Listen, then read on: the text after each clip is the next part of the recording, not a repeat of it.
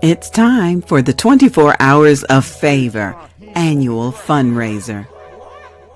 Combating perinatal and postpartum mood disorders. We invite you to donate today. A slew of individuals, CEOs, individuals that are... Get ready to pledge. This annual fundraiser is presented by Maternal Matters Favored Incorporated and produced by NGB Productions. I'm part of the dedication to the cause. I'm forever grateful. It includes music videos, vital statistics, special presentations from guests all around the world, those that have experienced mood disorders as the result of parenting, and those professionals that treat it. You'll meet entrepreneurs that have sponsored and that support this endeavor, and you'll hear testimonies from real-life parents. Visit the website at mmfavored.org. During the 24 Hours of Favor, you'll also meet other community leaders and experts, founders of other nonprofit organizations. Post your comments, like, subscribe, and share with someone that you know. Get checked and let them speak with you, and if they don't, ask for an ombudsman. The ombudsman will help you. And thank you so much. Thank you. Maternal Matters Favored presents 24 Hours of Favor. Get ready for something special, and welcome to the show. Oh my gosh, are we on? We're back? Oh my gosh, welcome to the show. It is our third annual 24 Hours of Favor charity broadcast. We broadcast for 24 hours, raising awareness, centering around maternal mental health. Once more, you're going to hear a lot of different things. We have all types of individuals with all different types of stories of survival. They'll be telling you what they're actually doing in their communities. We'll be talking policy and legislation. And then once more, just bringing you the stats. Why? Because this is a silent crisis in which many individuals are enduring through, right? And so at the end of the day, we don't want folks just to survive. We want them to thrive. And so we'll be getting more into our key word of this weekend, which is thrive, and so forth and so on. And so I want to go ahead before we get going, take some time to bring in some of my co-hosts that are going to be helping me. It takes a village, it's a tribe, and I lean on a lot of different individuals behind the scenes, so I'm just the face.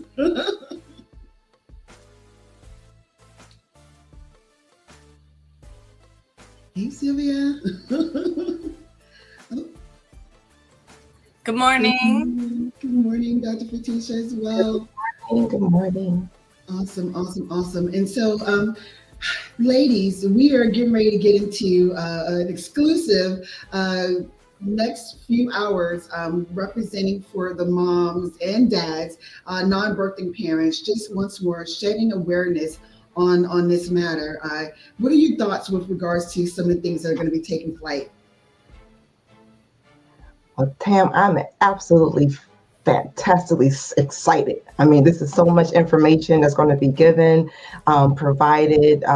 So many phenomenal speakers that are going to be here today. And I know there's so much information. It's wonderful. And this is exciting just to be a part of, because there's some changes and empowerment that's occurring. So thank you for allowing me to be a part of this process. Absolutely. Phil? Thank you so much for also, I echo the same things that Dr. Andrew said. Thank you, first of all, for allowing me the opportunity to be a part of such an amazing event. And I too am looking forward to hearing from the amazing speakers that you have and learning some things. You can always learn new things. So hearing, receiving, learning, and then us being able to share and educate the community on things.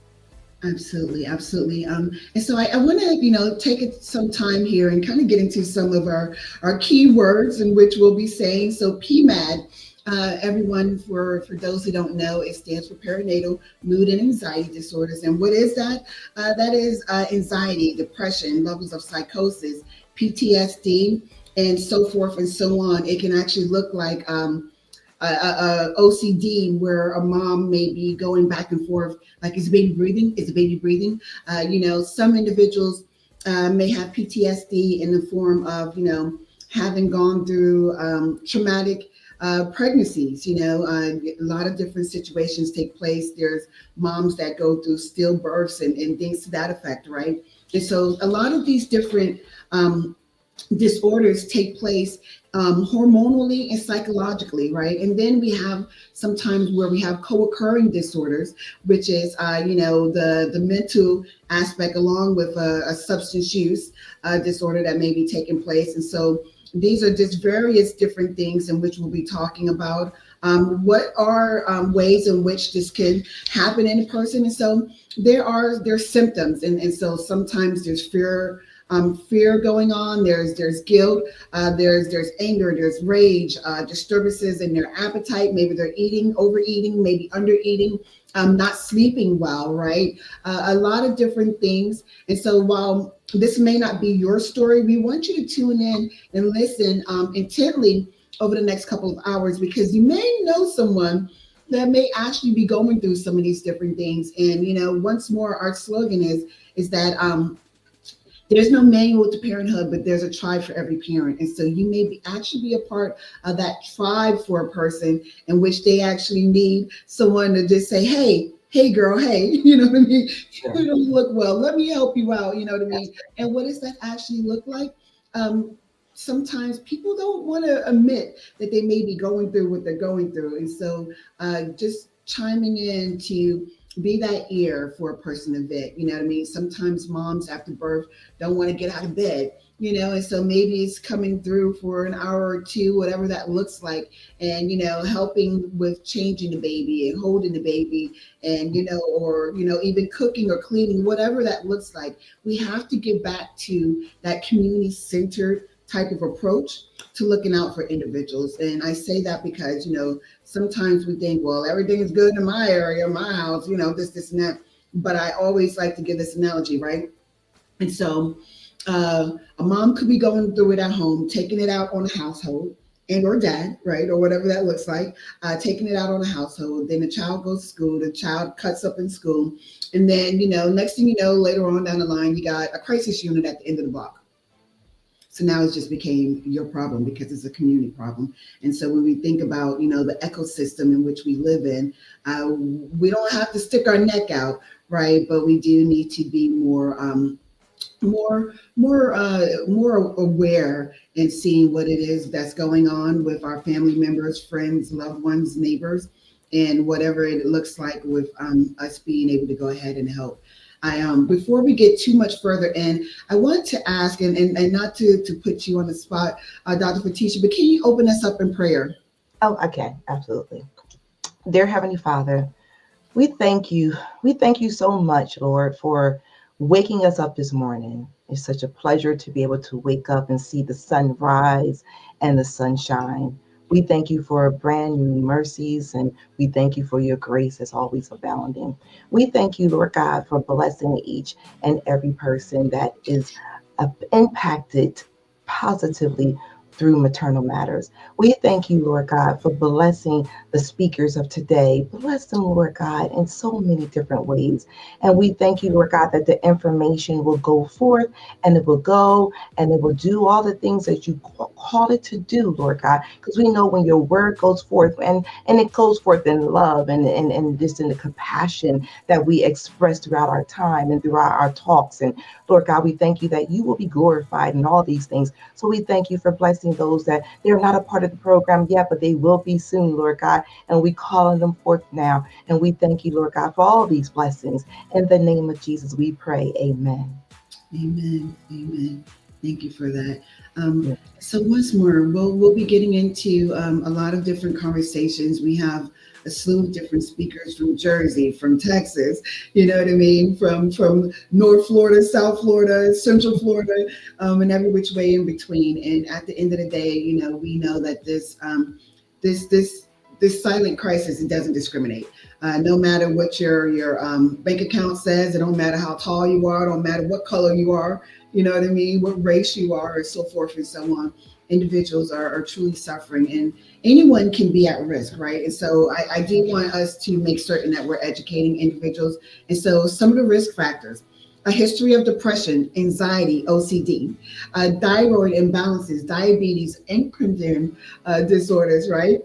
Lack of support from family members and friends. A lot of us have different housing and living situations, and you know, the support may not necessarily be there. And I want to put a pin in that, because I was talking and working with her mom, and you know, and she didn't have that support. And I was like, but look, you got this baby. You got an opportunity to transcend and set the new generational standard. You know what I mean? And so, granted, you know, you may not have what your ideology looks like. You know what I mean? Reality is setting in, but you take that thing and you turn it into lemonade. Other risk factors: pregnancy or delivery complications, infertility, miscarriages, or infant loss. Premenstrual syndrome. These are risk factors we're talking about. So once more, we want to educate individuals, because you're like, oh, you know what, I know, you know what I mean, kind of a thing, right? An aha moment. Financial stress or poverty. That's a big one, you know, with regards to depression and anxiety. How, oh my gosh, this baby's on its way. How am I going to pay these bills? Another mouth to feed, or first mouth to feed, right? Abrupt discontinuation of breastfeeding. I know for me, you know, my story, you know, that was something that helped send me into a tailspin. You know, I wanted to have a natural birth, and I wanted to breastfeed, and none of that happened. I had to have an epidural, and I ended up having to get my son on formula because of certain different things, right? A history of domestic abuse.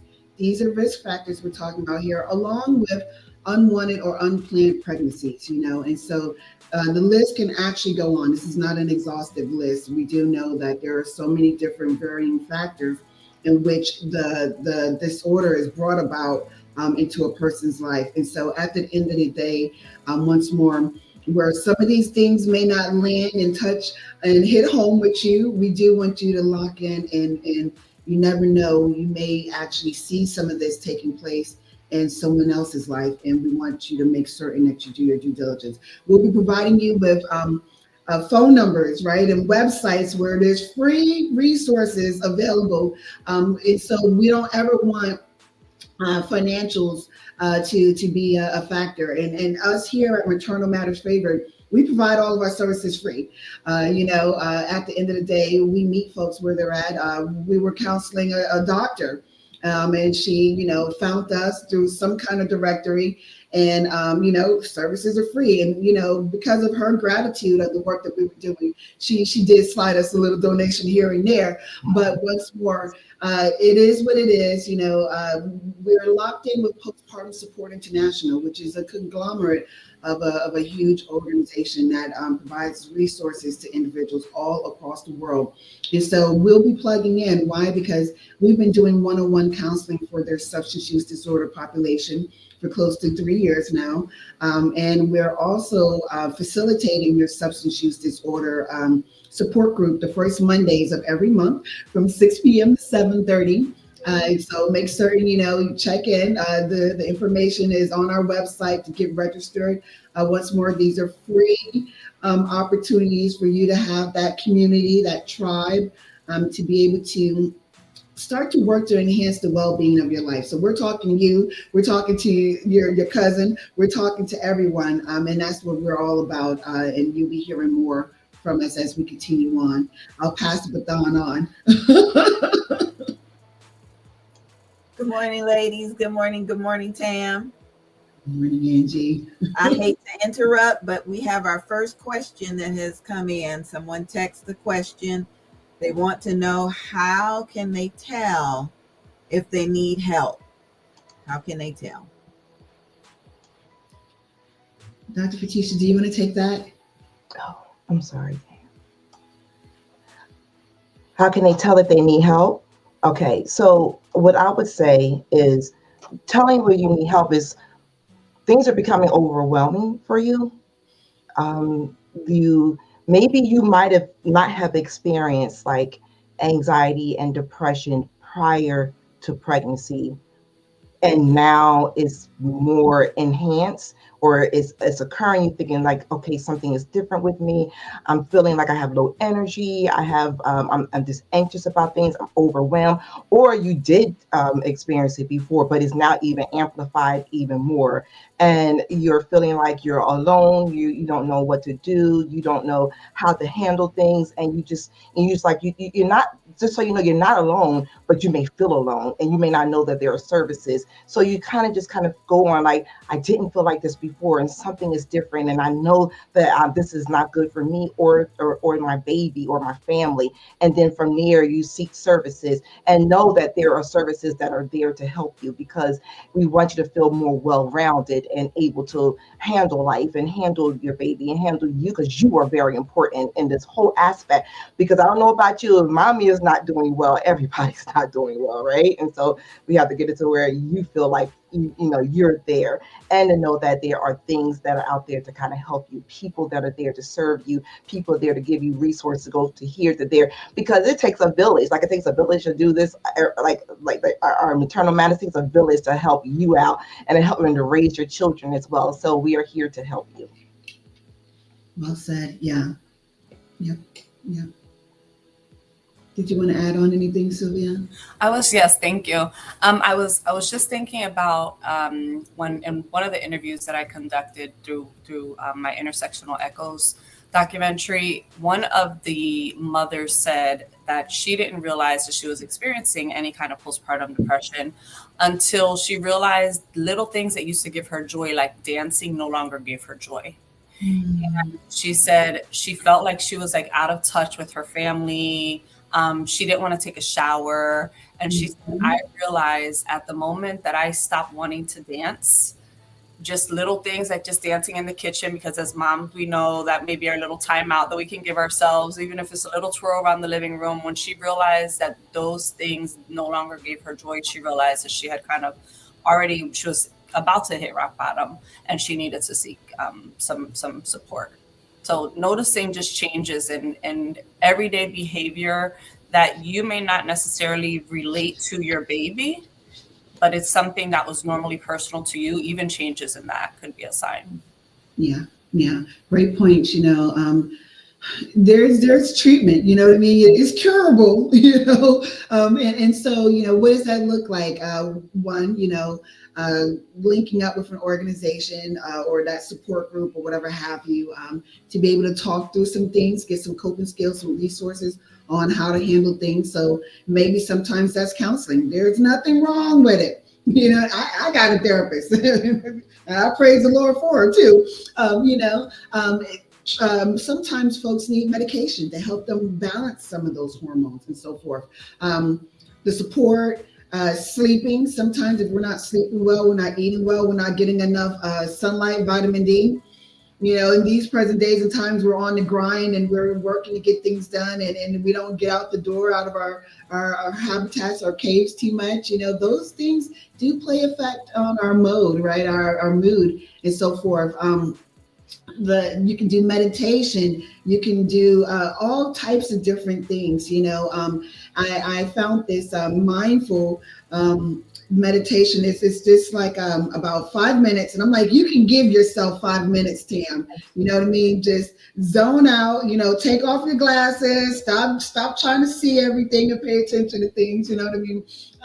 And just tune in and take notice of what's going on in your body. And I love when she gets to the part, and I'm getting better about this, during it, she's like, and relax your jaw. And I'm like, you know what I mean? Sometimes we don't even realize that our jaws are clenched, you know what I mean? It just becomes like part of our thing, and we wonder why we become a little contorted, right? Got to go see a chiropractor. But there's so many different ways in which we know, if we take time to pause and get in tune with what's going on, and just be honest with ourselves, we can actually end up on the other side of things a little better. And especially as women, especially as Black women, you know what I mean? We carry the brunt of everything. A lot of times for the household on our shoulders, and we put off ourselves, our own physical health, our own mental health, you know what I mean, emotional well-being on the strength of others. And so we have to do a better job at that self-care. And it's not just a cliche of a word. It's a real thing, and it evolves as we evolve and come to different levels of self-actualization. That's right, Dan. That's right. Well said. Thank you. Thank you. Any other questions, Ange? We're just getting started, guys. We'll be at this all day long. Tomorrow morning, everything, we'll be broadcasting for the next 24 hours or 23 and a half hours. Will be added once more, just working to provide you with knowledge, with tools, with resources. We'll be getting into some of our speakers in a bit here. And just once more, our goal is to educate individuals. This year, we actually launched it's our Thrive program, formerly known as Adopt a Mom. And, we've been working to put curriculum into place. Um, we've been screening and onboarding different moms and so forth. And the focus of the program in itself is to help mothers, focus on the essence of their personal growth, their emotional recovery, and self discovery, rediscovery, right? Because sometimes it's like, who am I now? And our first year, I remember we had a speaker on, and they were like, oh, that's Peter's mom. Hey, Peter's mom. Oh, hi, Peter's mom. Peter's mom. Peter. It's like, no, my name is so and so. You know what I mean? Like, what is that rediscovery of, yourself now as a mom, as a wife, or whatever that looks like, as a business professional. But being able to work to balance everything out. I don't want to steal the thunder here, but Sylvia, can you go ahead and let the folks know what our Thrive means?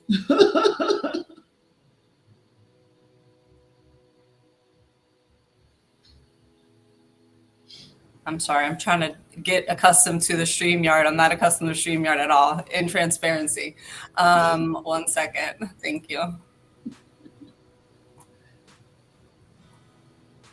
Okay, so Thrive was formerly known as Adopt-A-Mom, the Adopt-A-Mom program, and it provides moms with the critical support that she needs during her perinatal and postpartum journey.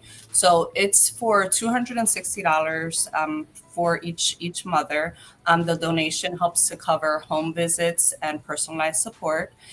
Care packages with essential mom and baby items, things that mom may need after having the baby, doula and lactation sessions, life skills and mental wellness resources.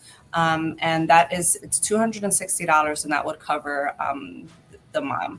And then there are some core services. So like the care packages are comprehensive packages containing things like diapers, baby clothes, formula, some self-care items for mom. There are weekly check-ins, personalized sessions from a trained team member that can help to assess their needs, provide care packages, and offer emotional support. And then, like I said, the doula support in partnership with Anchor and Bloom Families. And then we also have the monthly one-on-one sessions with the doula that could be in person or virtually, that could give just a guidance and encouragement through pregnancy and postpartum. One of the things that I really like about this is that it doesn't have to be in person. The services are available virtually, and that's something that is very helpful, because if it's a mom, that could be a barrier. Transportation could be a barrier, so be able to go and get those services, they don't have to worry about that. So those are some of the things that it would offer. Yeah, yeah. Thank you for that.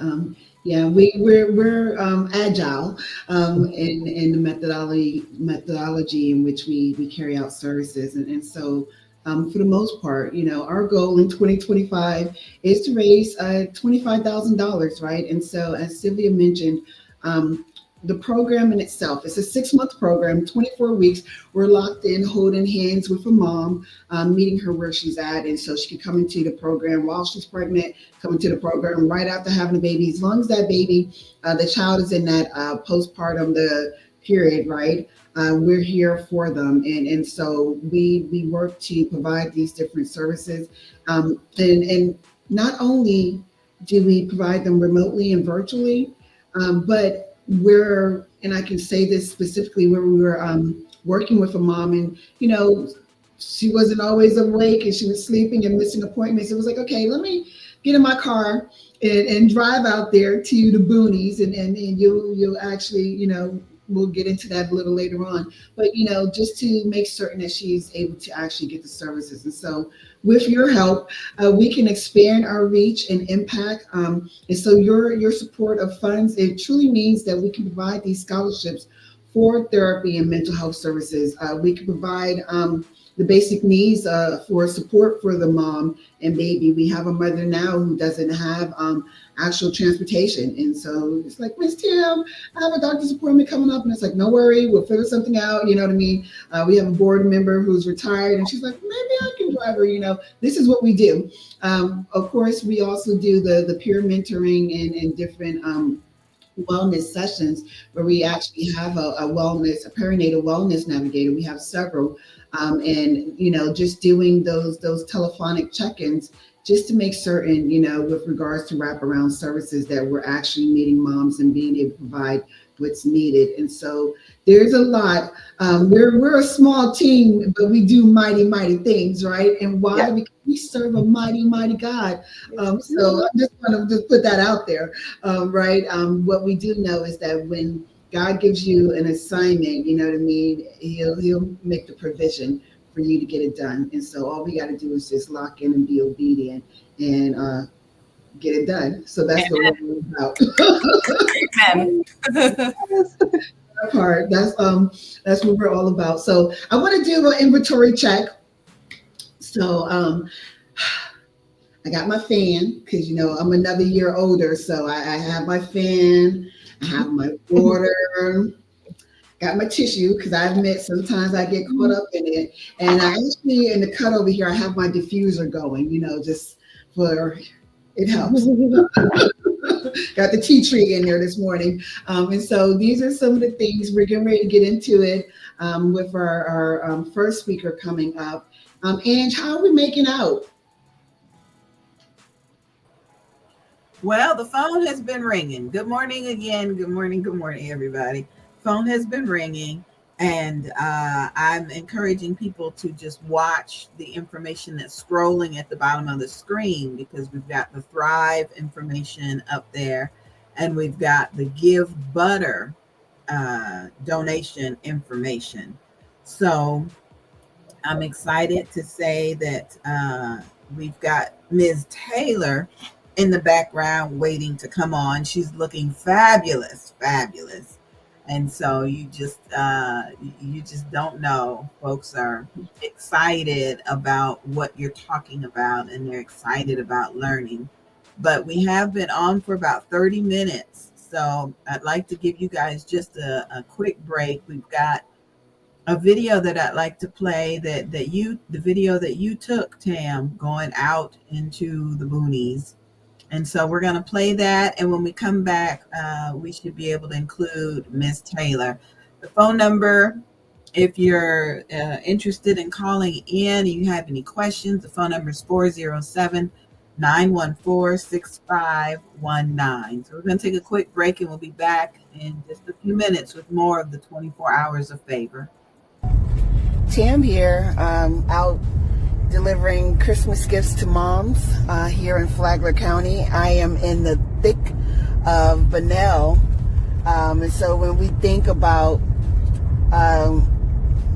those with perinatal and postpartum mood disorders, which is the population we serve, and some of the barriers to accessibility to care for services, these are some of the things in which a lot of moms are encountering. That there are transportation limitations, that they are not many have healthcare providers, mental health providers, all of the above, right? There's not even actual lights, right? And so we have to do a better job at making certain that we're advocating for legislation that's going to be able to create equitable opportunities for those in need of services so that they can have healthier outcomes and ways of enhancing their well-being, as well as us being able to do our due diligence as providers as well. There's nothing. Like, you don't want to be caught out here after sundown, right?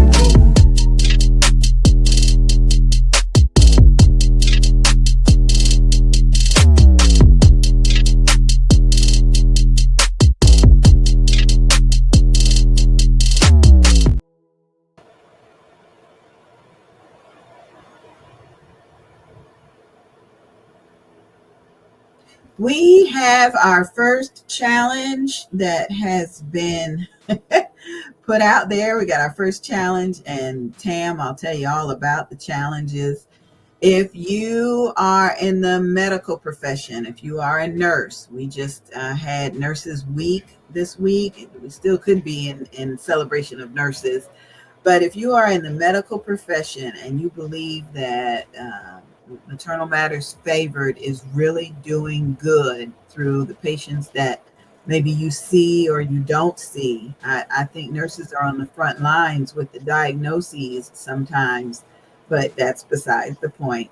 The challenge that is on the table right now is if you are a nurse or in the medical profession and you make a $25 donation, we will have something special. We'll be announcing those specialty items of gratitude later on. But now's the time to share the link and let everyone that you know that we are on the air, and we would appreciate receiving your donation.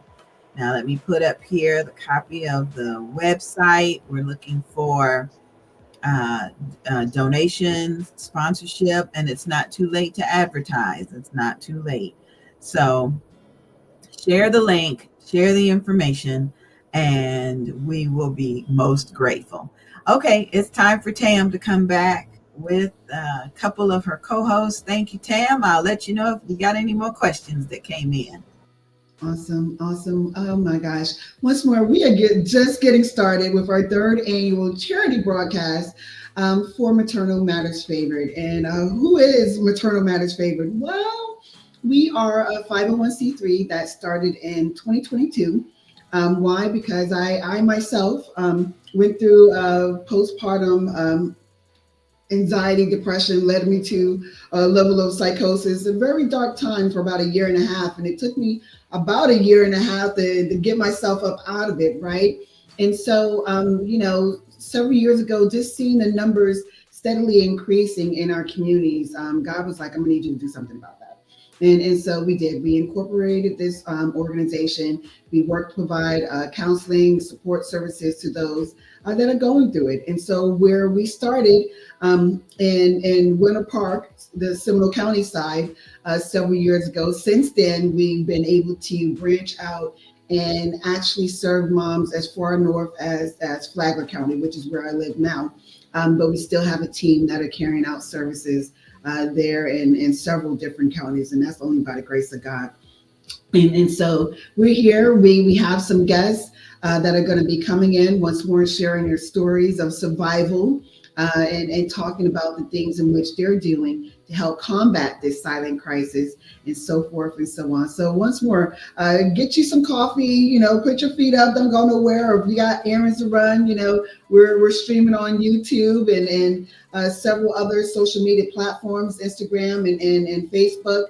And tell a friend to tell a friend that there's a group of individuals out here that are working to make certain that they're doing God's work here.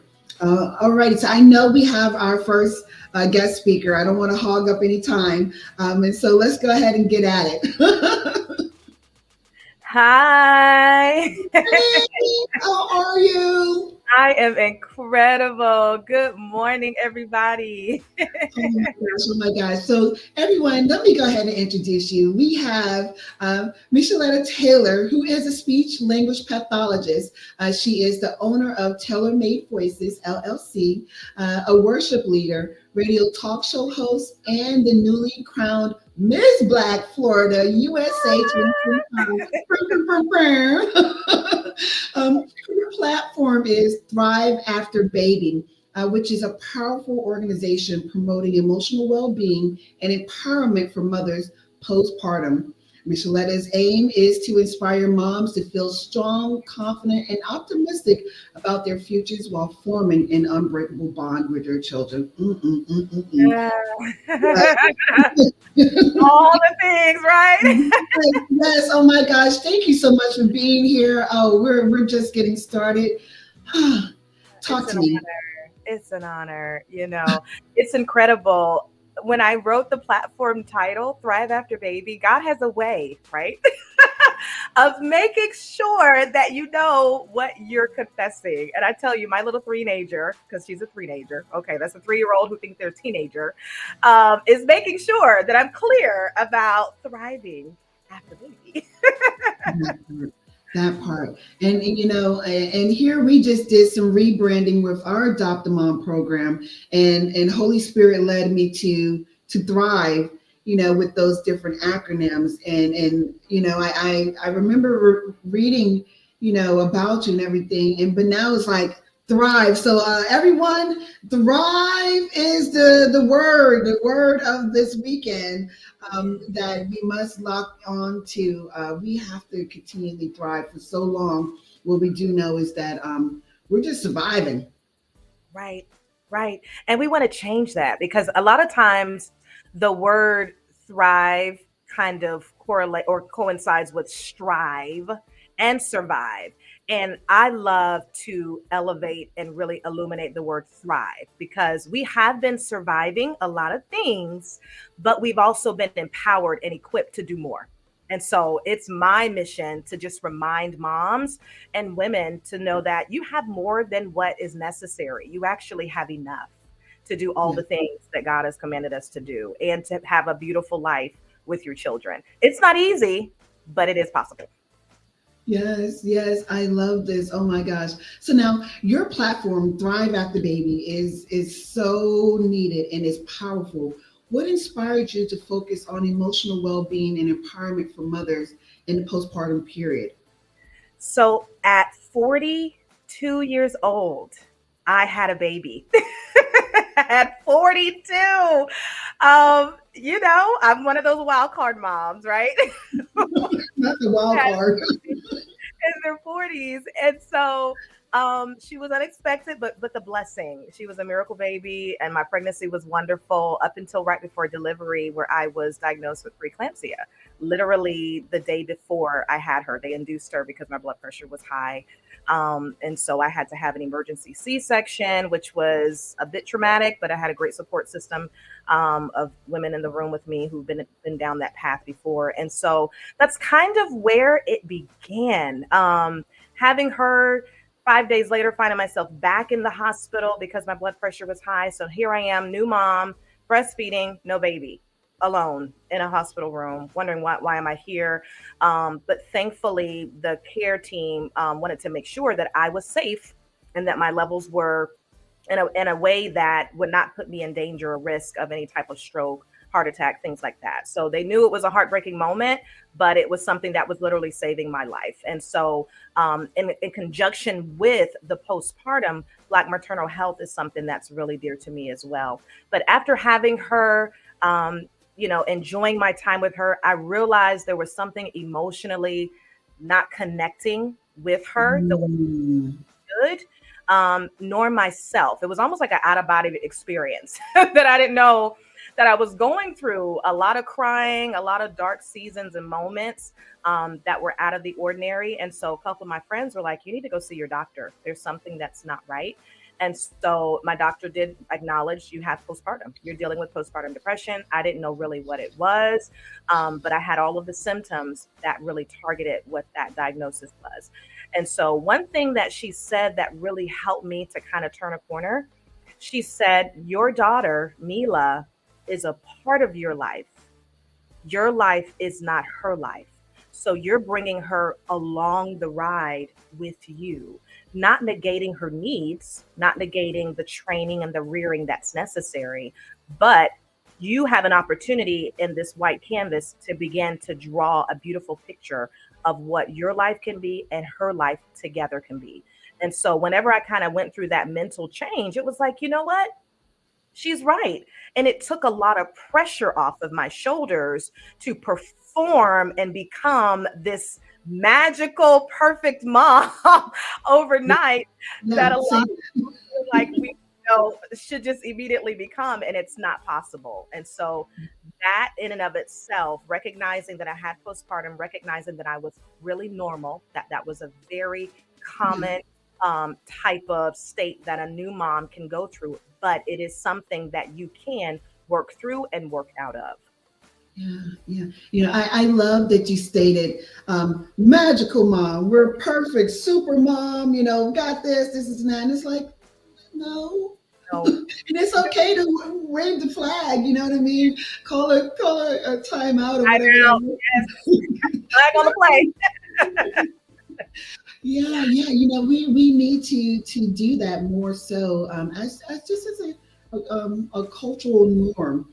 To be okay with not being that magical perfect person. And so I love the transparency that you just stated there.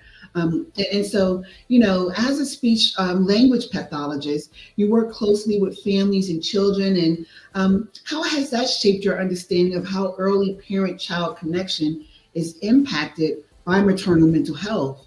Absolutely. Our voices are the first voices that children in utero hear. So the more that we are actually using that language before they even are in our arms has scientifically proven and shown benefits for that child's ability to understand. So their cognitive processes Mhm, all mhm. play. And so, even those who do not birth babies because they're still mommies, your language and your intentionality with nurturing them, including them in daily tasks, singing to them has proven very, very beneficial for their cognitive processes as well. Now, when we're talking about little kids, when they start to get into school, and we have some of those red flags, we have developmental delays, we have articulation and language impairments, we have all the myriad of diagnosis that impacts a child's academic learning. This is where kind of the counseling comes into play because as moms, again, we take the blame of any type of deficiency, any type of shortcoming, any type of unknown type of factor that comes into play, and we start to blame ourselves to say, what did I do wrong? And Yeah. it's not always the case. I'm always about early intervention. Early intervention is something that can really help to decrease the magnitude of a problem that a person may have, a child may have when it comes to their language impairment. And my little mini just entered the room. So We love it. We love it. That's what it's all about. Yes. Wait a minute. yes, Mindy, Yeah. hold on a second. Yeah. So I love that both of those things in this particular platform, I'm able to really kind of shed a light on because communication is everything. It's the way that we continue to build those bonds. And so, even if communication looks a little bit different outside of just the verbal aspect, it's just reaffirming parents that there is a connection that is still being formed. I love that. I love that. And I love that you pointed out, even non-birthing, you know what I mean, parents, you too have a part, to play in that child's life as well. And so we have to make certain that we use our words, you know what I mean? And anyone knows talking with me, we're going to hallelujah, praise the Lord, you know what I mean? But we have to use our kingdom words and speak life into not just ourselves, but those around us as well. And that's part of our assignment. And so our children as well, you know what I mean? Whatever that looks like, we need to make certain that we're lifting individuals up, helping with the mental aspect of it, and what we hear, our eye gates, our ear gates, you know what I mean, it manifests into our lives. It does. And they're sponges. My little one, as you can hear her playing her guitar in the Love background. it. Let's go. Yes. Like, oh, this is what we're doing right now. Okay. They're watching us. And I think that's the beauty and the awareness that we have to have with children, is because they want to know what we know. They want to be a part. And so, me being able to walk out the call that God has on my life is a bit of a mirror and a prelude for her desire to want to do that as well. So, whatever we're saying, whatever we're doing, again, including them within those different opportunities, but knowing that this is a great opportunity for their developmental growth as well. Yeah, I love it. I love it. Dr. Patricia, what do you have to say? Well, Miss Taylor, I'm so happy to meet you. You're such an Dr. inspiration, and thank you so much for all that you do, everything that you do. You really appreciate you. I was wondering about what are some practical ways you believe we can build confidence and optimism in moms and who may be silently struggling with family. I just don't know that you're struggling with it. Number one, I'm so glad you asked me this question, because I have been having to say it to myself too. First and foremost, you are enough. You are enough. You are enough. And we have to look in the mirror and tell ourselves that every single morning. We are enough. Number two, you are equipped. Because if you weren't equipped, God would not have given you that child, nor would He have given you the capacity to be able to raise that child. So you are enough. You are equipped. Number three, ask for help. Ask for help. We never get to a position where we can do it all, regardless of the resources, regardless of the experience. Ask for help, because that help creates space for self care. It creates space for checking in with your mental health. It creates space for expanding our knowledge base on how Mm, our children, because they're changing. Our world is changing. We don't know it all. We will never know it all. So, asking for help, getting those support systems, making sure that we're just kind of staying in the know of what's happening will yes. help increase our confidence, decrease our anxiety, to know that we don't have to do it alone, because we can't do it alone. Period. Period. Yes, yes. They say is what is it? Is wisdom and the multitude, right? The counsel. Yes, in the multitude of counsel, there is wisdom, yes, and safety. Yes. And we innately believe that we are super moms, and we can be, but knowing that we can ask for help and we are more than enough, that is so wonderful because we are, it's a village for everything, and asking for help is wonderful, So I really appreciate that. Um, Something else about, multiple platforms. I know you're using your voice on many different platforms, which is a blessing in itself because you have this platform and you like kind of taking this on to different areas, which is phenomenal. So from your radio show to your new role as Miss Black Florida USA, how do you plan to use these platforms to influence policy or support systemic change in maternal matter health? Well, I do continue to stay in connection with our local congressmen and our councilmen, just to kind of let them know of different opportunities and programs and initiatives that women in the Black community particularly need in order to enhance their resource base for postpartum depression, for Black maternal health and resources within even daycare centers so that new moms will know exactly what signs to look for if, in Mhm. fact, they're dealing with postpartum depression. And then, of course, in the medical settings, whether it's in the hospitals, the prenatal units, them having that literature to know things ahead of time so that way, if in fact they do find themselves with this type of diagnoses, this is, excuse me, these are some resources and individuals that they can communicate with as well. Yeah. On a day to day local basis, I'm in communication with my mom friends, my church mom friends, my community mom friends, and just allowing us that safe space to be able to communicate our strengths and our weaknesses, our concerns for our own selves and for our children, and just to be a light for moms to know that life continues even when children are present. We can still continue to pursue our goals, our dreams, even with our children. Phenomenal. Thank you so much. Oh my gosh. Good stuff. Good stuff. Oh my gosh.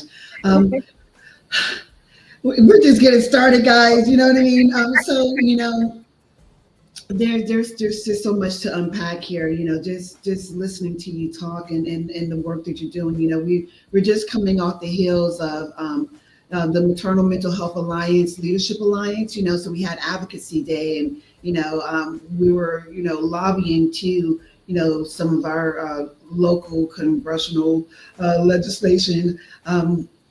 Folks, with regards to making certain that we keep funding going for programs and that they help push upcoming initiatives, policies that actually help to better enhance individuals, with these funding dollars, where are they at? You know what I mean? Don't have it just sitting there. Let's spend it down. Let's get it to the right folks' hands, right? Not necessarily just and you guys may hear me say this a couple of times. It's one of my pet peeves, with regards to the well-oiled machines.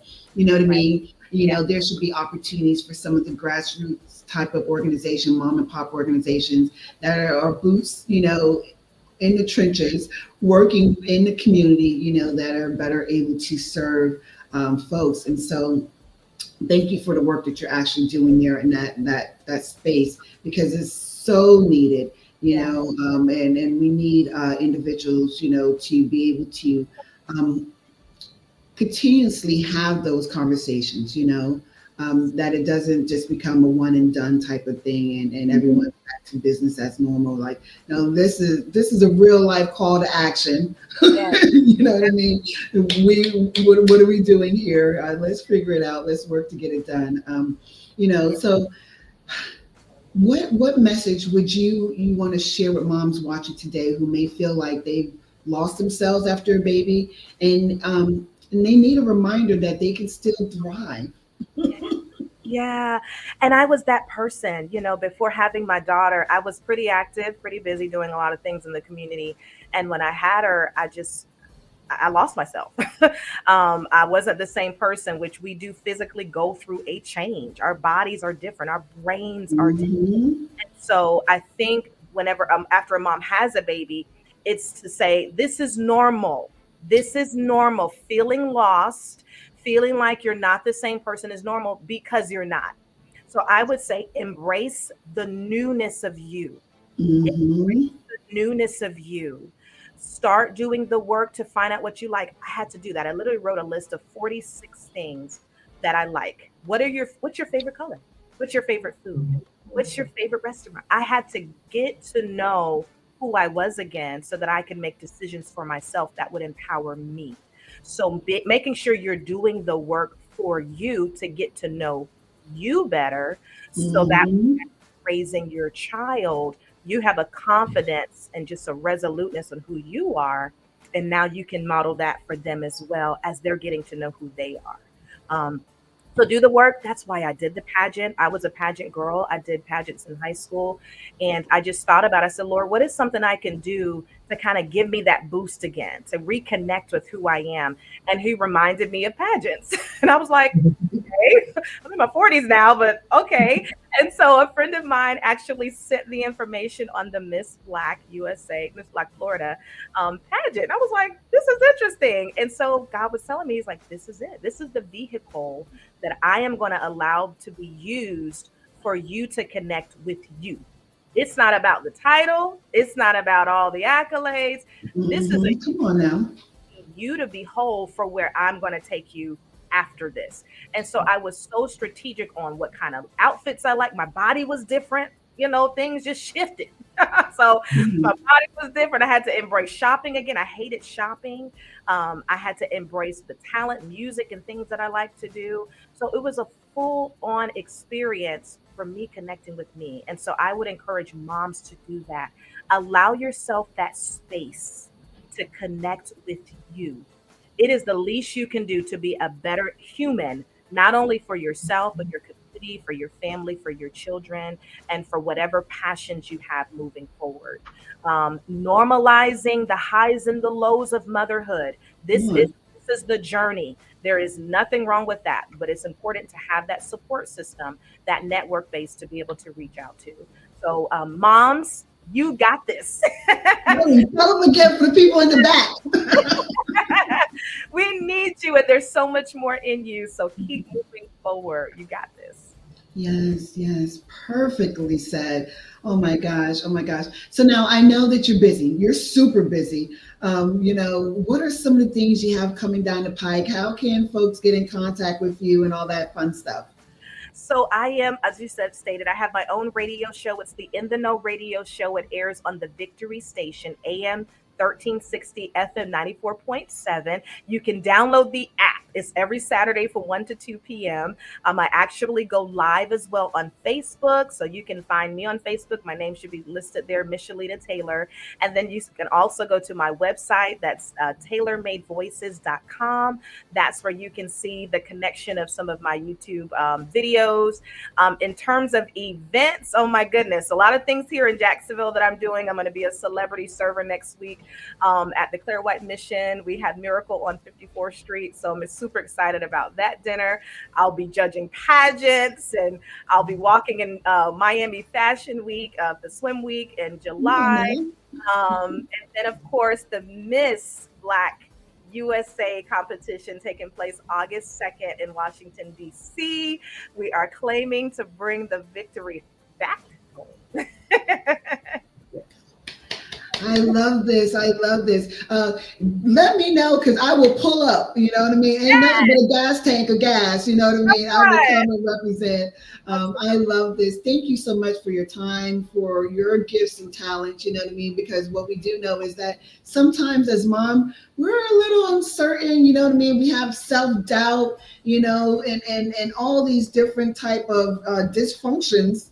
That sometimes regrettably folks let take over themselves Yes. and they hinder themselves from optimum performance. You know what I mean? They hide their talents and, shame on them. And so I commend you for getting back into the clothes, you know what I mean? Using this platform, as a methodology to, speak the gospel, heal some lives, tell mothers that they too can achieve and do. You know what I mean? And no shade on the dads or no one else, you know what I mean? But we want to make certain that we lock in on some of the things in which, moms truly encounter on their road to parenthood. And so thank you so much for your time. We will continuously be in talks. If you need me, just give a shout. Will do. Thank you all so much. God bless and happy Mother's Day. Happy Mother's Day. Ooh, oh my gosh, Dr. Fatisha. That was awesome. That was truly awesome. Tam, but I know that we got to go to the next segment, but I don't know if we even talked about this major event that we went to. Did we even say anything about the proclamation? No, we No. did not. Okay, I don't know, just not even about. I think it's worthy to say. All right, so I was able to just to be a snippet part of something phenomenal.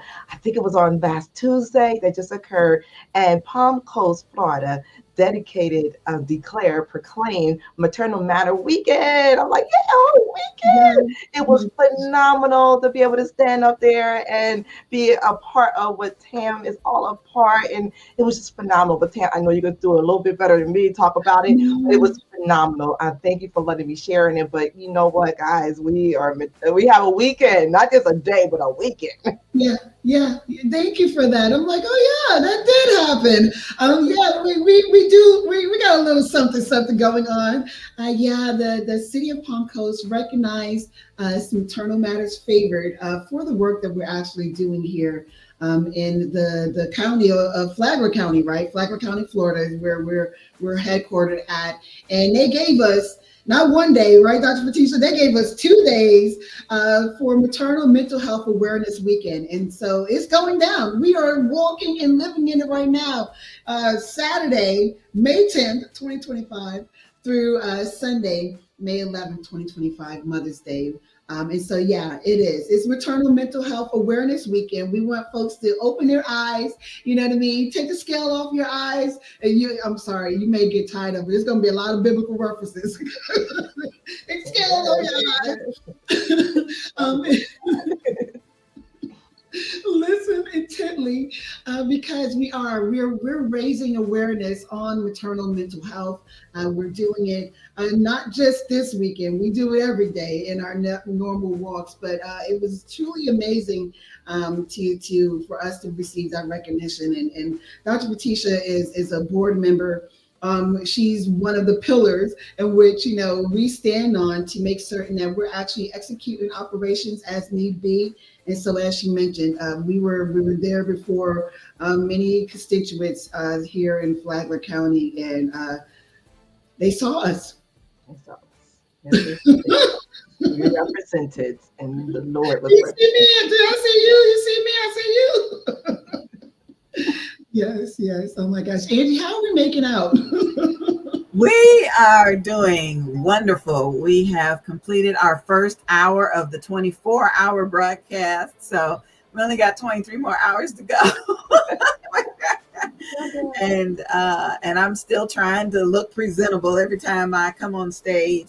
We always joke about the old Jerry Lewis telethon for muscular dystrophy, and how he would start out with the Rat Pack, and they would sing, and they'd be in their tuxedos and shiny shoes and looking wonderful the first few hours of the broadcast. But gradually, as time went by, a bow tie got loosened up, a jacket was unbuttoned, hair got, disheveled. And Dr. Fatisha, she's too young to know what I'm talking about. But I remember the name. But we are in the first hour, and we've got to give some shout outs to some people. I want to say thank you to In His Heart Book Ministries for the love. Thank you for being here. In His Heart Book Ministries. And Pastor Clarence Maurice Ball, soon to be Dr. Clarence Maurice Ball, is watching. Congratulations on your upcoming graduation, Pastor Ball. And thank you for being here. Thank you so much. We do have just a couple of comments that have come in from the YouTube page. Hashtag Her Chosen Story said that she's enjoying the conversation. She gave us some hands and she commented that this is that's amazing. Just some amazing work that she's hearing about. So I am grateful for that. I do want to take just maybe a 5-minute break for you guys so we can play a couple of videos for you and just kind of let you know more about the speakers that are coming on later and some of the supporting advertisers. So we're just going to take a quick break and we'll be back with more of 24 Hours of Favor, everybody.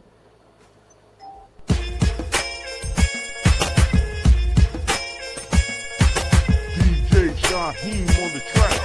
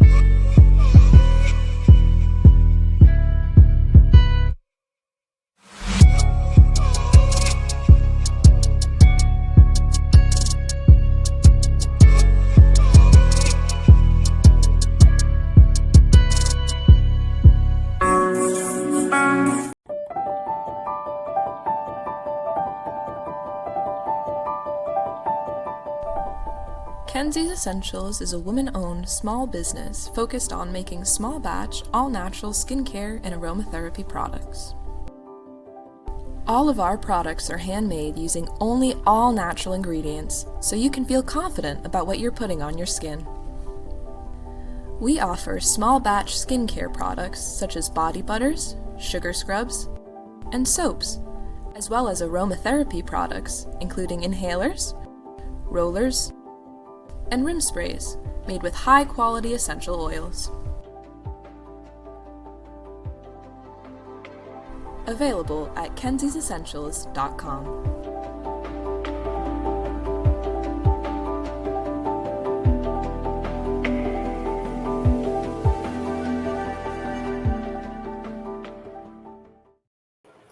Welcome back, welcome back, welcome back. I am Dr. Angie B. I'm your producer for today. We'll be bringing Tam back in just a minute.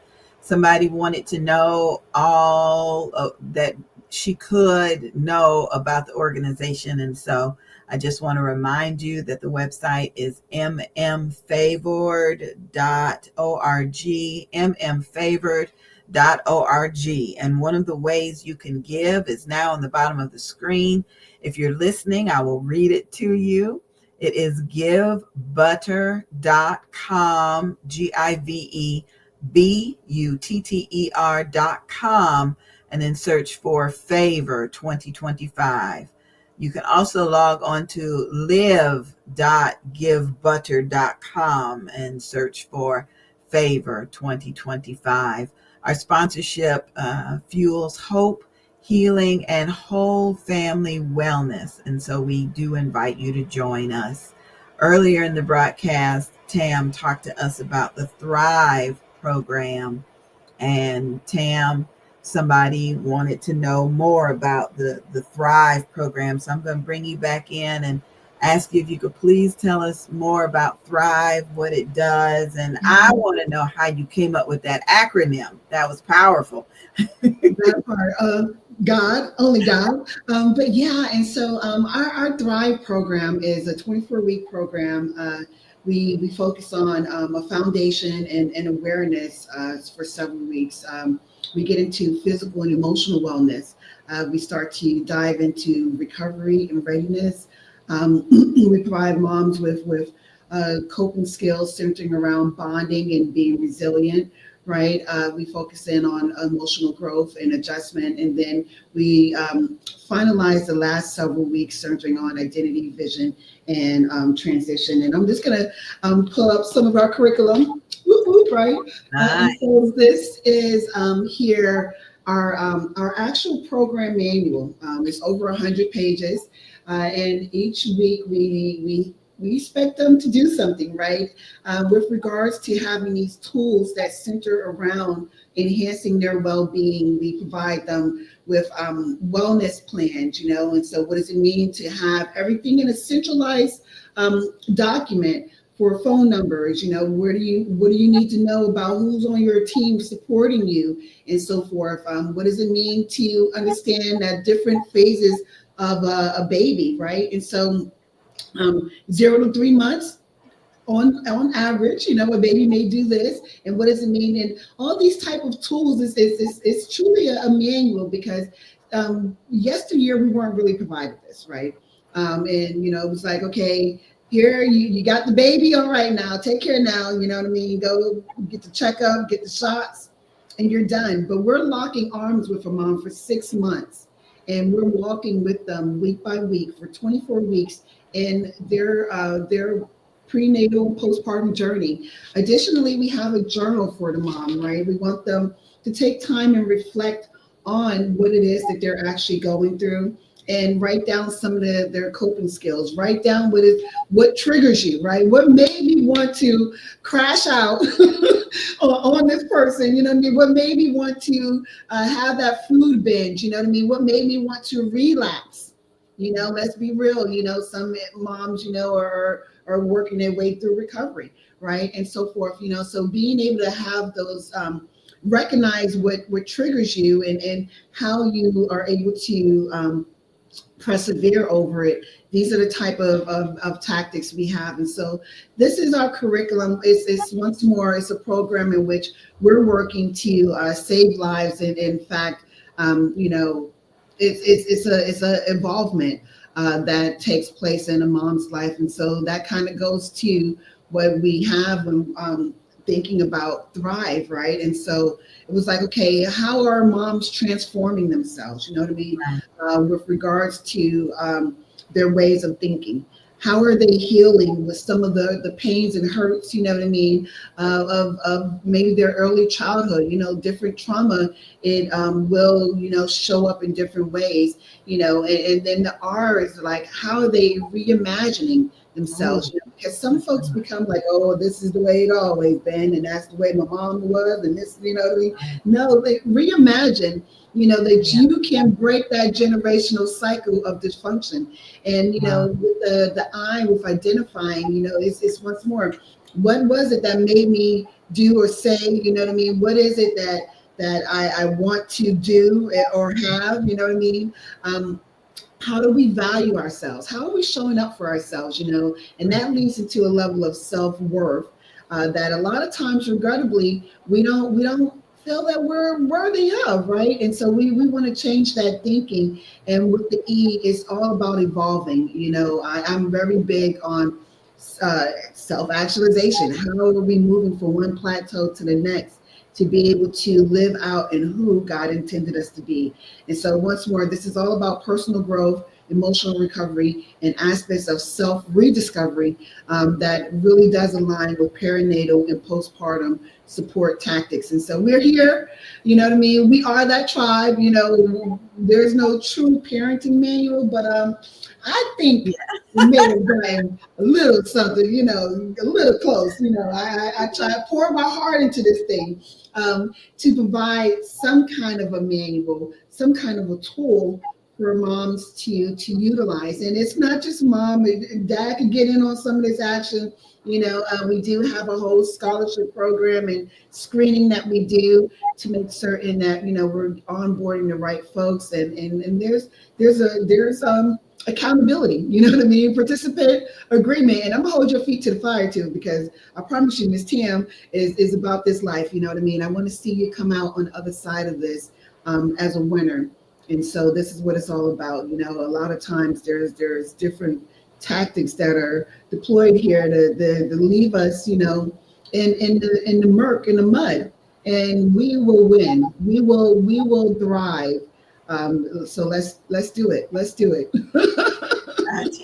Gotcha. Okay, we're gonna bring Doc back in, and let me see. Looks like Sylvia is here as well, so I know the three of you want to chat and get up to date. So I will let y'all get to it while I get back to the phones. That part.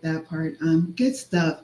So I know there's a lot of stats, and you ladies, you know these things, and some of the ways in which operations and statistical type of barriers and you know, just the historical context centered around it. What are some of the stats you want to share with individuals right now? I was actually going to the Black Mamas Matter Alliance has like, so like for Black Maternal Health Week, which was in April, they have like all sorts. They have an entire like a toolkit that has some really good statistics. I'm looking that up so that I can share some of those statistics on there. Yeah. it may be a second because I'm getting used to your I don't want to cut off the StreamYard. No, you're So good. you can keep talking while I'm looking that up. I don't want to cut it off. So I can tell you that, with PMAD, 1 in 7 women experience it, right? And this is including postpartum depression, anxiety, OCD, and PTSD. This is as per the CDC. There's treatment access gaps. And so some of those barriers, they do include lack of screening by OB and GYN offices. There's fear and stigma or child protective services involvement. And so sometimes moms don't want to actually say they're going through it because they think that they're going to get punitive charges brought about them. In school, I just finished, I wrote a paper on this, right? They really do go through it because they think if they tell a friend, a family member, that they tell someone, in a level of authority, that they're going to go to jail, they're going to lose their child. What we've seen is that there's limited access to culturally competent providers. And so we need to do a better job at making certain we have all kinds of people. And I say that because, we do a workshop there at First Baptist Church Orlando, where we work with some Haitian refugees. That church has a huge missionary program, all types of individuals. They're going into different countries and rescuing individuals. And once more, PMAD doesn't discriminate, you know what I mean? And so, they don't speak English, many of them really, really don't. And, for us, when we got the call to come in, it was like, okay, got it. Translating our curriculum into Creole. We were fortunate to have a designated translator. And, many times, we will just go in, phone in hand, reading, our PowerPoint in English, because the PowerPoint is in Creole, because we want them to be able to participate and come along with what it is that we're working with them. And so, when we're talking about culturally competent providers, these are the things that we need to do, whatever that looks like. Let's get it done, right? And then also with the rural and low income aspects of individuals, what we do know is that mothers are 3 times more likely to lack access to maternal mental health care. And so earlier when Angie was playing that video of me driving out there in the boonies, it was like, okay, yep, it's all good. You know what I mean? I'll take the drive. And look, it ain't nothing but a gas tank. You know what I mean? So we're going to bring, these services. We're going to bring these gifts. We're going to do what we have to do to meet folks where they're at. And so that, they too can be included on having, life-changing services, because many individuals sometimes really don't. And so this is what it's all about. Yeah. When you're speaking about like accessibility, one of the things that is important and a really, really important component, because just like you said, it does not discriminate. It is for all races, genders, religions, no matter what. And one thing that I like to make sure that we're aware of is that we need to educate moms. And that is something that Maternal Matters Favor does. Educating moms, because if moms have the resources and if their providers are not, culturally competent, if we can train the moms to know what questions to ask their providers, and just like we were talking about earlier, so that they can recognize the signs of postpartum depression, so that when they go in and when they're actually speaking with their providers, they can tell them. Because sometimes they don't have an advocate, they don't have someone by them. So teaching them how to use their voice is definitely something. Empowering is definitely something that Maternal Matters Favored does with the Thrive program. It's also something that having that support system does make them feel empowered. So then you have better health outcomes, because it all works together. Yeah, it truly does. Like you said, it's an ecosystem, you know what I mean? And so when we think about wraparound services, that's where we need to understand that, there needs to be better access to care. So we need to break those barriers, right? And so that integrated service, so we have mental health providers, healthcare providers, case management organizations, whatever that looks like, we need to work to help save that mom. I was in a meeting yesterday and we were working on a project. It's an intercept. We've been working with the policy leaders and so forth. And it was like, okay, well, mom, is having issues, with a level of self-respect or respect being given to them by a provider organization. What can we do? And it's like, oh, well, have them reach out to this and then they'll get them in contact. Like, no, no, no, no, no. I mean, how can we make this easier for the mom? You know what I mean? Because especially with the population in which we primarily service. So, what I mean? We're working with individuals that are working their way through substance use recovery, right? And so we can't have them jumping through hurdles and hoops because it's like, look, I need a drink now. Like people, you think about how many times us ourselves we get frustrated with the automated systems, and you know what I mean, and press this or go here, and you be online looking, and then you go down the rabbit hole, and you're like, what was I looking for? Like, do I really even need that information anymore? And so, to your point, being able to have more systems that work for people as opposed to people having to work for the systems is so desperately needed. Yes. There are some points that I think that are good to share. Like if there's a mother, even if they're right now, they may not be experiencing PMAD, but they may know somebody who is, things that can help them, like to advocate for themselves. So it's definitely worth repeating that their feelings are and their well-being matters. And then there's some things that they can do to advocate for themselves, like just during conversations with their providers. So like being honest, being able to share exactly what they're experiencing, even if it feels embarrassing, because sometimes we go through things and we're not open and vulnerable to share because we think that we're the only ones going through that, when in reality so many people are experiencing the same things.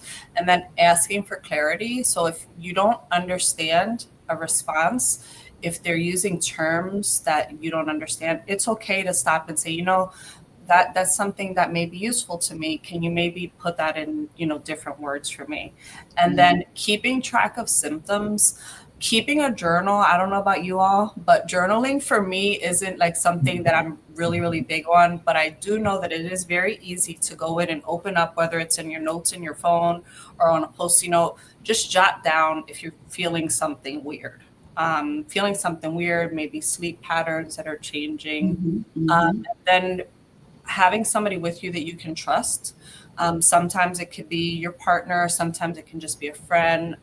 I refer to it in my writing and literature, refer to it as non-birthing partner, just because that's a neutral term. But all of this is overwhelming. Being a new parent is overwhelming. Tam, when you were speaking earlier, like when you gave birth and you thought, I'm going to have a natural birth and I'm going to breastfeed, and then you have the baby and it's like, okay, your kid doesn't want to latch on. You're learning how to, change a diaper. You don't know if they're hungry or not. So having somebody that you can confide in and trust in and ask questions is really good. So just knowing that they matter, your mental health matters, asking questions. No question is too big or too small. No. And you have a support system in organizations like this one. That's right. I love it. Dr. Fatisha, what did you want to add? Yes, I wanted to at least give us like three more of the statistics that you were asking about. So basically, there's 50% of PMAD cases go undiagnosed, which means no one knows what's going on, which means they're being untreated, especially in communities of color or rural areas. And I think we're going to go over the rural areas information later, right? And also we have Black and Indigenous mothers are significantly more likely to experience PMADs and less likely to receive appropriate treatment. So some of the lack of treatments options that are there, they don't get what they wanted to, what they really need. But I wanted to go over something that I just found as a psychiatric mental health nurse practitioner. I wanted to bring this up. So suicidality, okay?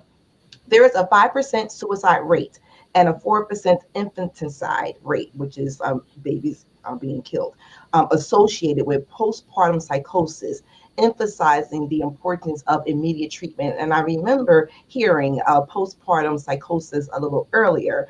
And basically is a severe mental illness that can develop after childbirth, typically within the first few weeks, but can occur up to 12 weeks of postpartum. And it's kind of a rapid onset of psychotic symptoms, such as it can include hallucinations, hearing voices, seeing things, or delusions, thinking something is real when it's not real, or disorganized thinking, where it's like you're not even really thinking clearly, where you used to think clearly, but now you're kind of not thinking clearly, and it disrupts a person's sense of reality.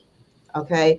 And I mean, so those are some important things to know, because if you know with someone who they're changed, there's something different about, they didn't have hallucinations before, they didn't have, or any delusions or just like paranoia, but you see something different with them, or it's you that I did not deal with this. Know that this is not who you are. This is what's happening because of what's going on with your body, different changes or hormones and different things like that. And we imply for you to get some help, to make sure to get, and this is when some of the medications are more than likely are going to be needed, and you need to see your mental health wellness, talk to your OB, about this, your primary care, whoever you can pull to the side, whoever it is, talk to them and they can get you the help that's needed. That part. What you lady said is right on the money. And for folks listening, you're going to hear us say repeatedly throughout this broadcast, talk. It's okay. You know what I mean? It is okay to say that you're not okay. You know what I mean? And we're trying really hard to break those stigmas of folks, really just suffocating on their own emotions. And what we do know is that physically, when we hold in emotions, it'll eat and chip away at some aspect of our body, like stress, depression, all these things. They show themselves in aspects of our body. So when, you see folks, ulcers, right? Let's start calling out some things, you know what I mean? Folks, sometimes are walking around, just going through so many different physical, a knot in their shoulder, there's so many ways in which our bodies are absorbing these different emotions. And so if we can do the due diligence of raising these things up the flagpole, letting individuals know that, it's this thing is heavy. It's okay. You know what I mean? This thing is heavy. I'm going through it. You know what I mean? I'm feeling this kind of way. I'm thinking these kind of thoughts. You know what I mean? I'm eating all this food or whatever, drinking, doing whatever it is. You know what I mean? This is where, addictions start to stem from, because folks want to get out of what they're feeling. And so they're seeking a level of euphoria, you know what I mean, by way of some thrill, some substance, right? You have gamblers, it's that high of winning, or sometimes the high of losing. There's all these different things. Some people get a joy out of, stealing and like, oh, I got away with this, that, and the next, you know what I mean? But these are all different, symptoms, that something may not be okay. And so it's all good to say that, you're not okay, right? It is good. It's okay to say it. Yeah. I know we're pushing up on our next guest. Ange, talk to us. How are we making out? Well, your next guest is waiting patiently to come in, but we did have another question. What I'll do is I'll type it up and put it on the screen, and then you guys can get to it when you can. But our next guest is ready, and I'm bringing her in now. Hey. Greetings. Good. How are you, Trisha? I'm doing well. Thank you for having me. You look so good. Gosh. So good to see you. Yes. Oh, thank you so much. You too. I mean, gosh, we saw each other last year in Tallahassee at the conference. Remember Sylvia? Sylvia was there too. So gosh, hi. Greetings. How are you? I love your hair. Thank you. I follow you on Instagram. I love your energy. I love everything. Thank you. I love you all too. Greetings. Faith and love. I love that. Yes, I'll let Sylvia do the honors of doing the introduction. I'm sorry. I'm getting used to the system here. You're fine. Okay. Okay. I'm ready. I'm just now getting used to the StreamYard. I don't usually use this, so Okay. that's it's taking me a minute. I So think I we only used it once before. we have with us, and thank you for joining us, Trishay Mama Yata Young, who will be emphasizing the importance of rest and community support for maternal mental health. Mama Yata has been advocating for close to a decade for improved Black maternal health outcomes. And by sharing her experiences and training, she helps other mothers and professionals to establish effective postpartum and breastfeeding support systems. So, welcome. Welcome, Thank welcome, you, Modesty. I welcome. appreciate the love. Yes, yes. Gosh, so I don't even know where we even start to begin because you are just a wealth of so much information. And so, you know, your platform, you emphasize rest and community support as essential to maternal mental health. How can we reframe postpartum care in our culture to prioritize these critical needs, especially for Black mothers? Oh my gosh, it's so much work to do, sis. It's so much work to do. It's like where it's you just have to really gently but assertively get in there, okay? Because a lot of us as Black women, we are not even ready to address that. There are some things that we need to address before we even reach that, okay? Like how we treat each other, how we treat ourselves, how we show up for ourselves, what we allow, what we don't allow. I mean, we have so much work to do. Yeah. So when you're asking about that specifically, it's like, well, we can talk about that, but we need to, what is it, Sankofa? We need to go back. We need to go back. And that is the only way we'll be able to um, get a higher result, a better result, because we've been where we are in maternal health for a very, very long time. And it's only getting worse. Yeah, yeah, It's only you getting know worse. that's deep. Because as a norm, our culture, we didn't we and I said this earlier, we don't really prioritize, our critical needs. We stay stifled, and for so many different reasons. One, when we think of historically, having to serve and cater to other individuals, so we couldn't, divulge whatever may have been going on. Additionally, especially for those that are in the business world, you know what I mean. You cannot, say that you're having a certain situation because you don't want to you fear losing your job. You know what I Mm-hmm. mean? And so we have to get better at prioritizing ourselves so that we will work to have better lives in period, right? Mm-hmm, mm-hmm. Yes, Yeah. and you all speak about PMADs or perinatal mood and anxiety disorders, and a lot of depression and anxiety and PTSD and OCD and even psychosis is strong and as prevalent that is. We have to focus on what are the things that will not have mom depressed. Calling mom. I have a mom right now. And it's very interesting because, you are in these spaces with these professionals and academia and all of the things, right? But it's literally just the young lady down the street who can't wait on a fiscal year, who can't wait on your budget to clear. Okay. Hmm. Yeah. 3 people have died because your budget wasn't clear and so you couldn't help them. You know what I mean? Yeah. Like, Yeah. what? Huh? Yeah. You're hitting it right on the money. So now, you've done a very great job of turning your lived experiences into powerful education and training for others. What inspired you to begin sharing your story, and how has that helped shape the way you support other moms and professionals? I honestly, and this is just truthfully transparent, I don't believe I've been in a position or ability wise, or even asked to share my story. What I did was, as my story developed, right, I said, "Oh, no, no, no, no, no. I'm a visionary. I can see." I said, "Oh no, this is not gonna work. We need help." When my husband fell asleep, my ex-husband fell asleep at the birth, I was like, "Oh no, no, this is not gonna work. We need mamas. We need somebody else."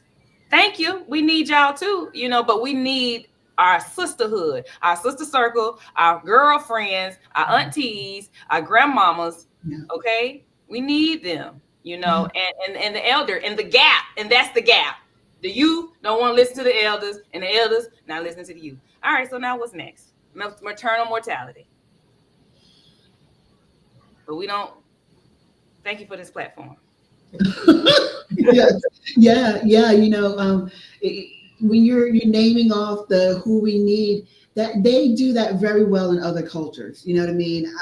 On the eastern side of the world. Easy You know what too. I mean? Regrettably, here in our Western Hemisphere, we don't. You know what I mean? There's not that village. In other areas, you'll see that after when a mom's pregnant, even after she's pregnant, that folks come around and they take care and they do, you know what I mean? And the mom doesn't really have to, worry about getting back up on her feet and everything like the way in which we do. Even when we think about, United States in comparison to Canada with regards to maternity leave, you know what I mean? There's so many disparities that we're enduring now. Because we don't give moms and even now fathers sometimes long enough periods of time to be at home. And I mentioned this in Sylvia's documentary when she was interviewing me. We don't give ourselves enough time to mentally heal, let alone physically heal from what our bodies just went through. You know what I mean? It's like we gotta go. That's right. Process. Like, can we get through the process, please? Can we process it for ourselves? Not in your time, in your term, in your fiscal year. No, it's gonna take me a little longer. I need a little more. I need a couple more weeks in the postpartum period. I need you to check on me a little longer. Yeah. Come on, it's easy. Yeah. We are the nation builders. We are that we are. I am that I am, and that is the mother of the land. And then if you want the mental health of the mother of the land to be all right, then that's when you want your world to be all right. But if you don't want your world to be all right, guess what you do? Don't tend to the mothers. Don't tend to them. See what happened. See what happened. And you're seeing it. And should be embarrassed. It's too many of these platforms out here, and ain't nobody doing nothing. Mama got 5 children, pregnant, husband's not here. Where's the help? Where's the support? Mother's Day is tomorrow. Guess what I'm going to be? After this, I'm going to the park with her, and my mama going to get her some food, and we're going to do it together. That part. I love it. I love it. When we talk about PMADs in Black communities, stigma and access to care can still be major barriers. What are some culturally grounded strategies you've seen really help mothers open up and get that dire needs, that support? Consistency, sis. Consistency. Consistency showing up. Not just coming for your data, coming for your surveys, and then you out. Yeah. Checking boxes. Checking boxes. I've seen that. Okay. And us having our first grant last year, and we got our grant from outside of our city that we were working in, and we were able to create a postpartum support program online. And seeing those mothers hesitate because of all of the documentation that we had to give them. They don't want to fill out no documentation. They trying to figure out how they're going to pay their light bill tomorrow. You talking about filling out. They don't know what this says. You're not even speaking the language of the mamas. They don't understand this. Come on now. Are you really trying to help? Are you or not? Are you just want to look a certain kind of way? Are you in the theme? What's going on? Are you doing it for the gram? What's happening here? Because what needs to be happening is not. And they get mad, but that's okay. Yeah, no, you're absolutely right. Regrettably, a lot of the funding opportunities do come with that paperwork. They got to collect the data. People are just, it's just a number. You know what I mean? And so, people really feel because folks aren't crazy, they're not stupid, you know what I mean? Oh, they're They not. they feel, like, what am I, a cattle here? You know what I mean? Like, I'm just And gonna shout try out to this. the Center for Thriving Communities out of Jacksonville, Florida, because they saw Melanin Mothers Meet and they gave us money to do what we do. And it's just like to get that, right? To get that. And not from the city that you do the work in, but you're getting it. You're getting the money. Mm, And so, and shout out to my city because I do have 2 proclamations there, so I appreciate Leon County for that and City of Tallahassee for that and the mayor dailies. But my point is when we come together for true love and have the faith that it is going to work out, the true faith, not the on TV faith. No. I'm talking about the faith where you have 5 children at home, you left your husband, and you have nobody here. yeah. Oh, domestic violence had to run away to safety, new town, new city. Anything. Domestic violence is on the list, but that could be anything. You know what I mean? So focusing more so on now, what do you do? Because now guess what you got to deal with? Oh, who is this with 5 children and pregnant? Who is that? That's what you got to deal with silently, but they're not going to come up and talk to you about that. They're just not going to show up. Mm-hmm. Mm-hmm. And who has time for that if we're trying to get a change in Black maternal health? Yeah, yeah. So speaking of change, right? What kinds of legislative changes or funding would make the biggest difference in improving postpartum care, breastfeeding support, and mental health resources for Black birthing people?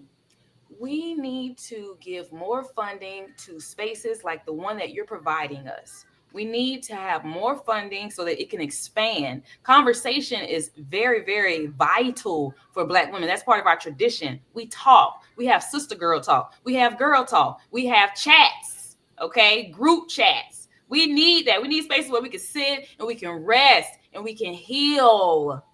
It's very simple. It's just a phone call. It's just a conversation. It's just girl, I'm in the area. I'm finna bring you something to eat and you gonna accept it and you gonna be all right. And you're not gonna turn me away. And I've had to say that so many times. I'm here.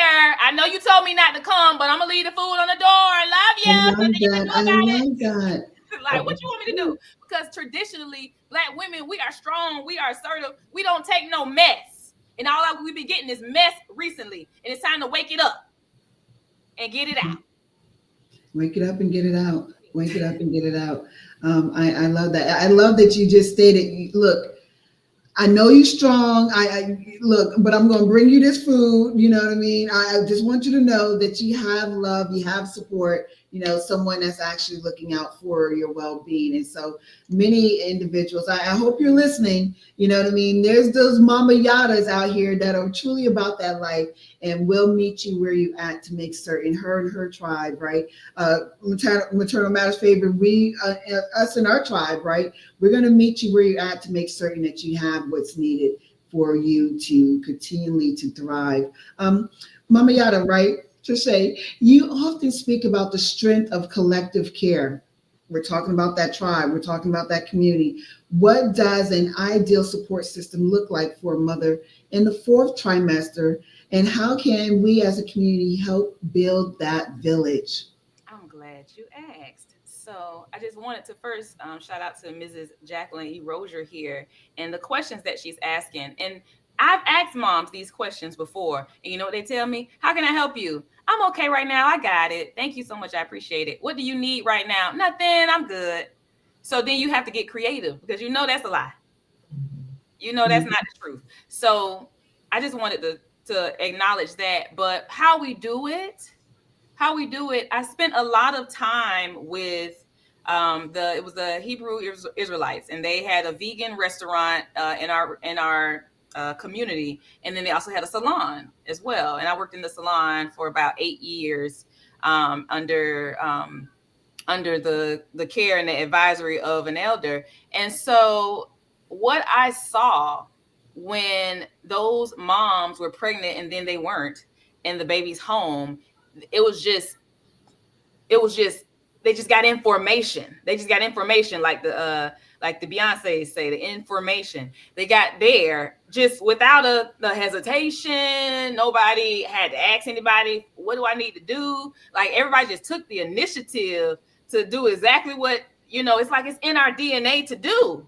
We come from that. We come from that blood. That's our ancestors, our granny midwives. There are granny midwives out there that have never lost a mother. So, I mean, how?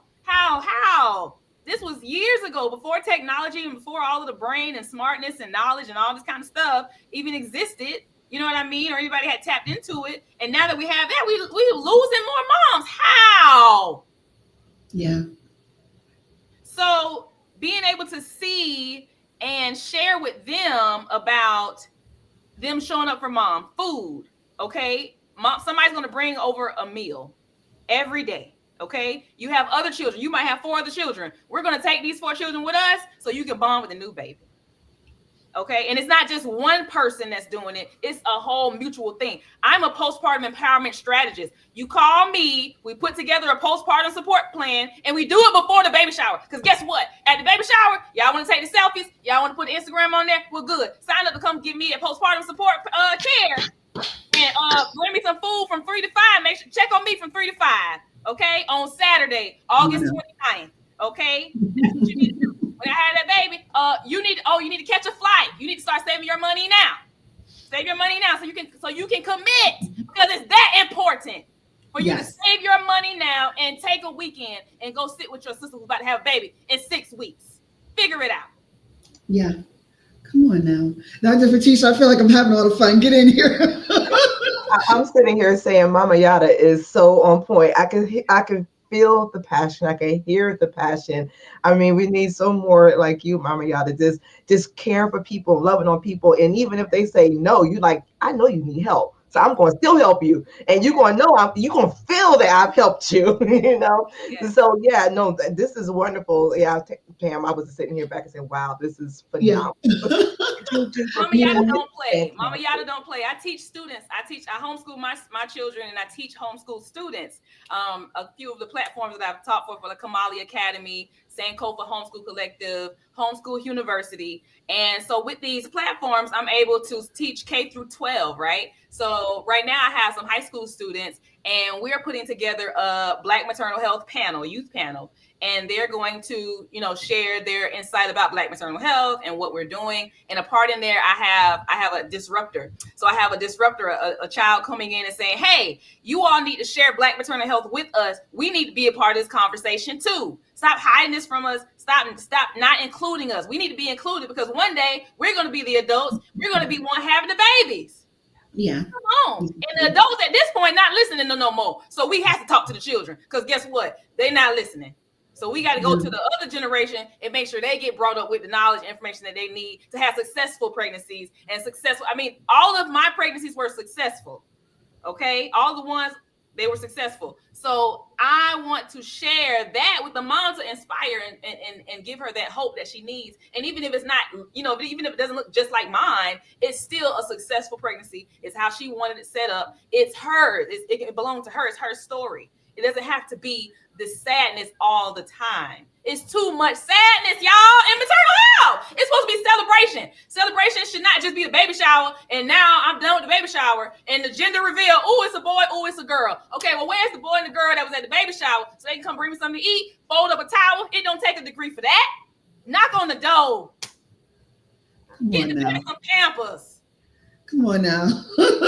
I love this. You know what I mean? I hope everyone, is catching what, Trishay's putting down here. The moral of the story is, it really does take a village. You know what I mean? We can't be all about glamour shots, you know what I mean, and posting for the gram. We need to walk this thing out with a person, because once it's actually going down, that's when it actually gets real. And that's when they truly need individuals around them.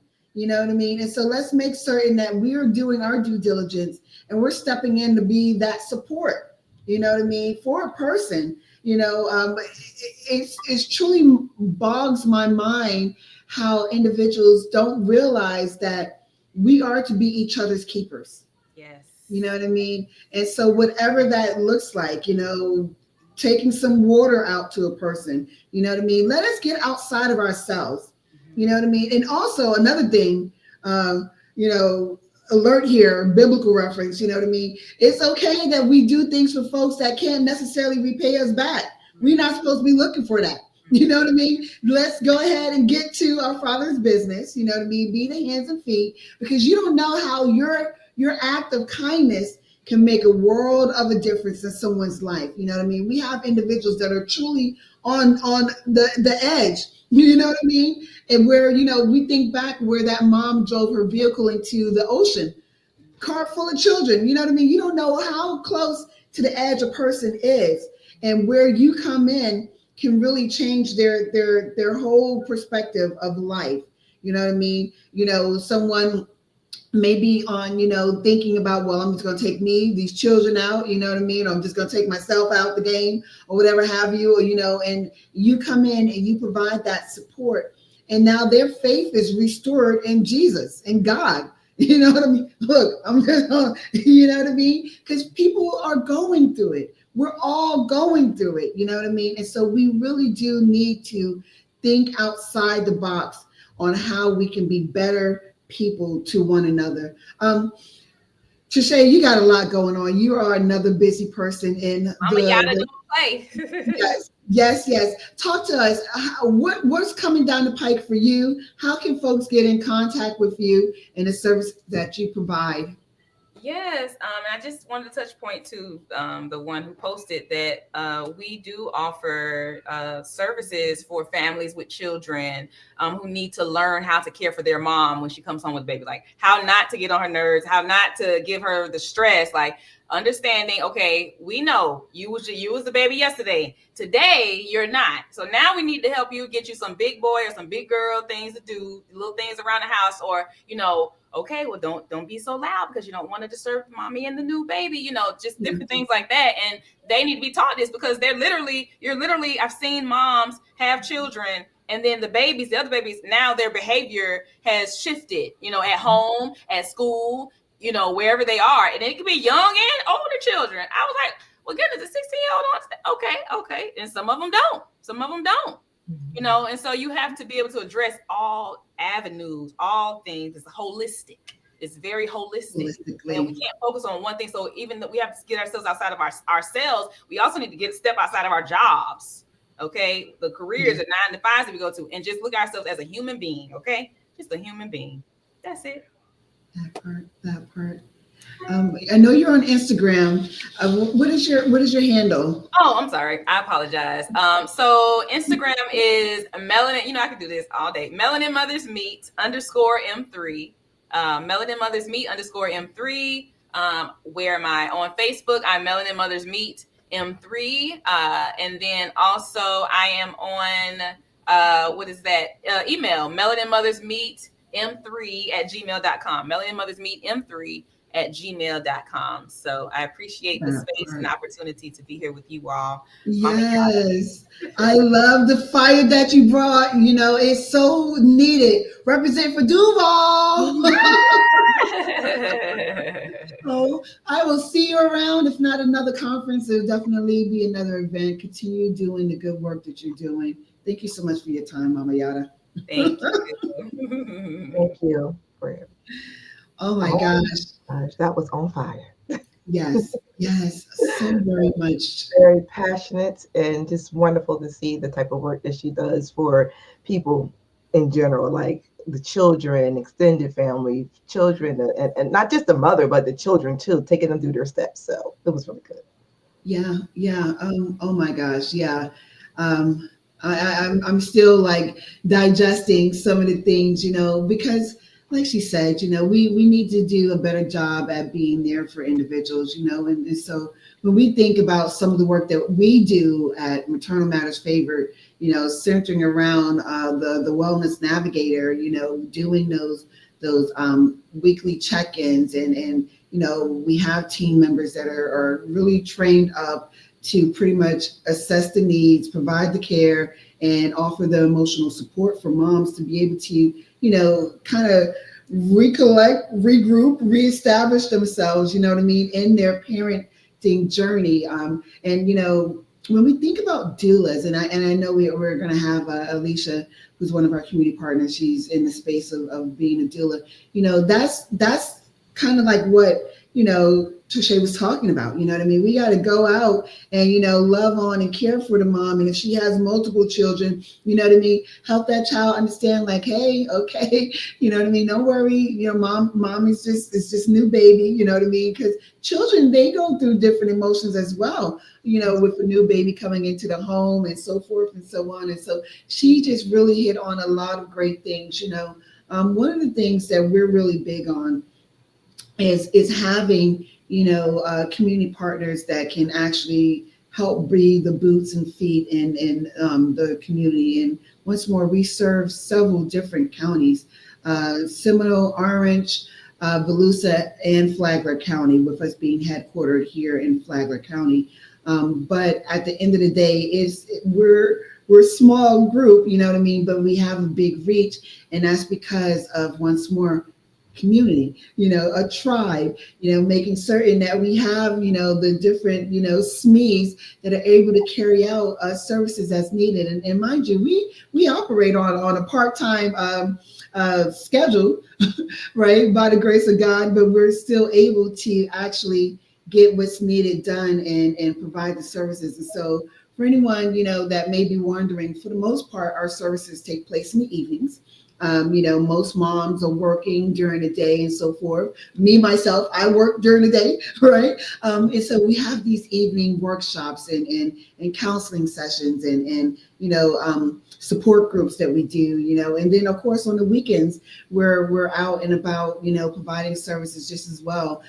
We've been fortunate to have these community partnerships with individuals like Anchor and Bloom families, and along with transformation counseling and consulting with Alicia Graham and Nicole Wallace, where they provide the one-on-one counseling, and then they also provide the doula services that all help to make our Thrive program thrive.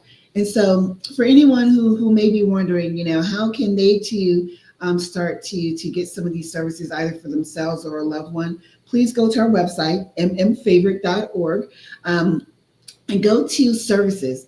There's a scroll down, you can go to Thrive, and then, you learn a little bit about the program, services, and so forth. And then there's actually a scholarship link. Click the link, fill out the information. Maxine, who's on our team, our Flagler County Wellness Navigator and board member, she'll reach out, walk you through the process and screening and so forth. And then we'll be able to get you onboarded, where you will be able to take part of this 6-month program. And we have some fun things in store. So it's not just, checking boxes for us. We are those hands and feet in the community. We come out, we're on the phone with you. We're going through some of these different activities and things like that is listed in our program curriculum, right? And then we're also working on some stipends, right? And what does it look like to actually complete the 6-month program and for us to be able to bless you on your journey for motherhood. And then additionally, we're actually working with the court system, because we do know that regrettably, sometimes parents, they get themselves stuck in pickles and they have to, abide and get some, you need a parenting class, you need this and that. And so we have some things we're working on so that once more, our services, our program services can help you be able to better walk out your walk. Amen. Amen. Well, I'm loving the conversation. I just want to let you know your next guest has arrived, and we're going to bring her on in just a couple of minutes. We got some information that we have to share. We are 2 hours into our 24 hours of favor, and we'll be right back in just a bit.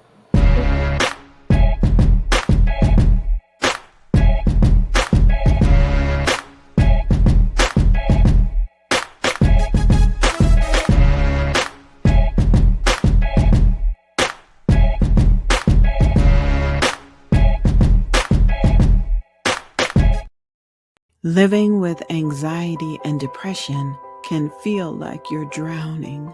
Come join a tribe that will help you press through parenthood and life. Maternal Matters Favored mmfavored.org.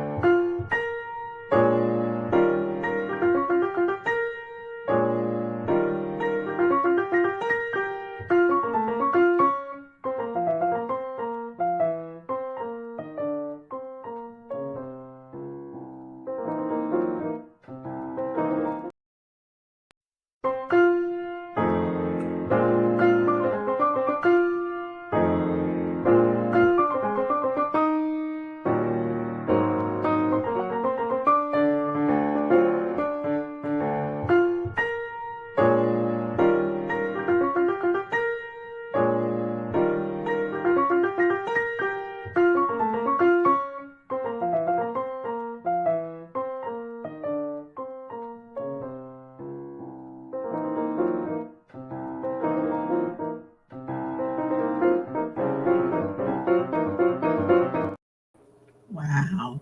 Maternal Matters Favored has really done a lot in the community. We've been watching snippets of their grand opening and workshops presented by uh, Natalie, and it is just an honor to be able to introduce you to what they do. And so we now have the Thrive information scrolling at the bottom of the screen. And we also want you to know that you can give today. GiveButter.com. Just search for Favor 2025. Also, we're on live.givebutter.com.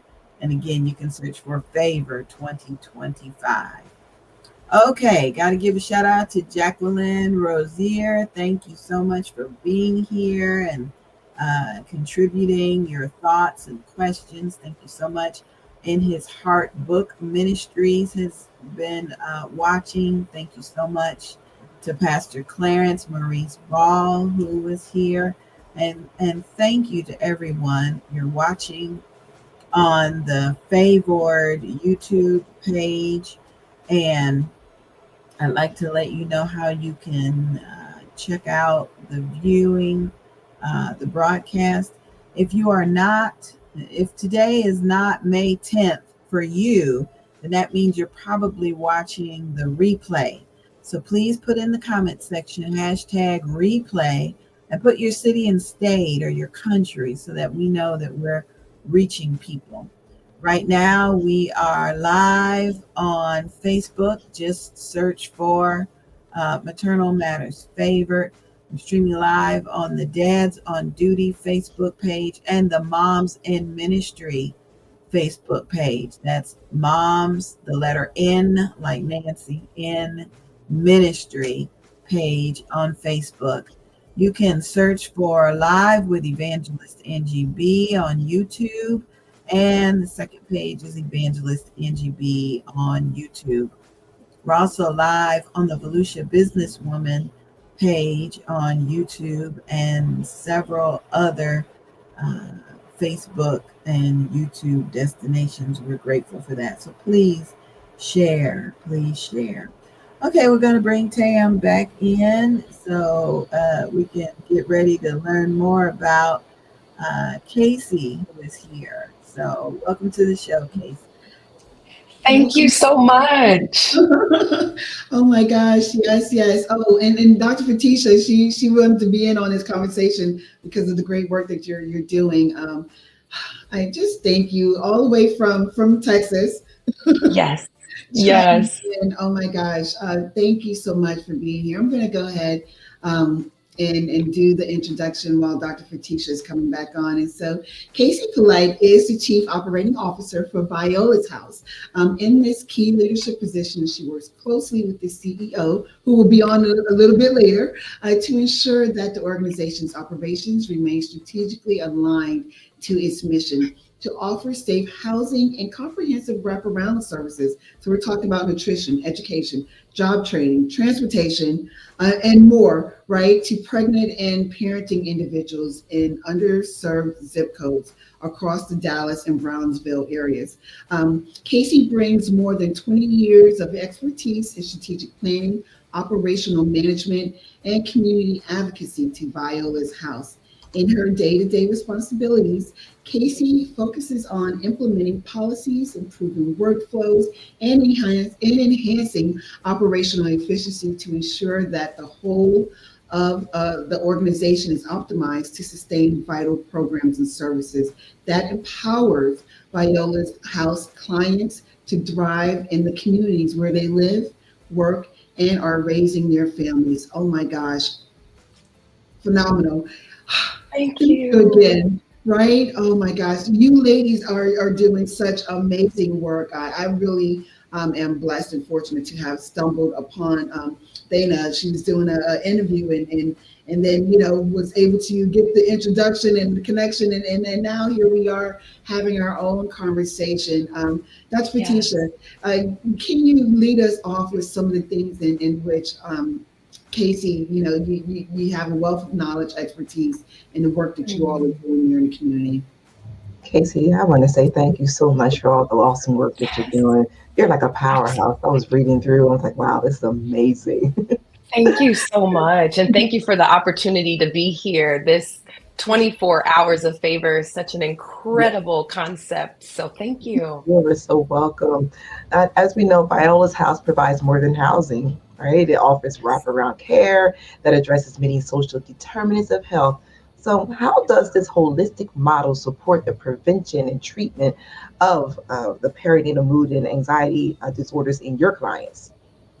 Absolutely. I think it's important for our organization to fill in those gaps to address those risk factors, right? We all know the risk factors that make this population very vulnerable to mental health issues during a very sensitive and challenging time in life with pregnancy, right? And so most of our clients, the pregnancy is unplanned. That in and of itself is a risk factor for anxiety and depression, right? And so when you compound that with housing insecurities, food insecurities, a lack of support, Viola's House comes in to say we're going to specifically address each and every one of those factors with our services. And so I love that you focused on the fact that it is more than housing, because it is, right? We are creating a community for these young ladies. And in community, there's no isolation, right? And isolation breeds depression. So just the fact that we are bringing them into a home setting to give them that housing and mental health support, nutritional food, access to medical care, prenatal care, we are doing, it's like an arm, right? We're wrapping arms around them with our services to address each of those key factors.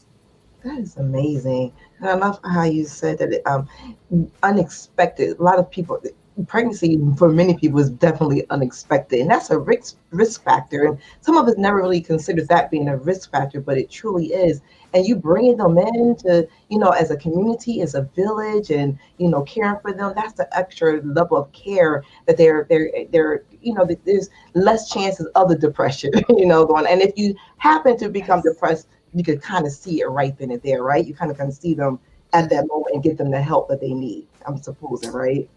Absolutely, because in our housing program, we have case managers that they work with that assess their needs from the moment they step foot in our doors, right? But in addition to residential, we service our community moms as well. So there are young ladies who have stable housing, but there are so many other social determinants of health that are being impacted. And so our social service agency is able to provide that support as well. Oh my goodness, that's phenomenal. And in your leadership role, what operational or policy changes have you found most effective in improving outcomes for pregnant and parenting individuals in underdeserved communities? So I think it's important to stress from an operational standpoint, and for other nonprofits and providers that are listening, it's so important to have a flexible model. Right? We have to meet our clients exactly where they are. And so I might have a set policy about how intake needs to happen. But if I have a young lady who is living in a tent, she can't necessarily join a Zoom call for this initial interview for housing. She should not be disqualified for our program because she can't meet some of our SOP process, right? Do you see what I mean? So the flexibility is key, and not just in the intake process, but once we get them into our care. So we really have to take an individualized approach for every woman that's in our residential treatment program. We have our maternity home that services young ladies that are 18 to 24, but we also have our transitional housing program, affectionately known as Purpose Palace, and that is for our moms that are 30 and over. And so that flexibility, again, has to take place because the same service and support we provide to the young ladies in the maternity home is going to look different, right, from our ladies that are 30 and over and have multiple children. And I think the cultural component as well. So we want to make sure that the young ladies that come into our program are working with people that look like them, that understand them, right? That can connect with some of these cultural nuances, whether they are African American, Hispanic, any woman of color. Our staff represents the community that we serve. And I think the other key component too is the trauma-informed care piece. And so as you just talked about, when you have someone with an unexpected or unplanned pregnancy, in addition to multiple other factors that they are grappling with and challenged by, that's traumatic, right? And every woman that comes into our services has a story and has a history and has experienced trauma in some way. And so we have to ensure that our staff are trained in trauma-informed care, because guess what? We can re-traumatize. We can re-traumatize folks coming into our programs if we are not careful to make sure that our staff is trained, that our services, right, are through the lens of trauma-informed care. And I think that's an important piece I want to stress. Oh my gosh. That's love it. That is, because I had to write down a couple things. I love what you said, flexibility, because we can just be all about policy. It has to be like this, it has to be like that. And it does not help who we're trying to help. And we're pushing them to the side. And you said culturally, like them seeing who they look like to help them. That is because they can feel like, hey, I can trust this person, better.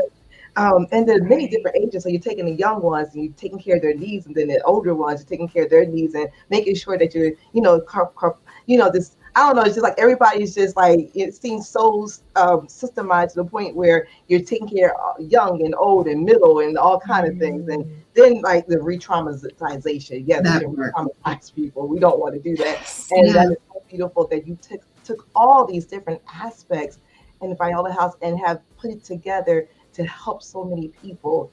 It's wonderful. And how can legislation be shaped to better fund and replicate programs like Viola's House that provide both shelter and mental health support to at-risk families? That's such a great question. I think the most important piece is sustainable funding, right? And so we really need legislation to focus on data-driven research that supports the type of work that Viola's House and other similar organizations are doing to impact and transform maternal health care. So sustainable funding, I think, is one, and specifically having that advocacy for nonprofit community-based funding, right? Without making it so difficult to obtain funding, right? If you see some of these applications, they require 200, 300 pages worth of information and documentation. That can be very challenging for grassroots organizations, but they're doing the work. They're in the community, right? And so if our legislation does not really focus on taking some of those barriers to funding away, it makes it difficult.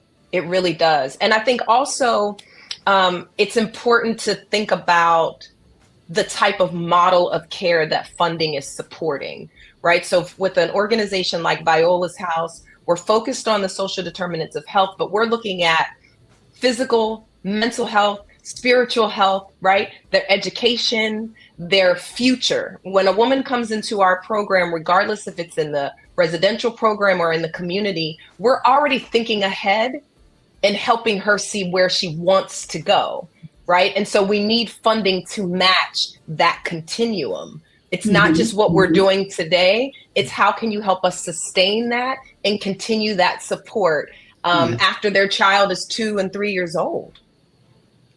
Oh my gosh. This is why I was super stoked to get you ladies on, just because of the work that you're doing, the way in which you're carrying it out, and having this conversation with you. I know that this was really a great power move. And I say that because we need individuals that are truly understanding the clients in which we're serving, understanding the ways in which things need to be navigated, understanding the legislation and the funding aspects of it, and so forth, and then having that humanistic approach. And I say that because when you said, we want to make certain that we're not traumatizing or possibly re-traumatizing a person, that right there is a total game changer, because what I've seen, repeatedly happen in systems and in organizations is that, you don't take that humanistic approach, and so then a person walks away feeling, like I am truly just a number. I'm truly just, a checkbox. I'm truly just a dollar sign, and they can possibly be receiving what's needed, but not in the most appropriate way in which it could have been delivered. You know what I mean? And so Absolutely. I love this. Gosh, so many of the individuals, that you serve, they face these different compounding challenges. You were talking about the person who's in a tent, right? So from poverty to trauma and system neglect, how does your team create a sense of hope and an emotional stability for parents that are truly navigating these circumstances? Absolutely. And so empowerment comes through education. And so though we may, again, I love the line that it is more than housing, right? That's just a basic level need. But once we get the young ladies stabilized in our residential program, and even looking at the women in our community that access our parenting classes and support, we are focused on education. That is how we create hope. That is how we empower them, right? So we have a earn to learn program, an incentivized education program that allows our young ladies to be educated on parenting, lactation, mental health support, how to recognize even for themselves shifts in mood, understanding their hormones, right? And so we do that by saying, come and join us for this education, but we're going to provide for you baby bucks that you can now go into our baby boutique and shop for material items that you need, right? So the women that come into our program are empowered with the education, right? They have the built-in financial literacy because now they're earning baby bucks to shop in our boutique. That is it's not a traditional thrift store. Right? We have created a space that allows them to shop with dignity. There you go. Right? And that's important. They can come in and feel welcomed. Again, it feels like a family. They're greeted. Because these women are going through our education classes on a weekly basis, we know them when they come into the store, right? And so we're able to kind of connect with them. We have counselors that are on site in the store. So if a young lady comes in and hears about our program and they don't have any baby bucks, but they think they can shop, we don't take cash, right? It's completely incentivized. We have counselors there on the spot that will sit with them, triage their situation, provide resources, and give them baby bucks on the spot for coming in. Nice. They are able to start building that bank. They get diapers and wipes on a monthly basis until their child is 3 years old. Right? So you ask, how do we sustain this? We are seeing these moms on an extended period of a critical time of their life. We get to intervene at different points in that process, right? And that's how we create that sense of community for them. Yeah, I love it. I love it. I the knowing them, right? And I can't express this enough for any service providers that are out there listening. You know, you work in these big organizations or whatever have you. We have to know our people and be able to actually, you know, meet them where they're at, you know what I mean? And know their thought processes and things like that. And that actually takes time, you know what I mean? But it goes a long way, you know. There's that old school saying, you get more flies with honey than you do vinegar, right?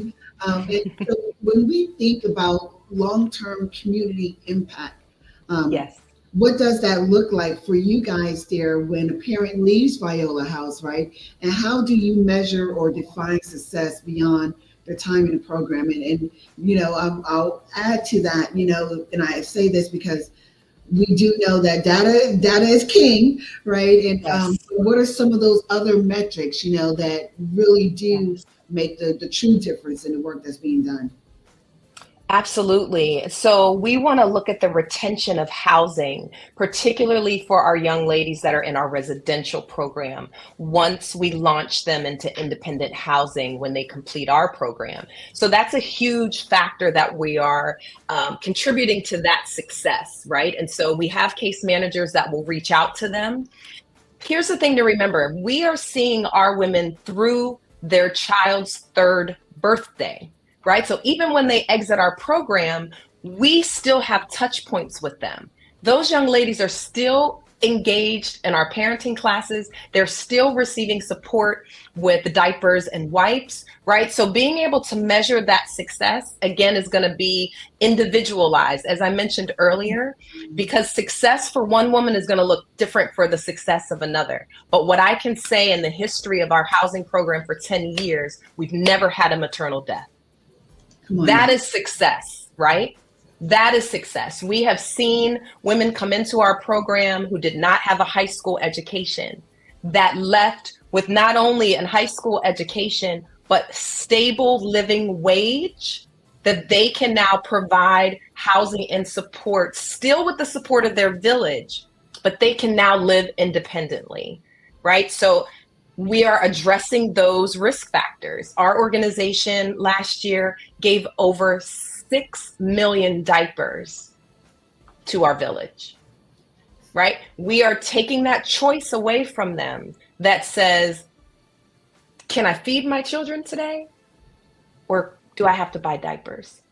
No woman should have to make that choice.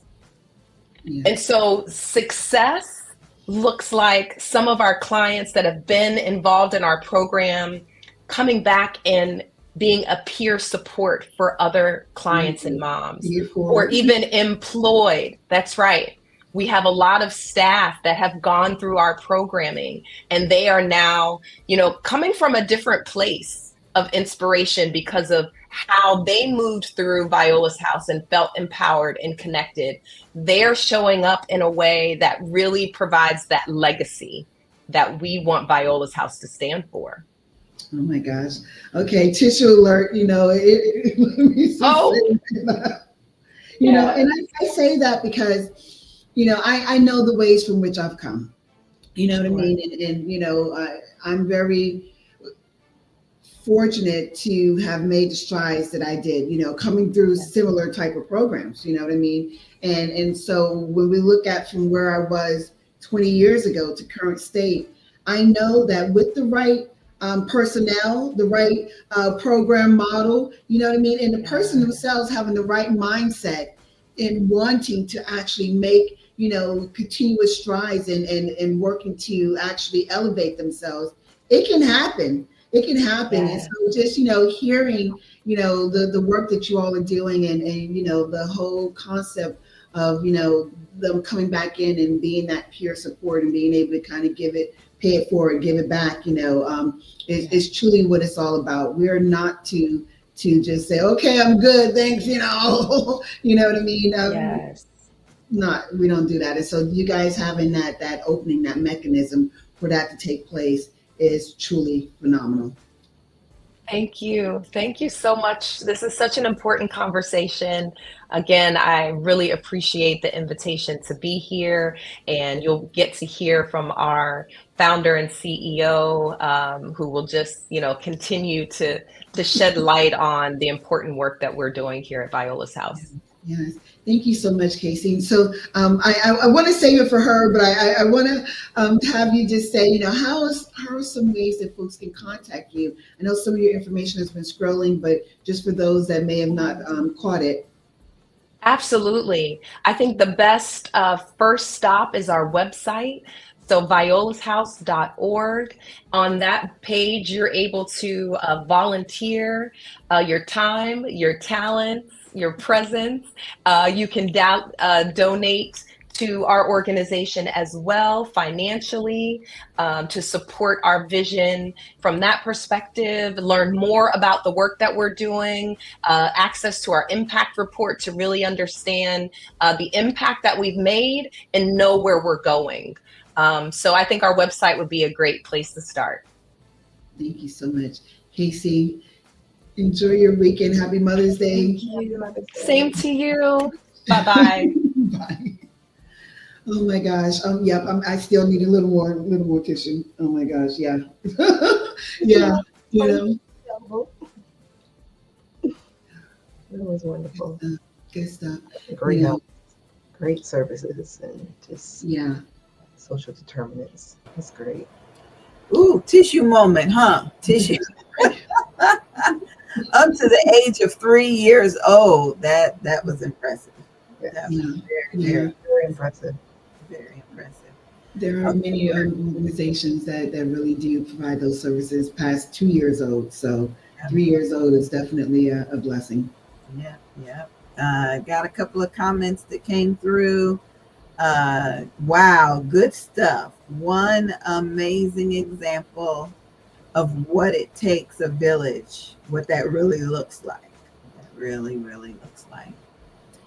We also got in a comment. Somebody said, please be sure to put #highlight or #followers so that we can get this important information out to more people. And so, I was reminded to do that myself. Share this link with a new parent or at-risk family.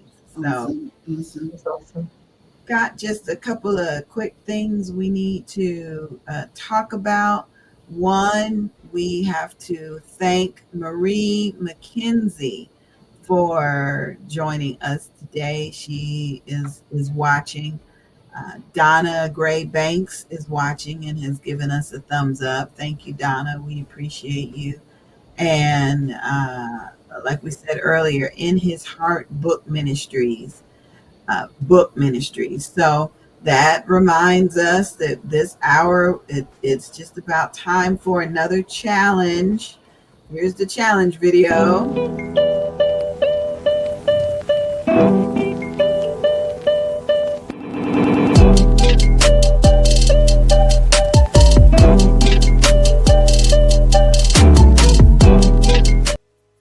We are asking all authors, if you have published a book, if you have typed up a book and just haven't gotten it published, if you've got a book in your head, now is the time to accept the challenge. Because some of us still have books in our heads and haven't gotten it all out on paper. Ain't calling no names, but it happens. It just happens. So if you are an author at heart and you want to be supportive, we have the challenge for you to become a sponsor. You can advertise your book on the show, or you can be a someone who has made a $45 donation and we'll give you a tag on the website. So it's not too late to give. We're only 2.5 hours into our 24 hours. It's not too late to give. And we do invite you to go to the website, mmfavored.org, mmfavored.org. We want to be able to thank you just like we have thanked others in the past. And your information is vital to bring everything that we need. The question came up about grants. Are you echoing? Am I echoing? Let me go out and I come back. Okay. Is the echo gone? Well, we don't pray the echo is gone. We're live TV coming in. Am I echoing too? Give us some more examples of how the paperwork happens. You know, one of your guests says that some clients can't jump on a Zoom, or they just don't have the ability to fill out all these forms. What kind of forms are they filling out, and can volunteers come in and help assist with that? Great question. And so the process starts with, filling out that scholarship form. We do have Maxine who will do kind of like a check-in to kind of screen you.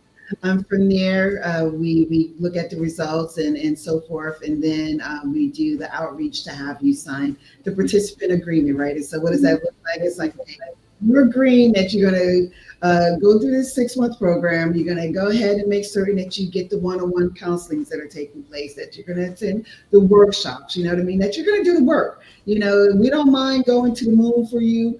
We do a welcome basket, and whatever that looks like. But we want to make sure at the end of the day that these are really going to be some life-changing tools, that you're ready to walk that thing out. Your boots laced up or your sleeve rolled up. You know what I mean? You can't not get to the end of the finish line if you don't start to put the action, right? And from there, we have monthly one-on-one counseling sessions, weekly check-in sessions, where we're working our way through the curriculum. In the curriculum, there's activities, there's tools, and all types of different resources that we have in there for you to resource. You know what I mean? You can Google something, you know what I mean? You can look it up or whatever, word by word from someone else, you know what I mean? But you actually have this manual. Let me pull it up again. You have this program manual that goes through. It's a chunker. It's a mini chunker. It's not that. It goes through a series of different things, helping you with regards to those tools for living. And so, once more, we want you to be able to thrive, right? We want you to transform, heal, reimagine, identify, value, and evolve. And so throughout the actual 24 weeks, we are seriously working with you on regards to different aspects of awareness of physical and emotional wellness, right? We're helping you do some recovery, right? So you got some trauma, you got some different things, some addictions you're working through. It's okay. We're working through that recovery and helping you get your mind ready for different aspects of parenthood, right? What does it mean to bond with your child and be okay that if it doesn't happen immediately?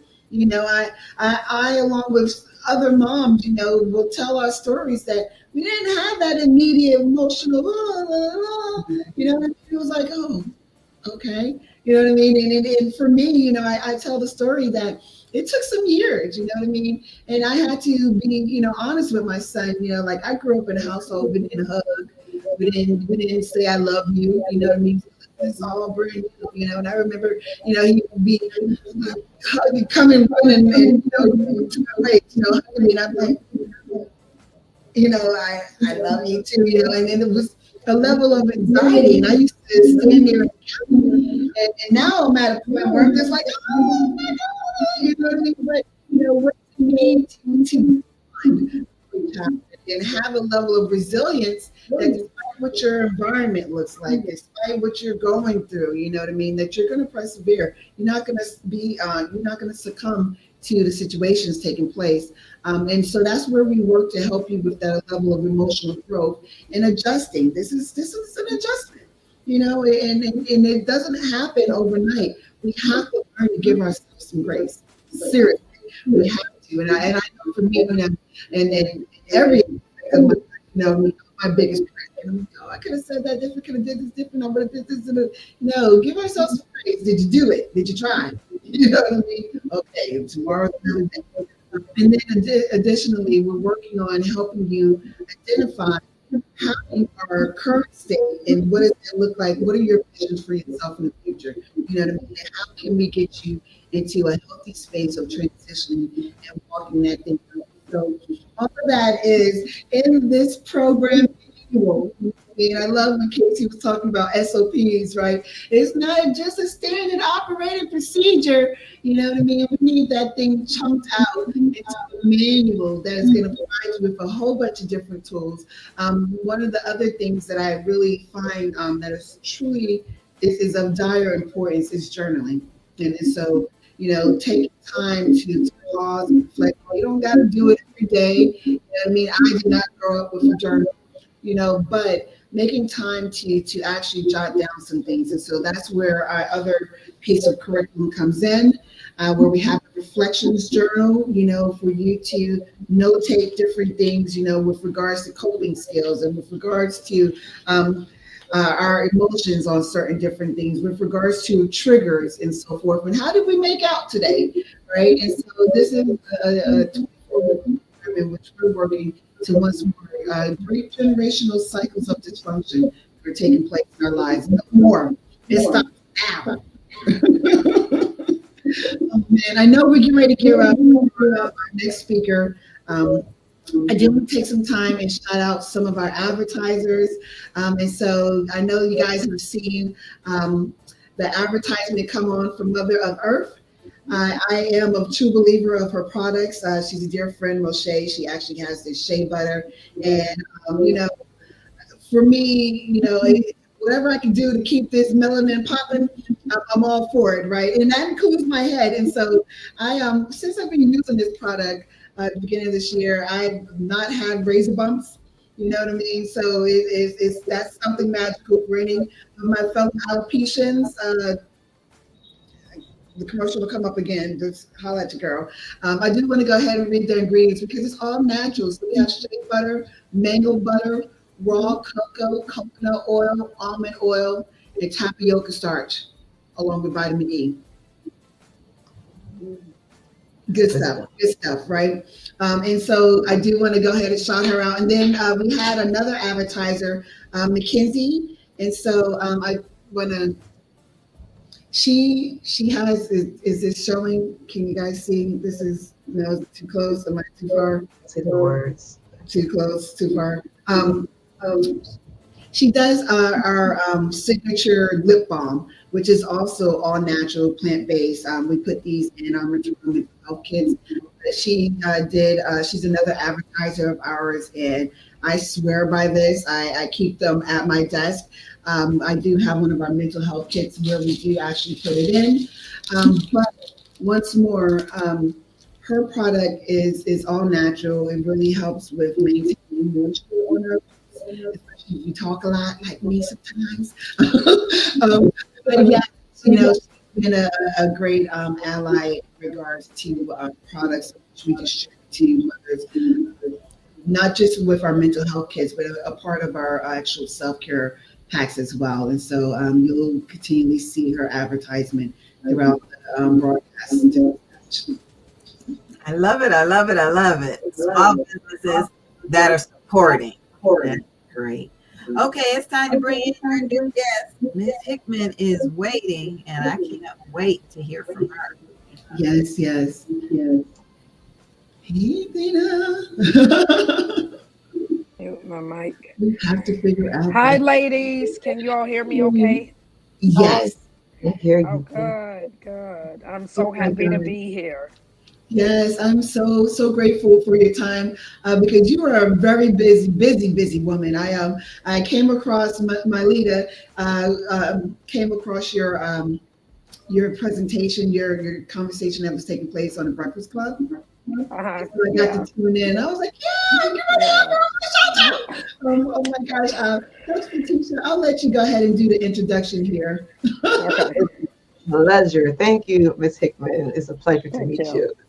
Thank All right, you. so you're welcome. So Dana Hickman is a nationally recognized advocate for homeless teens facing unplanned pregnancies and the founder of Viola's House, a transformative nonprofit organization that empowers pregnant and parenting people in underserved communities to rise from crisis to self-sufficiency. Dana has led Viola's House since its inception in 2008. Having experienced pregnancy as a teenager, she has guided the creation of innovative programs to provide clients with stable housing, improve access to healthcare and education, to close educational and financial gaps. Dana's groundbreaking work to uplift mothers, families, and babies has earned her recognition for building the villages that create a legacy of sustainable motherhood. She has earned prestigious honors, including the Mara Award and recognition from D Magazine. In her forthcoming book, No Place to Belong, Dana brings awareness to the harsh realities faced by homeless, pregnant teens. Within the pages of No Place to Belong, Dana issues a challenge to rethink societal attitudes and a call to action to recognize that the time is now to use the power of community to break preventable cycles of despair. Dana is a sought after speaker and expert on community based coalitions to improve maternal health. She has been featured on ABC News and Good Morning Texas, among other television and radio outlets. I want to say, wow. Wow. Where did y'all get that bio from?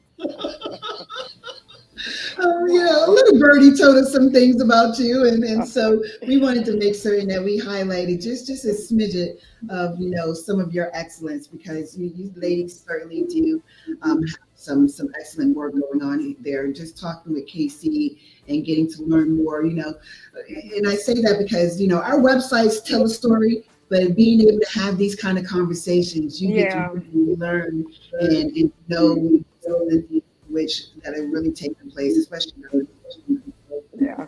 once more. Just thank you.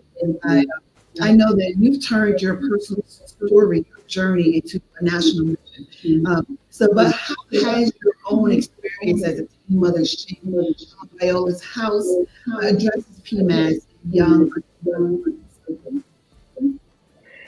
So I am so sorry. I don't know if Echo. it's the echo or I couldn't hear you quite well, but I think you asked me to tell you about Viola's House, correct? Yes. Okay. So I started Viola's House because I had a Viola. She was my godmother, and she supported me during my years of teen pregnancy. I got pregnant at 17 years old, and it was really I'm important. sorry. Can you hear Dana, me okay? can you hold on? Hold on. Okay. Angie's behind the scenes. We're going to be working out why this echo is going on. I don't know if everyone has multiple devices on, um, but these things do happen when we have live broadcasts. So, Okay. all right. Took my earbuds out. Can you hear me okay now? No, way better, way Way better. better. I think there was Okay. multiple devices going. Thank you so much for that. Okay, no problem. It was just the devices. Okay, so I started Viola because I was a teen mom, and Viola was part of my village. I had and I have wonderful parents, but I quickly learned the importance of a village And my parents did too. My dad was a pastor, and he heavily depended on the village with 5 children while pastoring in Chicago. So when I started Viola's house, initially in my mind, I just wanted to mentor teen moms in high school and help them get over that last stretch of Mhm. giving birth senior year and needing to figure out a path. Well, it did not take long for me to learn all of the barriers with being a teen mom in the state of Texas. One of which is we saw a lot of girls who had aged out of foster care. Yes. They were couch surfing, they would become pregnant and no longer had a support system because they had Mhm. aged out.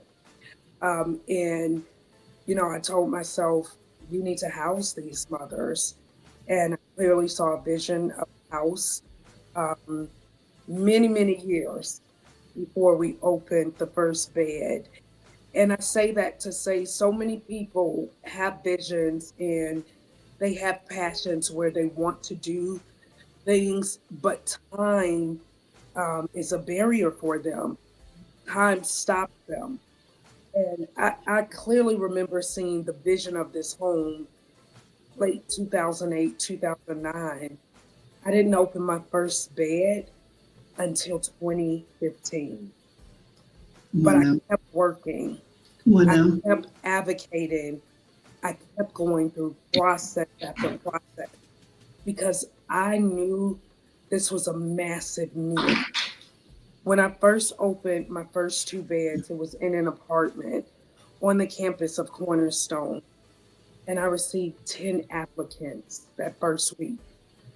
No one knew, where these beds was. We did a very soft press release, and I knew I was adding a solution to a problem here on earth. I think all of us have to be aware of the issues around us, the issues that we face here on earth, and find out how we can offer a solution to a problem here on earth. We're Period. all here because we know that Black maternal health is an issue here in the US. We're all here because we are all doing our part to offer a solution. So no matter how long it takes for you to see that vision come to pass, you don't know the personal journey that you have to go through in Correct. order to see that vision come to pass. You have to continuously say no, say yes, and say no to anything else that is Hmm. not aligned with the mission and the call for your life. Come on now. So when we opened our first set of beds, it's been 10 years and we have never stopped since then. We grew to 3 apartments while I was transforming our main maternity home. And now we have multiple maternity homes here in Dallas. We have a satellite office down by the border in Texas. We give out free diapers to the community until a child is 3. Last year, we gave out over 7 million diapers. We now have learned how to manufacture our own diapers so that the community can have quality diapers. We tested diapers for 2 years to make sure that we brought a quality of diaper to the community that was FDA approved, paraben free, chemical free, eco friendly, and Come on had the now. best leakage protection for our community babies because we feel like our babies, even if it is free. Right now, we have 57 full time employees, 2 mobile units. We are about to open a home in Baltimore. Come We're on now. piloting a program in Chicago. And our focus, as Casey told you, is around the social determinants of health. All of the things that we see that impact the health of mom, health of baby, and we want to get families to a place of self-sufficiency so that they can turn around and get the next one coming behind. That part. We do that through workforce development and how we actually employ mothers who enroll in our program to serve the community. So we're busy. We have a lot going on. We do a lot of policy work. Yes. I do in DC, meeting with the legislators monthly. I do not stop. I meet with legislators monthly, legislative staff. We just had our Black Maternal Health event right across from the White House in April, where we had legislative staffers there, um, health equity attorney on the panel, just amazing people on the panel talking about the policy work and the change that we need to see Absolutely. at the Yeah. high level. So yeah, we're pretty busy. We have a lot going on, but we have a lot more work to do. Got to get it done. Numbers are showing it. I love this. I love this. You hit on so many different things. I don't even know where to begin to unpack. But one of the biggest things for me, and I'll ask, what role does policy play in either supporting or limiting the reach of organizations like Viola House, right? And what changes would you most like to see take place in legislation? I've got a lot. So first of all, we have the Mom of Us Act that was passed, that we're so grateful for, and so much policy inside of that act that really would be beneficial for the community, right? But a lot of that policy it has to do with funding. And so even though that act was passed, we have to have the funding in place in the community to implement the policy. Yes. One of the major policy changes I have yet to see that stands and cannot be changed is healthcare equity, and healthcare for mothers 12 months postpartum across the US, Yes. and insurance for babies. But one of the things we know is 92% of maternal deaths happen postpartum. I can share story after story. I just received a story this week of a 24-year-old who gave birth to twins and passed away 2 weeks postpartum. She had a cesarean. I read these stories every single week, and they are postpartum. They are happening for real. I have taken families who have been impacted by this to DC with me, and you still see the pain. Yeah. We need correct policy in place so that mothers receive the proper care. We need policy in place regarding the healthcare training. Our healthcare system, the training is implicitly biased, Mm-hmm. which impacts Black women the most. Black women are more likely to die from giving birth 3 to 4 times more than any other demographic. Why? It's our healthcare training. It is biased. You can sit and do a focus group with 10 women who have given birth, and they will all tell you, I complained about this. No one took me serious. That part. I had to keep asking. And so, because we don't have the policy in place, it's our job to train mothers how to advocate for themselves. It's our jobs to have advocates like midwives and doulas. Some Yep. hospitals don't even allow doulas in there Mm-hmm. while a mother is laboring. So maternity homes like Viola's house is very important because they can labor at the house until they're 30 to 45 minutes away from giving birth. There's no policy in place for maternity housing. We just saw a bill that was passed by Maxine Waters. I went through the entire bill with our policy firm, and I said, you want to know what's missing in here? Housing, when they are the most vulnerable, which is during their pregnancy, when they have to have the access to the food, they have to have the access to the health care, they have to have access to a good environment. Black babies die more than any other race before the age of 1. When you look at infant mortality, it's the Black babies that are dying. Why? Directly linked to environment, directly linked to the health of the mother, mental and physically. Yes. right? Now, while we have had zero maternal deaths in our maternity homes, we have had infant mortalities. And that is what sent me into a tailspin in the last year, where I am refusing not to look at him. I am looking at MFAs that need Yeah. us the Yeah. most, and we are getting homes in every MSA that needs maternity housing. We can't house every single in these MSAs, but we eat this elephant one bite at a time by saving mom, saving babies.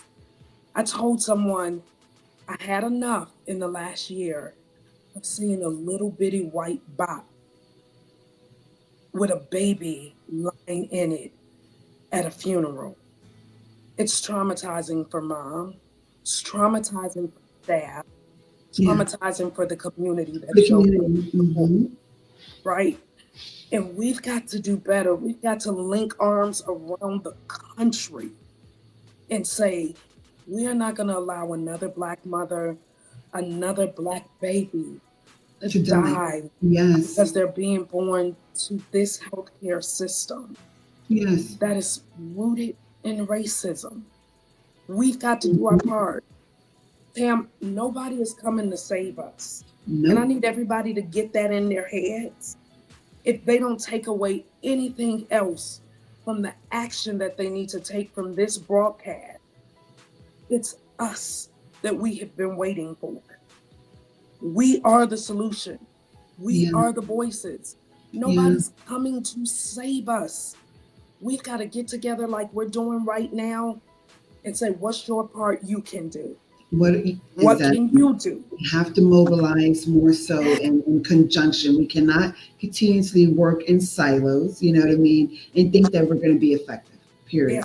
And so I am, I'm here with you. I want to ask you this, so now I know that you have a forthcoming book, No Place to Oh, Belong. it's been released. Okay, it's been released. Okay, And it perfect, was perfect, perfect. #1 on Amazon the week it was released for Congratulations. teen Um, pregnancy and pregnant. I know. Yes, yes. And so now with the in that book, you shine a light on the realities faced by homeless pregnant teens. Um, what do you believe are some community musts, right? Some things that we must do right now to break these generational cycles, and I call them generational cycles of dysfunction. Okay. Mental health. Mental health. Right. We historically, even with my Hmm. parents were born in the late 1949s and early 1950s. There was no such thing as saying my mother was depressed Yeah, or going through postpartum. yeah. And I want to say this, I grew up in a household. My dad was a pastor, and my mother had one stillborn, and she had six miscarriages. And so she had six live births, five of us. It was a household of five children.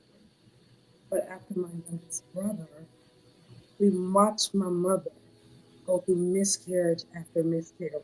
Mm, We actually didn't really know what was wrong with her because certain terms were never spoken in our household. that part. Postpartum, it was never even spoken in our household after I gave birth. I Hmm. didn't Hmm. know it was a thing. It had a name. Yeah. Right. And so we have to normalize as a community mental health in knowing that a mother needs help and it's okay. She doesn't have to always be strong. She can depend on a village. We have to go Yes. back to normalizing Yes. villages. I'm Yes. so big on that. Why do mothers think it's okay to say, I got this, I'm gonna walk it alone, I don't need nobody else? You're And on putting the mother, inside, we're breaking. Our knees are buckling. You know what I mean? Like yes. God did You not know, I intend see that for mothers us. walked out of our maternity home because they didn't want to follow the rules and said, I don't need y'all. I'll figure it out. But we have a path for you. We have made a way for you. But yet you choose the difficulty in figuring it out because mentally and generationally, that's all you know, that's all you've seen. We have to normalize getting the help that we need when we need it. You know, Our community is the worst with that. No, this is true. This is true. And so, you know, when we're talking about villages, you know, how can faith groups, leaders, citizens, how can we do a better job of starting to build these villages up? You know what I mean? We're talking about we need to have these conversations. We need to raise the flag that we're going through it. You know what I mean? And to your point, you know, mothers, folks that are in need of assistance, it's okay to fall in alignment with, you know, the protocol. You know what I mean? We can't run amok and think that we're going to actually be able to obtain, you know, outcomes and successes if we're not in alignment with the way in which there's been some successes done previously. And so how can we, you know, as leaders, you know, I'm gonna grab one of my books. It's in the gray basket. It's in the gray basket on the counter. Yes. I'm gonna tell you why, because I laid it out in chapter 10. At every level, it is a call to action at every level. Here's the book, right? But if you go to chapter 10 of this book, one of the things that I did not want to leave the readers with was all of these stories and all of this information of what is missing with teens when they face pregnancy and homelessness without giving a solution. This book is really for educators, advocates, legislators. Very, very important. We've been getting this book into the legislators' hands and for churches, local community leaders. One of the things that I say in this book, the first thing that the churches can look at is housing first and transitional living programs. Let me say this. In this last year, I have had to go back to the churches and have a very difficult conversation about what life really is.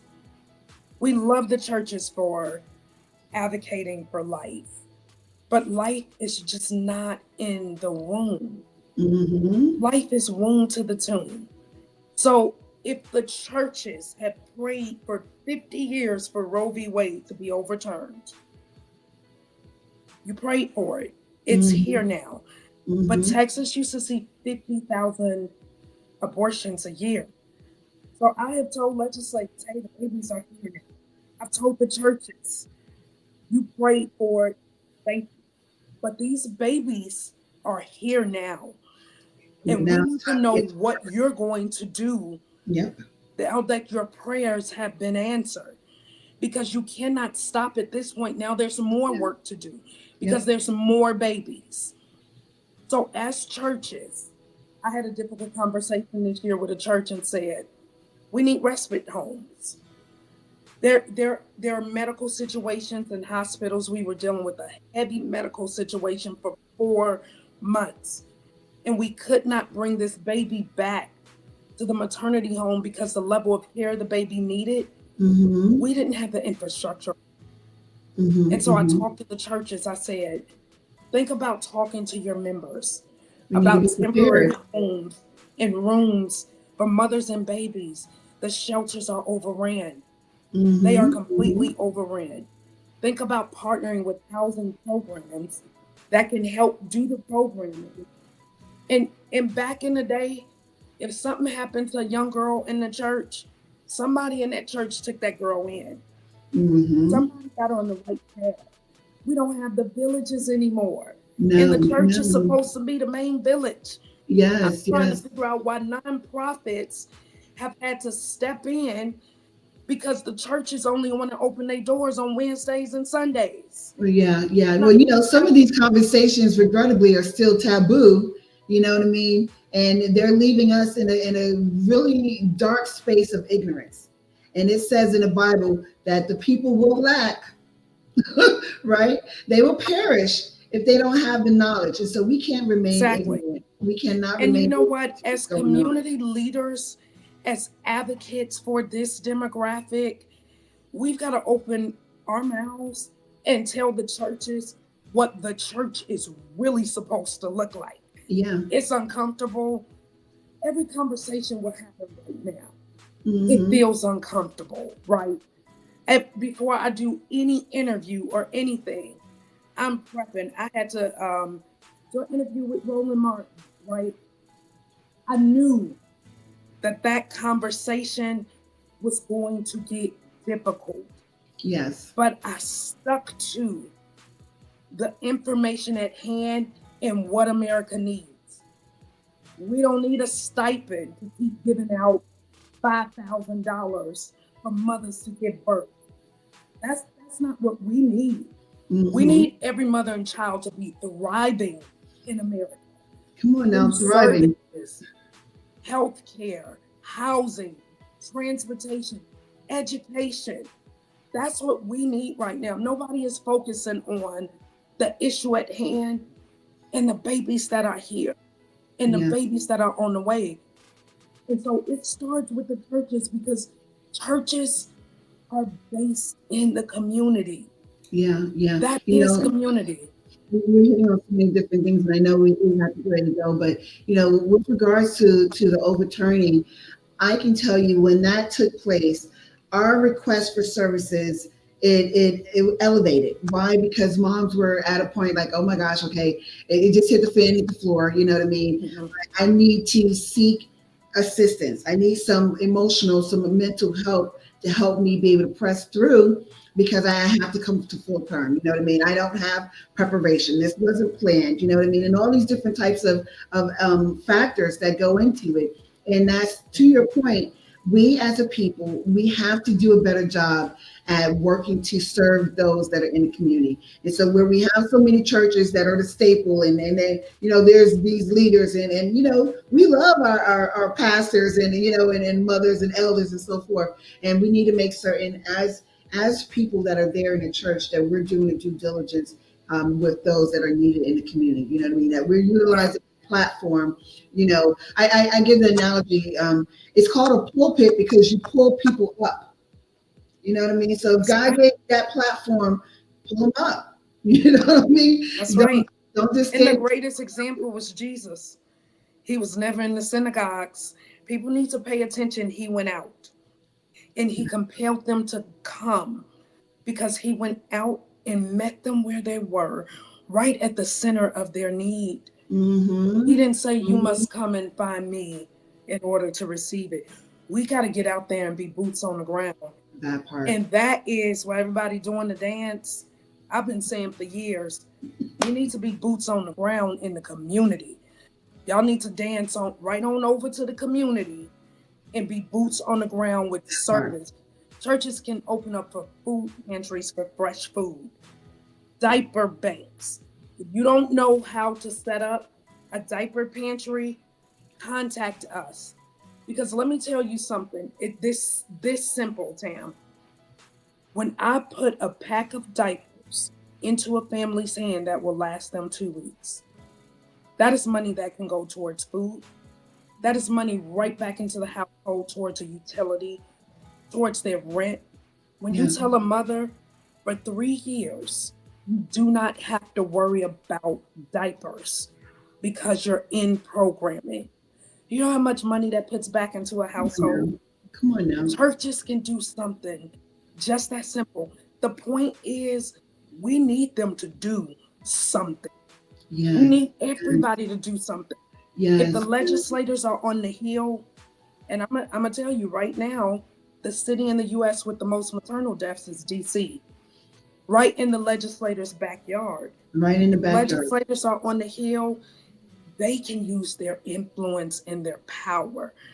Educators in universities can educate on this topic, on the social determinants. Yes. What are we seeing?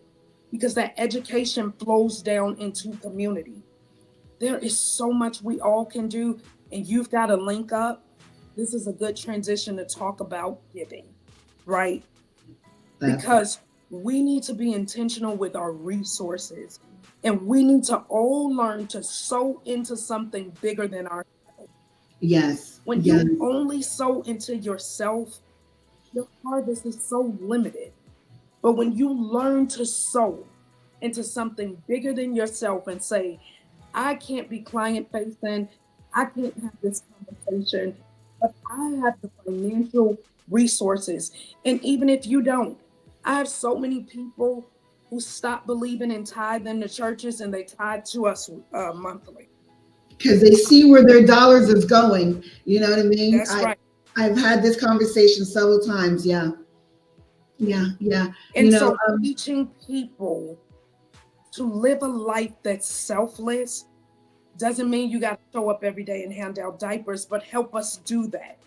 Help us do that by giving, by Yeah. being selfless Yes. in your giving. Find the organizations that you know are doing the work, that are not just putting up numbers, but when you show up, nobody's there. You can step on site of Viola's house 24/7 and you see the work being done. Literally. Okay. Yes. Yes. Between our clinic, our social service agency, our maternity homes, you're gonna see the work. But find something that you believe Yes. in and give I to. love this. Oh my gosh. I love Dana, tell folks real quickly, how can they get in contact with you, and what are some things that you have coming down the pipe this year? Okay. So they can get in contact with us, www.violashouse.org. You can go directly to my website, FanaHickman.com. You can find us on all social media outlets. We got a lot coming down the pipe, Tam. I'm headed to Chicago next week. I am doing a book signing in the historic Hyde Park area. But I'm meeting with our partner church because I love to partner with churches because they are community based, not community placed typically. And we're piloting a program in Chicago while working on a major construction project to bring maternity housing in a massive way to the south side of Chicago. Come on. We are opening up in Baltimore the last quarter of this year.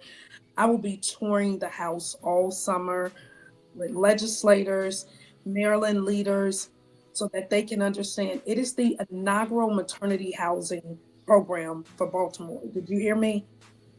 That means there's no maternity housing there.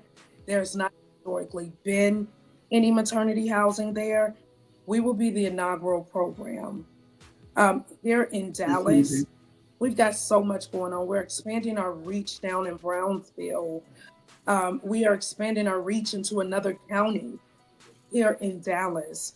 We got a lot going on. We got a construction project where we're building an innovative child care center here in Dallas. That is a barrier that we see as to why mothers repeat homelessness.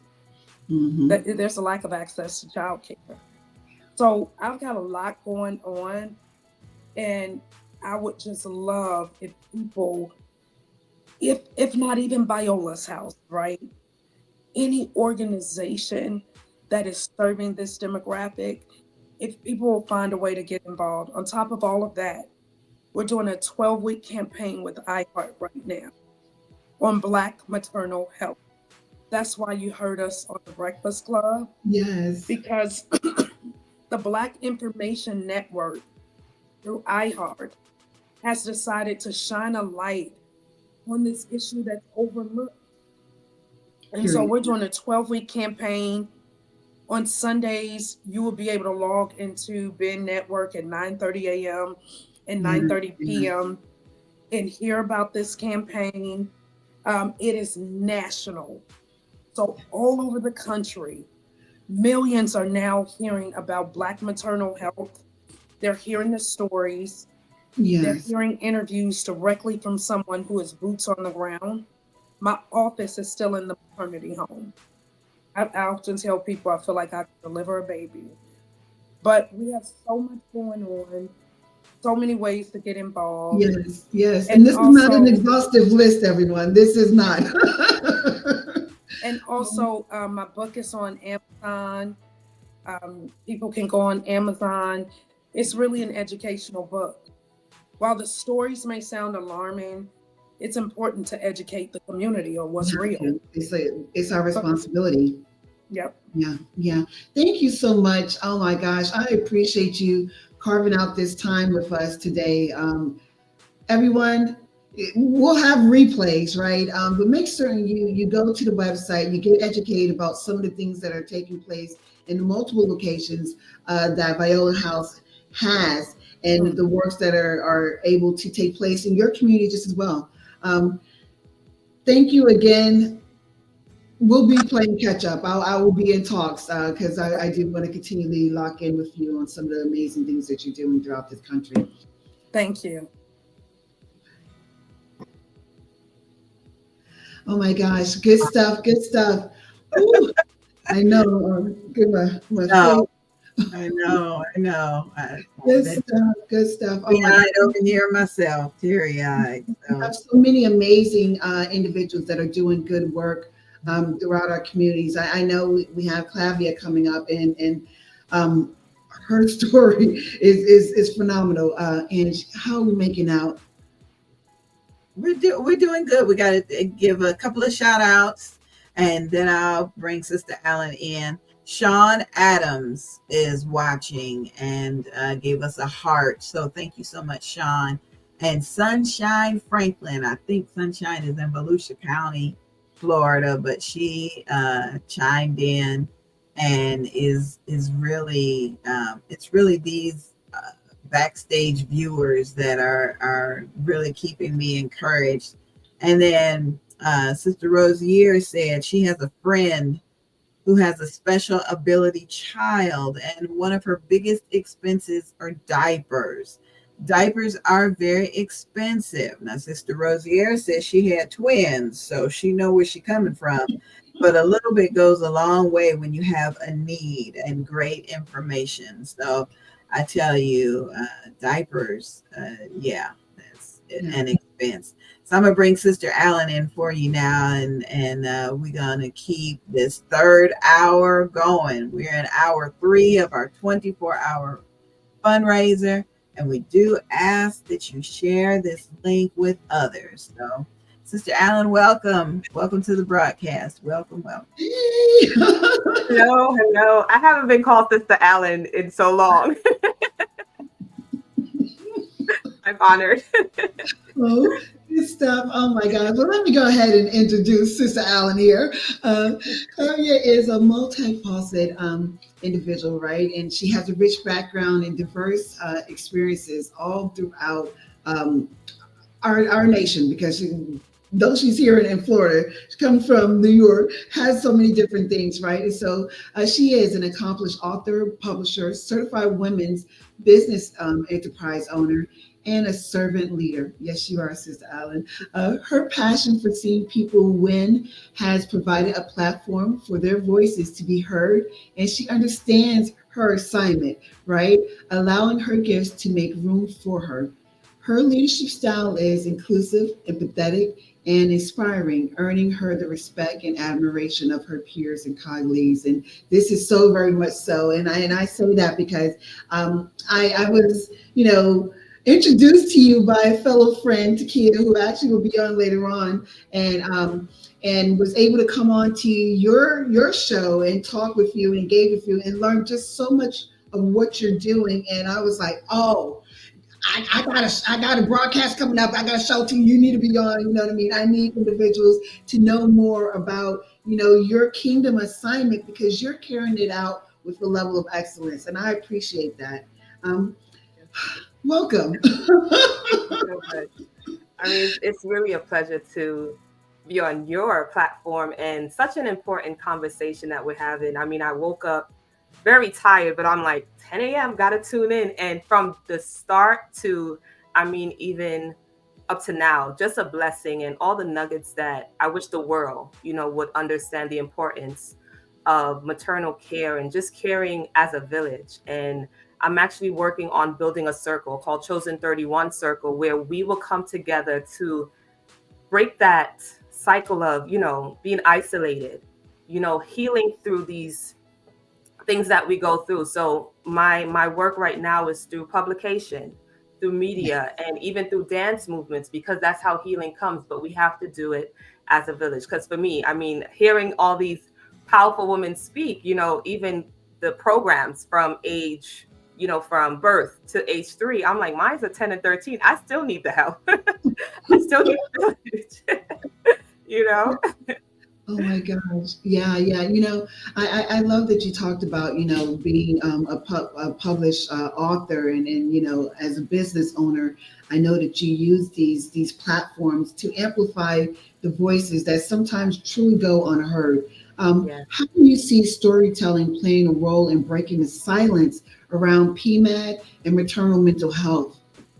Yeah, I mean, it's so interesting. When you were on my platform, the things that you were sharing, it had me thinking back, right, to when I was pregnant with my second child, going through such a hard time in my marriage at the time. It was hard, and I kept a lot of things silent.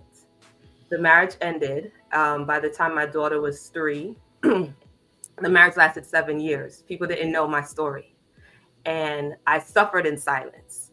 And I remember, I think my daughter might have been 4 years old, maybe 3. I was representing a program at my job. I worked at a hospital in New York at the time, and the program was Healthy Steps. And I was on the panel. And we had people, it was in an underserved community, Brownsville to be specific.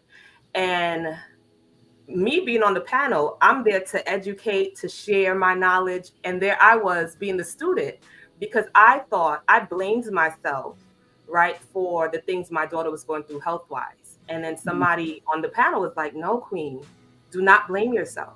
This is not your fault. And I was the one encouraged. And in 2020, someone interviewed me. By then, I was already a single parent of 2. I shared my story. The day I shared my story, there was healing, a burden was lifted, and I was able to impact other women that heard that story.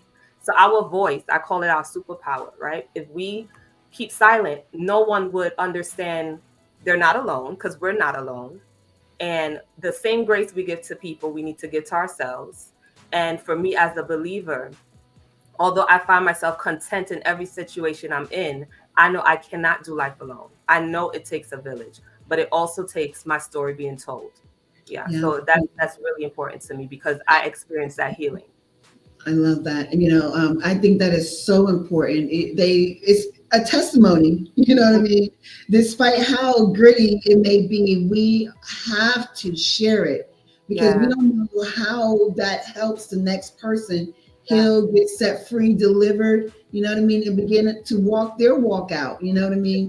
And so more people, I love that you said that because more people need to do that. And I know for me, for years I didn't want, none of what I overcame, you know what I yeah. mean, to be talked about. And then after wrestling with the Holy Spirit, coming away with a limp. Okay, all right, Exactly. telling people some things, you know what I mean? And because of so, I've seen God just blessing Yeah, not specifically me, it's been a blessing for me to see how I've been able to connect with other individuals exactly. and them like, oh my gosh, what? I Right. Googled you. Seriously? Right. And then it's like you too can achieve, can obtain, you know what I mean? You can excel, Yes. and let me tell you how I did it. It's not a perfect story, you know what I mean? This is not a perfect walk. Mhm. You can do your own 2-step with it, but it's doable. All you gotta do Yes. is put one foot in front of the other. And so Yeah. I love that you stated that.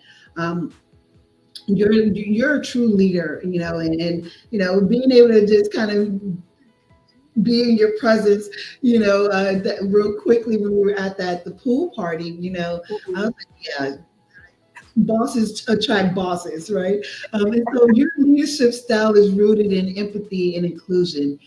Yes. What are some ways in which communities and leaders can show up and be more intentional for parents navigating, perinatal mental health challenges? Yeah. Again, going back to that meeting where I was on the panel, a question was asked. Well, I don't have Medicaid. I don't have the things that the other people have in Park Slope. And even I was working front desk 11 plus years now, married, 2 children. I have health insurance, but there's certain things that I knew that was going to take place. What is my next? Right. And I Mhm. remember trying to apply for so many things and I got denied. And I'm like, I'm not even making much. Right. So they're offering things to us, but then you still have to be in a certain bracket and then you get denied. Being here in Florida, again, I still need help. I'm now in my 40s, my children, 10 and 13, we still have needs. So for me, it's really having ongoing resources, using our voice as our superpower, ask the right questions. And there are resources. I find it was a little more, I would say, tangible up north versus, being here. So now we have to do the work, be in the hands and feet of Jesus, going out into the community and saying what we need. I mean, being faced with almost being evicted, car repossession, all these things. What do I do? So it really takes community. And the young lady that was right before me, she talked about the church really stepping in. And that's something that I want to do again with the impact of using dance, using book publication, and using platforms like these for media exposure, where the church would now have groups, right? I remember going to women's meeting.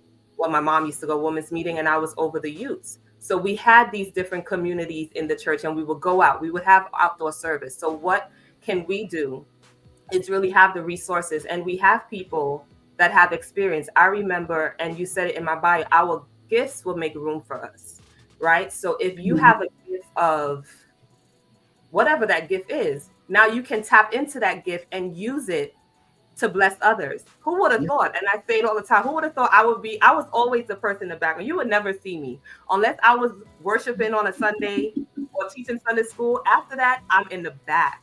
So here I am now using my voice, having a platform, not just to speak, but to have women and other people come in and share their stories. So our gifts will make room. So if you have a superpower that you're holding hostage, you need to release it.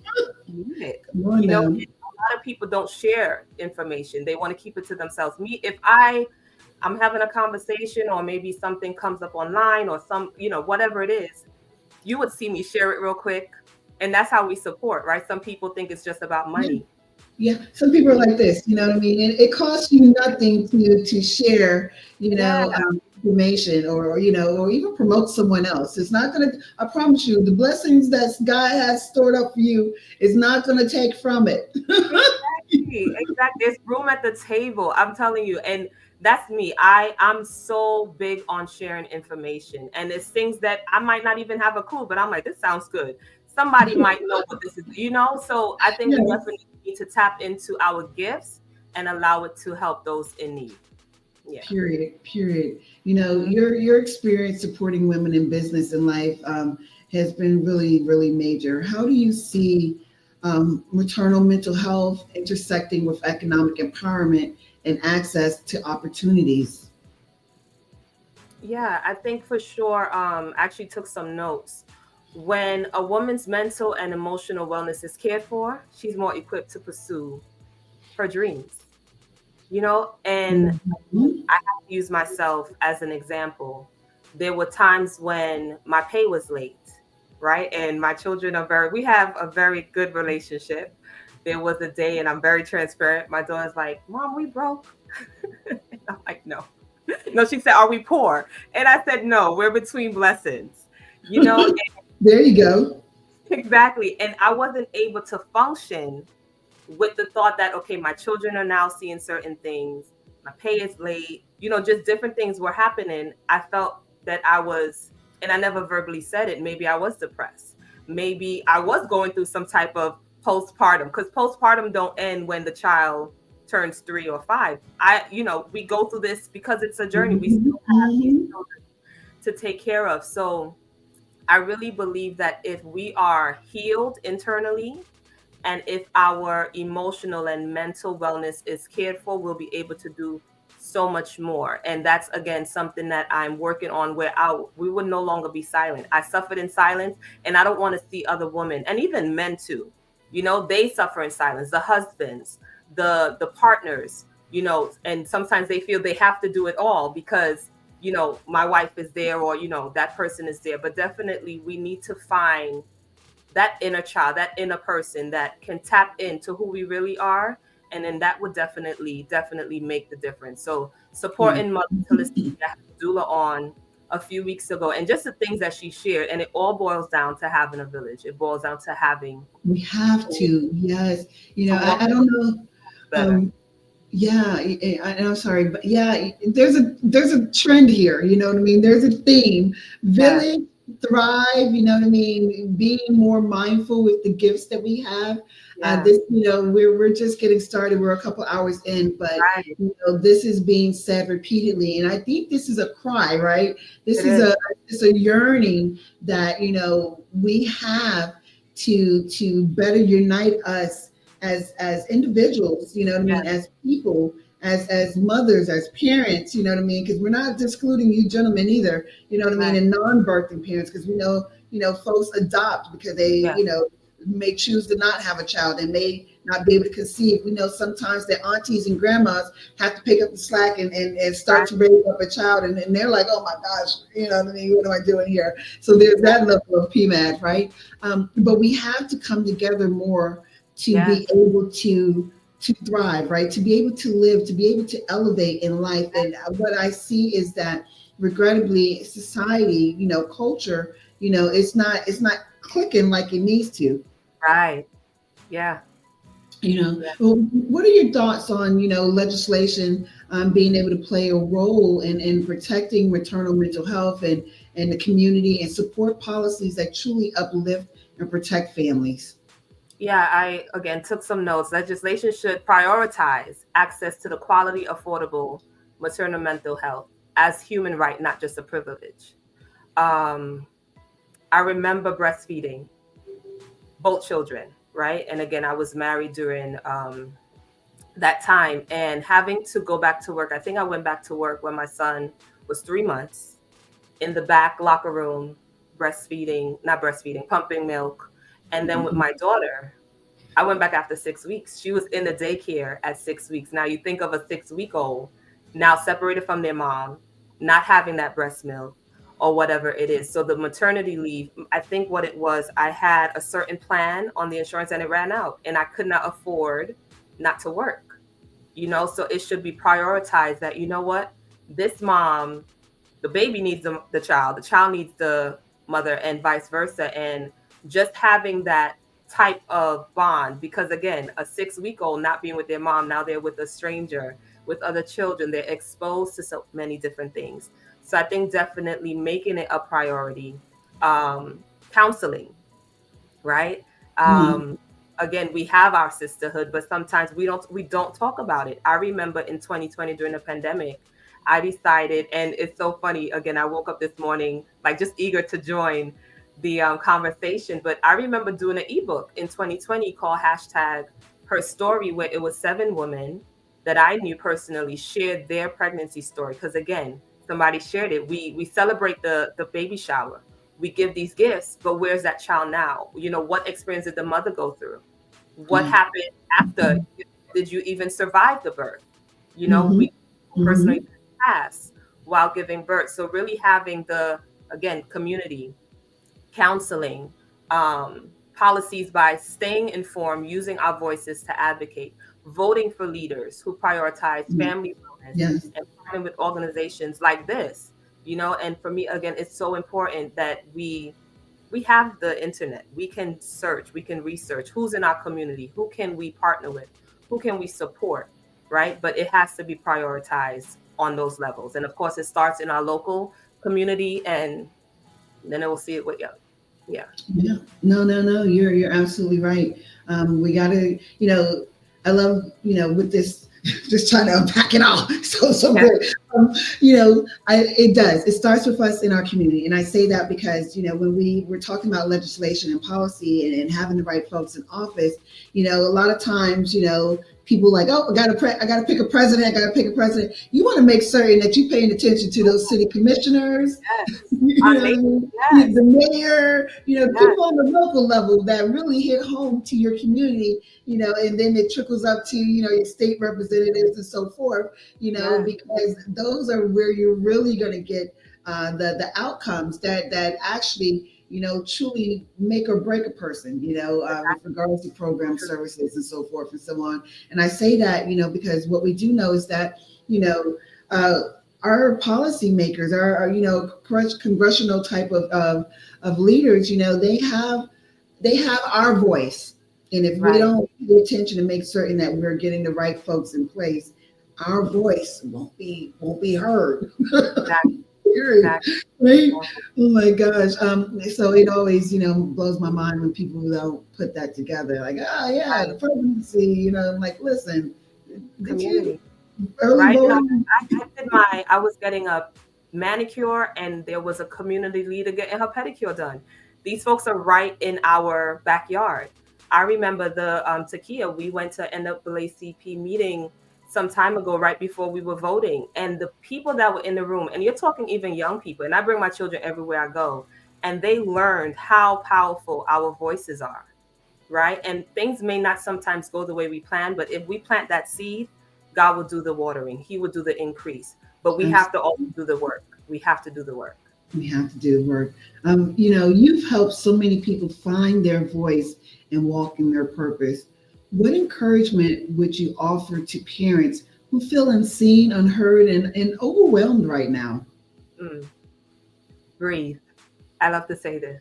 Breathe. We take it for granted, right? And sometimes we just have to woosah. I started doing a bi-weekly clubhouse space where it's really just taking a break from work. For those who work remote, whether you're outside, corporate, take a break and just breathe. Because our mind, especially my mind, it goes like this, right? We're on a roller coaster. Exactly. Breathe and be at peace. And we can't control what we can't control. A lot of people worry about tomorrow. Tomorrow, and I say it, and the scripture says it, tomorrow has so much worry of its own, right? And again, we have people like you, Tam, and myself, and the others that have spoken and that will speak, that have resources, that have the things that we need to grow as a community. So breathe and give yourself grace and just understand your voice is your superpower. And you can't control what you can't control. So don't worry about tomorrow. And you're chosen. Chosen. All have gifts. We just have to tap into them. Trust it. Yeah. That part. Yeah. I love the breathing part. We get caught up. We're on a hamster wheel. I got to get this done. Got to get this. Like, you're gonna take some time. You're gonna catch a conniption. You know what I mean? Yes. And so it's truly important. People, if you're out there listening, it's okay. You know what I mean? Yes. Things will get done tomorrow. You know what I mean? Not saying that you intentionally put off what can be done today. You know what I mean? But taking heed to when you are overwhelmed. You know what I mean? When you're at that boiling point, it's all good to just take a step back and allowing yourself that space of grace. Exactly. And journal those feelings, because I still love my pen and paper. Journal those feelings and just be at peace. Just be at peace. That's my, that's my go-to. Oh my gosh. Such good stuff. Such good stuff. What do you have coming down the pike, and how can folks get in touch with you? Yes, I recently updated my website. Again, being this person now on these platforms, I'm like, let me put my name out there. So cliviaallen.com is where you can find me. And I do have, again, segments on YouTube. That's Her Chosen Story with Clivia. Also on Instagram, Her Chosen Story with Clivia _. And right now I'm working on a 12-week healing journey. And that's affirmation emotions. Because again, we need community. So it's called Chosen 31 Circle. That's one of the main things that I'm focused on. And after those 12 weeks, then we'll take a journey together to help you publish that book, to help you speak on stages where people need to hear you, right? And also how dancing can set you free from, all these things that we hold in our shoulders and in our necks. And so we're going to stretch it out and dance it out. So those are a couple things that I'm doing for for us because we need it. Yeah, yeah. I thank you for your time. Before you go, I just want to touch on that again. You know what I mean? What Sister Allen said, right, is that she is working on a program model to help you move into your next new you, transform, elevate, evolve, come to levels of self-actualization, and understand that, you know what? Yeah, so it happened. You know what I mean? Life was lifing. You know what I mean? But use that, you know what I mean? Use that as a tool to help the next person. We cannot continually stay, you know, closed mouth, you know what I mean? Do things, you know, in silos or in secret, or don't do them at all. You know what I mean? And I promise you, there's your story, you know, is specifically for someone else. For someone else. That's it. You know, there's not we're not going to run out of instances in life. You know what I mean? It's not, we don't live in a perfect world. You know what I mean? So I just want to share real quick, and that's so true, because again, I didn't know. I accepted the Lord when I was 8. I was like, I need to live for the Lord, right? But growing up, even as a teenager in my early 20s, I'm like, well, what sin did I commit? What did God forgive me for? What testimony would I have? But who would have thought I would go through these things to now, 20-something years later, talk about it? You know, so sometimes we go through things and we ask, why me? That story is not for you. It's to share with someone else that's going to going through it, that think that, oh, it's just me alone. No, we're not alone. Yeah. We're not alone. So our stories are not for ourselves. So we go through tests so we can have a testimony. Good stuff. Yeah. Good stuff. Thank you so much, Sister Allen, for being with us this Saturday afternoon. I love you. From now on, whenever I see you, I'm like, hey, Sister Allen. I totally appreciate your time, and you know, say hi to the children, and happy Mother's Day in advance. Thank you again. God bless. Thank you. Wow. Yeah, we're still getting going. Yeah, let us be mindful, you know, and understand that we all go through something, you know, and it's going through it, you know, going through that fire, keep on pressing, you know what I mean? Diamonds go through some trials and situations, right? To become that shining diamond. And so we all have some kind of level of excellence in us, whatever that looks like. You know, it's not perfect, but get it out there. Oh, that is wonderful. Well, I've got some information I'd like to share and a couple of videos. So I'm going to let you take a break while we do this. We've got a video from Jacqueline Rosier and another one from Dr. Katrina Ferguson. So we're going to play that information and we will be back in just a little bit. Don't forget to give. We've got our goal to raise in 2025. So don't forget, we need your help. All right, we'll be back in just a minute.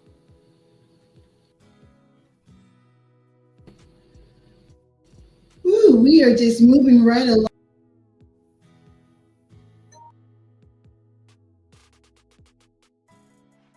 My name is Jacqueline Rosier.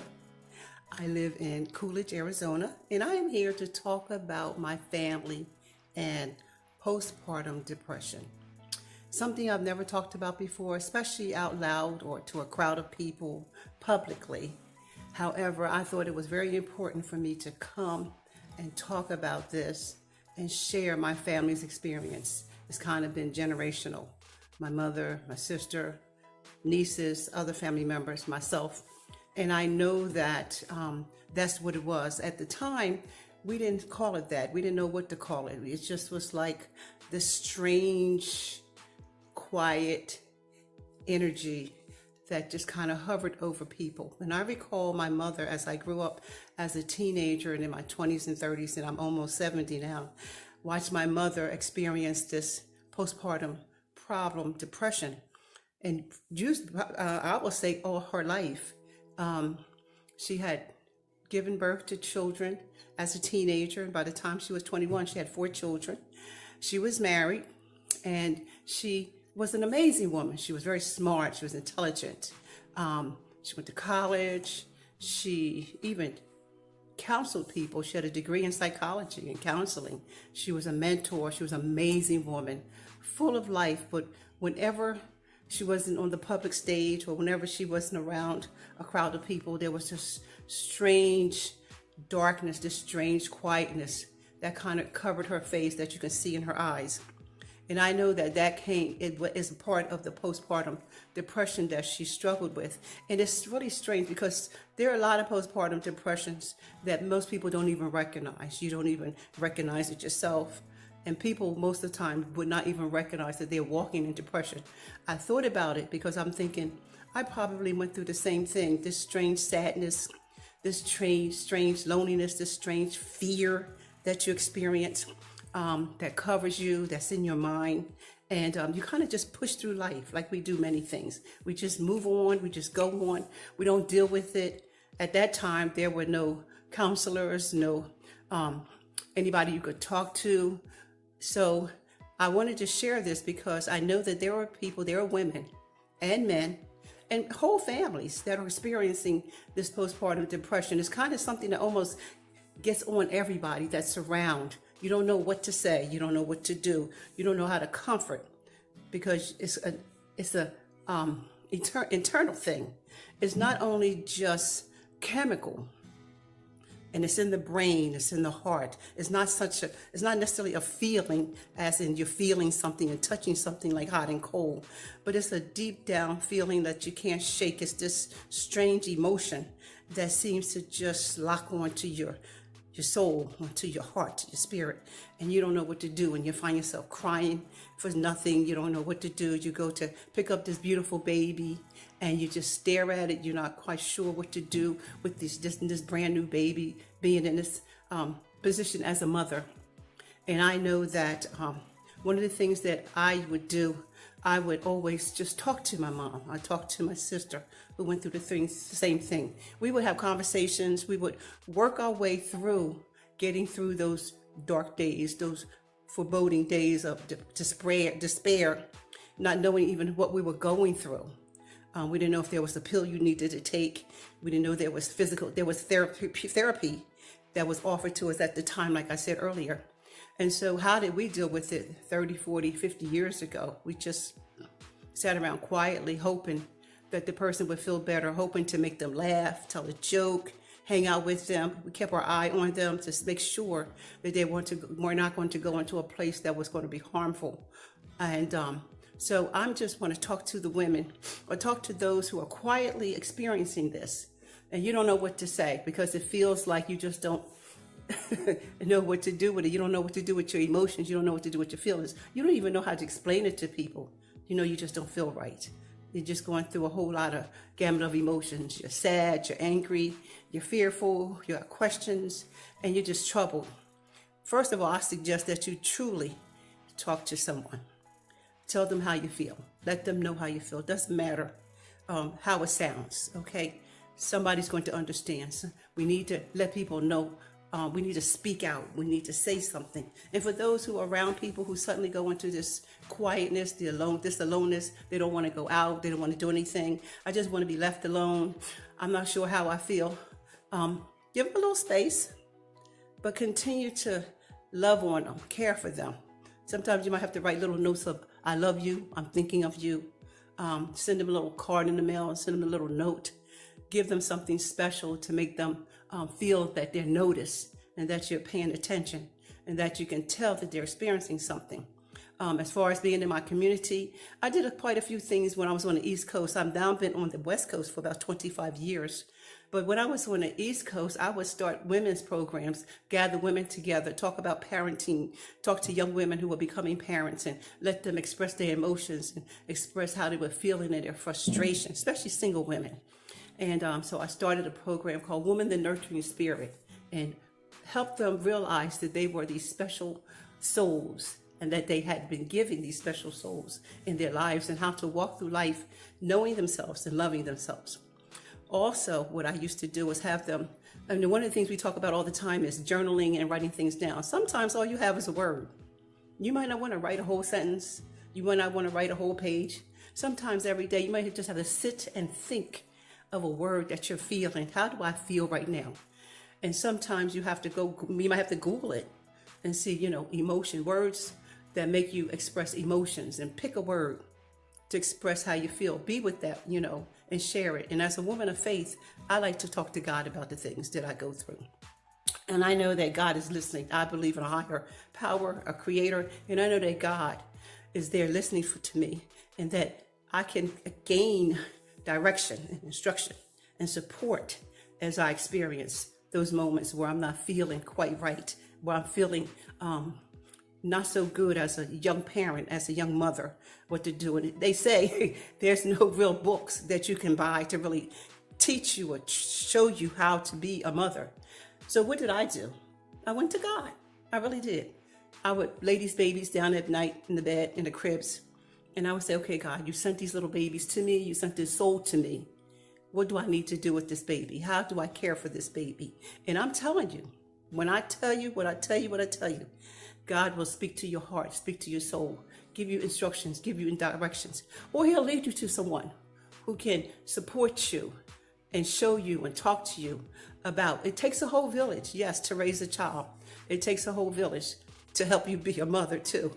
And so I'm saying that you may need to just reach out, call on God, call on somebody, call on a family, just share how you feel. It's very important not to bottle yourself up, not to be quiet, not to think that your voice will not be heard and that you don't matter. So I appreciate being able to share this information with whoever is listening. I'm not sure if what I'm saying is making a difference. I know it made a difference for me. I know that it is important for us to start to talk about this out loud, for us to take notice and to pay attention to our young women, our young mothers. They seem to be younger and younger all the time. I was just talking to my daughter-in-law, and I said, all these grandmothers that are in their 30s, oh my gosh, and they're getting through their own postpartum depression, probably here and there, now and again, sometimes. And so it's very important for us to begin to, as women, to continue to get back to talking with each other, sharing with each other. So many women are working today, not back in the day when moms were home and mothers were around. And that's what they did. They talked to one another. They shared with one another. And so I hope and pray that you'll be able to gain something from this entire experience in the next 24 hours or whenever this video is shared with, and that you will reach out to people, that you will contact those who are professionals, who you can talk to a friend, talk to a relative, talk to someone about how you're feeling, so you don't feel alone, so you don't feel like this weight, this cloud is yours to carry by yourself. So there you have it. My name is Jacqueline Rosier. Should you want to contact me or ask me questions or even experience going through the love journey, that's fun. That'll help you with something like this as well. Contact me on Facebook at this time. I'm prepared to put up my website and introduce the love journey to you. At this time, you can contact me at Jacqueline E. Rosier. Jacqueline E., middle initial, Rosier, Jacqueline, middle initial E, last name Roz, as in zebra, Ier. Talk to you later. Be blessed.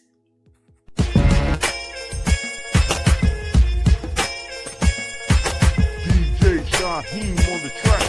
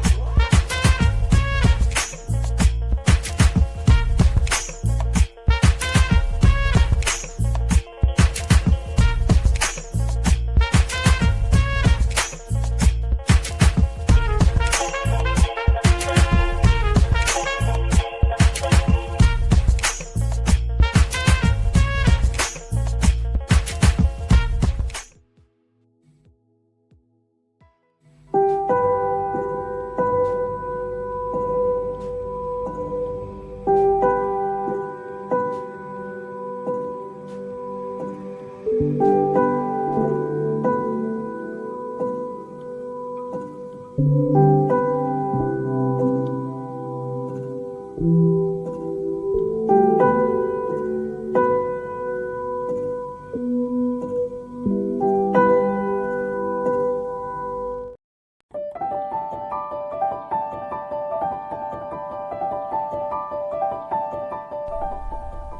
Essentials is a woman-owned small business focused on making small batch, all-natural skincare and aromatherapy products. All of our products are handmade using only all-natural ingredients, so you can feel confident about what you're putting on your skin. We offer small batch skincare products such as body butters, sugar scrubs, and soaps, as well as aromatherapy products including inhalers, rollers, and rim sprays made with high-quality essential oils. Available at kensiesessentials.com.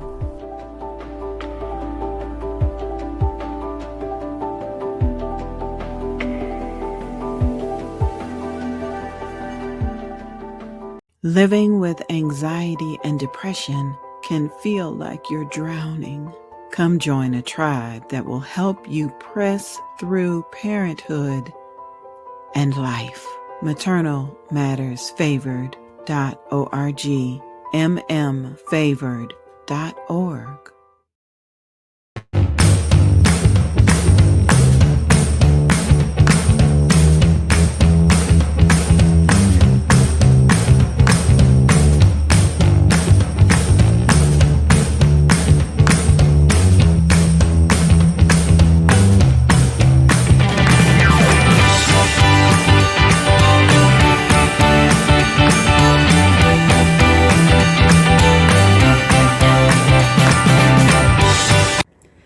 Maternal Matters Favored, we are participating in our first Adopt a Mom holiday program. And so by the grace of God, we were able to get some things together for 4 moms, some of which are pregnant with their first child, pregnant with additional child. We want to thank Post-partum Peacemakers. We have some postpartum packs. You see those things? That's what moms need after giving birth. We have this daily devotional, of which I am an author in. I'm not going to tell you which chapter. We have some various different items for various different ages of children. We believe in individuals making certain they capture moments. So we do have some picture frames for the moms. We believe in self-care. So we have some little bath salts and little sponges to wash ourselves. You know, we are a big component of the mental health kit. So, of course, we're going to bless the moms with that. Has some different clothes, some girls, some boys, some 0 months, some 18 months. All in all, we are thanking God to be able to bless these moms as needed.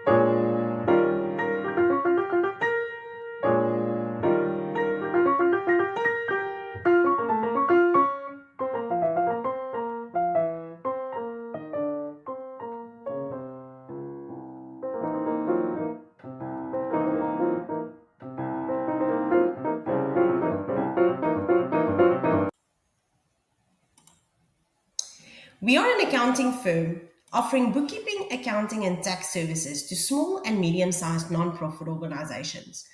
Although we are based in Florida, we service clients throughout the US. We offer a personal approach so we can customize our services to fit your unique needs. Building long-term relationships with our clients is very important to us. We pride ourselves on our high client retention rate. We can schedule a free consultation by visiting our website at thenonprofitaccountants.com. You click on the link for free consultation. You can also email us at info@thenonprofitaccountants.com.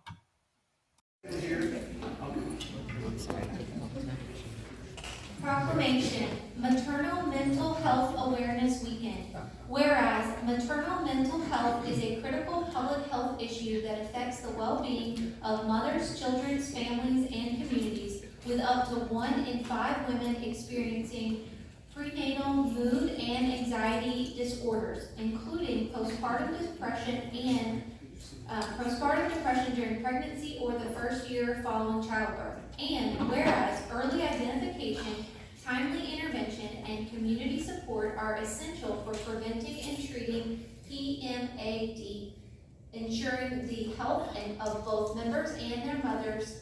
And whereas Maternal Matters Favored is committed to advocating awareness, providing resources, and fostering supportive spaces for maternal mental health, including the facilitation of specialized programs, services, and community partnerships. And whereas during Maternal Mental Health Awareness Weekend, we call on healthcare professionals, human services practitioners, policymakers, and community members to work together to eliminate stigma and barriers to mental health care for mothers. And whereas by eliminating the stigma surrounding maternal mental health, we can create a more supportive environment where mothers feel empowered to seek help, access care, and thrive during their motherhood journey.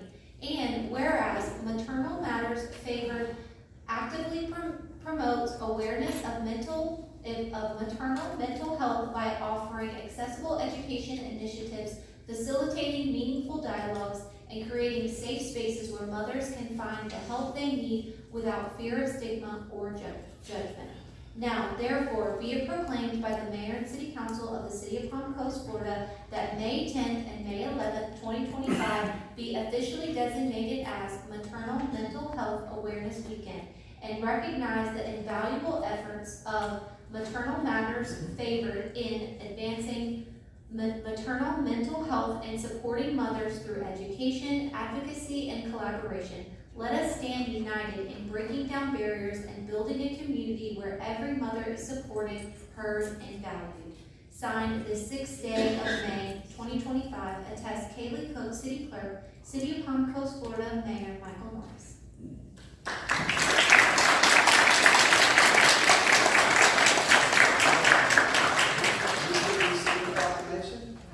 Yes, ma'am.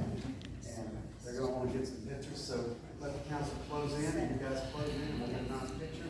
And then you can step up to the podium and speak. Let me have you ladies take a couple steps that way.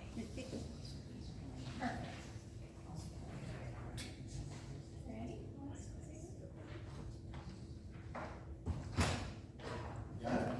Okay, thank you. Yes, ma'am, right there. I'm just speaking to the microphone. You don't have to get too close to it. Thank you. Yes, ma'am, go right ahead. So everyone, my name is Tamara McRae. I am the founder and president of Maternal Matters Favored. We are a 501c3 working to provide perinatal and postpartum mood and anxiety disorders. And so we provide counseling, support groups, workshops. We actually just launched a 6-month program where we work to adopt a mom. And so I take trips out to the boonies of Flagler just to make certain that those that have barriers to access of care, they still can receive the so desperately needed maternal mental health services. That's pretty much in a nutshell. Thank you, guys. Okay, thank you, ma'am.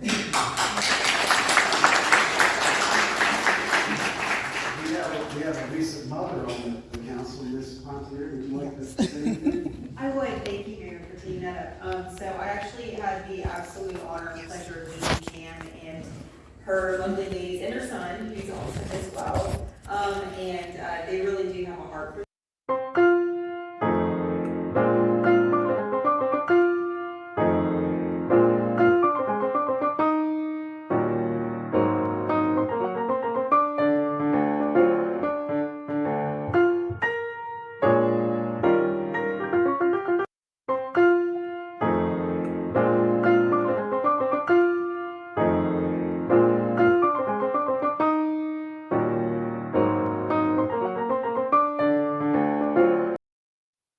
I am so excited about everything that Maternal Matters Favored has been able to accomplish in such a short period of time. So Sister Graham has arrived, and we're getting excited about hearing from her. And so we're going to bring Tam back in. Hey, Tam. Hey, Tam. Hey, how's everyone? Oh my gosh, we're making strides and moves, and so yeah, third annual live broadcast that we're here, during these hours, and we're just moving right along and riding the waves of production as we are going. Thank you so much, Angie. Yeah, let's go ahead and have Sister Graham come on up. Oh. Listen, hey. Hey, how are you? I'm doing good. I'm doing good. Thank you so much for your grace. We've been talking about grace. Oh my And gosh. listen, what better way to express grace in what we do than to need it? Both Yes, ways. yes. So Oh I was my like, gosh. I know she's tired of me, but I need to know. No, this is everyone. This is people's. It's amazing when we're in our assignment. We meet individuals, and you're like, "Yep, we probably were family in another life," because it's just that connection and that vibe. And so, let me do my due diligence. And so, here we have Sister Graham, who is the founder of Anchor in Bloom. As a mother of four amazing adult children, and a native of Daytona, she brings over 20 years of experience in family and child advocacy, safety, and behavioral health, along with a background as an Army veteran. She is passionate about making a positive impact in the lives of families and children. And she's also one of our community partners who focuses in on the doula services. And so when we're talking about it takes a village, this is what we're talking about, right? Yes. We make certain as an organization that we lock arms with other organizations where they're the SME. You know what I mean? We don't have to do it all. We can. And so Anchor and Bloom has bloomed, right? And they're all about, their father's business of getting out into the community and providing those doula services. Talk to us.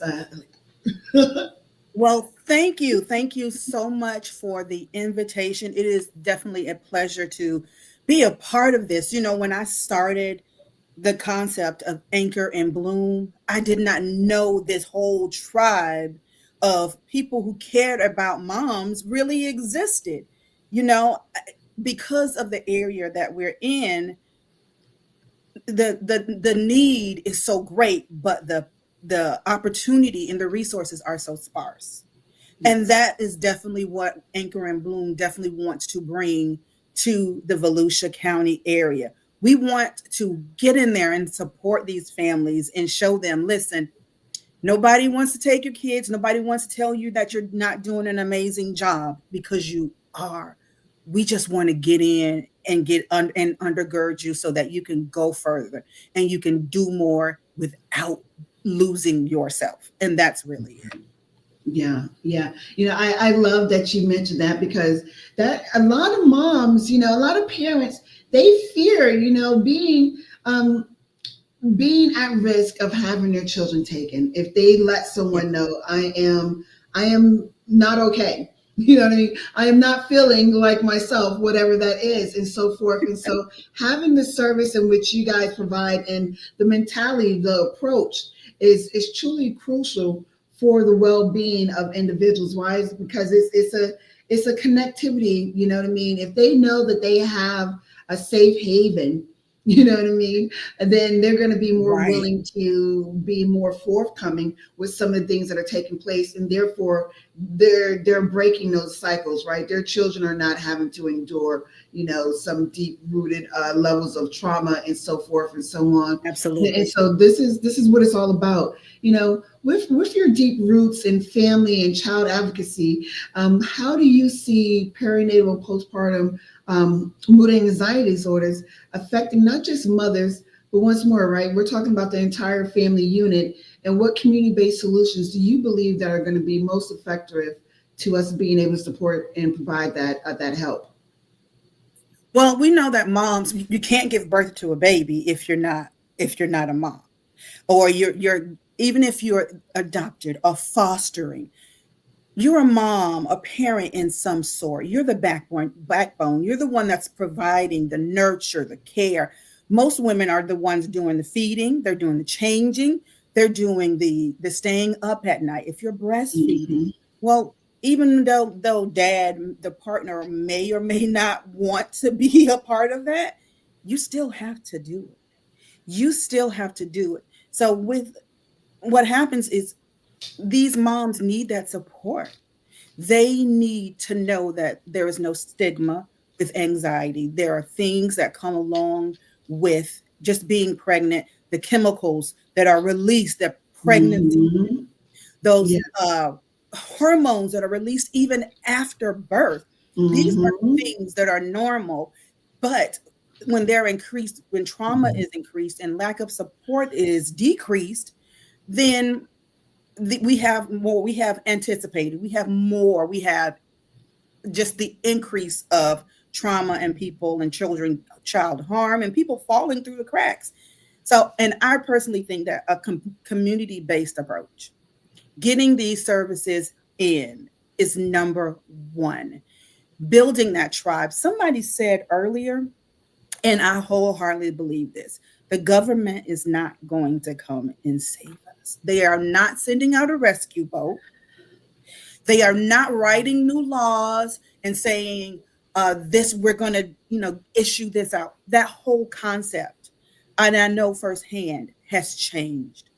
That whole Mm-hmm. concept of change. Now they're giving it over to the 501c3s. They're initiating different legislatures that say, we've already given, we've already provided grant funding, we've already done this. So this is where we're going to send you.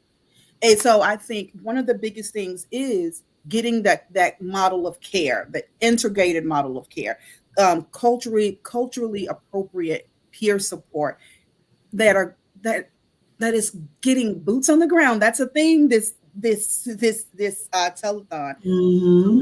around people in who are not judging you, who just either Yes. sit in your seat and want to see you succeed and know that you can succeed. We That did. part. Yeah. We're Yeah. doing it. We're doing it. Speaking of, the boots on the ground. So here you are, you're Army veteran, in behavioral health professional and been at it, for years. How do you use your background to shape your approach to supporting these moms, with them dealing with the different challenges centering around postpartum, particularly in our underserved or high stress populations? Well, when as a military veteran, they when you go to basic training, I say they strip you of an identity and they give you an identity as a soldier, as a team member, as somebody who is going to potentially sacrifice their life Mm-hmm. Mm-hmm. for their country, their people they don't even know. So you have to be loyal to that cause, and you're going to be loyal to people who may not understand you, know you, or Mm-hmm. even like you. And I take that same approach, that same loyalty into the population that I serve. The people don't have to like you all the time. And there are going to be conflicts of personalities, but we still have a job to do. And I use that term loosely. It's not a job. It is not a job. It is a joy. It is something that you wake up in the morning to do. So the being able to learn and come alongside of professionals like yourself and some of the other wonderful people that I've had the opportunity to meet, and put those characteristics into action, that's what taught me. That's the military taught me. And not just, let me tell you, and I tell people this all the time, being a professional, learning, clinical skills, and learning terms, and having all these things in my toolbox and ready to give nothing, another thing about those taught me as much as being a mom. Wow. The being a mom to 4 children taught me more about what it is that moms like myself needed. So I do it out of the experience, not Yeah. just because it's a professional call, but out of that experience to know I needed a whole lot of resources. I needed a whole lot of support. Nobody told me about, like somebody said earlier, about what you go through after you have the baby or all of these things. Or I think I shared with you, nobody told me that you even have to deliver the placenta. Like what is this? But all of that really comes into practice in how I deal and how I love on and how I nurture and support my families. I love this. Yeah, yeah. No, I don't recall, being told about the placenta either, right? Oh my gosh.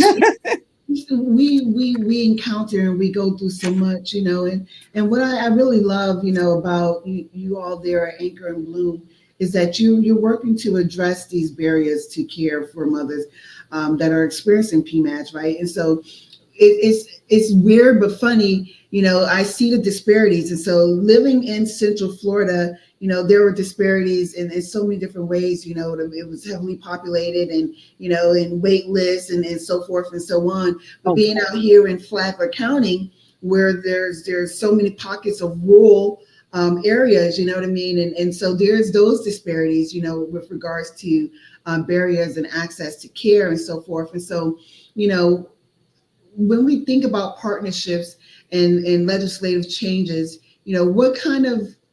what are your thoughts on what will actually help to strengthen the work that you guys are doing there in that space?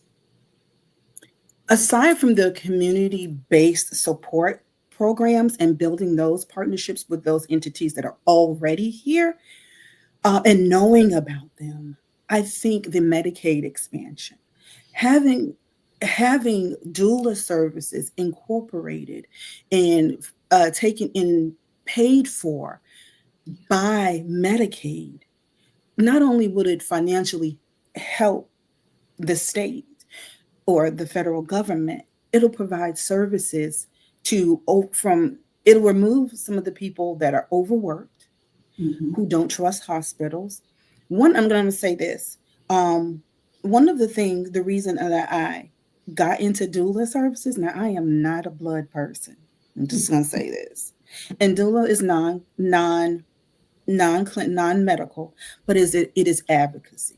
It is advocacy work. It's either I'm going to help be a voice for you, but I'm going to build you up. That even if you're suffering from some type of PMAD or some type of depression or anxiety or let's go schizophrenia, that you have somebody behind you Mhm. that knows the laws, that knows legislature, that and is willing to advocate for you. That even if we're not allowed in the hospital rooms, we're navigating for you. And we're navigating you how to go, where to go, who to speak to. We're being included in those conversations. We may not be able to be in the room, but we can give you the tools with what you need when you go in the room. Because I don't have to be there to be on the phone. Thank God for technology. Because you can zoom me in and we can have Yeah. that conversation. Yes. I love that. You So, know what I mean? yeah. Go, no, no, no. Go ahead.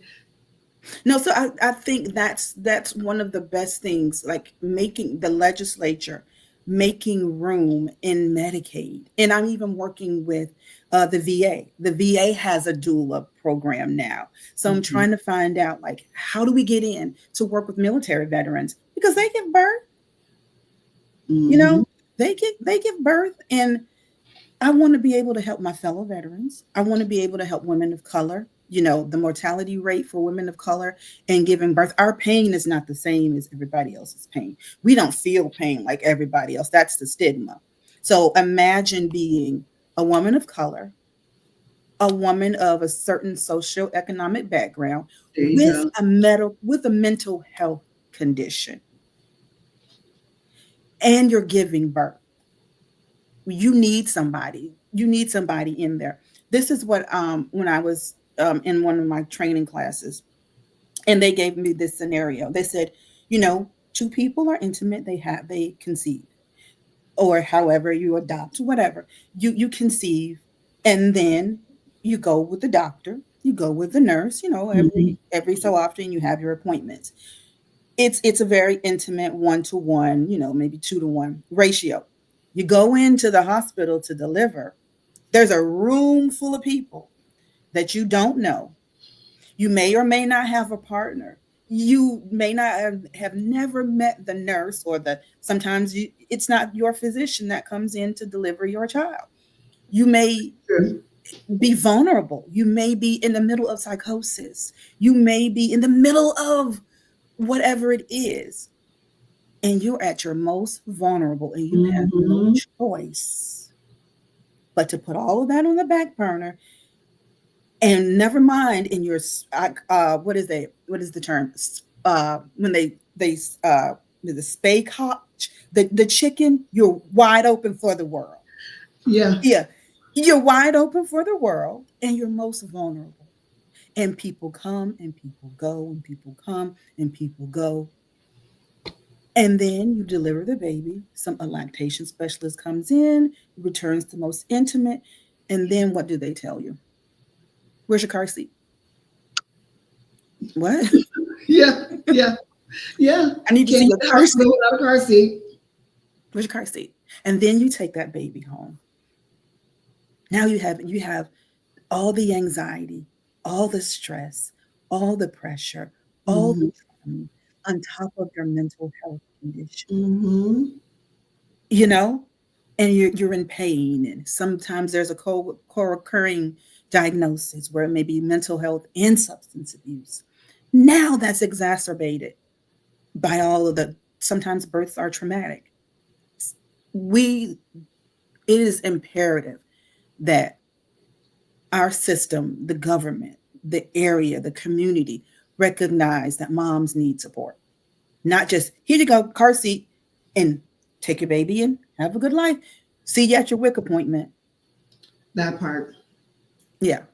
I remember that's what I was told. it was like go in for the appointment. It was like, okay, vitals, okay, baby heartbeat, you can get your WIC on the way out the door. And it was like no conversations about, how are you mentally preparing, what are you going through, the living situation. It was like none of that. You know what I mean? It was like, okay, and check. There's this saying that sometimes the medical staff don't even look up at you. You're just like, all right, they'll check you out at the desk. Mm-hmm. When was the last time you slept? When was the last meal you ate? When was the last time you showered? When did you breathe and let your feet touch the grass? Who's taking care of your kids? Yeah. Who's helping you? But we're expected to tough it out. And that's why a lot of women they see themselves as failing at this. You're not failing. You just don't, it's not meant for one person. It's not meant for the village. Yeah. Yeah. So, yeah. You're once more, everyone. I hope you're hearing the theme here. You know what I mean. And for those that are moms, and some of this is landing in your backyard. It's not you by yourself. You know what I mean, or even just you and your partner, or just you and it takes multiple people. We all have a part to play in being able to support a person in their prenatal period as well as their postpartum periods as well. I see, in your view, what your role it plays, right? And so when you think about early intervention and education, what are some of the things you see that could be more bigger factors to preventing PMADs from escalating, especially in communities with limited access to mental health resources? Now, this is the part that I love the most. I think it's that early intervention, that prevention. It really it saves not just time and money, but it saves resources in trauma. And I think the most important part of that is awareness. You people need to know that their feelings are valid and they are not alone. Somebody said earlier, and I think it was it, and I was going to say it as well. Isolation kills. Yes, it does. Isolation really kills. And when people know that they are supported and people know where to get that support from, and knowing that that support is not judging them, but actually eliminating and reducing barriers, because we've all been there. We've all been to a place where we needed something and the barriers were so high that we said, you know what, never mind, Yeah. never mind. I remember, and I know this the lady by her name. I went into a social service place. This was years ago. I went into, and this lady was so mean. She was so rude. Her I call it the administration devil. And it was like she was just so nasty. And I'm like, I don't know. I'm in my early 20s. I don't know. I don't know what you're asking. I just need some help. Like if you could just really tell me. Mm-hmm. And maybe about 15 years afterwards, I ended up with COVID, really bad, a fever of 103. I was struggling, stammering into a wellness clinic right before they closed. I was like, I can't, I'm going to lay here. My fever was 103. And I went into, and guess who I saw sitting at the front desk? No. Her. Same attitude. Same attitude. It was her. And I thought about it. She went from one government job to now this job. I wonder what happened. But I knew what it was. And that's the kind of thing that we want to eliminate. We want to reduce the barriers. And sometimes our presentation is a barrier. Yep. Sometimes our interaction, our lack of customer service, whether they're going in for their early screening, whether they're going in for that routine appointment, whether they're going in to network to provide a service, to Mm-hmm. tell their Mm-hmm. story. How we carry something to them matters. We're asking people sometimes who have the weight of the world on their shoulders to do one Mm-hmm. more task. And then we give them our attitude on top of that task. It's like asking them to move a mountain. Yeah. We're supposed to be in the helping field.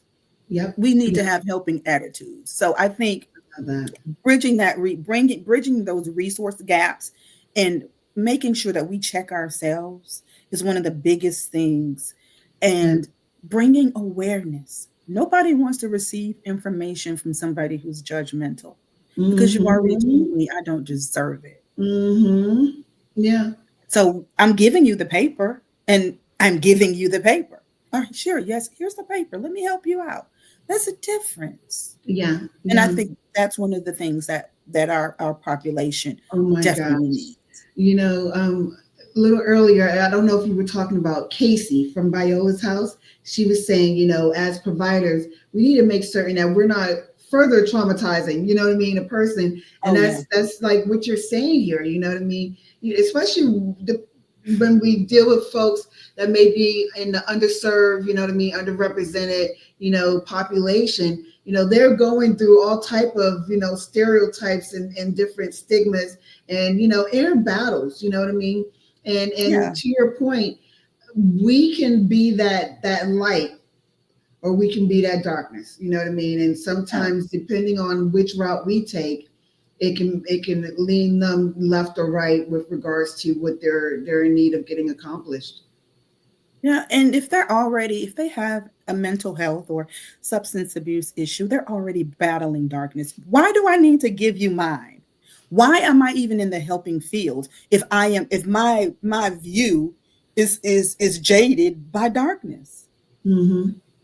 You're Mm-hmm. already stigmatized, what be it because of your mental health or your substance abuse or your race or your color or your single parent, and this is your fifth child. Mm-hmm. You're already stigmatized, maybe ashamed or embarrassed. Now, are you have to deal with me? No, Yeah. that further traumatizes people. We're not going to do We're that. not doing that. We're not No. doing it. No, no. No. Why would we? You know what I mean? You know, Yeah. why would we want to bring someone down? You know what I mean? Why are we looking, you know, people sometimes will talk at you instead of talking to you. Yeah. And we're I'm not a supposed to do person. They're people, they're in need of services, they're in need of support. And I think with it's easy in this climate, and not to talk politics, but it's easy in this climate that we're in to look at people and put walls and barriers up, and it's them and they instead of us and we. And that goes back to that tribe again. Mm-hmm. Who are we doing it for? Yep. If we're doing it, who are we doing it for? I had to long come into the understanding that I need to remove myself out of the way, deal with my trauma, and not place it on them, and not do it from a place where it's fulfilling some emptiness on the inside of me, because then it's just selfish, and I'm not really helping. I want to help people. Mm-hmm. People, and I need to go somewhere to get my help. But that's really what it's about. Yeah. You know the saying, they say, hurt people hurt people. Yeah. Let's stop it. Let's cut it out as a society, you know what I mean, as a whole. Exactly. Let's stop hurting people. You know, there's no Yeah. need to be rude, mean, ugly, disrespectful. You know, one of my pet peeves, and you know, I'm not going to go there. I'm not going to go down that rabbit hole.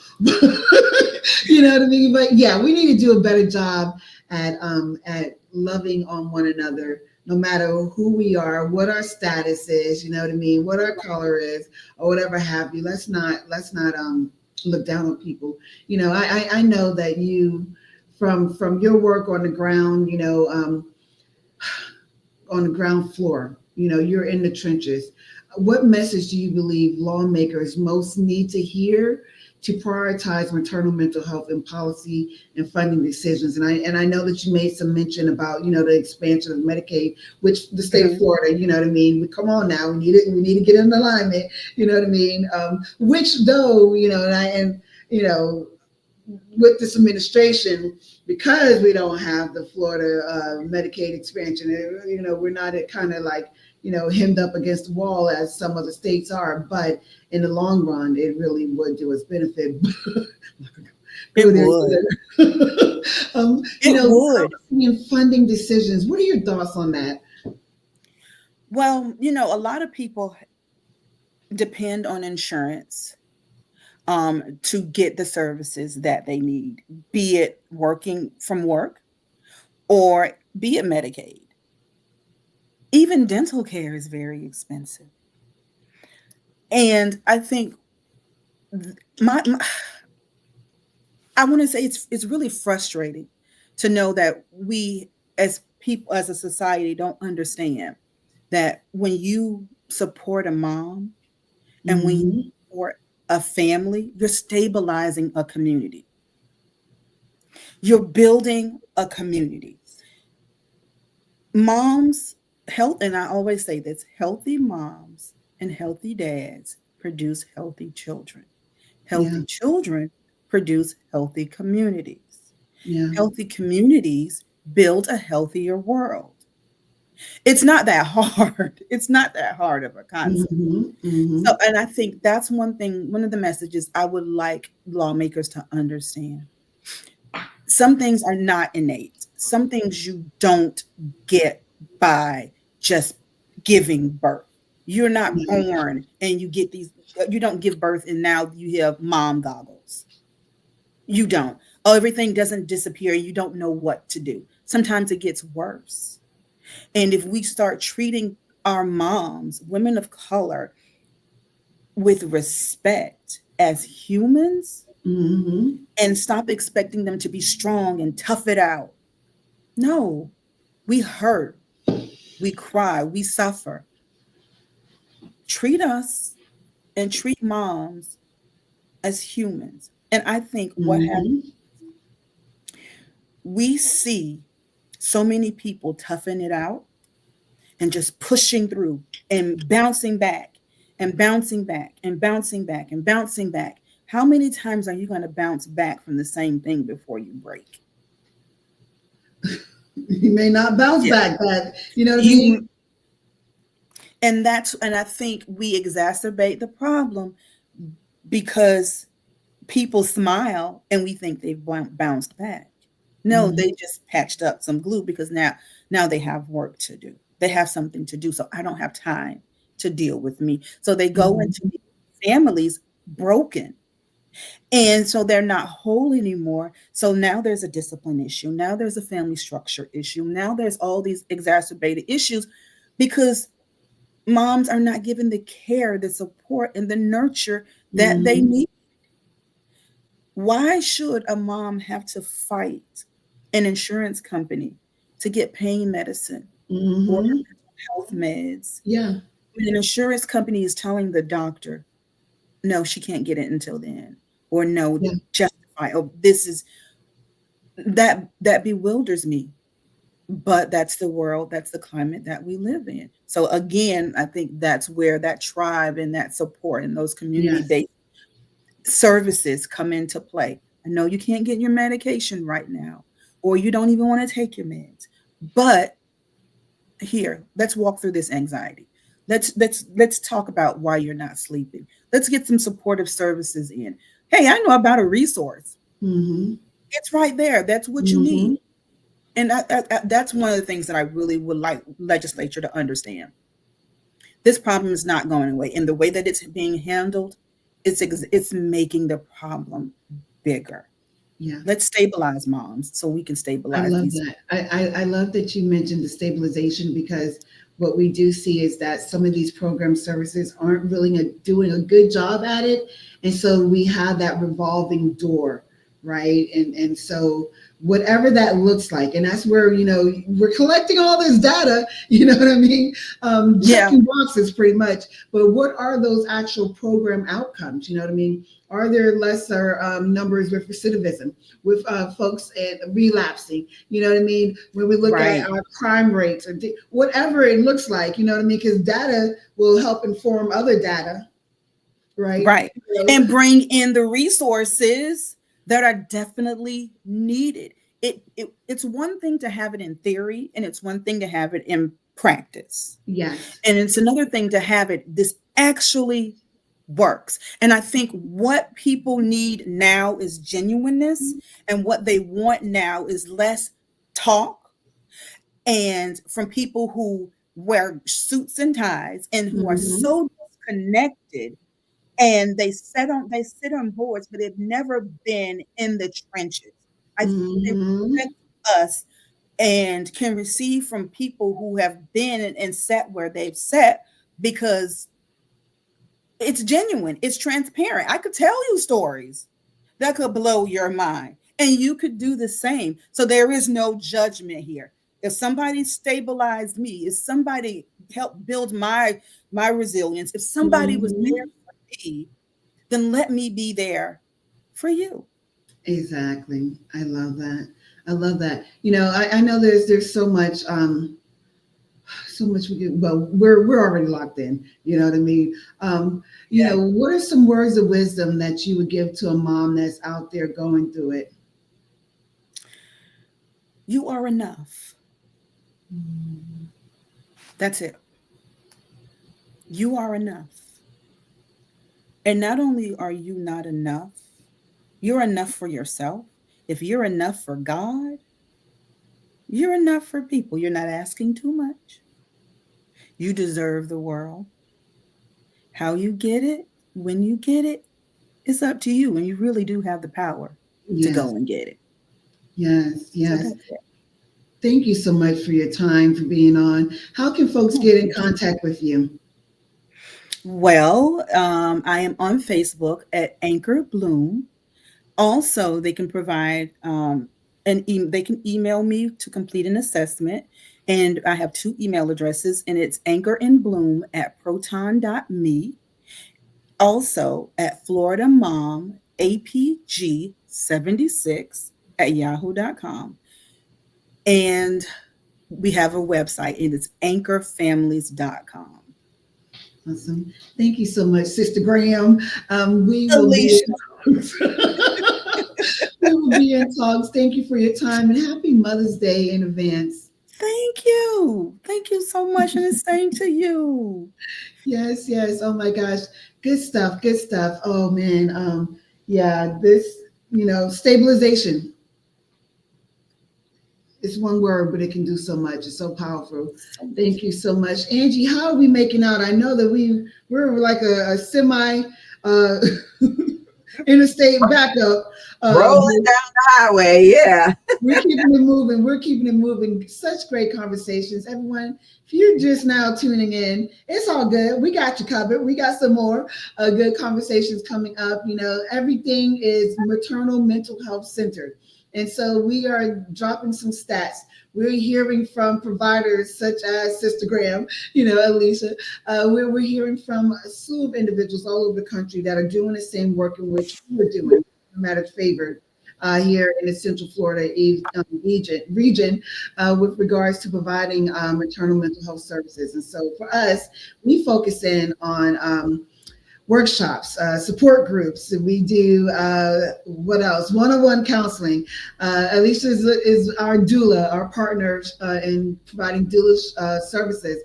We actually have a 6-month program where we work to help mothers thrive. Right, we adopt them as that tribe, as that village, and we help them get through life and their parent journey. It makes such a big difference. I was listening when your last guest was talking about just being exposed during labor. Mm-hmm. I remember like every 5 minutes, somebody wanted to stick their finger in there and check to see if I had, you know, I'm like, well, who are you? And oh man, the trauma of that, the PTSD from that, it's, you know, grandma and them say that we forget the pain of childbirth, which is why we go back for the second one. But I don't think we ever forget that trauma of a new doctor, not your regular doctor, coming in, or slew of nurses. And I was blessed to have been in the delivery room when my sister gave birth to my now 13-year-old niece.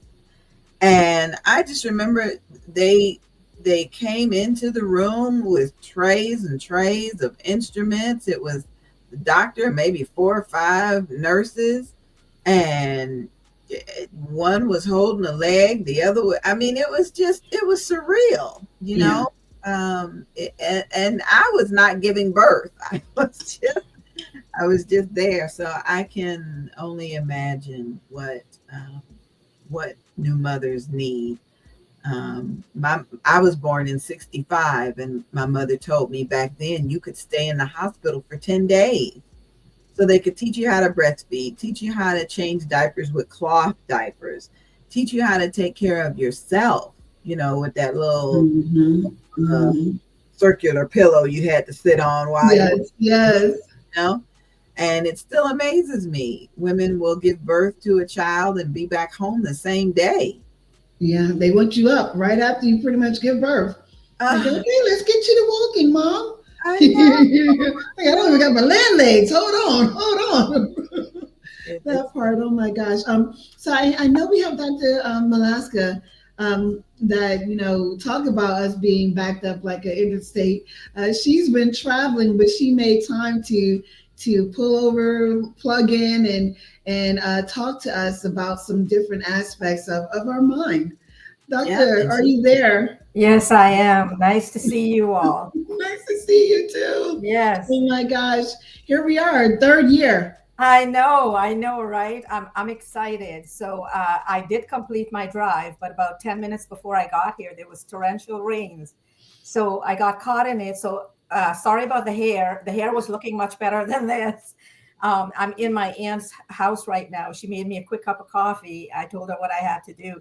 So now I will spend my 30 minutes if I'm allowed to. Absolutely. Let me go ahead and introduce everyone. You probably know her already. We have Dr. Malaska here, who is one of our illustrious board members. This is her 3rd time on the show, right? You know, 3rd year, 3rd time. We have a thing going on here. We work as a family. This is my village, my pillar.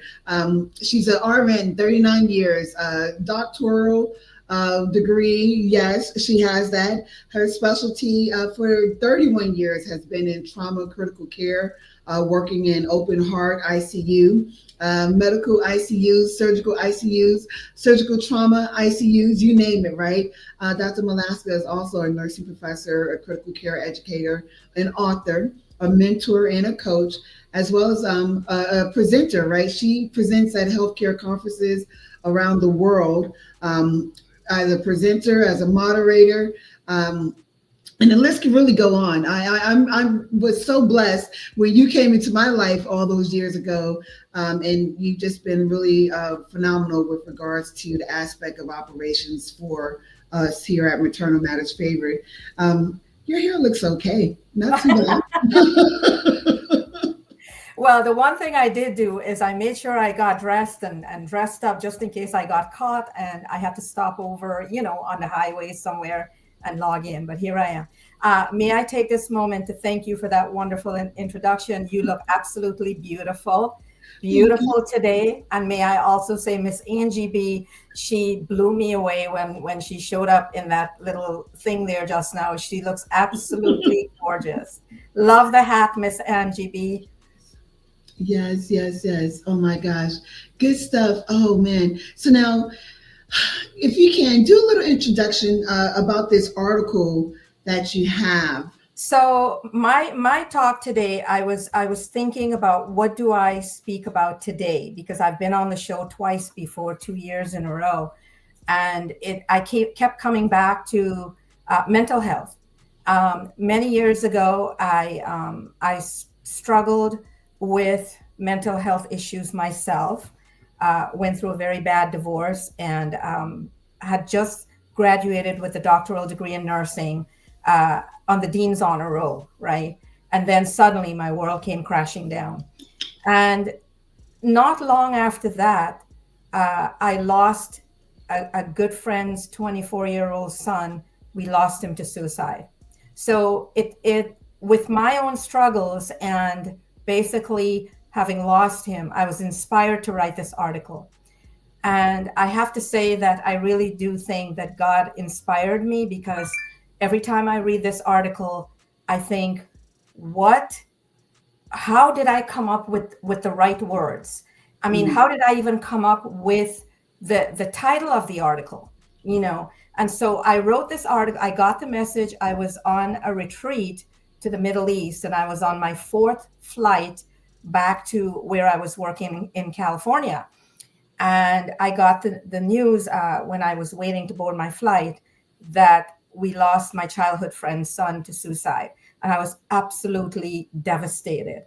On that flight to California, I put the fish bones together for this article. I just had this overwhelming urge to write it. The title of the article is "The Fragility of the Human Mind When Our Coping Mechanisms Break." Now, for some reason, I'm not able. I'm gonna have us pull it up and share it. Okay, go ahead. So I wasn't able to to open this up, but I have it opened up on my phone, the Word document. So when we talk about mental health, there is this stigma. Okay, this article was received and published on April 30th, 2019. So anyway, so this is based on my own personal experiences, plus having lost this kid. He was a kid to me. I was like a mom to him. And this April 19 and 6 is 25, 6 years since we lost him, right? This article resonates a lot with everyone. And what I want my audience to know is that it can happen to anybody, okay? And there is no stigma about it. It can happen to anybody. So what I would like to do is read this article, and basically we can discuss it. The fragility of the human mind when our coping mechanisms break.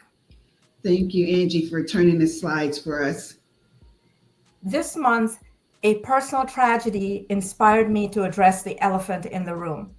Easter Sunday afternoon, on the last leg of a 48-hour journey back to the United States from a 10 days international trip, an urgent text message informed me of the tragic loss of a close family friend that morning. I'm reeling in shock. My emotions are chaotic. and questions are running amok in my head. This situation, the insensible loss, is an epidemic that we are so familiar with. This is the sixth time I am experiencing such a loss in my lifetime. What is happening to make us lose faith, hope, and to give up on life completely?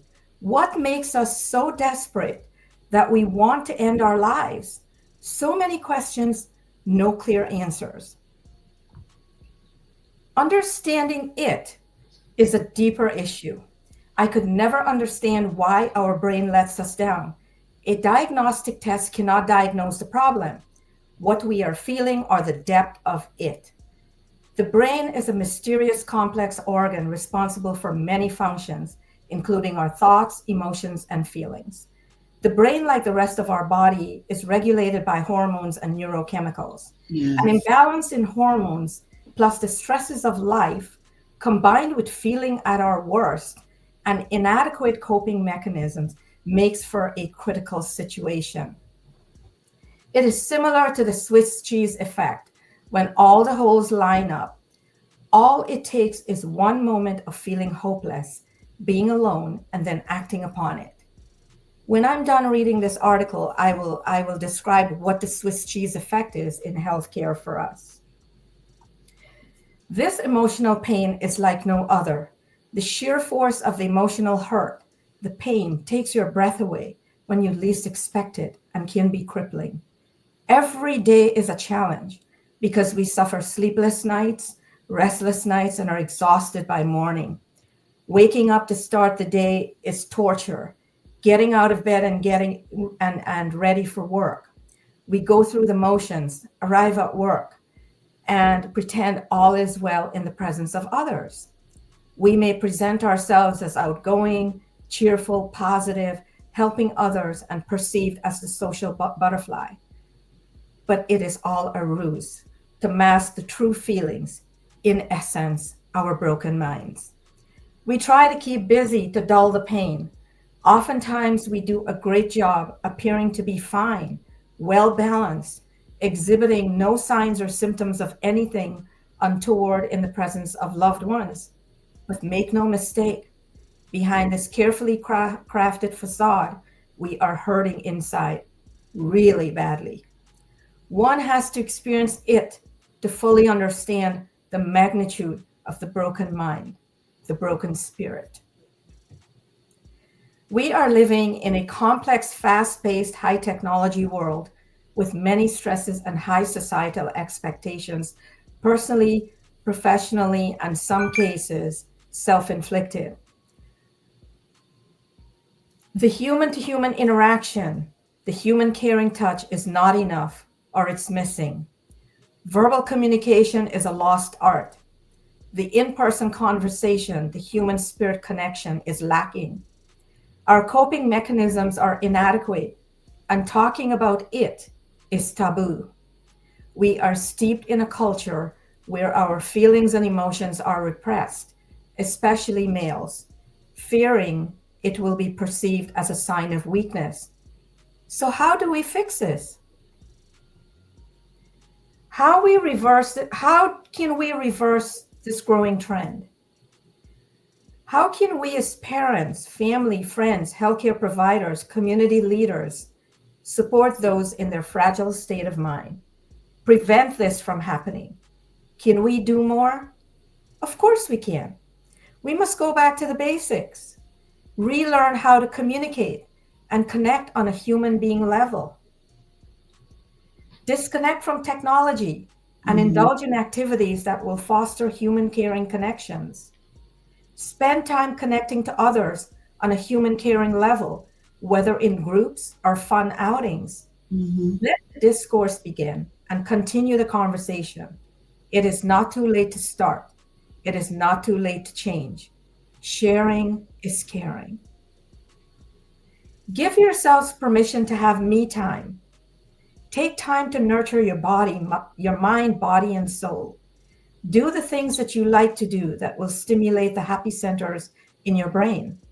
There is no one size fits all. The strategy must be individualized, but you must make a conscious effort to talk, Keep connected. Surround yourself with positivity. This does not necessarily mean ignoring issues or pretending all is well in the world. Find out what and who matters most to you. Reach out for help if you are struggling. And if you know of someone who is struggling, then be mindful, be observant, and be there. Slow down, live life mindfully, and be your best authentic self. When you see something, say something. When you hear about something, do something. When you know about something, oh, sorry, I lost my. No, you're good. See something, say something. Yes, that slide. Do something. If you cannot, then reach out, find a source of support, someone who can help. Start the conversation and keep the lines of communication open. No matter what the situation is, we must continue to try our very best to be supportive as individuals, a support group, a community of family, and our friends. Use the same strategies as that of a sponsor support group. For example, Alcohol Anonymous and Substance Abuse Anonymous. Suicide is never the answer. You are an important part of your family, your community, and society. You matter. Every life matters.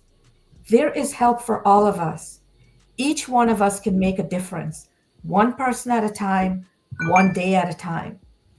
As for my dear friend, we may never know the answer why. The hurt and the pain will never go away. But in time, the loved ones left behind will have to find a new normal. Yeah. After going through the grieving process, healing will eventually take place in order to move forward. Your beacon of light may be extinguished, but the impact of your presence in the world will forever be remembered by all. For you remain in our hearts. You taught us many lessons. Rest in peace. And this is dedicated to my friend's son, Alex Indar. He was only 24 years old. How old? I wrote a poem a year or two prior to that, and I thought that this poem really resonated with this article, right? And this I wrote. How did I write this? I came home from work one day. I went on Facebook like I usually do back then. I don't do that now. And I started to read all the posts. And I read posts from family members, and all they were doing was bitching, whining, and complaining, which most of us do. I tried to get out of that mindset. I don't do that anymore. And I thought, why can't we look at what we've got and just put that into perspective? Put what we're complaining about into perspective. And from that moment, I just quickly wrote this. It took me like 5 minutes because my brain was on fire. Live for today. Enjoy every moment for what we have and what we can be. We have the power within us to carve the future. Live not in the past, for we cannot change that which is already done. Live not with regrets, for we cannot change what is gone. Regrets keep us at a standstill, torture our minds, permeate our souls, and infiltrate our bodies, manifesting in illness. Recognize, accept, reconcile, and move on. Find something positive from that past. Let it be the catalyst to propel us forward, to make the best of what God has given us. Be grateful, be thankful for every breath, every hour, every day, every week, everyone around us. All that is given to us. Me. Change starts with me. Try to smile, and the minute, hours, day will go by quicker. Keep positive. Have a blessed day, everyone. Wow. Well, from the article that you wrote about your friend's son taking himself and and then this poem you're reading. When we think about the population that we serve that are going through their own bouts with maternal mental health, and then certain concerns like PMAT show up in unexpected ways. With your, nearly 4 decades of experience in nursing, especially in high intensity critical care settings, what are some ways in which you believe that, our hospital environments, our societal environments can help with enhancing the lives of those that are in our communities? Well, one of the things that I want to make quite clear is maternal, moms having babies are not the only ones in the world in the hospital setting that I've come across with mental health issues or with depression and suicide. I've seen that a lot with my open heart surgery patients. And basically, it has to do with this hormonal imbalance. There Mhm. are so many factors that contribute to that. Our past, our present, who we are as individuals, what we are. I used to be a high risk mom baby nurse, meaning I took care of antepartum moms and I took care of postpartum moms after they've had babies. What I Mhm. tried to do all those years ago was basically form that connection, that relationship with the mom. Because, and you will notice it, you will see in their psyche, you will see in their presentation immediately in that hospital setting what they may or may not be going through, right? Yes. Because we're exposed to that. So what I used to do and what I encourage everyone to do is to get them to open up, you know. And the one thing that moms love to do is after they've had a baby, they like to they're very happy and they talk about the baby and isn't he beautiful or isn't she beautiful. It doesn't matter what that little baby looks like. That baby is a blessing from God.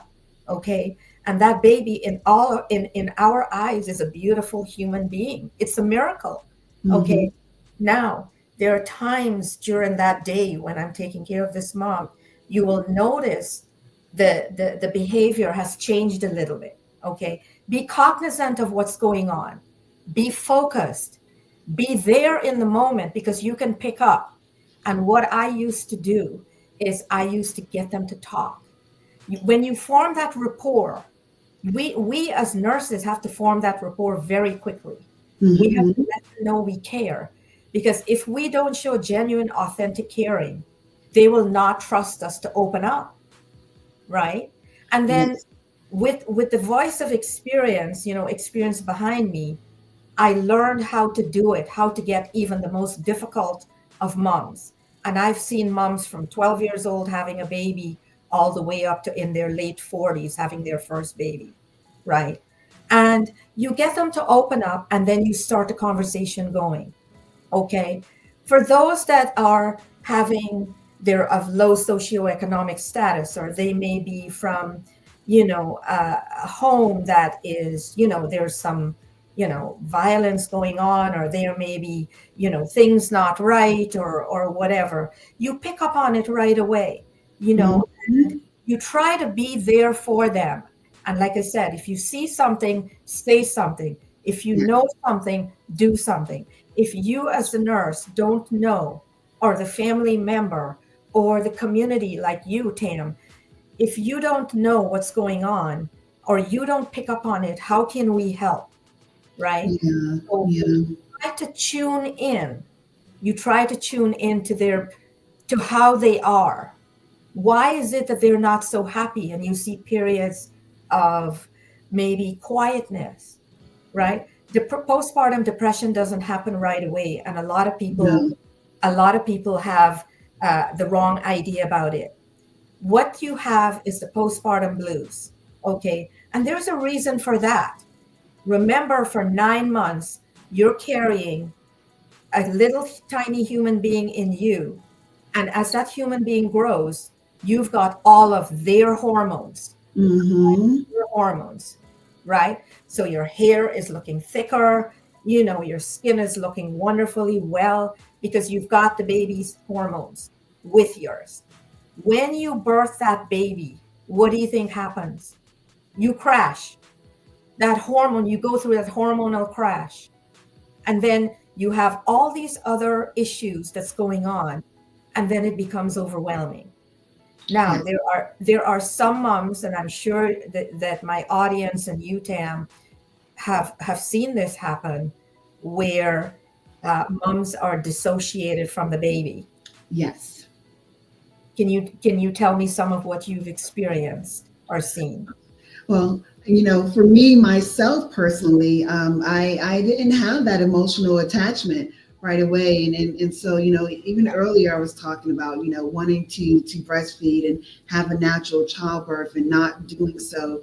I didn't have automatic attachment to my son. And then also with regards to some aspects of my upbringing, we didn't do emotions. We did, you're going to get some jewelry, you're going to get some fly kicks, some Barbies. I had all of that, you know what I mean? But there was no, I love you, and I'm proud of you. And none of that mushiness, you know what I mean? My mom was like, chin up, shoulders back, get out there, you know what I mean? Suck it up. Don't show emotion, and so forth and so on. And so I, regrettably, actually grew up with a level of disassociate of emotion, and even, in doing self work, I see aspects of how even after years, I still have pockets of it.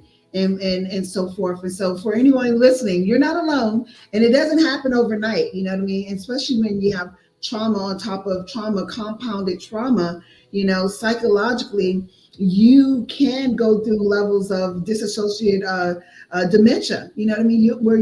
Your mind shuts down certain aspects of your memory, of your cognitive thinking, to kind of protect you, you know what I mean, from those emotional past hurts and so forth.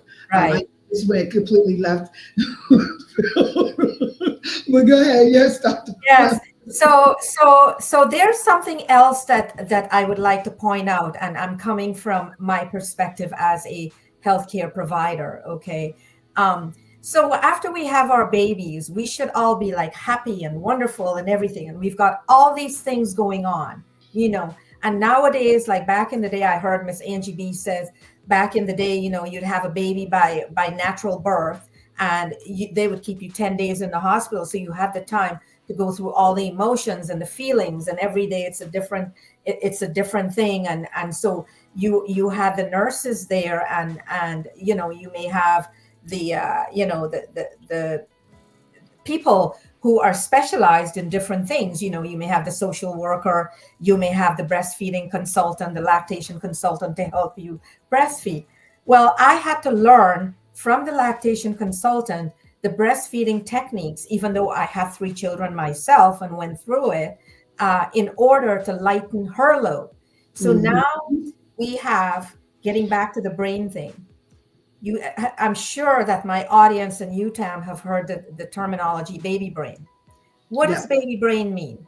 Baby brain means that something happens in our brain where we are forgetful. Okay. And I do believe that is our genetic makeup, that in some way God made us so that we forget the pain of childbirth, right? And, while you're going through it, you may be screaming and yelling and crying, I will never do this again. I will never go through this again. But then after after all that experience is over, you move on, you forget about it, and then you have another baby again. And then there we are. So baby brain is a real thing. It happened to me. When I was home in Canada, I had two of my babies in Canada. Or I think it was one out of the 3. We are allowed so many weeks of maternity leave, as well as dad is allowed 2 months of paternity leave. So I was off for a whole year, and that still happens in Canada because the Canadian government believed in this emotional attachment and giving the baby a wonderful start to life. Okay. So basically, you have you had your baby, you leave the hospital, and you have other people checking in on you and making sure you're okay and you're not wanting for something or whatever. And then you go to your doctor's checkup and they're asking you, well, how are you feeling inside? Yeah.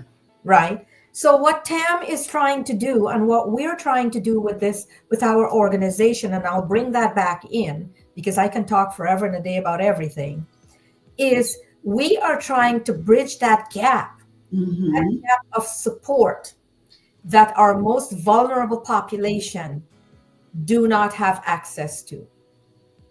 You think about you now. What I've explained about happening to us mentally and emotionally and physically, right? Pathophysiologically, with the hormone changes and the shifting, right? Happens to everyone. It doesn't happen to poor people alone. It doesn't happen to people that have, other medical issues or mental health issues or whatever. I have seen the most wealthy people women, and I've seen the most accomplished professionals like lawyers and, highfalutin surgeons and doctors that I've taken care of in my past life. For 5 years, I worked at a tertiary care center in their high risk OB and antepartum unit, right? And so we're all on the level plane. We all go through the same thing. Yes. There is no shame. So please, what we're trying to do is be the voice and also act upon that. We're not just talking. We're actually providing the care. But in order to provide that care and that support, that mental health support, we need funds. We need money. Okay. Even the nonprofit hospitals, even the profit hospitals need money. So once again, we're asking you out there, think about your journey as a new mom. And if you can afford it, it costs $5 to buy a cup of coffee these days, probably more. If you can afford even $2 or $5, please help us to help these women. Okay. Every child deserves a great start in life.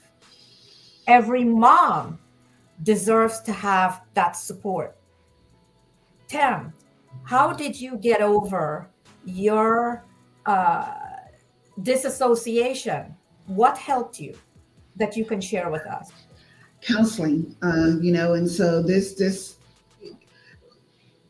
my postpartum led me, into really, really, I call it a dark space of time, and it took me going through some programs, you know what I mean, and counseling and really being adamant about checking in and doing the self work, right? And so here we are talking about 20 years ago, right? But even still now, I'm doing that self work, and each day, each week, from month to month, it's a new horizon in which I'm actually embarking on. Right. That's wonderful. Thank you for sharing that. And my article is, you can find it on Pharmaceutical Strategies, Medical Solution Strategies. It's a company that asked me to write articles for them. And in 2019, I wrote 5 different articles, and this is one of them. And I did not want to title my article Depression and Suicide, right? I wanted to title it something where you look at the title and you feel inspired. You want to read it. And I've received many compliments on this article. Now, I also mentor and coach, right?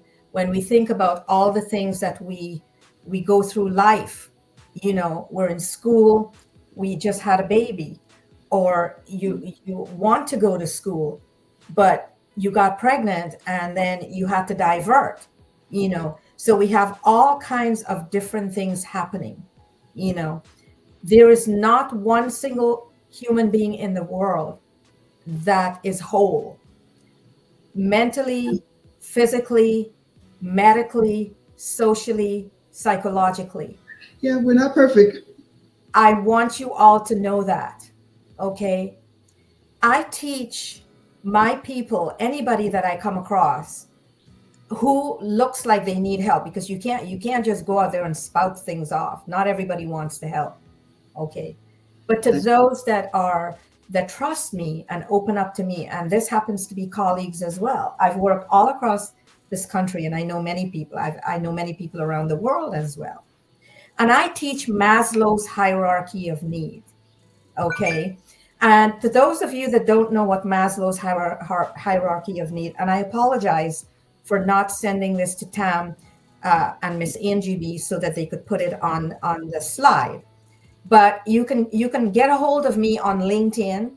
I'm also on Facebook. And if you're interested in knowing more, in getting support over and above what Miss Tam and our organization is doing, reach out to me and I will tell you. So on Maslow's hierarchy of need, we have 7 basic human needs. Okay. And according to Maslow, he was a brilliant psychologist. He said that we needed to fulfill all of those needs at the base of the triangle in order to ascend.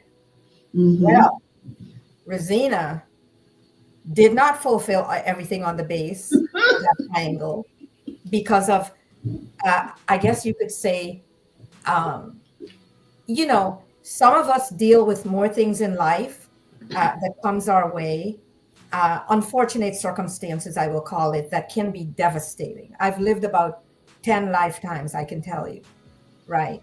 But it didn't stop me from moving forward. Remember, change starts with me. Self-work. So change starts with you. When my situation happened, so I ascended all the way to the top. I achieved that doctoral degree in nursing. Okay. Now, I toppled, and my fall was really hard. It was very, very hard because at the same time, I went through a bad divorce. I initiated it because I was in an unhealthy situation for many years. And I needed to save myself. I needed to find myself. And I needed to heal myself. And healing does not happen within a year, my dear people. No. Healing, right, Tam? Healing is lifelong. Yes. Healing is lifelong.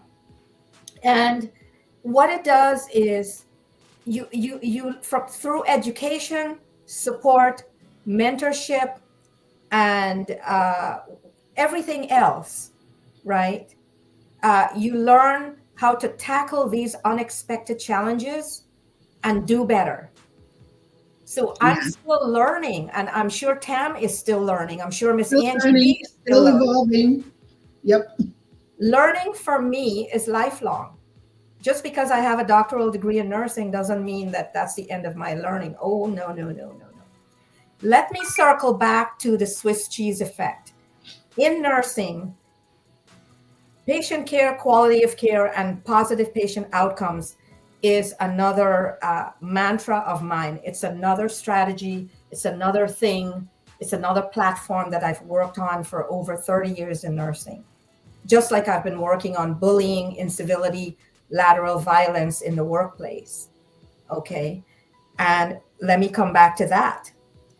It may not just be bullying, incivility, lateral violence in the workplace. It could be in our personal lives too. Right? So I've been through it all. Right? And here I am. By the way, I didn't find a psychologist helpful. I did not. I did self-help. And my supportive people were my mom and my oldest brother. Okay. My mom lives in Canada, and she used to call me 3 times a day in the early days. And by the way, I was going there to do the ultimate. I did get there. And minutes, maybe an hour before I went there, a good friend of mine called. And she said, Zena, we were in the doctoral program together, and I saved her bacon because of other situation. She was almost expelled from the program. Let's just say it has to do with writing, and I'm a good writer, so I helped her. And she said, I had a dream about you last night. Is everything okay? 3 words. Is everything okay? And I said no. Be honest. Yes. Be honest. 3 words. 3 words. And guess what? It all came tumbling out. All came tumbling out. So find that person. Find that person that you can call any time of the day or night. Oh my gosh, I'm getting teary-eyed because we talked about that a little earlier. You have to raise the flag, let someone know that you are not okay. You know what I mean? Or else it's gonna eat you. You're gonna die. You know what I mean? You know what I mean? Yes, do not suffer and struggle in silence. Here is one of the things that I say, and I've struggled with bullying across this country for decades. Okay, I've struggled with not being white and having too much education and experience for decades. Okay, have someone that you can high five, that you can talk to. Sharing is caring. I said that in the article. And please, for those of you that are listening to this broadcast, share my article. Reach out to me on LinkedIn or Facebook or Miss Angie B or Miss Tam. They know how to get a hold of me. I am happy to share my articles and talk to any one of you. I have done some significant work on myself and on being the best version of myself, and I am. Now, I kind of got teary-eyed there when I was reading that last sentence because I was thinking, if only we knew. None of us knew. His mom didn't know. If only one of us knew. Yes. This kid was thinking, if only we knew, we could have saved him. We have to talk that. Sharing is caring. Yeah, yeah. I think it can be said here, if you're not getting anything other than from what Dr. Malaska's dropping, is that you have to open your mouth. You know what I mean? We can work as providers, as community providers, mom and pop organizations, grassroots organizations, and even up to the well-oiled machines. We can put all these programs into place, but if you don't raise the flag, you don't speak up, or divulge what you're going through, then we can't help you. You know what I mean? And some of us can be bold and take it by storm, right? When we think about Trisha, Mama Yada, who was on earlier, and was like, hey, I'm just dropping off some food. I understand you don't want to open the door. This is not. We can take those kind of stances as well too. But you got to understand that you're going to have to pull yourself up by your bootstraps if you're really about, succeeding and living, you know what I mean, about surpassing where you're currently at in life, or else you will succumb. You know what I mean? This world is dog eat dog world, you know what I mean? And people will walk over someone, you know what I mean? Our systems walk over people. You know what I mean? We're getting into legislation and policy talks. You know what I mean? Sometimes they're really not doing what they're supposed to be doing. So when you have opportunities of lifelines, you know what I mean? Don't be embarrassed. Do not be ashamed, you know what I mean, of letting someone know that you're going through it. And all you need is one person to believe in you. I used to be a professor. I taught nursing for 10 years. I taught 5 subjects in the bachelor's program and 4 subjects in the associate degree program.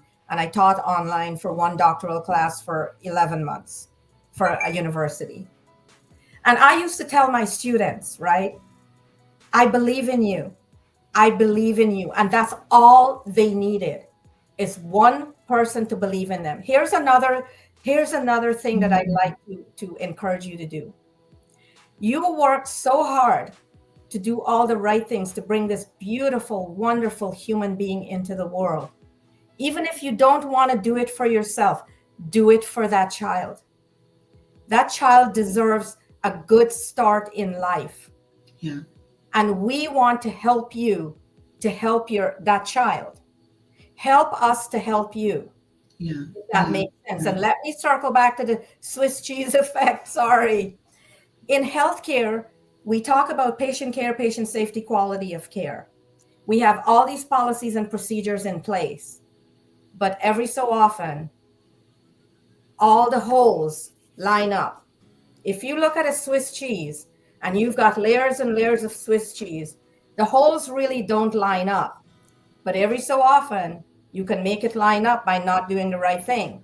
And it lines up, an error happens. It either hurts or harms the patient. They may lose their life, or they may be maimed, or it extends their care, or they're hurt, or something happens. So that's what that Swiss cheese effect means in healthcare. We don't want that Swiss cheese effect to happen to you guys. So as an organization founded and but with passion, it's a passion project for Miss Tam. Yes, it is. And all of us, she convinced all of us to be a part of this. And I was a part of it from the inception. And even though there are times when I feel that I am not giving it my all, and I'm like, well, I'm not really doing anything. And I would reach out to Miss Tam, and she would say, oh, no, you're doing something, even though you're not able to, I mean, through my writing, through being here, just giving ideas, we all work together. It takes a community. Yeah. Okay. And by the way, family does not mean blood family. We can be your family. I see it in the hospital all the time. Mm-hmm. The blood family are not the next of kin. The family to that patient is who they deem to be the family. Same with you. Help us to help you. And to those listeners listening who can afford it, please contribute $5, $10, whatever you can. It is such, imagine the blessings that we will get for helping a mom who's in dire need, right? Every dollar counts, every penny counts. Yeah. Okay. We're here, like Dr. Malaska said, this is a passion project. You know what I mean? At the end of the day, we're pretty much all volunteers working to do God's work. I love some of the comments and feedback that we've been getting, because what we do with regards to cultural competency, we know that in some cultures, it's frowned upon. You're not supposed to say anything, but what we do want folks to understand that, how's that been working out for you? Right. Right. And so whatever that looks like, you know what I mean, to make certain that you're able to have that oxygen mask on, and not remain stifled, we want you to let us know so we can meet you where you're at. You know what I mean? And that kind of rolls into another comment that was made, that sometimes it's just sitting next to a person.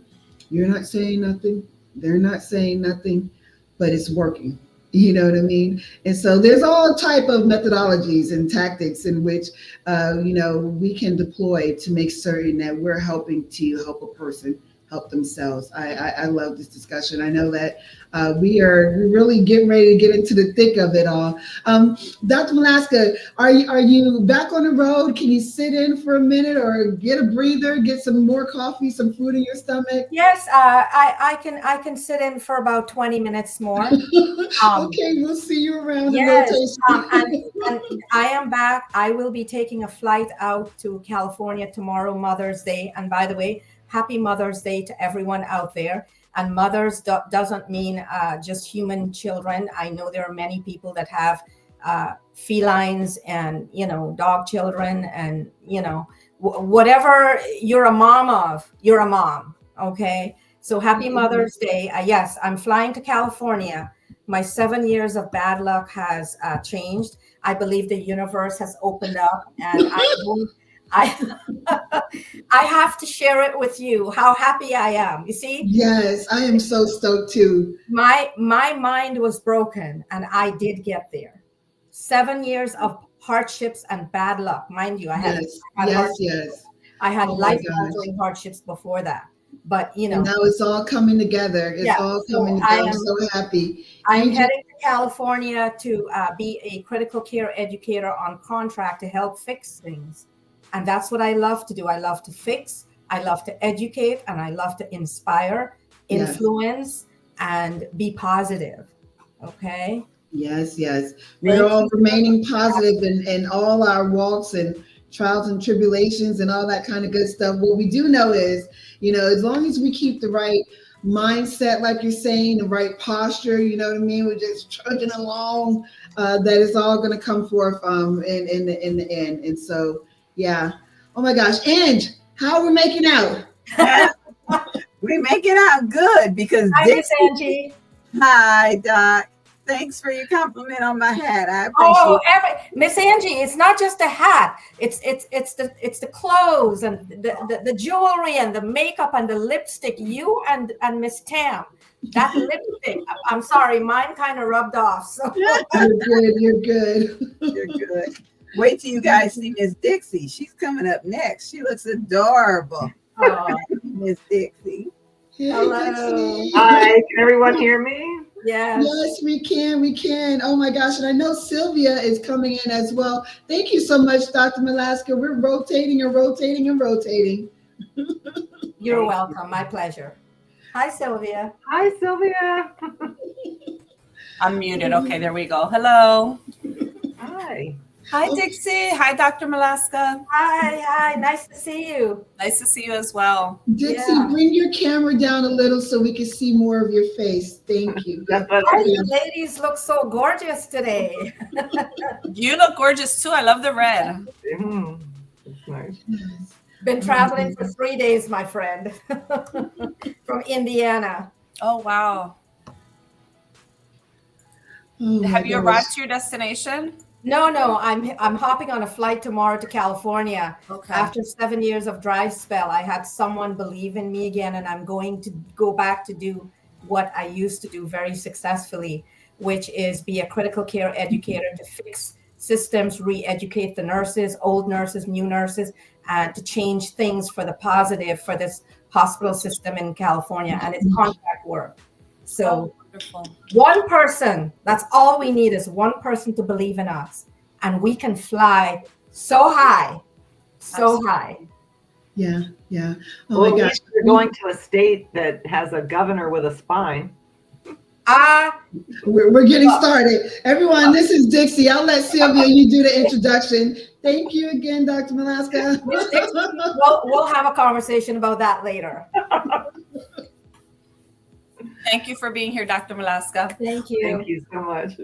Well, I have the honor to introduce Dixie Morgies. Dixie is a mother, grandmother, sister, friend, advocate, and warrior for reproductive and family health. She is a board member of Common Sense Childbirth with founder Jenny Joseph, board member of the Volusia and Flagler Commission on Housing and Homelessness, and works with the Florida Maternal Mental Health Collaborative on policy-related matters. Until 2023, Dixie was the executive director of the Healthy Start of Flagler and Volusia counties, where she served for 17 years. She also self-identifies as a woman in long-term substance use recovery, trauma recovery, and experienced severe postpartum depression after her firstborn daughter in 1990. Wow. Thank you so much for being here with us today, Dixie. Thank you. And I want to thank Tam for doing this, because I know it's a passion and it shows, and it, it takes a lot of commitment to coordinate, to bring people together, and to keep believing even when it doesn't seem like everybody's right there with you. I've been there, and it takes a lot of fortitude and strength. So thank you, Tam. Absolutely. Thank you again for being here. It's only by the grace of God. For anyone who doesn't know, Dixie is my godmother, like the Godfather. She's my godmother of all things maternal mental health. She is the guru, right? So where does the SME go? They go to a guru, and I lean on Dixie a lot behind the scenes for policy information, for programming information, like, hey, can you proofread this? You know what I mean? Like, she helps keep my ear to the ground with regards to different funding opportunities. She comes over and she blesses us with a pile. We have like a whole little thing of donated clothes and I have more. Thank you in I advance have for the moms and everything. Oh my gosh. And I'm so truly humbled to actually have you here because you are truly another powerhouse. Sylvia, I know that you're going to take us away, but I just want to thank you again for this opportunity to be here. Thank you for asking. It's great to be here. So we have just a few things that we want to ask you and just be able to just have an open dialogue. So you have spent over 30 years in public health, and much of that time has been championing perinatal justice. How have you seen PMADS evolve in terms of awareness, treatment, and stigma over the years? It's so interesting because I feel like in some ways we've gone in a big circle.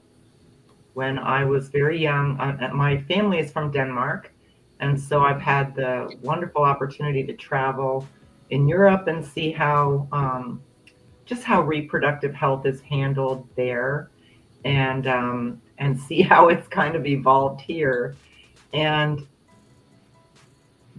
being there, I think, and also growing up in a home with someone um, who grew up in an environment where your body is a natural thing, and there's a lot of power behind being a woman and being uh, the person that can bear children and the person that is sort of a hub in a home. I just remember growing up with those kinds of ideas from my mother, and then going out into society and seeing a totally different reflection of values. And so I'll just share one experience I had. I think I was about 8 or 9, and there was these National Organization for Women protesters in Miami Beach, and none of them had bras on. And I said, Mom, why don't any of the women have bras on? Why have they taken them off? And she said, well, because they can. And I remember that being a really interesting thing, because in Europe there was not this there wasn't this kind of struggle. And so from a very young age I saw that struggle of just wanting that social equality of womanhood, and wanting to be able to have access to services. And it wasn't until, the 70s where Roe v. Wade allowed for better access, not, and it wasn't so much about abortion, it was just access to family planning, access to unquestioned reproductive services. And so, I watched that whole transition, and it was almost like an explosion where I can look at my 2 daughters now, and they never grew up in a time where you didn't really have access. And unfortunately, until Barack Obama became the president, the access was there as long as you had an insurance plan, or you had money, or there was a local health department that got the title funding they needed for reproductive health care. And so I'm not saying everyone in the United States had access, because a lot of women living in rural areas didn't necessarily have reproductive health access. But it kind of evolved. And what was so interesting was that with the implementation of Obamacare in the state of Florida, an interesting thing happened, and that was that our state, so it's all kind of related to policy, because our state decided not to do cost-based reimbursement to health departments for prenatal care and for postpartum and family planning care. And so consequently, the access that a lot of women had in our state kind of went away at a time when, at a federal level, the policy was trying to increase access. So that was an interesting thing to watch and to navigate. It was one of the reasons I joined the Maternal Mental Health Collaborative, because I recognized that until the people that we're surrounded by know their rights, know what policy allows for, know where the funding is going for certain kinds of services, they may not as well have any services. And so it became really important to me to not just participate in policy that made the rules about access, but to be part of public awareness so that people knew where the access was. And I don't know if that makes any sense, but Oh, you yeah. know, there's a lot of people that they don't navigate, they don't know how to look for where certain money is going to get certain kinds of services. And the irony now in the way policy is going, first of all, Health and Human Services, it looks like uh, quite a bit of the title funding that comes from maternal, child health, and reproductive health it's going on the chopping block, so that's a little scary. And I don't know if anyone's aware of the um, push for like kind of a pro-natal culture. I don't know if any of you have heard of this or Yeah. have seen where some of that goes, but it's almost scary where pronatal means forcing women or enticing or coercing women to have babies, whether they want to or not. And so it's almost been this big circle where we had an explosion of women's rights. And you know, I know when I was younger, that was almost dangerous for me because some of the trauma in my past made me sort of hypersexual and seeing my sexuality as power. And you know, and I had to really learn for myself to respect my body and to make sure that other people in my life respect my body and make very informed decisions about my health care, about my reproductive health. And so, you know, I feel like it's gone in a big circle, and I think we have to be very, very mindful of where our voice is. I think every woman should write a letter to their representatives and advocate for their own reproductive, not just health, but justice and choice. Because I'm watching the writing on the wall, and I kind of fear that some of that choice and respect um, hangs in the balance right now in these times. So I hope that answers the question. But Yeah. you know, we really have gone full circle. And again, if a woman does not feel empowered in her environment, if she doesn't feel empowered um, in her community, then even when the services are there, it doesn't really mean she's going to get connected to them. Yeah. That's wonderful. Thank you. That was something that we were speaking about earlier, and you it kind of ties it in that just educating and empowerment. So educating, and you mentioned, you know, there may be services available, but if they don't know, especially like, let's say if we're talking about birthing people that are in rural areas, you know, there may be things available and resources that can help them with transportation and can get them, you know, certain, you know, things that they need. Just, you know, they may need pads after they have a, you know, baby, or they may need cream for their nipples because they're breastfeeding and they don't know where to get it. And those are things that it's reality, and people not knowing where to access, and then not knowing their rights, not knowing the things that they have a right to have. I have a T-shirt that says reproductive justice is a human right. And I wish that more women understood that and knew that it's not something that they should be able to qualify for. It doesn't matter what you look like, what you don't look like, how much money you do or you don't have.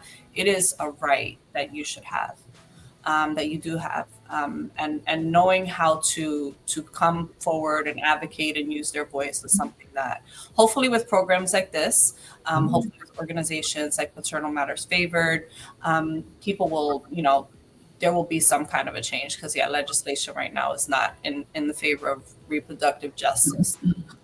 I also want to share, you know, one of the things I'm watching in real time, and you know, again, I'm in my 60s, so I've kind of seen a few decades of things, but um, the history of midwifery, the history of some of our policies around access and around reproductive justice go way back.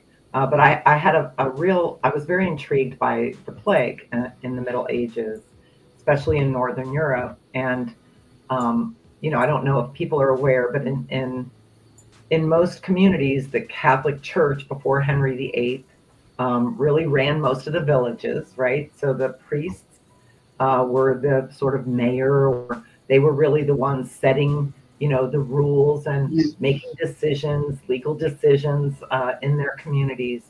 And when the plague occurred, it really was kind of that beginning of nuns being healthcare providers and running sort of what we would know now as hospitals. And some of what the nurses learned was that, or the nuns learned, was that washing of the hands, covering of the face, airing out an environment could reduce transmission of plague. And the other thing was, because in the church it was very important to document things.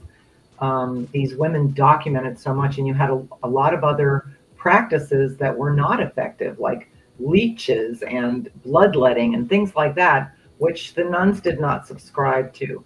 And so, unfortunately, the nuns were kind of saving lives, and the priests were trying to save souls. And from a practical matter, the nuns became very elevated in these villages because they were the ones that could actually help you get better, and they were the ones that had solace. They would sit with you, and a lot of the priests left. They went to some of their other, environments that they could go to. And so one of the things that occurred was that some of the priests came together and didn't like this power that nuns had, and said, they're blaspheming. They covered their faces and they wash their hands because they don't trust God. And so there was almost like this demonizing of these very good healthcare practices. A lot of what was documented was put into books. Some of the women who saved some of those documents brought them here, and some of them were called witches. And so some of that evolution became the demonizing of women who, just because they were healers in their community, were seen as trying to take power. And so trying to take that power back became, a very interesting phenomenon. And it even followed them here. And so it's one of the reasons I'm a great supporter of midwifery and doula practice, because I recognize that as women, we have an ability to empathize more deeply with one another in our reproductive health journey. We understand it because we've experienced it. And we also tend to, share, right? Women network really well. So if we've seen something that was healing or a practice that was effective, we tend to tell someone else, I've tried this and it works very well. One example that I see all the time now is when women are struggling with breastfeeding. Oh, this is how you make lactobite cookies, right? And you use flaxseed, and you use, these different, you know, ingredients, and it'll help produce, breast milk. And my husband's going, really? Sure. Women have shared that with each other for a long time, or putting cabbage leaves on, right? When you're That's what I was thinking about. That's what I was just thinking about. Somebody taught me about cabbage. With my first son, he wouldn't latch on. I didn't know anything about engorgement and how to help it. And somebody with my second son was like, you just get cabbage. And I was like, cabbage? That saved my life. And he breastfed for 4 years. Go figure. Right. And so, so these are things that women do very, very well. And so I think that continuing to advocate for doula practice, continuing to advocate for midwifery, and also encouraging men to become doulas so that they can be that same kind of support for their male counterparts who want to know, they want to be part of what's happening with their baby. And instead of being invisible or not being able to express their fear and their awe and all what they're going through, this idea of practical healing, right? It doesn't mean that medicine isn't good, but it also means that this way that we support one another in communities, in families, in neighborhoods, is where there's a whole lot of strength. And so I'm a big proponent of supporting our midwives and doulas. And So I just wanted to add in a little segue there. I did my training in Oxford, England, and I trained at the John Radcliffe Hospital, right, over 4 years ago. And I have to tell you that I experienced at that time the high level of nursing healthcare training. And then I also experienced when I did my community and I did my obstetrics, I experienced the little small villages going, to the GP's office and the women, in the outreach. Another thing is, of course, Florence Nightingale is who basically, brought nursing to the forefront. And we are in Nurses Week again right now. So celebrating nurses around the world because she is the mother. She's the mother invention of nursing, hand washing and everything else. Yeah. Well, and what's interesting too, even in substance use, maternal substance use, the the scale that's used was also developed by a nurse, and so this is a scale that's used for infants to determine how severe the impact is from mom using. So yeah, oh my gosh. You talking about the scale kind of made me think about the intercept model that we've been working on and making certain that we're getting it out there. And I know that we can go down a rabbit hole with that because it's been such great work that we're doing. Go ahead. I'm enjoying the conversation. I had another question. I was going to ask you a little bit about just like legislation, but you kind of touched on that. And I know, like, in the sake of time, I'm going to ask you something else because I know that some of the women, birthing people that Maternal Matters Favored helps are women who have experienced substance use disorder. So your journey includes recovery from substance use disorder, a perspective that's not often included in mainstream maternal health conversations. So how can we better integrate mental health, recovery, and perinatal support in our systems of care? That's a good one. Well, I think the first thing is to really listen and create safe environments because, as a person who survived sexual assault as a very young person, I was 12 and I had a very brutal sexual assault experience, and because I went somewhere I wasn't supposed to go, I never told my mom, and the onset of my substance use was shortly after that. And obviously, in my undeveloped brain, I didn't make that correlation until many years later. And so I think it's really important, first of all, to create the safest environment possible because we're asking women to come into offices with someone they maybe never met and put their feet up in stirrups and be in this relationship with someone who's probably touching very trauma-related parts of their body. And so I think one of the first things that's important is to listen first. As people come into practice, it's one of the things Jenny Joseph really subscribes to in the Common Sense Childbirth JJ Way, and also in her Easy Access clinics. So that the first part of connecting to a provider is about listening and welcoming and safety. Because I just share that I muscled through things. And when I got clean, I thought that, my job was to just muscle through things. And that was muscling through intimacy, muscling through a doctor's exam, muscling through, a counseling session. You know what I mean? Like I knew how to be tough. I knew how to detach. And I think that one of the things we really want to be able to do for women coming into an environment with a pregnancy and maternal substance use is be able to help her with that beginning attachment to this baby she's carrying. And I didn't even know how to have attachment to a man. I didn't really know how to have attachment with other people. And Yeah. every now and then I'd find someone safe and I'd almost be too scared to connect to them on that level. And I don't know if anyone else can relate to that, but Yeah. We need to start a support group. yes, because this was a journey for me, just recognizing that detachment and resilience are two different things. And so it took a lot of safety for me to even say to somebody, I feel like I'm a sociopath. I feel like I don't care about anybody. And that took a lot of courage for me to say.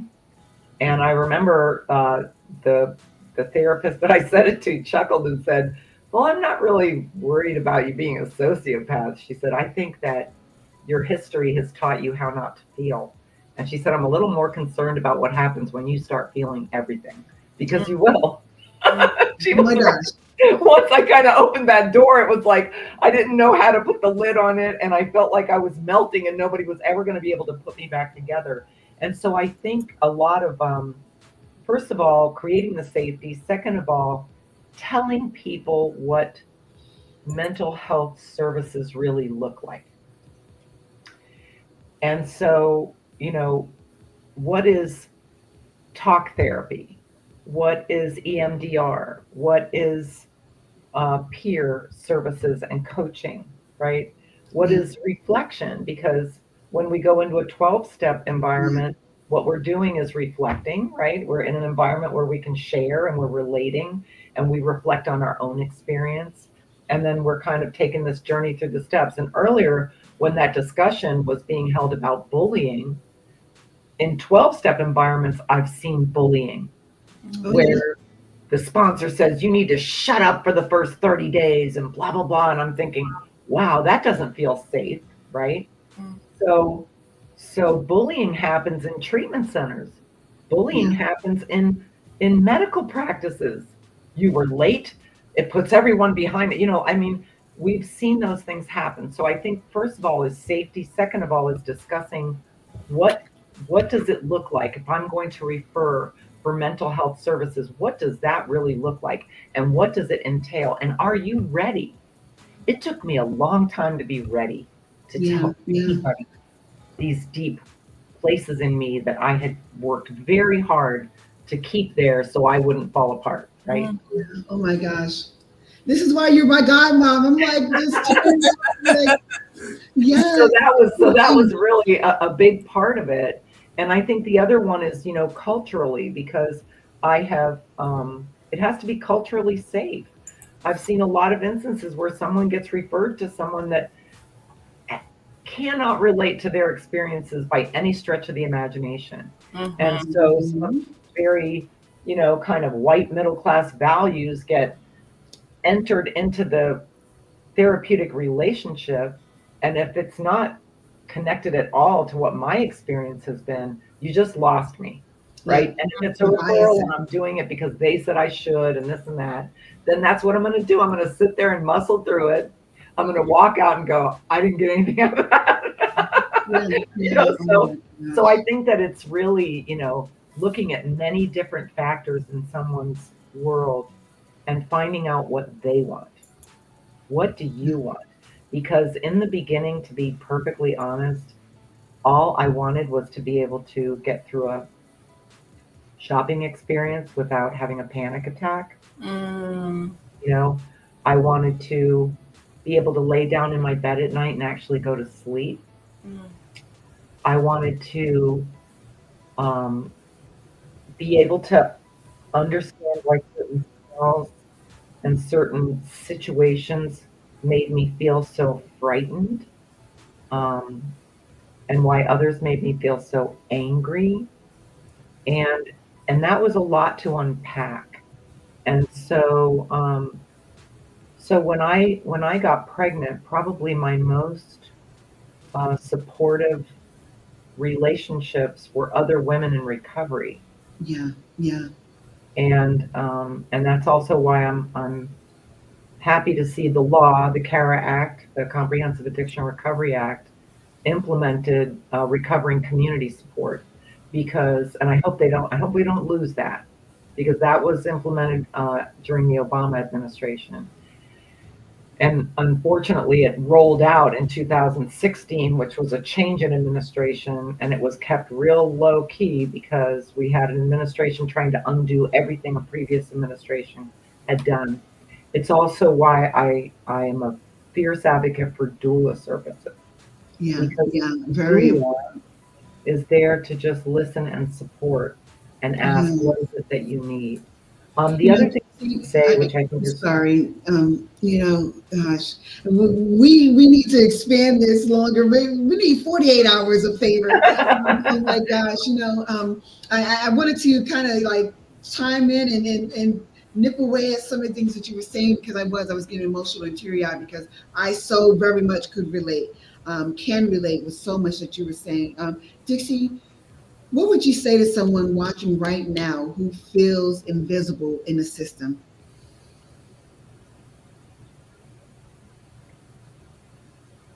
well,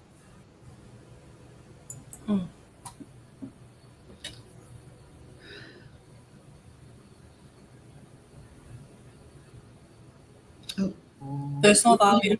Sorry about that. It seems like we lost her just a little bit. Dixie, if you could go out and come back in, if you can hear me, go out and come back in, and maybe your connection will come back. But in the meantime, we do have Sister Mackenzie that is waiting. So I'm going to bring her in, if that's okay with you, Tam. And then absolutely. hopefully we'll get you back uh, to be able to answer the question. Yeah. All right. Ms. Mackenzie, welcome to the show. Welcome, welcome. Hey Marie, how are you? Oh wait, you're still on mute. Oops. Okay. Hi, thank you. How are you? Doing good, doing good. Oh my gosh, thank you so much for being here. We're getting into the trenches. I promise you, this tissue it gets its good use. Let me go ahead and introduce everyone to Miss Marie Kinsey McKenzie. She is a registered nurse with over 25 years of experience, mostly in the emergency setting. She's an educator, sexual assault nurse examiner, and sexual assault coach. Supporting survivors by helping healthcare teams provide trauma informed care with compassion and confidence.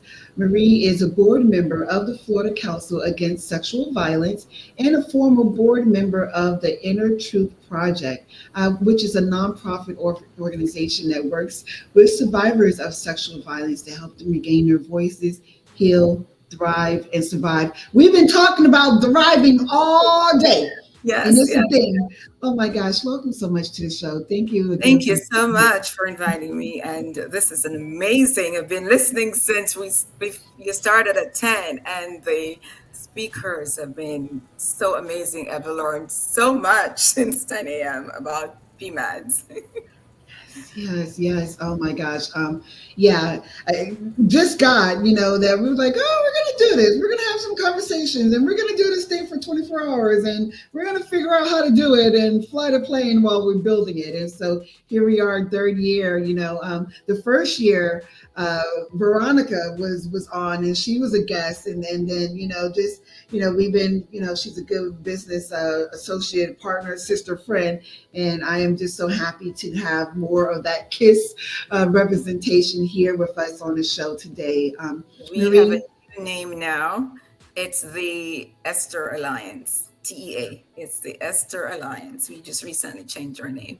Oh my gosh, she was saying that some rebranding was coming about. Okay, Esther's, I see you ladies doing some things, doing kingdom assignments. We do know biblically about Esther's story. The way God had that thing set up for her, he used her trial to be able to save a nation, right? And Yes. so I love that. Oh Purpose. my gosh. You all, okay, so Where do I even begin? You have such a great, extensive background as a nurse, as an educator, as a sexual assault advocate. How do you see trauma, including sexual violence, impacting maternal mental health and increasing vulnerability to PMADs? Yes, trauma, especially sexual violence, has a profound effect on maternal mental health. Many survivors enter pregnancy carrying mental emotional wounds from Mhm. previous trauma, and this can resurface during prenatal care, labor, and the postpartum recovery period. Things like, think about the invasive physical examinations that a pregnant woman may go through, loss of control during childbirth, even um, breastfeeding challenges can trigger memories of past trauma. Oh my gosh, yes. I heard of a case where this woman went to the OBGYN and was so triggered the police had to be called. And that was when her husband learned of her past sexual abuse. So if our providers are trauma informed, this will be trauma informed care will be built into their policies and procedures, how they care for survivors to not re-traumatize or care for every patient, even if Mhm. they don't know of a past trauma. The way they care for the survivor will not re-traumatize them. So, like, there are increased risk at sexual assault survivors, increased risk of PMADs, like your post-traumatic stress disorder, post anxiety, PTSD. So, if our providers are trauma informed, these can be recognized and treated before it becomes an issue. I love that.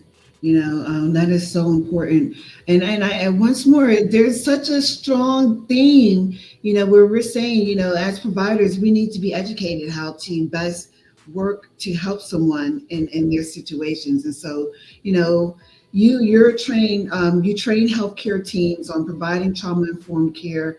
And we're talking about some of the key practices that you have helped to put into place, And so, with that being said, do you believe that all providers should adopt supportive new techniques or, ways in which we're helping expected moms, especially those with those histories of trauma? Or, do we just do things kind of like by the book? No, no, we have to be very sensitive to these moms, especially the ones with history of trauma. And we want to build the safety into our practices from the first contact. Train all members of the staff in trauma-informed care. Consent every step of the way. Explain everything you're going to be doing in details so they feel safe and supported, validated, create a calm environment, use empowering, non-judgmental language when you're talking Mhm. to them, offer them choices. Don't just like sit there, I'm going to do this. You're sit on the bed or on the chair. Do they feel more comfortable on the chair or on the bed? Are they triggered by being on the bed? Be mindful of body language. You may provide the certain things for every patient you care for, but with survivors, they're carrying extra things from the trauma that they have experienced, so they may respond differently. Recognize that the emotion that you're seeing expressed may not even have anything to do with what's happening right there and then. So be very, very intentional and validate the emotion that is displayed. Prioritize privacy and dignity. If they don't need to be exposed at this moment, cover them up as quickly as possible if you're doing an exam where they're exposed. So, and gentle screening, ask your patients about past traumas gently. And it's not one size fit all. The way you screen one person may not be the same conversation you have Mhm. with another. educate patients and families about PMADs, what it is, how much they're at risk for it, and how to recognize what are the signs and symptoms, and Yes. how do they support this mom so she can show up as the best person for herself first, her and then her family. Because if mama isn't right, it's she's not going to show up 100% for the rest of the family So true. and the Yeah. team. So that's Yeah. engaging in a special trauma informed way with each survivor and customized for each survivor, because one one plan doesn't fit all. Yeah. No, no, you're absolutely right.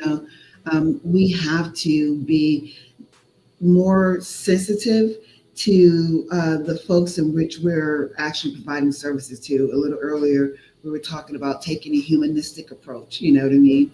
And so that looks different for everyone who may be going through something similar, but is unique in its own way. And so, Marie, you've served on boards like, the Florida Council Against Sexual Violence. What legislative changes or protections do you believe are crucial to improving outcomes for birthing people who are also survivors? Yes, and let me just say, I'm not speaking for the board while I'm here. These are just my own. One of the things I think it's very important is universal mental health screening that includes questions about trauma, paired with access to affordable, culturally sensitive, competent therapy, Mm-hmm. standard for everyone.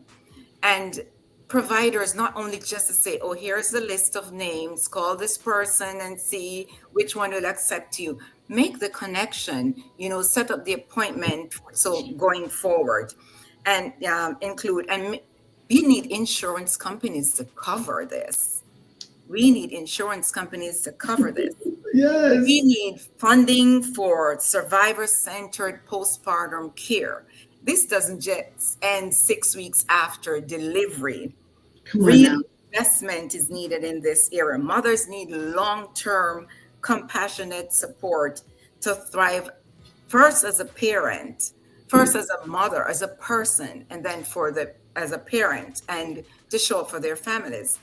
Think about unresolved trauma combined with what they experienced during this postpartum prenatal period and how it affects them. And if untreated, think about the long term effects. If the mother can't take care of herself, she can't take care of the baby. It affects the relationship with the spouse. It affects how she shows up at work. So that's loss of productivity. It affects the community, Yep. how much money that's going to eventually take, the long-term effects, chronic mental health and medical issues are developed due to unresolved trauma. Yeah, yeah. So just think of the widespread, think of the ripple effect of what's going to happen if we don't support mothers in this way. So comprehensive, universal mental health and long-term prenatal support is needed, not just 6 weeks after. Yes, yeah. I love how you put the money in there, right? Make that equate to it, because sometimes what I believe our legislators, when they're making all those decisions, they're not looking at the ripple effect. You know what I mean? How No. it actually trickles down, or in this case, may trickle up. You know what I mean? Because of the different policies that they put into place. If we're not giving that due needed type of care past the 6 weeks, you know what I mean, or how which way that looks like when we look at Viola House, they're like 3 years, we got you locked in, you know what I mean? That's We're amazing. taking care of you. If we're not providing those type of extended periods of services, it's gonna surface somewhere else, and Yes. we're gonna pay for it another way. So Yes. yeah, I love that. Oh my Yeah, God. and another thing, expanded access to doulas and midwives. Those, especially those trained in trauma-informed care. These people understand the mothers, support them long term, hold their hands, whatever support they need on a life level. They live life with these mothers. That part. Good stuff. Oh my gosh. You got me hyped. I'm like, let's take it to the hill. Tell them now. We said what we said. Yes. Thank you so much for being here. I didn't get to say hi earlier because I think I was on mute, but thank you so much. All of the information that you're sharing has been, just like you said, wonderful and adding to everything that we've already had. One thing that is in common amongst actually Dixie was just talking about it and some other people, doulas and midwifery. That is something that a lot of people I know that I've seen in my research has been overlooked. So I'm hoping that with conversations like these, it can open people's minds. People who have never heard of it. Dixie spoke of male doulas, which is a doulo.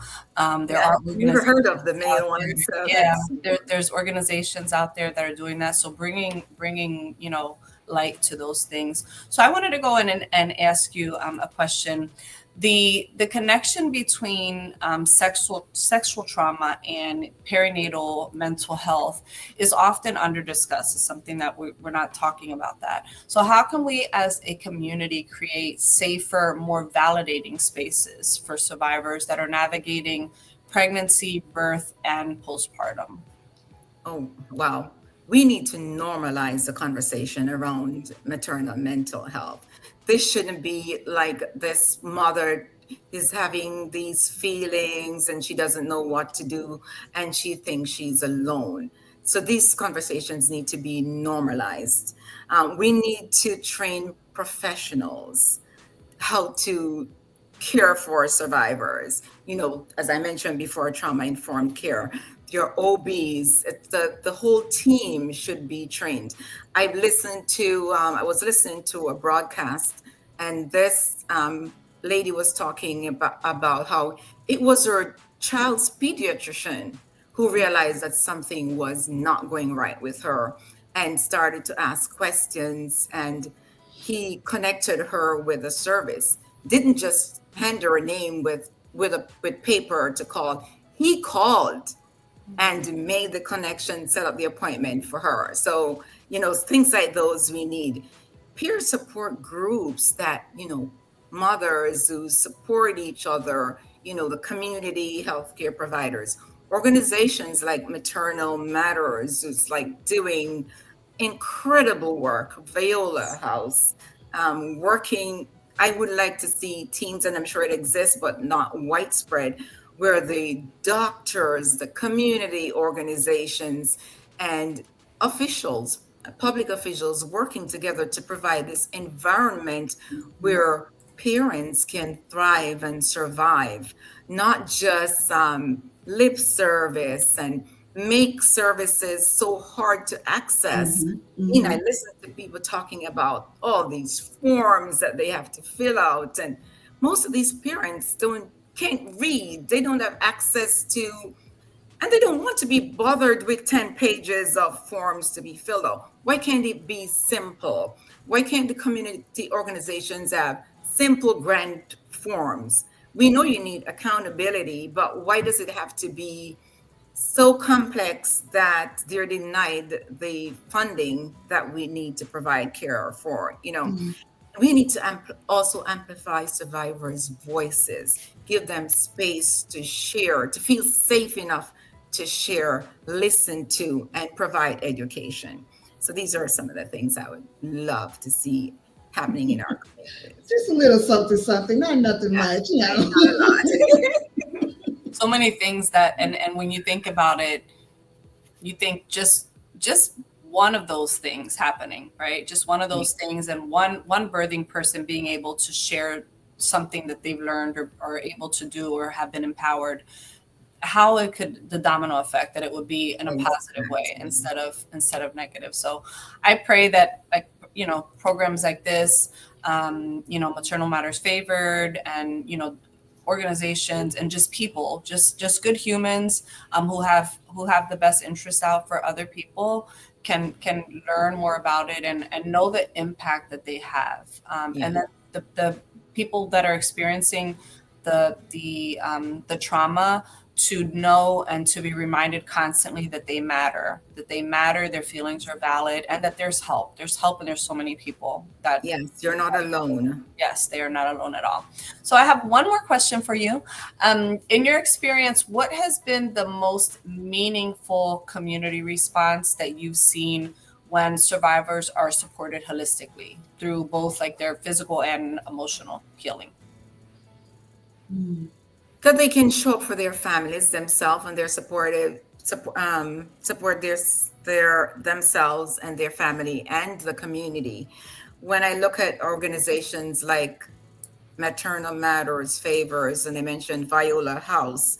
I remember the first time I met Tammy, we went to one of our community events, and I was so blown away by the number of men that I saw there, that to have the fathers engaged so they can support their partners, that it's amazing, because mothers need that support, because it helps them at their fathers to know the signs and symptoms to look for, how to support your spouse.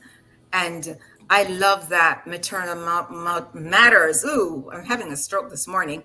Maternal Matters and agencies like Viola House is providing a holistic, they're providing like a hug for these parents. It's all encompassing. Your Adopt a Mom program, you provide life skills, trauma informed training, counseling, community engagement. You have the workshops, you provide goods, diapers up to 3 years. That's like, I've never heard of that before. I'm so happy that that's there. Mothers. We're going to do that. Doesn't have to think about, where am I getting money to buy diapers? I have to feed my child, so they can show up in different areas than just worrying about the financial constraint, because diapers are expensive. I have my brother living in Jamaica, and sometimes I buy things for him and send, or he travels here. And recently I've been buying diapers. Those things are not cheap, so when it comes to providing for their physical needs, it's amazing, and the outcome is significant, not just on the mother, the family, but on the community as a whole.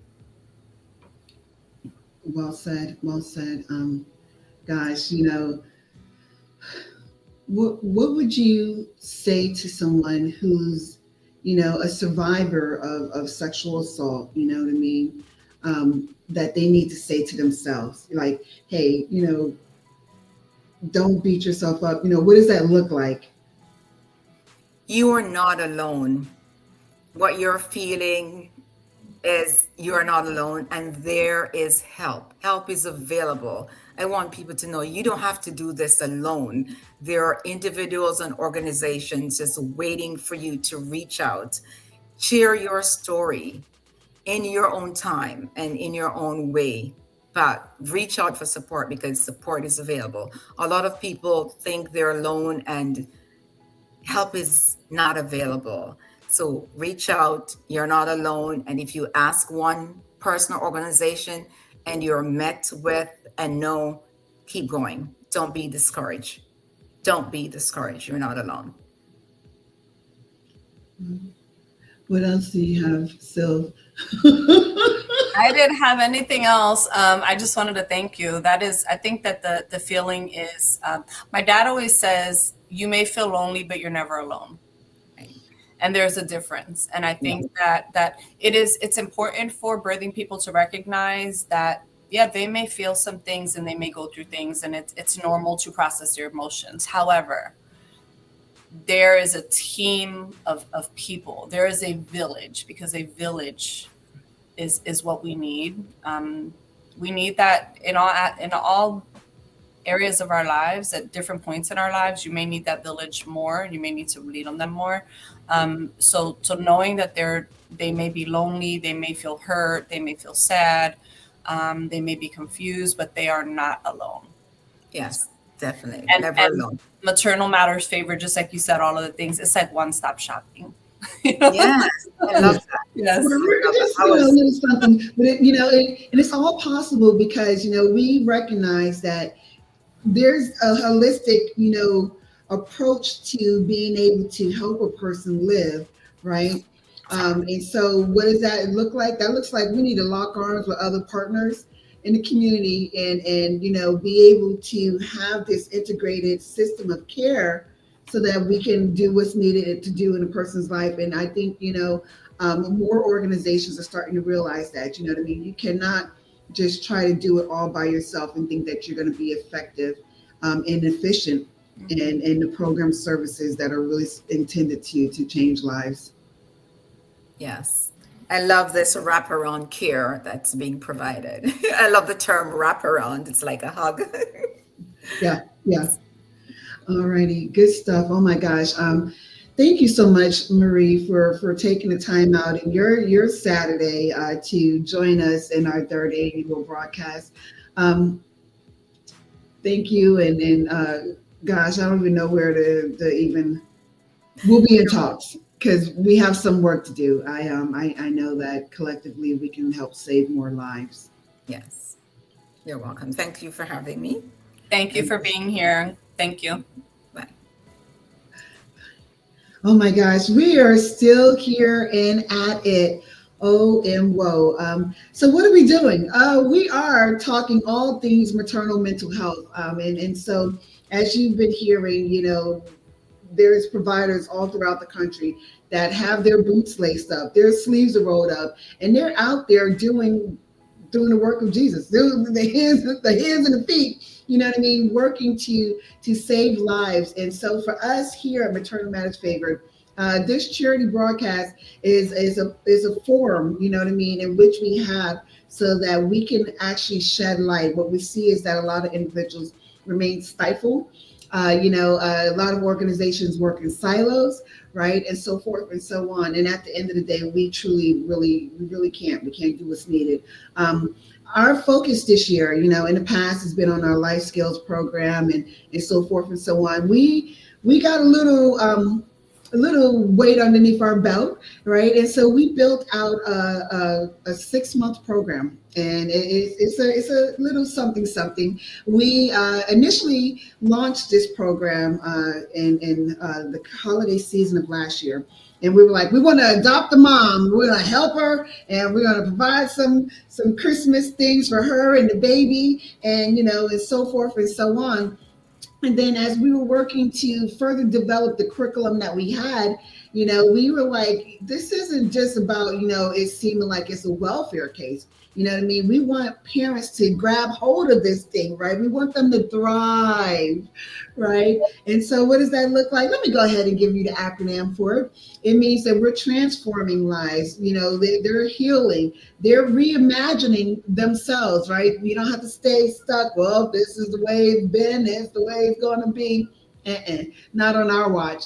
We want you to take the time to identify what are those triggers and what are some coping skills, right? And then we want you to start to value yourself. I know me personally, I'm working through those aspects of self-actualization and self-worth and self-value. And then we want you to evolve, you know what I mean? And so while this is 6 months, and it may seem like 6 months is forever, no, that thing goes by really, really quickly. And so at the end of this all, you're evolving to the next plateau, and you're coming up, and you're going forward, and you're going forward. And I talk about where I was 20 years ago to where I'm at now. Big difference, right? And that's that evolution that we have for folks. And so our program, it focuses on the essence of personal growth, emotional recovery, and self-discovery.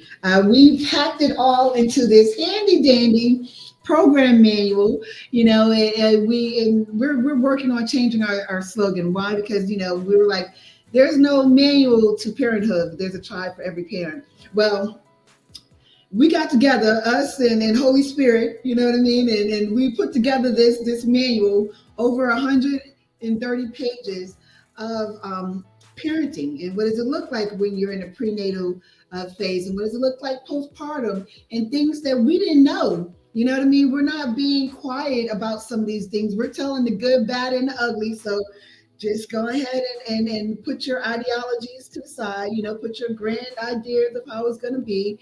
And we want you to understand that it may not really turn out like that realistically, but don't fret. You know what I mean? There's still that things can still, be able to move forward and elevate despite what it looks like now. This is not the end of it all. And so this is what we're here. We're raising funds for our program. Our services truly do include,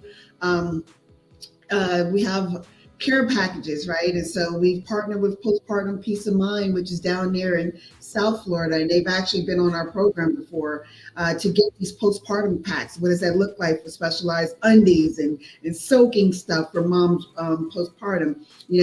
Dixie, she has come to my house and I got boxes and bags full of baby items and so forth, right? And so I'm going to get with Viola's house and learn how we can make ourselves some diapers too. Right? For 3 years, we're going to figure out how to make diapers. But we also have the partnership with Anchor and Bloom with regards to doula services. Later on, you're going to get to meet Nicole Wallace, who's there at Transformation Counseling and Consulting. And, they are our partners working to provide that one-on-one counseling, right, from licensed professionals and so forth. We have wellness navigators that don't just do workshops, but also are doing telephonic check-ins, and so we want to make certain, how are you doing?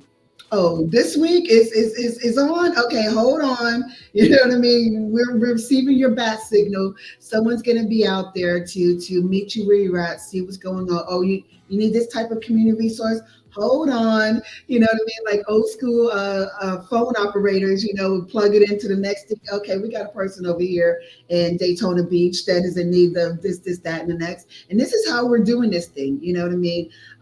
It's a community affair. It's truly an ecosystem in which we have and how we're able to help a person and meet them where they're at. Tam, I'm so grateful that we've been able to share so much information, not just on the mental health, but the sexual abuse. That was, I really appreciate Dixie for sharing part of her testimony. And so, Miss Sylvia, we're going to put you backstage for just a little bit because Tam has a very special interview that we're going to air right now. And I'm looking forward to hearing more. Yes. And so we are just moving right along. Here we are coming in with Miss Jessica Balos. Let me go ahead and give you an introduction here. Jessica is the co-chair of the Florida chapter board of Post-partum Support International. We love Post-partum Support International. Together with a group of amazing women, the board is working to strengthen maternal mental health support systems in the state here of Florida. Jessica is also a psychotherapist in private practice who focuses on working with clients dealing with fertility issues and perinatal mental health concerns. Jessica, welcome so much to the show. How are you? I'm doing fine, and thank you so much for having me. That was a beautiful intro. Thank you. Oh my gosh. So now tell us, what really brought you into this space of maternal mental health? Like many people you will hear, it's absolutely personal experience. When I was struggling with fertility challenges myself, I needed support, and I reached out to a couple of people, and I had a very difficult time finding what I really needed. Not that people didn't care and weren't supportive, but there was a distinct lack of understanding of the experience. And while that maybe doesn't always matter in all realms, in the fertility and pregnancy space, especially when it comes to recurrent loss, it absolutely does matter. So I kind of set out to provide what I couldn't receive. And I'm so thrilled to see how the field has grown. We've brought so much attention to the need for this type of work. And I'm thrilled to have a private practice where people can breathe a sigh of relief when finally they're heard in a different way. So I've had a couple of experiences with medical professionals who maybe could have approached me differently. And so part of my hope through this work is that we can provide a level of education and understanding so that they can provide best services and best practice healthcare to their clients and their patients. Absolutely. I love that. I love that. Some of the different things that we've actually seen here in Florida, centering around maternal mental health, really kind of makes us wonder, what can we do more?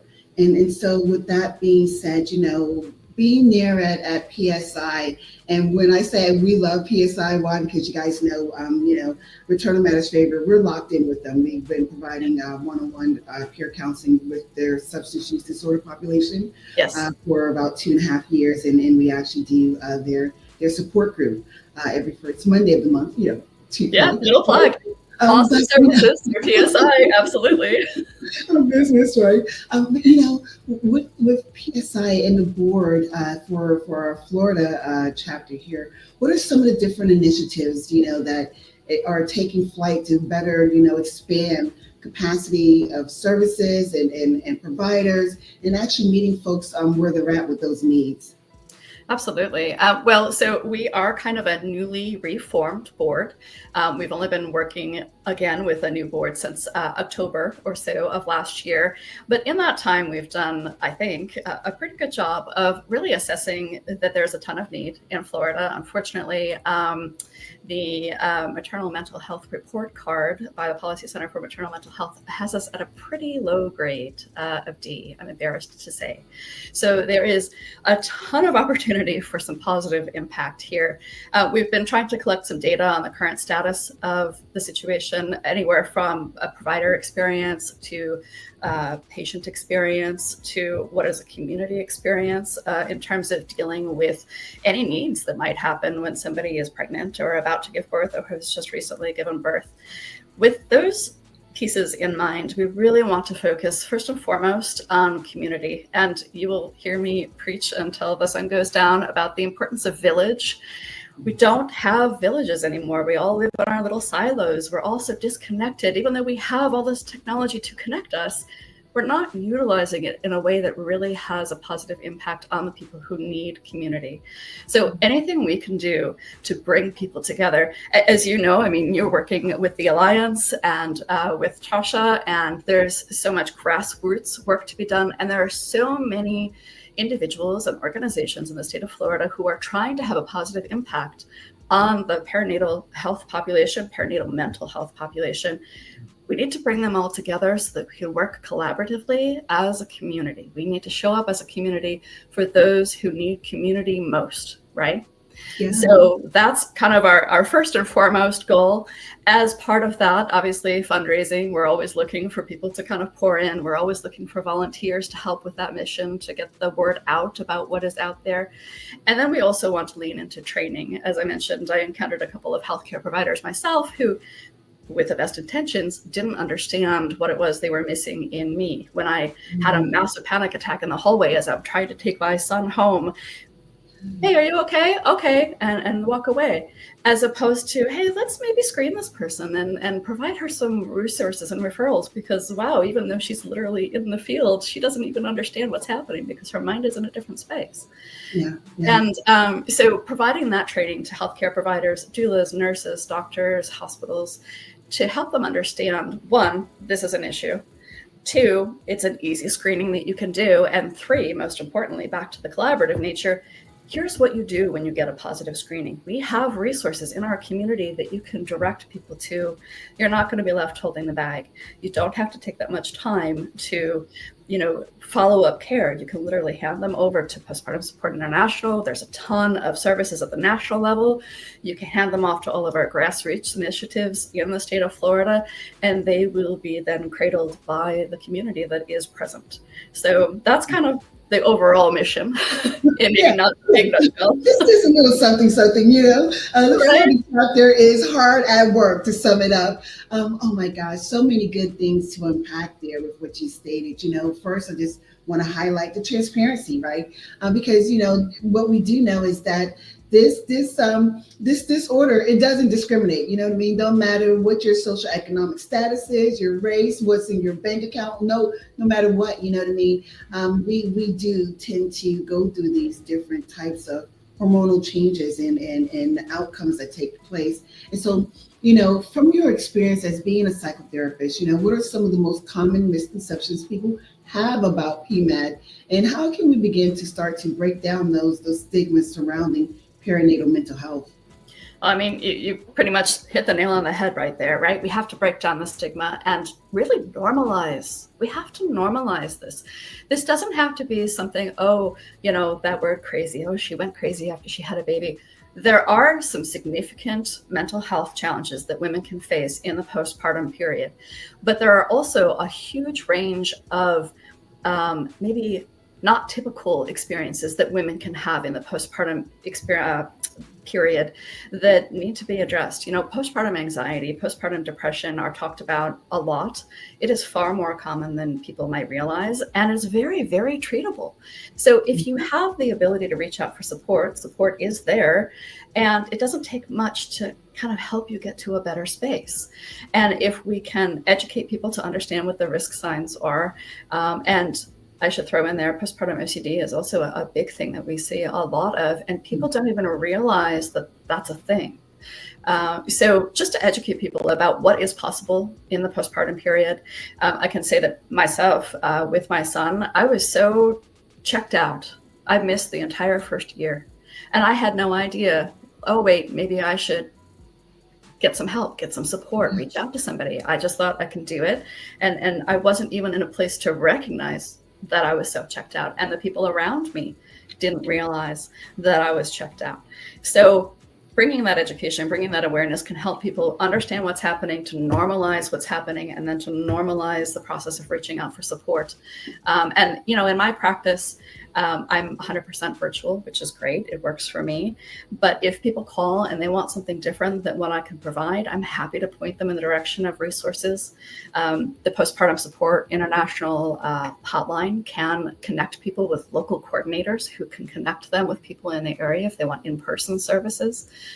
We have a ton of resources, and I'll throw a plug in there for our free online support groups, which are amazing. And, I'm biased. I feel like everyone can benefit from counseling and support at some point in their lives. And there's no better time than after you've just had a baby or as you're planning to have a baby. Yes. So to normalize the process of seeking counseling and support, and understand that is just connecting in a human way. To acknowledge the realness of what we're experiencing at that time, a very transitional time of life. Yeah.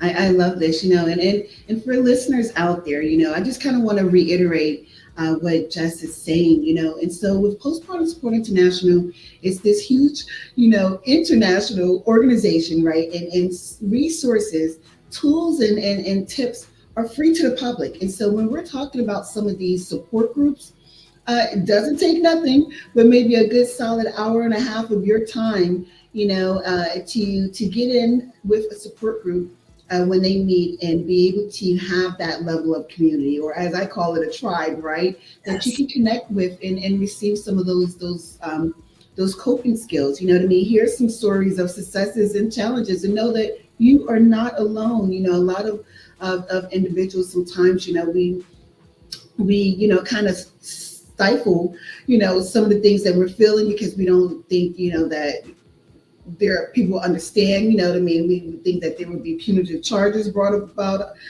things like that. And you have an opportunity to get in with your tribe, and there's a slew, I can't even tell you, it's a good 20 plus different types of support groups, and they're free. You know what I mean? And so regrettably, what we do know is that, sometimes because of financial issues or insurance coverage type of hiccups, you may not be able to go and get that one-on-one counseling with an actual peer counselor, licensed mental health provider, but you have an opportunity to do some little increments of mental health care by taking heed and locking in with one of these support groups.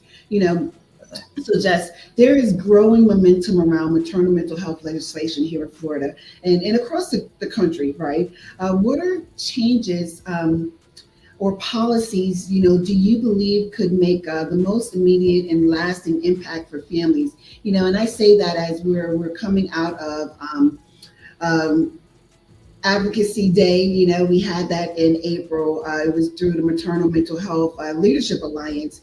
And, I admittedly was part of that representing for our state of Florida. We were on, kind of lobbying with some of our legislative leaders, with regards to making certain that we're able to keep certain different programs in place. What are your thoughts?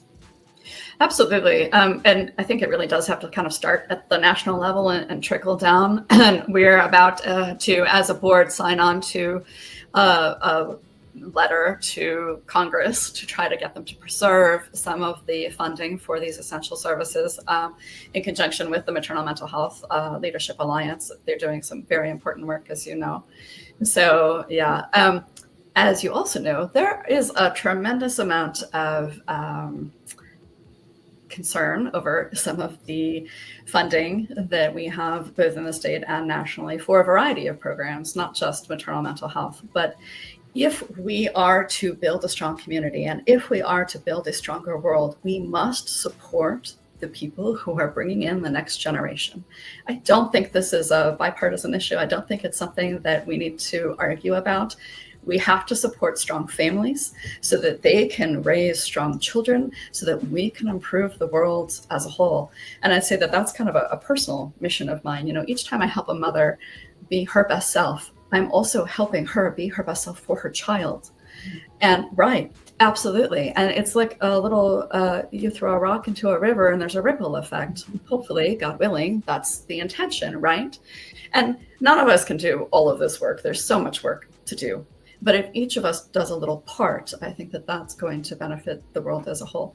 When it comes to the state of Florida, anything we can do to promote programs that are currently in existence, to improve programs that are currently in existence so that they really have a positive impact, especially on populations who might need the most support. I think there's so many areas where we're really throwing money at something but not really hitting the need. So I think that funding for the public health department, which is looking at that data, and for the organizations who are working with the people directly, anything we can do to support them. And, if we have to legislate it, that would be great. If we're just going to do it from a grassroots perspective, that's okay too. We kind of have to work with what we have at this point. But we have to build strong communities if we're going to have a strong state, if we're going to have a strong country. Yeah. Oh my gosh, I love that. Perfectly said. One of my pet peeves is, that, funding, regrettably, a lot of times go to some of these well-oiled machines, where they have the resources to be able to write the needed RFPs and put the, programs in place and so forth.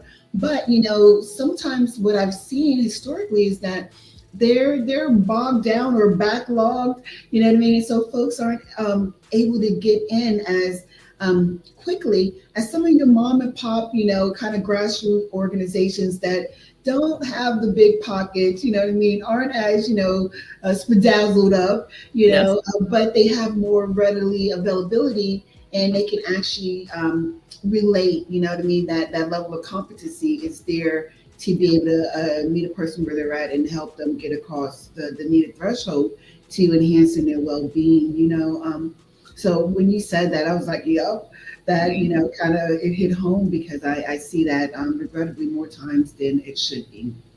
Absolutely. And I could not agree with you more. Bigger is not always better, right?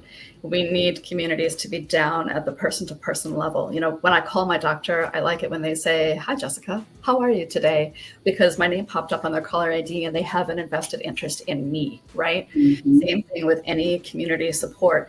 The big part is how we're all connected. But it doesn't have to be that we come through with these huge programs, like you said, the well-oiled machine. How often are we actually evaluating the efficiency of those programs? And how often are we spending money where it needs to be spent? Not that that's, I'm a little off topic, right? But definitely a talking point that I believe in. having the funds trickle down to the people who are actually in the field doing the work is so valuable, which is part of the reason why we're here today. And I think that this is really important work that you're doing. And I think it's really important that people, our community members, can say, I want to support this group, and I'm going to put my money where my mouth is. I'm going to direct it where I want it to go. I think that that really gives power to our communities. Perfectly said. Before we close out there, I have this analogy, and it's not mine, but it's like, you can go to a mega church, or you can go to a little church where they actually know you, yes. Kind of a thing. And so more sub-recipient opportunities should definitely be had with some of these funding dollars, so that opportunities for these mom and pop organizations that they can actually get their feet wet, whatever that means to provide them TA or TTA or whatever have you, so that they can, we have to train up. Absolutely. Yes, I agree.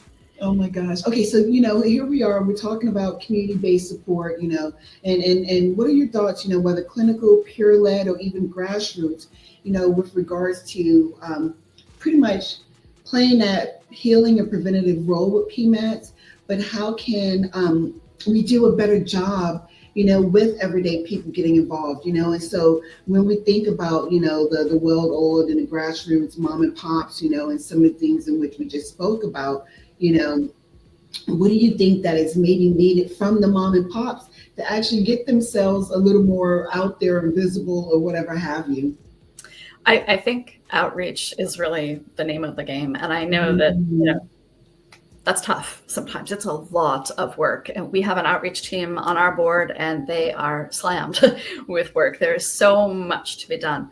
But I really think that reaching out either one-to-one, how we were able to connect, or at a community event, getting the word out, helping people understand what is available out there, getting to the right ears and the right pocketbooks, right?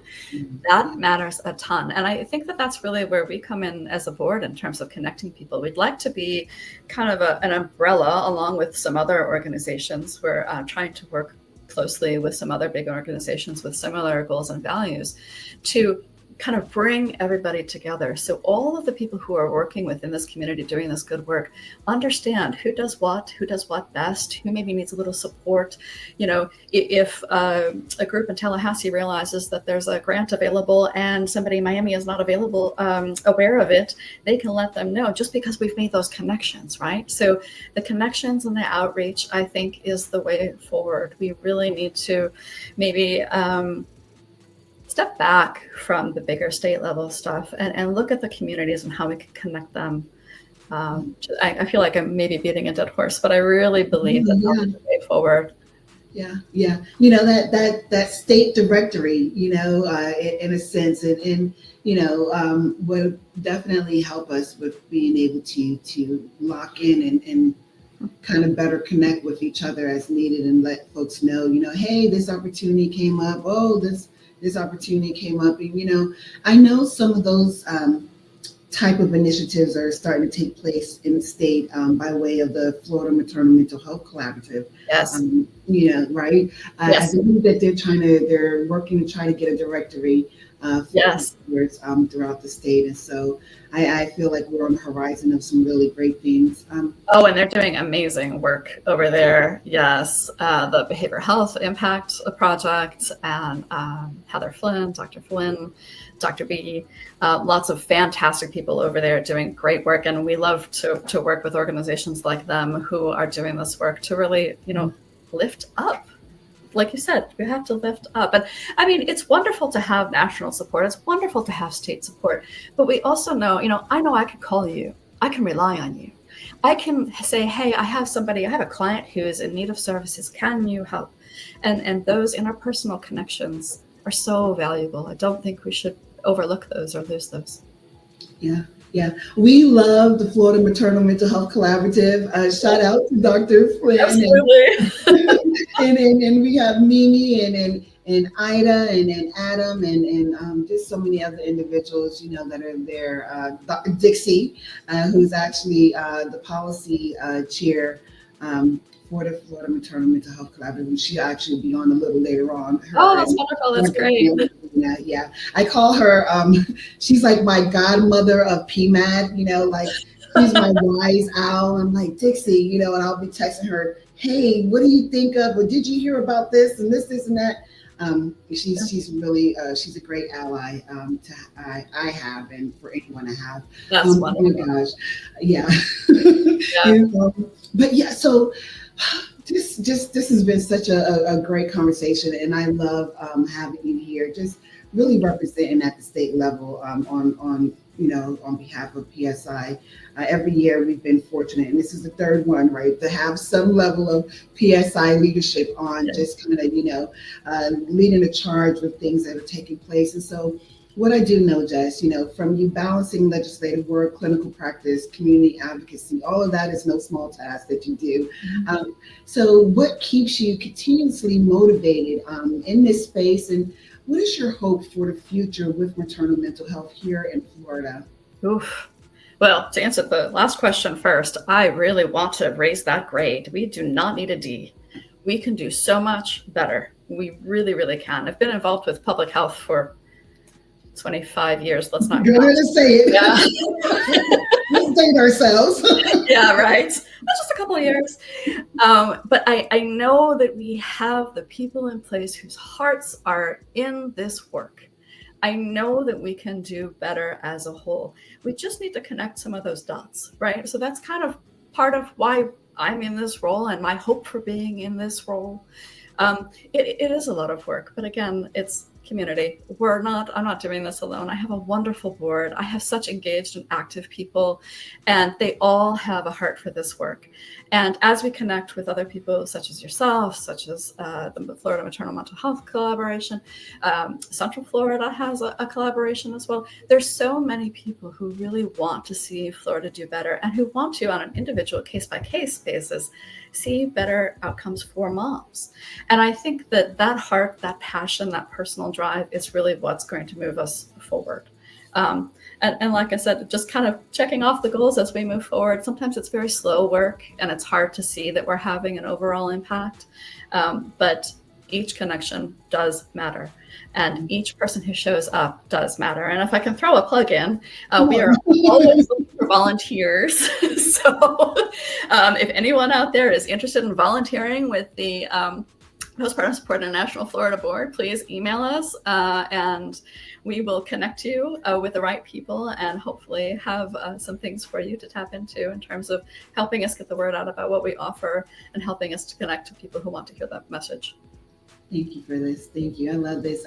In closing, do you want to say anything about some of the upcoming events that PSI, the board here in Florida, has, or any other different things?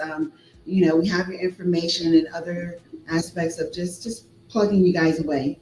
Absolutely. We actually today have a Mother's Day picnic, which is going to be wonderful.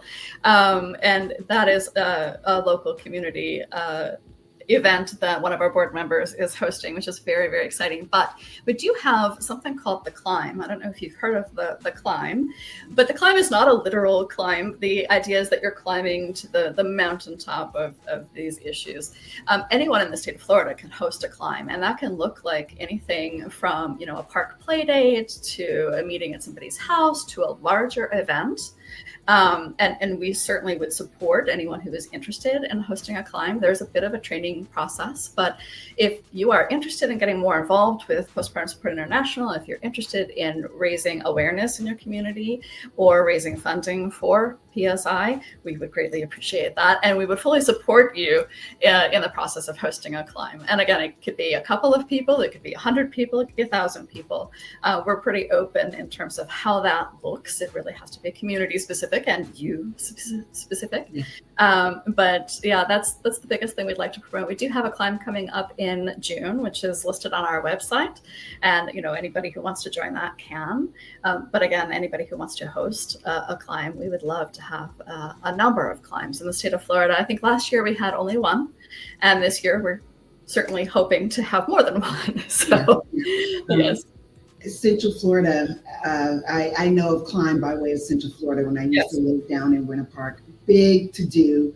Yes. Loved it, loved it, loved it. And now I'm here in Flagler County, and it's like, maybe we're working our way through. I'm still out here shaking hands and kissing babies. Yes. Those That's the connections. best part, isn't it? Maybe Lucia Flagler putting them something like that. I don't know. I'll put a call out. But yes, this is good stuff. Jess, thank you so much. Everyone, Jessica Velos, representing Postpartum Support International, the Florida board. Thank you again. Enjoy Thank you so much, Tam. I appreciate being here today.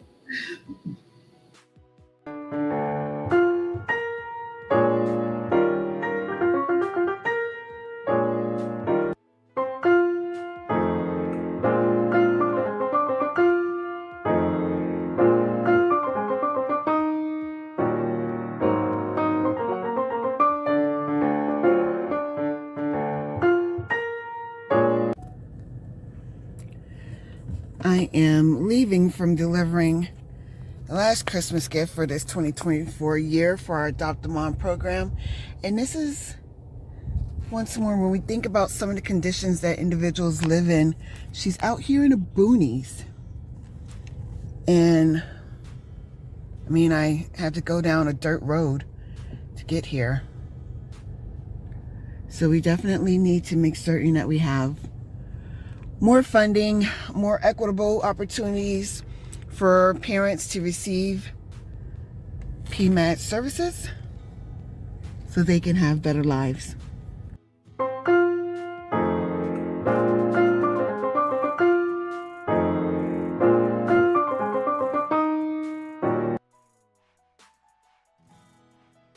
Hello, my name is Dr. Patricia Andrews, and I today am going to speak about metabolic syndrome in pregnancy.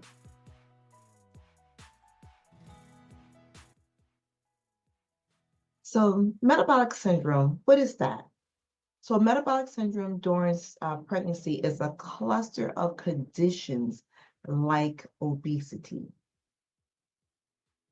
insulin resistance, hypertension, and dyslipidemia. And it can lead to adverse pregnancy outcomes like miscarriage, preterm birth, preeclampsia, and gestational diabetes. We'll talk about all this in a little bit as well. It also poses risks to the mother and offspring long-term wise, including increased risk of cardiovascular disease and potential transgenerational inheritance of metabolic syndrome. And we'll go into details about these things. So what is metabolic syndrome? Metabolic syndrome is a group of conditions that increase the risk of heart disease, stroke, and type 2 diabetes. These conditions include obesity, especially central obesity, the areas that we as women are concerned about around our belly area.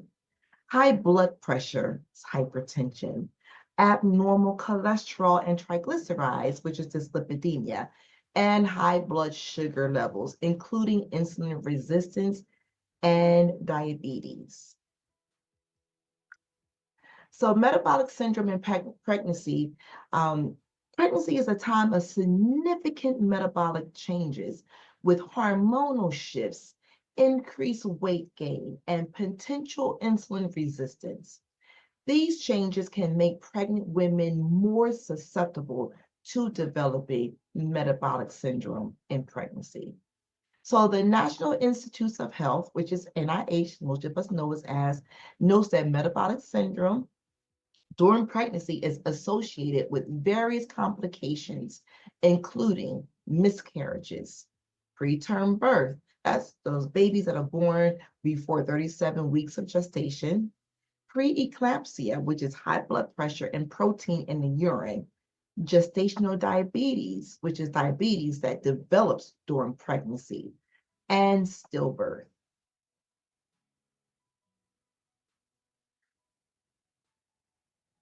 So gestational diabetes, mellitus. So it's GDM, you'll hear me say GDM, and sometimes gestational diabetes mellitus. So GDM is the leading health disease in pregnant women. It is the most common metabolic disease, and it can affect up to 25% of women during pregnancy. GDM is associated with both short-term and long-term complications, including type 2 diabetes, hyperglycemia, which is increased blood sugars, and preeclampsia and macrosomia, etc. We'll talk about those things. Gestational diabetes mellitus, women are also prone to breast cancer and various reproductive disorders. Women who have diabetes are equally vulnerable to reproductive diseases, reproductive dysfunctions with diabetes, and mainly attributed to coexisting, and we've heard of these terms, polycystic ovarian syndrome, PCOS, obesity, and hyperinsulinemia. So what happens here? The insulin is secreted by the pancreas. I'll give you a little bit of history, okay? Insulin is a hormone that is secreted by the pancreas that allows the body to efficiently utilize glucose, which is the sugar. In diabetics, however, the pancreas produces inadequate insulin, leading blood sugar levels to rise. This means there is not enough insulin produced, which in turn means that the glucose cannot be pushed back into the cells appropriately, leading to way more glucose in the blood than what is needed. So this means the person is hyperglycemic, too much sugar in the blood, okay?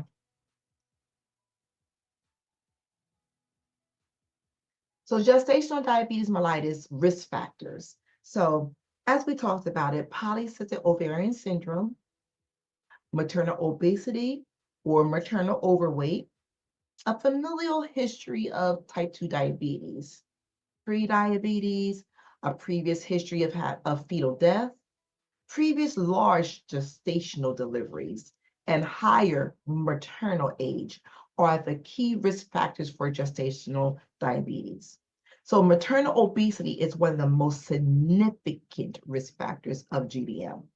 GDM raises a severe risk in pregnancy, including premature delivery, hypertensive disorders, and includes excessive fetal development, which leads to cesarean delivery, or even the baby's shoulders can make it stuck inside of the mother's pelvis during labor, and also the neonatal can have hypoglycemia, which means that the baby's blood sugars drop significantly. So women who are African American, American Indian, Asian American, Hispanic or Latino or Pacific Islanders have a higher risk of developing GDM.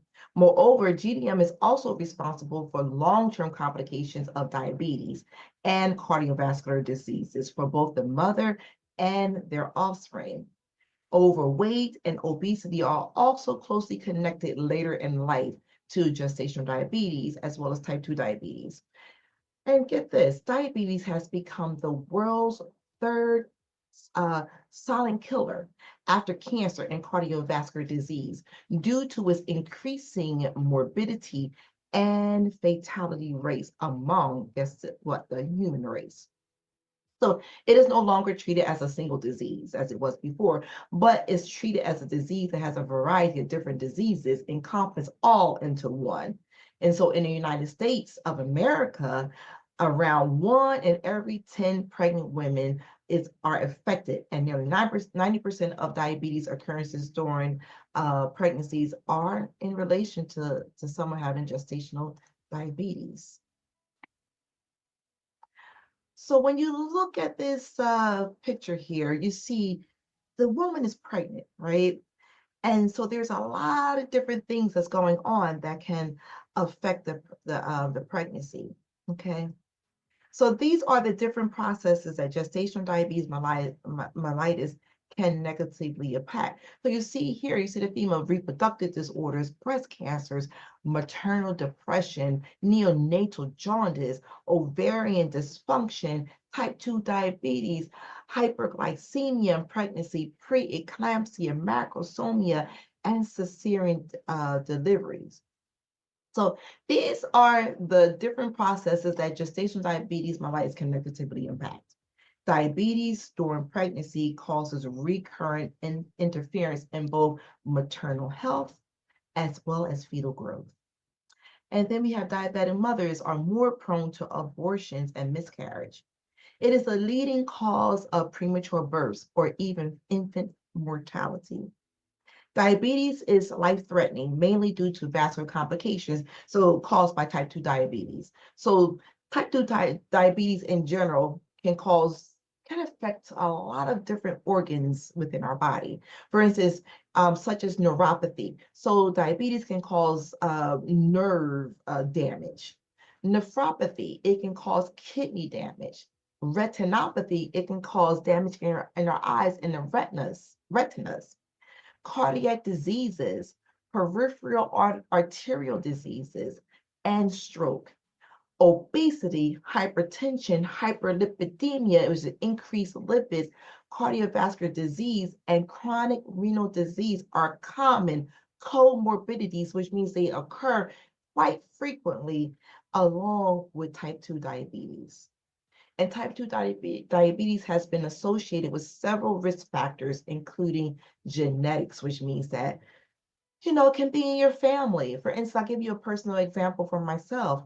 My father had diabetes. My grandparents, both my grandmother and my grandfather had diabetes. My aunts and uncles have diabetes. And so genetically speaking, I am predisposed to having diabetes. But through lifestyle changes, I have not clicked over to that, but we need to know our genetics, okay? And lifestyle itself. Are we inactive? Are we not inactive? Are we eating unhealthy? Are we eating healthy? That's lifestyle and environmental factors. All these things have a predisposition to diabetes and how it affects your body. So gestational diabetes mellitus impacts during pregnancy. Diabetes can be type 1 diabetes, type 2 diabetes, or gestational diabetes. Okay. Gestational diabetes women are around 10 times more likely to suffer type 2 diabetes later in life. So if they never were diagnosed with diabetes prior to pregnancy, and then in pregnancy they develop gestational diabetes, they are 10 times more likely to suffer with type 2 diabetes later in life. And up to half of them developed it within 10 years after their childbirth. So there is substantial evidence that regardless of the type of maternal diabetes, intrauterine exposure to diabetes increases the risk of type 2 diabetes and obesity in the offspring. So both mom and baby are affected with gestational diabetes mellitus. So it poses a severe global health concern because of its metabolic and reproductive complications, which, we must address at some point. So there's some facts about GDM.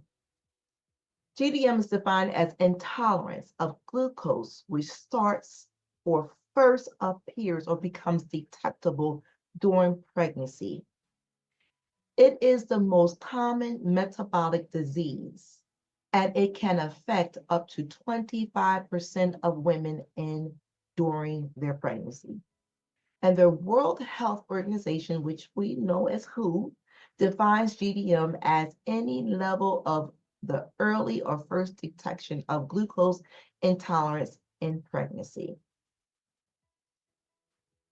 So when you look at this, right, GDM is a type of diabetes that first manifests itself during the second trimester or the third trimester of the pregnancy. The progression of GDM increases if women are more than 25 years older, may have had GDM since the last pregnancy. Maybe they had some GDM when they had their first or second pregnancy.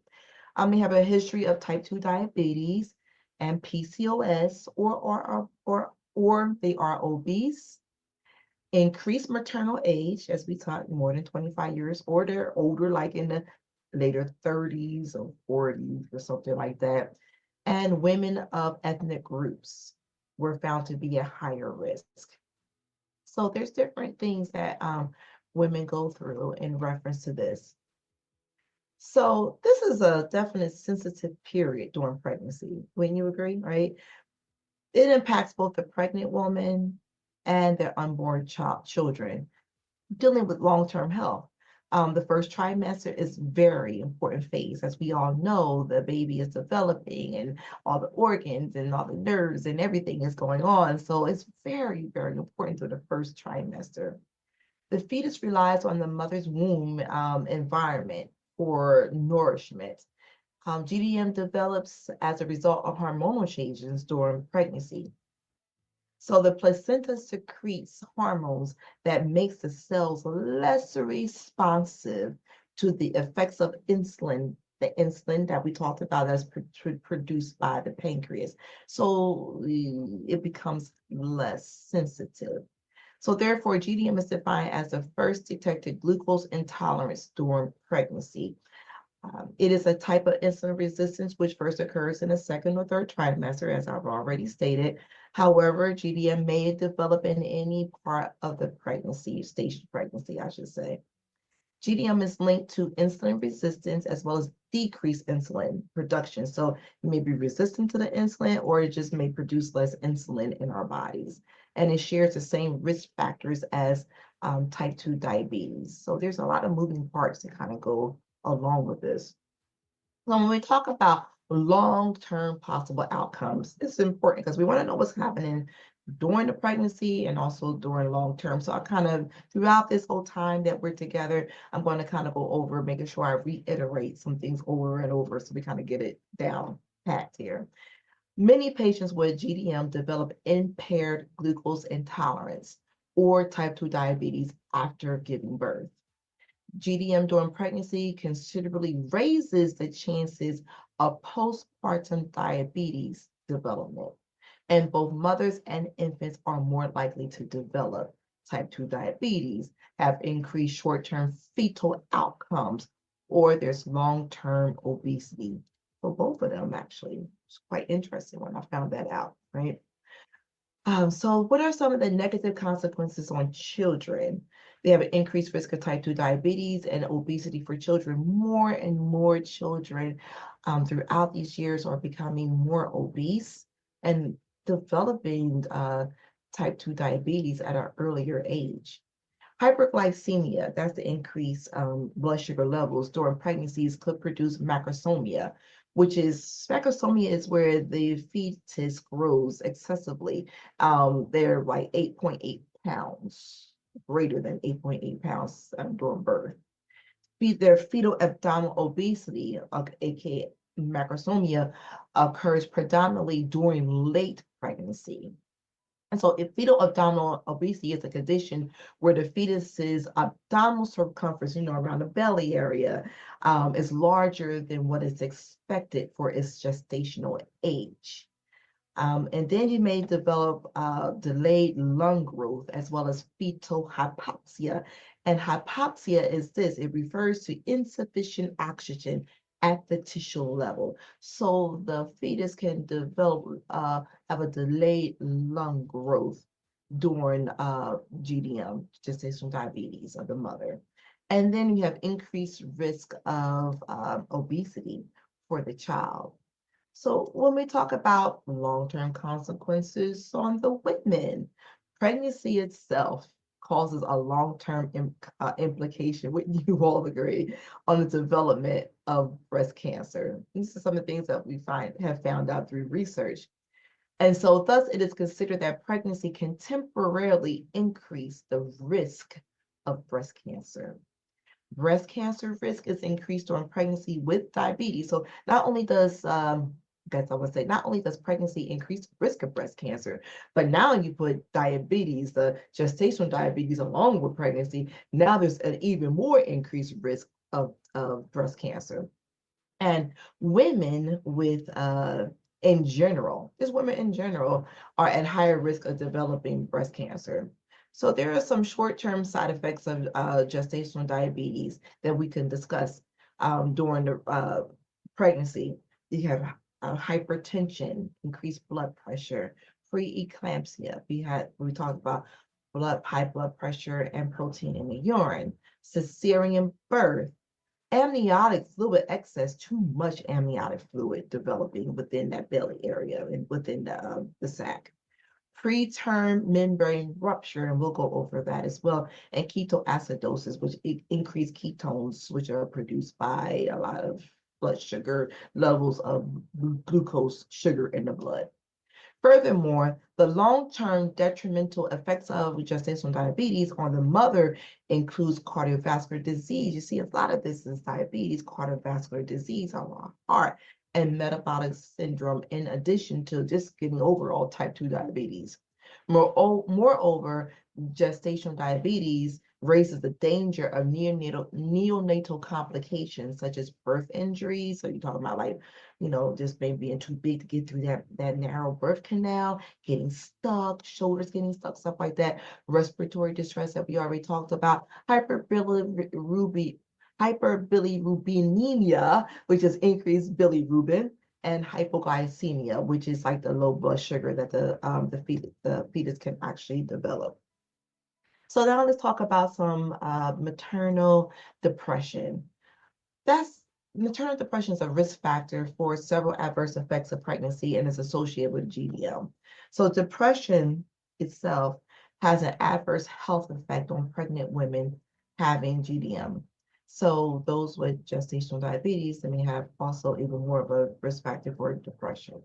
So emergent evidence suggests that hyperglycemia, which is increased blood sugars, has been linked to depression.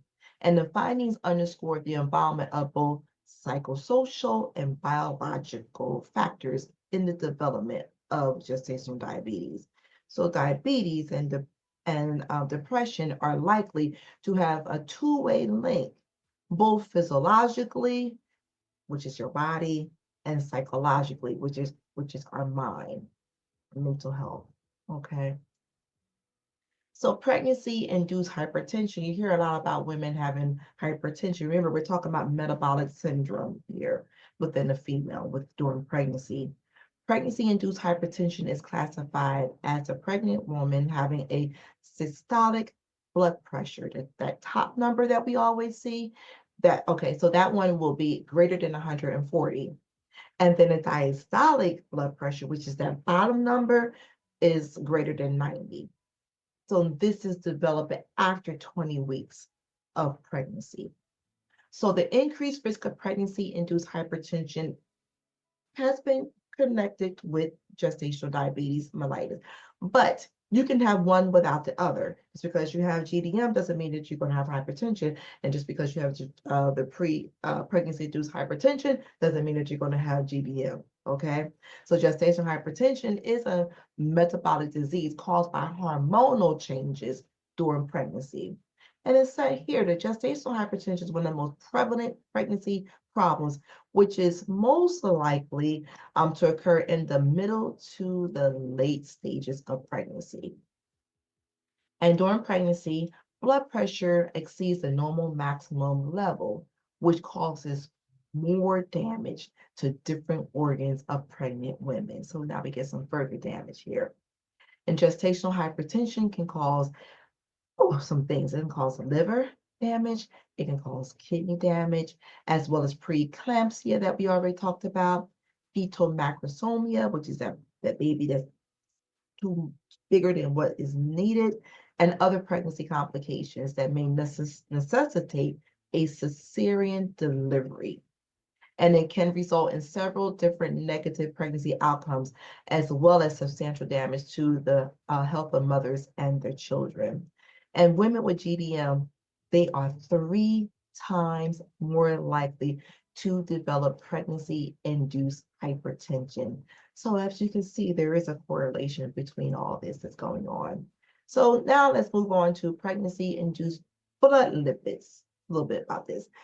During pregnancy, the level of blood lipids, it will rise to maintain homeostasis throughout pregnancy. So we do expect the lipids to increase in number. Some studies have revealed that the level of triglycerides, which is all part of, like, when you get the blood panel, when you see fasting blood sugars, and the lipid panel, you have triglycerides, cholesterol, LDL, stuff like that. So some studies have revealed that the level of triglyceride, it fluctuates dramatically during the first trimester, which may be related to the influence of progesterone and estrogen in the body. So we know, we as women, these are the two hormones that our cycles are kind of like going around. So, as well as preferential intake of high calorie foods that we need to take in when we're pregnant to prepare for pregnancy. So, like I said, there is some notation that we are going to have some kind of increase in our lipids. So when we talk about gestational diabetes, and like I told you before, we're going to talk about premature rupture of the membranes.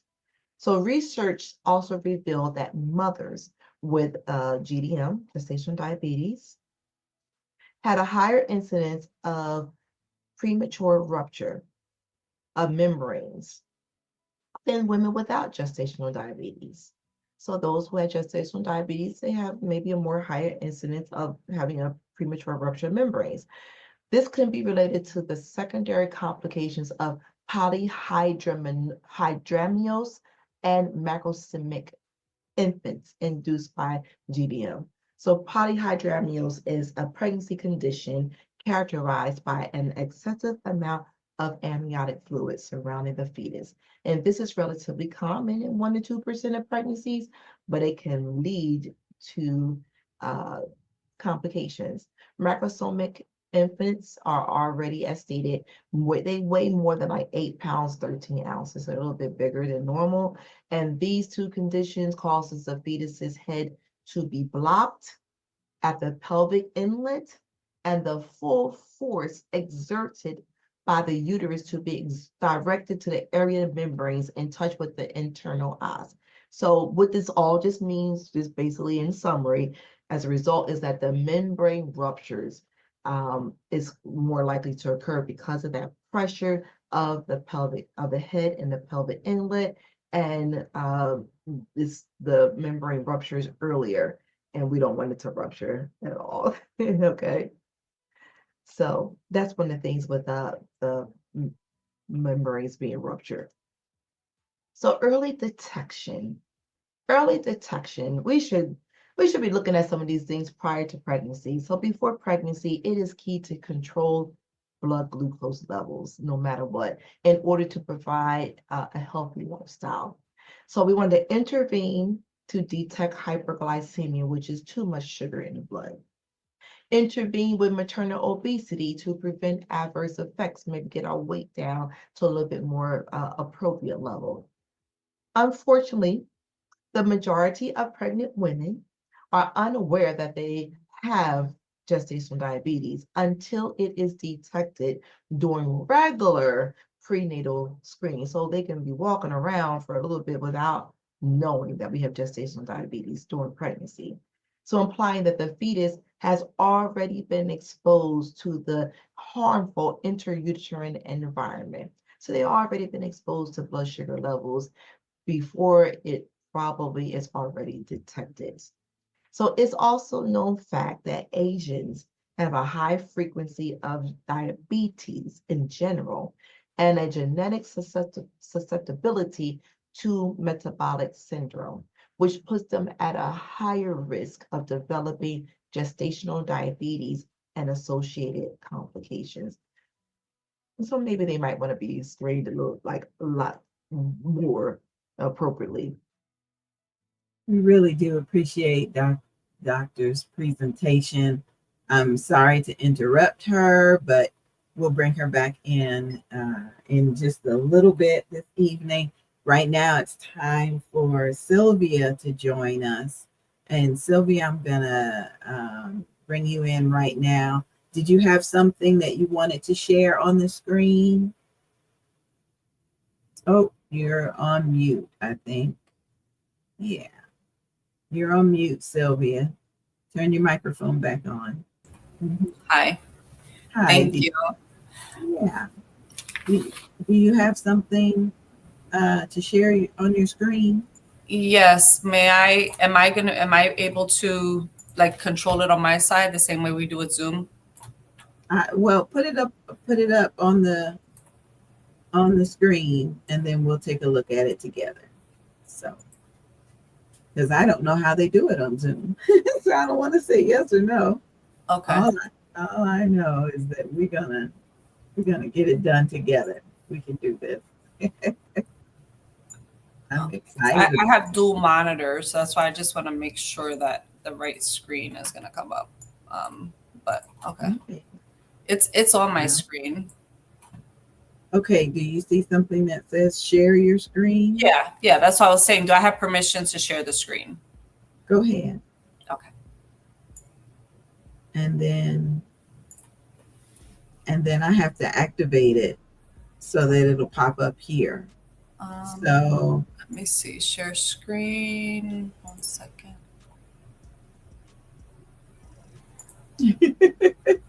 Thank you, Marie McKenzie. I just got a cute little compliment. Okay, there you go. Do you see the page that says that I'm scrolling on? Yes. Okay, perfect. Perfect. Okay, so may I begin? Oh, please do. And I'll pop in if we have any questions. Okay. Thank you so much for having me. My name is Sylvia McMillan, and I have the honor of being a board member with Maternal Matters Favored. And I am, in this moment, I'm going to be presenting as a PhD student. I am a PhD student at the University of Central Florida, and in sociology. And my research area is Black maternal health disparities. So I look at Black maternal health disparities. I also look at substance use and how that impacts health outcomes for mom and baby. And then also I'm looking at integrating paternal involvement. So what changes or not can we see when we are actively involving the non-birthing partner? And while I'm speaking today, just so you know, I will be using gender neutral terms. So when I say birthing person, it's the person who's actually carrying, and non-birthing partner could be a father, a significant other. It may be an aunt or uncle, but it's someone who provides some sort of support for the person who is carrying the baby. So I have it's called a scrolly telling piece, and I will make sure that we share the actual link so that you're able to go back on and look at it. It's called Intersectional Echoes, Unveiling Black Maternal Health Disparities. And what I did was I conducted interviews with different people in different areas that are all having some kind of interaction or impact on birthing people. So I'm not going to show all of the videos. I will just show a few pieces. So one of the first ones is called Echoes in Medicine. Echoes in Medicine was speaking with doctors. So this is one of the doctors that I had the honor of interviewing, Dr. Tunde Bias. And Dr. Tunde Bias is the president-elect of the Federation of Medical Women of Canada and the president of Black Physicians of Canada, and also Toronto's most inspirational woman of 2022.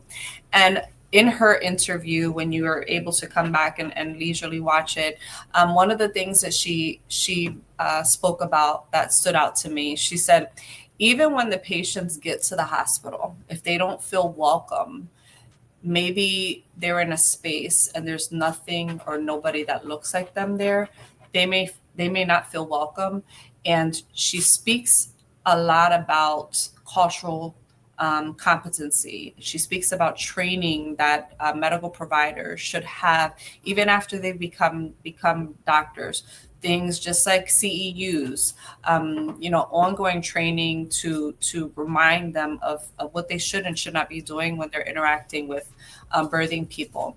The next interview was with Dr. Jess Daigle, and Dr. Jess Daigle was a board certified pediatrician. She's a NICU hospitalist.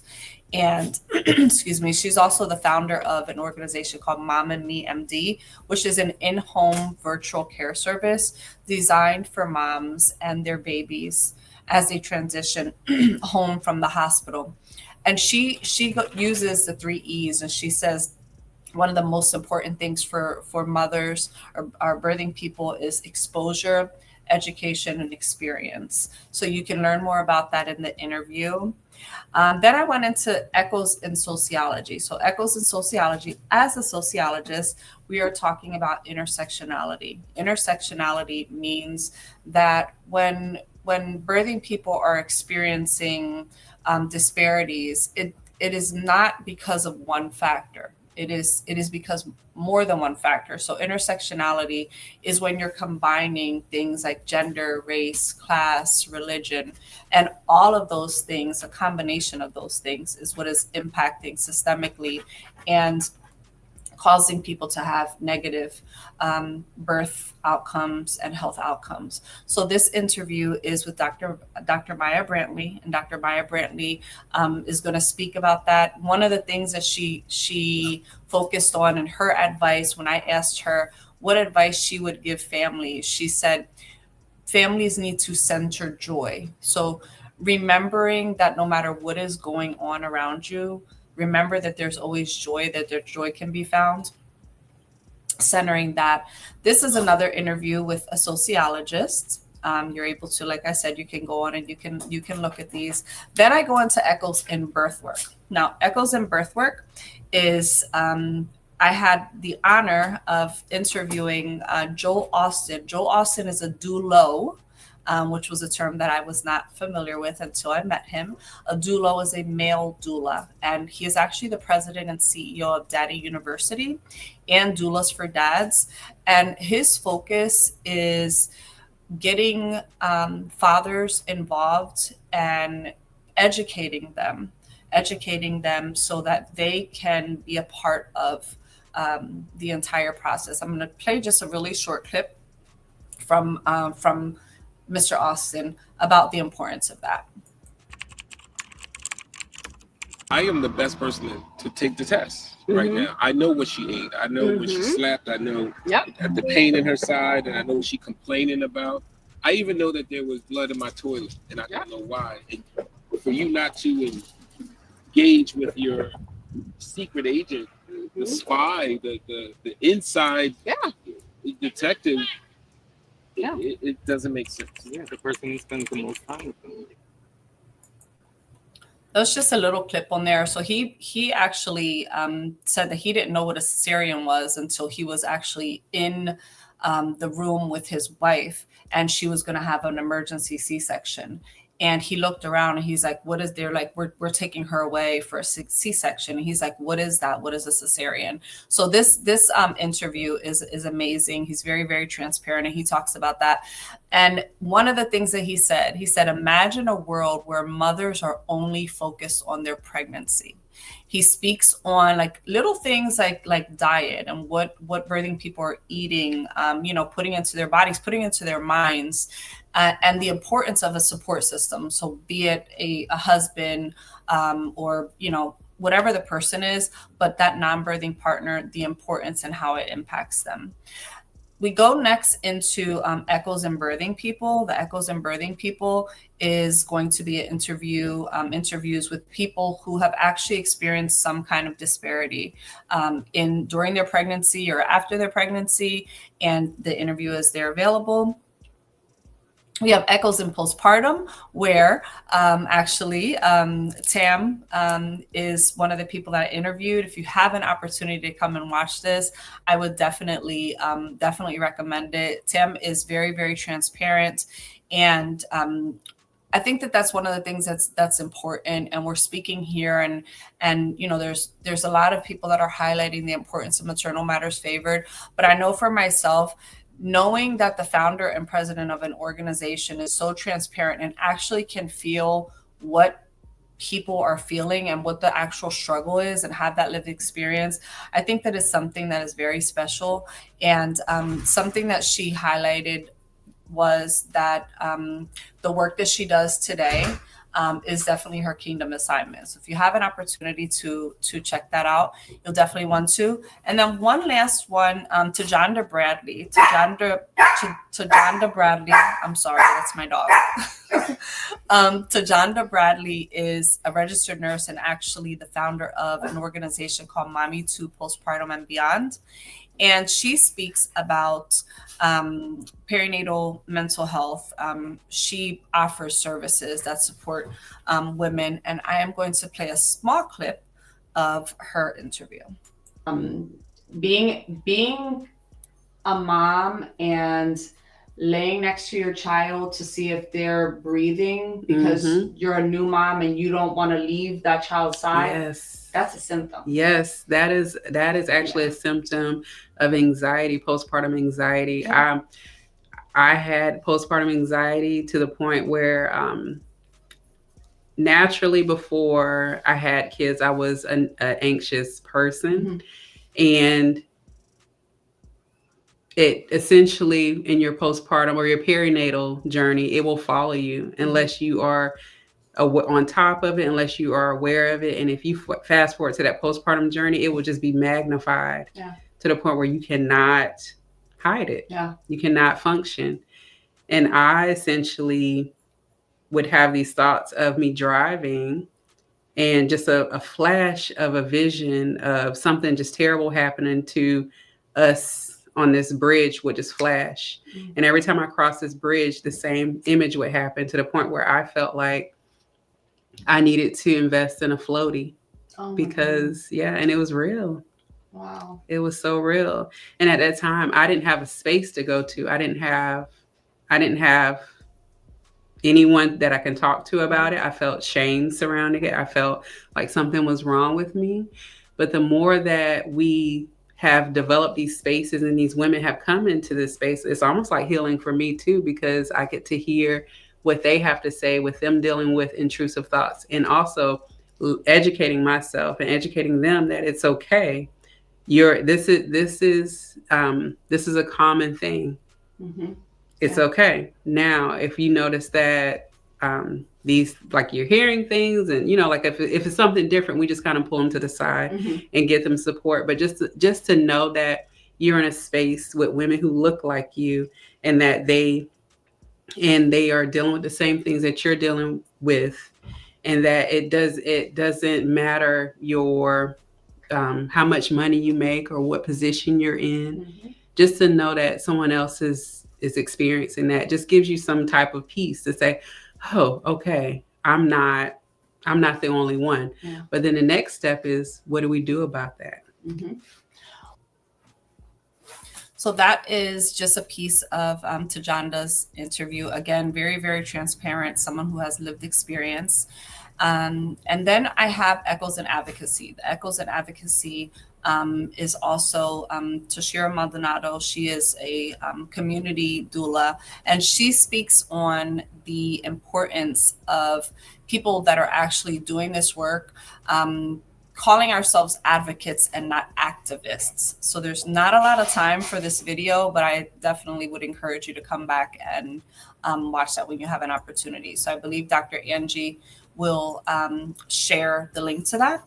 So I am going to, just a few things. The reason why I did the Intersectional Echoes project, and it is an ongoing project, the reason I began doing that project was because as a sociologist, we are encouraged, as a PhD student, we are encouraged to read, research, literature review, look for gaps in literature, and write so that you can publish. There's a little saying that says publish or perish. And I one day was logged on from a computer that was not my computer that I had my school login, and I realized that I couldn't even access the journal articles that I was trying to read. So if I, as a PhD student who is very technologically savvy, was unable to log in and read these articles, I'm like, the people that we want to get help, they can't read these articles. So my goal was to be able to begin to bridge the gap between academia and, just a layperson, someone who may not have access to the article. And if they do have access to the article, they may be too busy. They're just learning how to be a mom and they're navigating, parenting. So that was the purpose of my project. I encourage you to please log on and go through and see the videos. My contact information is there. So if you have a personal story that you want to share, please reach out to me because, like I said, it's an ongoing project. Just a few things, some questions that I have been asked that I think are important to share. So one of the questions was, how do PMADs show up within Black maternal health disparities, and what systems need to be held accountable? So PMADs impact about 40, I believe the number is 40% of Black birthing parents. And they're often untreated. And the reason that they're untreated lots of times is there's systemic racism, there's stigma, and there's barriers that, like inaccessibility or culturally irrelevant care. So the healthcare systems really need to address implicit bias so that Black birthing people are able to be treated with dignity and respect, and so that mental health services are reflecting the lived experiences of Black birthing people. The role of doulas and midwives, if you've been watching this presentation, if you've been on since 10 o'clock this morning, you've heard it a few times.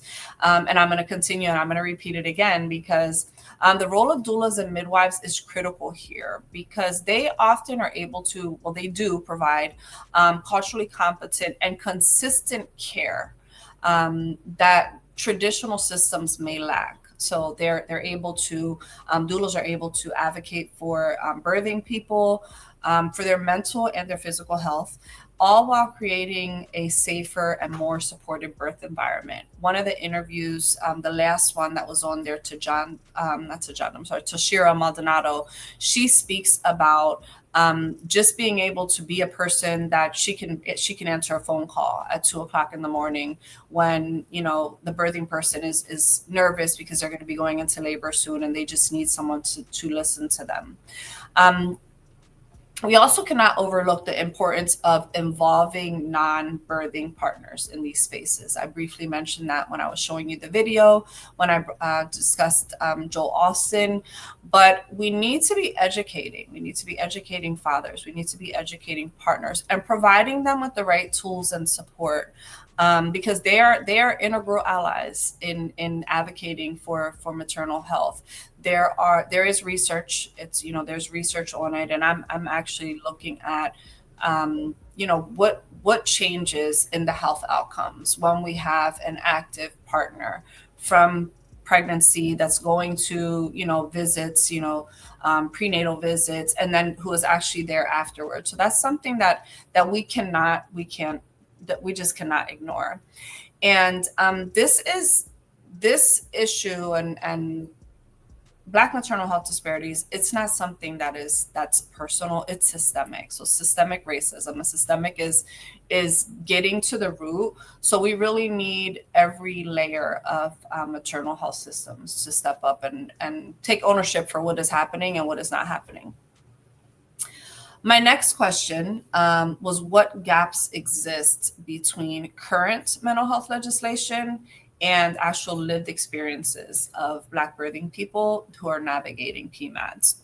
So oftentimes policy doesn't reflect the actual real life experiences of Black parents. So funding, like sometimes there's funding and funding may be available, but most times it's not going to be prioritizing culturally relevant or community-led initiatives like doula programs or peer support services, programs that are available through organizations like Maternal Matters Favored. And a lot of times, and oftentimes, more often than not, the Black birthing people are also facing implicit bias. So there's lack of representation in care. So, they're going to the doctor and the person who is providing this care doesn't understand where they're coming from, doesn't understand the struggles they're experiencing, doesn't understand a lot of things. So they're not able to offer the care that they need. And in order for us to narrow these gaps, it's important that we're centering Black voices. So we need to center Black voices and give them a platform when it comes to policy making. We need to fund holistic solutions. So put funding into midwifery and doulas and support programs that include non-birthing partners. I recently sat on a panel. I'm a member of Zeta Phi Beta Sorority Incorporated, and we had a panel at our state conference, and we were speaking, just of topics like this. And I was charged to do something within the next 30 days that would have to do with maternal health. And I decided that we see, like, a lot of times we see community baby showers. When we see the community baby showers, you may have seen this, but I have not. I maybe saw it once or twice, and one of them was through Joel. We don't do anything for the fathers. When they're coming, first of all, they're not encouraged to come, because when we're creating these flyers, there's nothing on there that says that they're welcome. So we're not making them feel, we're not creating the space that we say we need to be creating, these safe spaces. We need to create the safe spaces for dads also, and significant others, and being able to offer resources. So we offer, little care kits for moms, and when people are having babies, but we're not doing that enough. We're not doing that enough for non-birthing people. So that is something that is definitely necessary for us to do. And again, that comes back to us as advocates. We call ourselves advocates, but just taking ownership that we are doing and we're trying, but there's always room for improvement in some area. That is, again, something that Maternal Matters Favors does, because they do. Tam is always making sure that it's known and it's evident that fathers and non-birthing partners are available to come and get the services that the birthing person would get. The last question that I was asked was, how can academic institutions and research programs play a more active role in shaping policy and community interventions around maternal mental health? I am going to say what I kind of touched on already briefly, was meeting people where they're at. Not assuming that we're writing these journal articles and, we're doing all these things and, we're at R1 schools, but we're not bringing this knowledge to people that are actually being impacted. So including Black birthing people and families in a research design, but also focusing on solutions. So after we've included people in the research and we have this data and we're writing the articles, what are we doing with that? Are we doing something so that we can impact policy change? If we're not, we are failing the birthing people. So we need to definitely make sure that we do that. I don't know if there were any questions, Dr. Ange. I just had one last thing that I know a few people were asked if there was one thing that you could say to the birthing people, if they were watching, or a mother who was experiencing PMAD. There's a lot of course, like, just you matter, use your voice. I lost my grandmother a month ago, and she used to always say, when I started my PhD program, it was difficult, just navigating life and being an adult, being 47 and going back to school. And she always said, you're built for this. You're built for this, and you can do hard things. Actually, the day that she passed away, she told me, it was in Spanish, pero tú puedes. Tú puedes, tú eres fuerte. So I know that sometimes things feel heavy in the moment, but knowing that you're not carrying that alone. Everybody's different in their faith. I know 1 Corinthians 10:13 reminds us that God doesn't give you anything that you're not going to be able to bear. And with his strength that you can overcome. So making sure that you're leaning on people around you, making sure that you are creating a village, because a village is important. Not being embarrassed to say that you need help. having trusted friends, family, a doula, a therapist. Seeking support is not a weakness. It's actually a powerful act of courage. Healing is within reach, and you do not have to walk this path by yourself. That's all I have.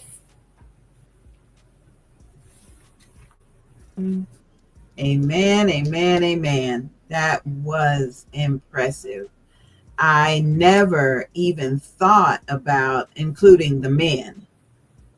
Yes. And yeah, that was so impressive. Thank you so much for that. Thank you. It made such a big difference for me even, but I appreciate you. Thank you so much for having me, and thank you for sharing the website. There's, like I said, I would encourage everybody to go on. Some of them are a little longer than others, but they're basically around like 20 minutes each. But there's a lot of really good information, and that is the purpose of this. The purpose of those videos is, again, it's public sociology. So somebody's not going to read a journal article, but they'll go online and they'll scroll through YouTube and they'll watch those videos. So I encourage you all to watch them and learn something and do something about it after you learn about it. So thank you so much for having me. You're welcome. And before you go, Marie McKenzie said, very informative. Thank you so much. Thank you, Ms. McKenzie. So Thank that'd you. be great. Okay, we're going to put you backstage for a minute and bring back Tam. Hey, girl. Hey. Oh, wait. Turn your microphone back on. I can't hear you. Oh my gosh, yes, thank you for that. Sylvia's like, thank you for having me. Sylvia is part of the crew, one of the pillars that I talk about, right? She's a board member of ours and very, very, very phenomenal in what she does. And so that documentary, I'm fortunate that I was able to take part in it. And I said, you know what, you got to on this broadcast this year, you've got to put that thing out there again some more. She's actually award winner for that documentary. Very powerful, very powerful. Before we get into our next guest, who's not a guest either, they're part of the pillars. I want to take a moment to recognize we have Miss Jacqueline Rozier, who was on a little earlier in her presentation. She makes these phenomenal cards. You want to think about Hallmark? Well, these things are handmade. I know I got a little glare going on. Look at that work. And so she sends us cards and where we're able to write hand letters and notes to thank individuals. And I'm always blown away each time that we get a package in because of the integral, look at those beads on that with that butterfly. She made this. This says thinking of you. And so she provides us with little trinkets that we're able to pass on.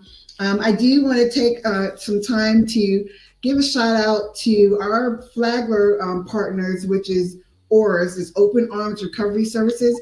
They make certain that we're stocked up with Narcan to pass out to some of our moms, because what we do know is that, working with those in the substance use disorder population, you never know when you need to have a Narcan kit on stock, to help revive a person, help save their life, and then help them to put strides in place to further enhance their well-being. And so I'm totally appreciative of those type of community partnerships once more. That all helps us with regards to the maternal mental health. And so if you're just tuning in, shame on you. We've been at it for about 8 hours now. Right? It's going down. This is Maternal Mental Health Awareness Weekend here in Palm Coast. But, we're spreading this thing all over because what we do know, it is Maternal Mental Health Month. We're coming out of April where we were doing some advocacy with our legislative leaders and so forth and so on. And so this does not stop for us just this weekend. This is something where we're real life boots on the ground doing a hands and feet type of work of Jesus Christ. Why? Because we have the opportunity to do so, right? We come through certain different things in which we have to make certain that we're helping other individuals come through certain different type of things as well. Let's go ahead and bring Natalie in. I'll bring her in just a second. I got to give some shout outs to our viewers. Shay A. Queen has given us a heart, and we thank you, Shay. Sharice Johnson Moore has checked in, and so has Sonia Bennett. Gwendolyn Carter Thomas and Sean Adams has given us a heart, and Sunshine Franklin. We also had Pastor Clarence Maurice Ball to give us a thumbs up. We are broadcasting live on the favored YouTube page. So just go on YouTube and search for Maternal Matters Favored. You'll be able to find them there. And Marie McKenzie just has another comment. She said, mothers are the glue that holds the home together. We must do everything in our power to help them be whole. And so we appreciate your comment, Marie. And she also said it was a beautiful card that you put up. So we're going to bring in, Natalie and Doc, let me see, who else? Dr. Fatisha is here. Maybe we'll bring her in so she could say hi. Hi. Oh, hi. Okay, that's good. All right. Time for Natalie to get here. Natalie. Oh my gosh. Oh, let me go ahead and do your introduction. So everyone, we have Natalie Crane here. Natalie serves in Florida as the founder of He Rescues You. It's a faith-based ministry dedicated to support women and their families during and after pregnancy, loss, mental health difficulties, and so much more. After battling infant loss herself, along with preeclampsia and other postpartum complications, she found the strength in the Lord to become a voice in maternal mental health, right? She is now a certified patient family partner of the preeclampsia, well, of the Mama's Voices. And most recently, she joined the Patient Advocacy Council of Preeclampsia, the foundation. And she's also a community partner of ours who carries out PMAD workshops in Seminole, Orange County. Natalie, welcome. Thank you. Oh my gosh, I'm so stoked to have you here. For anyone who doesn't know, I can't express this to you enough. I don't do this all by myself. You know what I mean?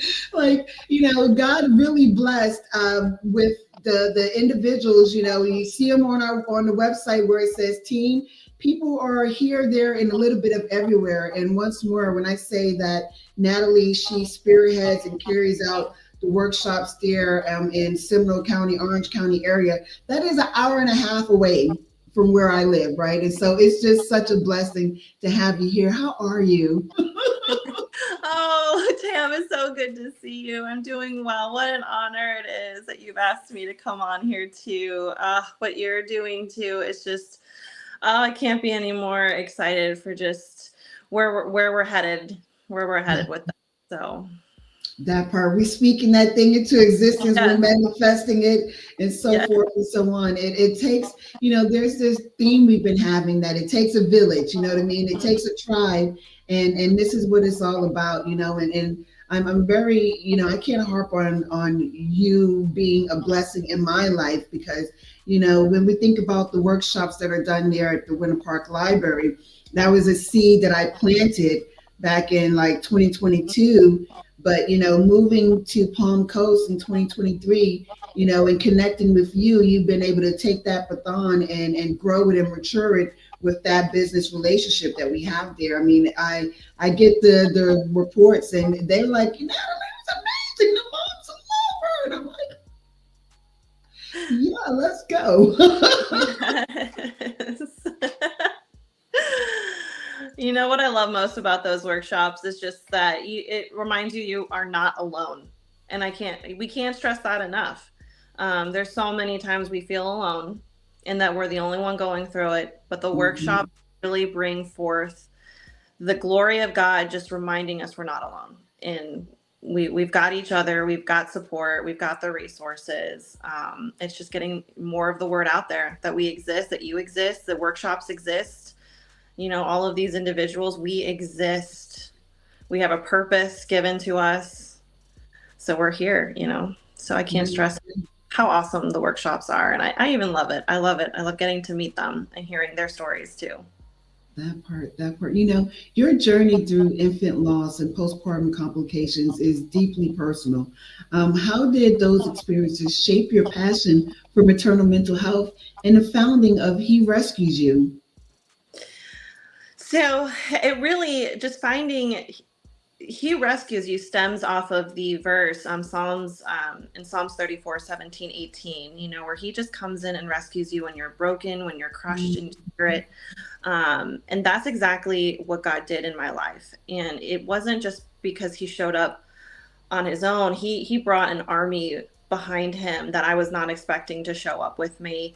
And I grieved. My daughter passed away 5 days after she was born. I battled preeclampsia and HELLP syndrome. And those are two such unknown / common, but not more educated. I had no idea what those two things were and that they were even possible in pregnancy. And so I long now for just making sure moms are aware of all of the possible risks that are there when you feel like something is off. And so through infant loss, when we lost our daughter and the complications, it brought me to a point of, what, I need to be there for other moms. I want to be there for others who are experiencing infancy loss or miscarriages. I want to be there so they know that they're not alone. And that's going to be the thing that keeps us knowing that we're not alone, that God still loves us. He's still with us. And, and he will heal. He'll heal us in the timing. But he sends people to help in those areas. And that's where He Rescues You just comes from and stems from. My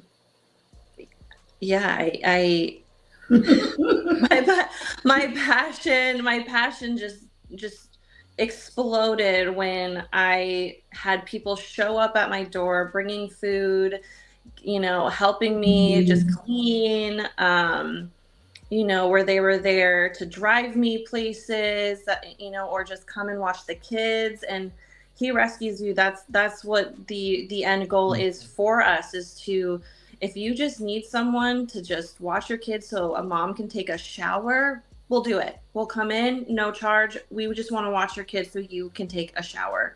Because, I went so long without a shower, and it's, but when you get a shower, even, it just, that can change everything. It can change perspective. It can help mentally too. We during some of the workshops, we talk about, self-care and what we do for ourselves, just taking a bath, a bubble bath. But we feel this stress as moms that we need to just do it all ourselves sometimes. And it's not, I think, Sylvia said it perfectly, that it's not a weakness when we're asking for some help or assistance. It's you being able to take care of yourself and allowing others to just help you through that process. Because it's a community. God gave us community for a reason. He gave us each other for a reason. Yeah. So that's kind of where Yeah. I was getting teary-eyed, because, what we need to have is more of these transparent moments, you know what I mean? And when you said that, about, just, oh my gosh, the shower, our first year, our broadcast, we had a doctor, a medical real life doctor. And she was like, I didn't want to get out of bed to take a shower. You know what I mean? It had a full husband and other children, you know what I mean? But was just really being, authentic and saying that, hey, this thing is real, you know what I mean? And there's not, a certain, population or subset, you know what I mean? This thing strikes, and it strikes whoever it feels like. So, while we know that there's risk factors and we need to be aware of symptoms, just being able to have the strength of reaching out, waving that flag is something truly amazing. I want to put a pin in it and have you just talk about some of the services that are carried out underneath He Rescues You. Yeah. So we're still working on all of the services being implemented, but what we envision for He Rescues You, because right now we're solely just providing as much resource and uplifting faith material. But we pray with you. We want to provide cooking and meal services. If you need to go shopping for grocery store food, I remember after my C-section in 2024, I went grocery shopping, and that was the worst decision possible because it caused a bunch of complications of strain. Should not have been walking so much that I did. And, had I just let somebody do it for me, would have really saved maybe some of the complications that I had just internally, as I just recovered throughout the first year. So, we want to go grocery shopping. We want to make a meal for you. We want to, if you want any areas cleaned up, happy to do that. But like I said, even just watching the baby for a little bit, or just giving you a moment to be able to just take a breath, or sit with you even. There were so many times in postpartum depression that I had friends just showed up and just sat with me. And if that's all that takes, to just sit and be together, talk about things, anything, pray together, just anything to just show up and just be present and with you and not think that you are alone.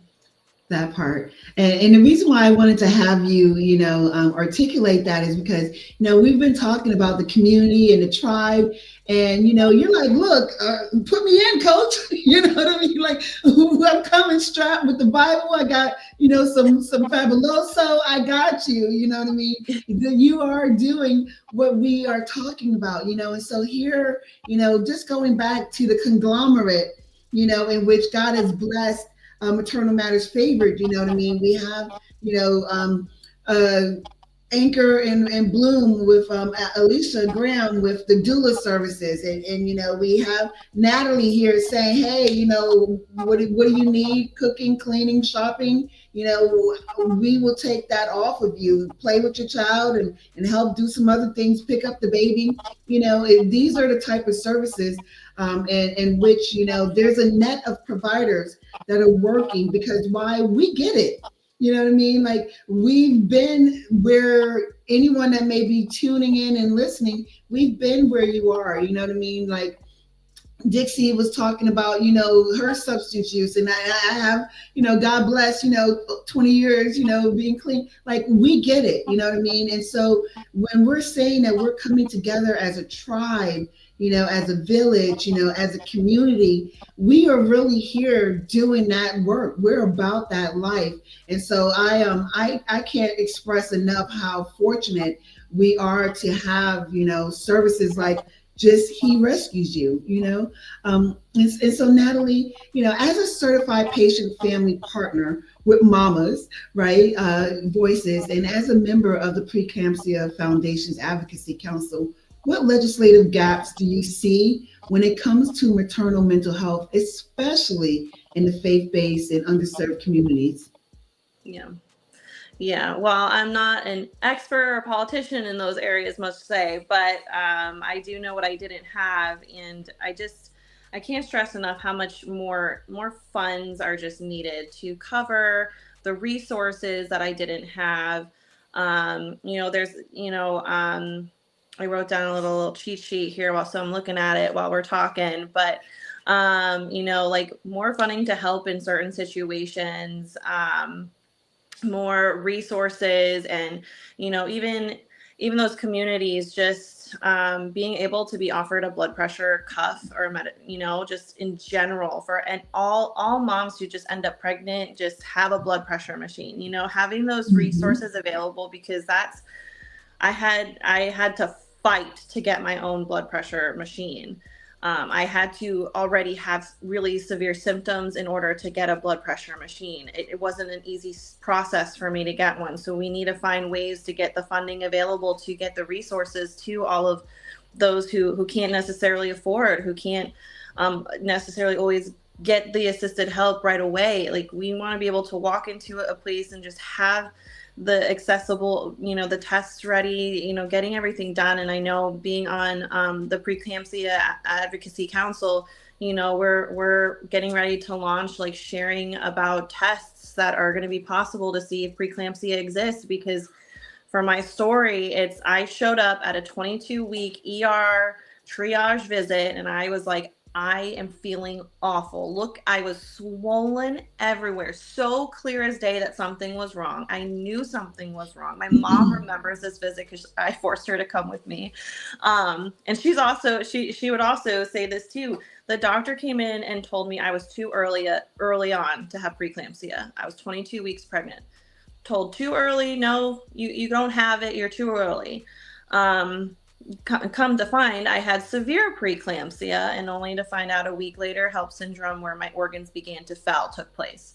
So it was possible. And now that we're getting ready, as Preeclampsia Foundation is just continuing to share, just get the tests that are available, but we need them available for those who can't always afford whatever tests these are. So we need the funds available to all the nonprofits. We need the resources available to be able to give this out to the communities, and to the mamas that don't know what's going on, to the moms that are just fighting just to survive and live, to be able to just go in somewhere quickly, grab what they need to know, and make sure everything is okay, And in terms of just faith-based communities, I've seen growth in churches where counseling has become more available. I just can't stress enough that there's not enough counseling. There's not enough people to just, where you walk in and you say, I need to talk to someone now. Because there are moments where I would, like, break down and not know where to go, and feel like I couldn't walk into a church and someone would be ready to just talk to me right then and there, and I think more churches just need to have the pastoral care, the counseling, the comfort to know and help when anxiety arises or postpartum complications arises and things like that. I had to, when my daughter passed away, I praised God that I had a pastor's number, and I was able to just say, I just lost my daughter. I need somebody to show up, and he did. And I'm so thankful for that. But how many opportunities take place where a mom who does go through infancy loss doesn't have a pastor's number, doesn't have, like, a really easy way to just say, I just lost, I need someone immediately, and I worry that, the churches, we need more of that. We need more readily available to just show up when someone is suffering in some grief, in postpartum, in mental health, especially. Yeah. Yeah. Oh my gosh. Yeah. There's so much work we need to do as a body of Christ. You know what I mean? And so while there are, us that are out here in the highways and byways, and there's some that are stationed in the pulpit, and we all have, different assignments in the mountains, right? The 7 mountains and so forth. You hit on something very important, and so one of the things, I tell individuals, let's create that action plan, you know what I mean? That safety plan, whatever that plan looks like, so that, we can work to make certain that we're taking as many precautionary measures as possible, because what we do know is sometimes we can't foresee certain situations. And so while we're working to make certain that the mamas, and the dads, the dolos, are taking those precautionary measures on their end, as a body of Christ, as faith-based leaders, we need to be making certain that we're learning about this stuff, and that we're using, whatever platform or area of influence to let individuals know that you have an ally, you have a trusted person in which you can do some outreach to, and know that I'll be here. And I say that because historically, in the churches, it just it's been taboo. We don't talk about that, but I'll lay hands on you and take this communion cup, and and so forth and so on. And we need to get better at, understanding that there's a spiritual aspect And then there's that mental health aspect, you know what I mean, and so forth. And so it's not the same as a healthcare, you know what I mean. So you go to a healthcare provider for certain different things, but you go to a mental health provider and you have a spiritual. You better have your electronic Rolodex, you know what I mean, because when we're talking about it takes a village, you know what I mean. Honestly speaking, there's different pockets in which we need, subject matter experts to help hold our hand and walk us through what we're going through. Mm-hmm. Yeah. Yeah. Yeah. Yeah. Oh my gosh. So now, how do you integrate the spiritual care with the mental health support for women navigating PMAD, grief, trauma, all of the above, right? After birth loss, because, you guys have a special niche at He Rescues You. Yeah. Yeah. No. And it's not as complicated as you would think. It's just spending time with God, opening up the book and the word and finding scripture to talk it over yourself, finding the truth of what he says about certain lies about mental health. Because I think the enemy keeps us so stuck in thinking we're alone, that this is the worst it's ever going to get, that it's not going to get better. And we point back to just the truth of what does God's word say? What does he tell us about who we are as women, who we are as mothers?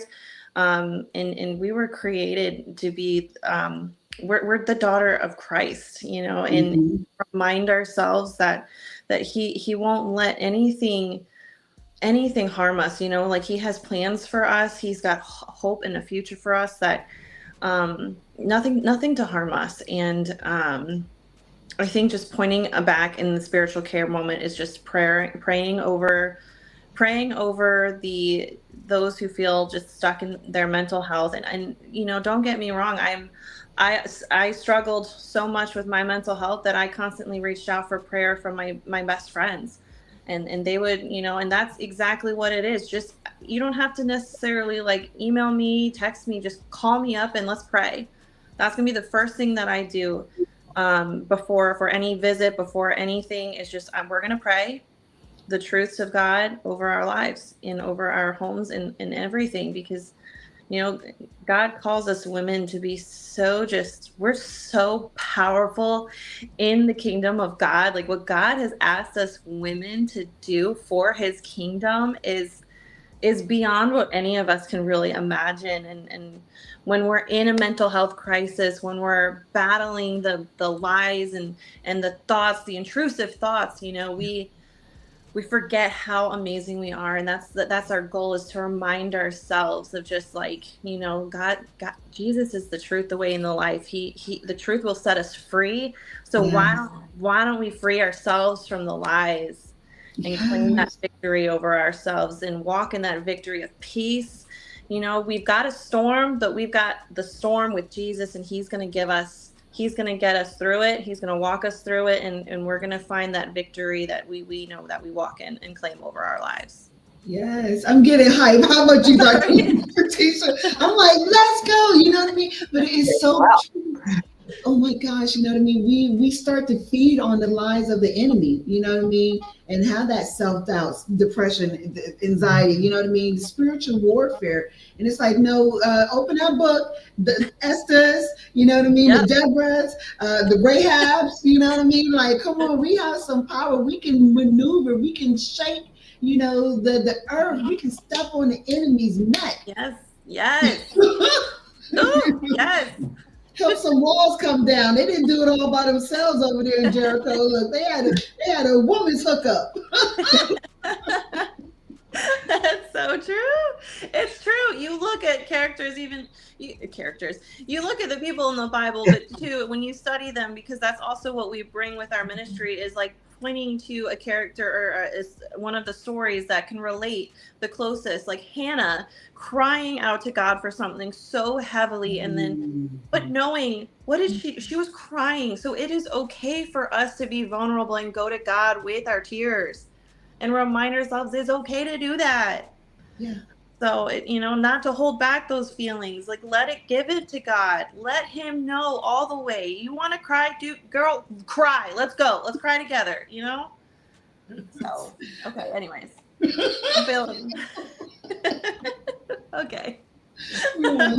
And next year we're gonna have a whole episode, a whole segment of just crying, girl, Yeah. Yeah. Natalie, I love you're Christ centered. You don't just talk it, you believe it, Yeah. you speak it, you live it. And I was sitting in the backstage and just saying, she is so right. We need to collaborate with church, like churches need to collaborate with organizations like yours and also with Maternal Batter, because we can't do it all. We're not meant to do it all. We're meant to collaborate. We give the word, but there's so much more. And as a mental health, professional that I am, a provider, yeah, in the past it used to be taboo with the depression, anxiety, like that. I thought that's not real, but no, it is definitely real. But you take the word and also put the services together, and that is what is so phenomenal about what you do. I sat here and said we about to have some kind of service up in here, tearing down the walls and everything. But I wanted to ask you, like, what role does community, especially the faith community, I think you actually talked about a lot of this faith community, play in either supporting or overlooking mothers in crisis? And how can churches become better equipped to respond? I think we kind of talked about that, but, is there anything else you want to kind of, expound upon it? Because you had some great points. Yeah. So the church that I went to when I was going through the loss of our daughter, they provided the fruit of the spirit so beautifully, by showing up, being there, holding our family, hugging us when we would walk in. I think it's the kind of when it comes into a lull, continuing to check in, because there came a moment where I was like, where is everybody? It got quiet, and I don't know at what point did it get quiet, but if you were helping someone going through something, it doesn't hurt to just still continue to check in.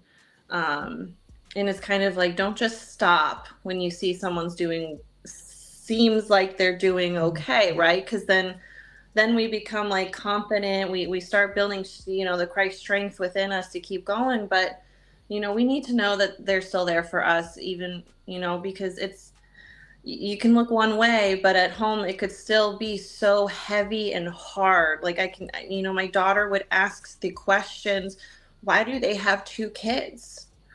This was before I got pregnant again, but she would ask that, and that would bring a spiral into my mind, and I felt maybe I couldn't reach out to the church anymore. So it's just the combination of just what role does the church play?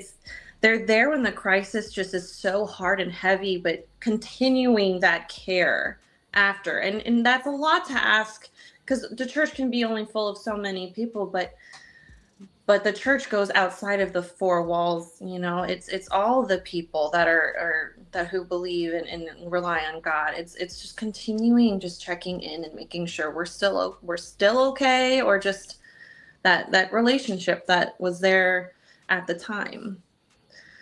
So That shows compassionate care and love. And even Yeah. if we get busy in life, we have to circle back around and make sure we care for each other and say, hey, how you are? And you are so great. I totally understand that. We have to get better at that. We all have to get better at that.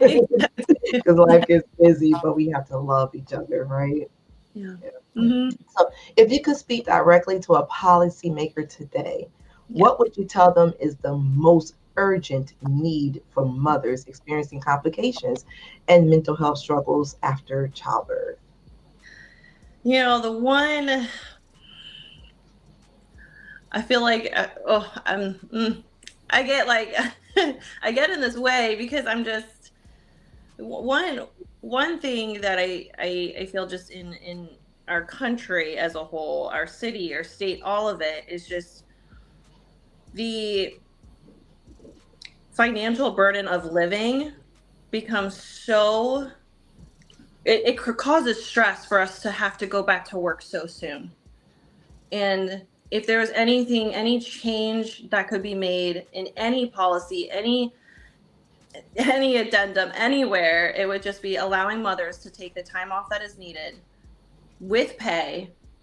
Let them take the, like, an allotted amount of time, that like a full year. I mean, that is the first year of birth, that is where the postpartum mental health can show up. I didn't get postpartum depression until 6 to 7 months in with my birth in 2024.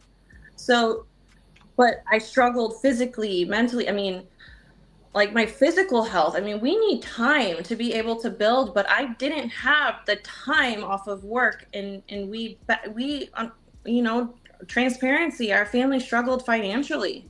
I forced myself to get back into work, and I got such in a dark place that I had, my doctors were just telling me, you need to take time off. We need to take time off. So any type of policy of just being able to allow moms a space where they don't have to feel like they have to like push themselves to get back into the working atmosphere, and to allow them the time that they need to recover.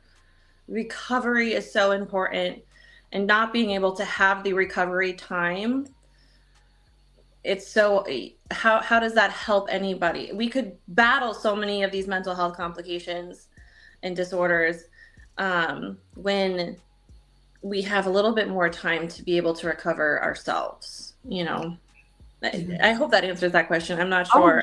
No, you did perfect. Yeah. You know, and you said something that was key, that it wasn't until 6 to 7 months later when you actually got into the postpartum depression. And you know, some people we're looking for, how are you doing right after birth? Okay, you're good. Okay, 2 weeks later we're good, and then maybe we may forget about that person. Like, okay, they're fine, they're good, everything's great. But no, it happened after. So you needed time, and a lot of people go through that as well. So now you answered the question perfectly.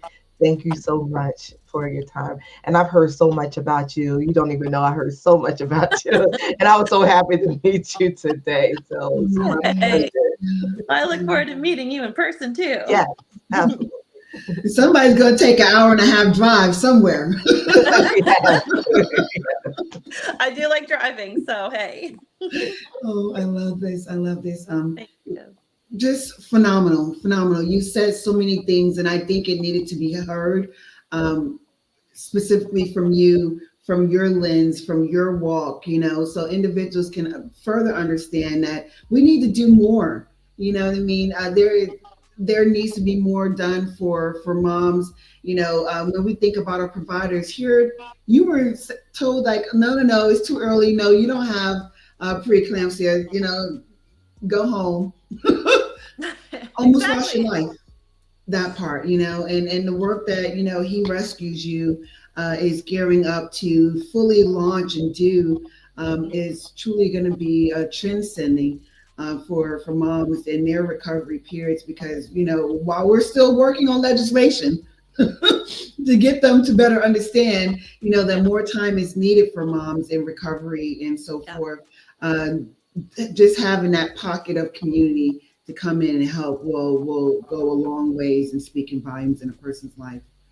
Right. Thank you so much. Natalie, how can folks get in contact with you? I know your information has been scrolling, but tell folks that, and then whatever you may have coming down the pike. I know that we have another workshop coming up in July. I know we're booked for, you know, the next couple of months throughout the rest of the year.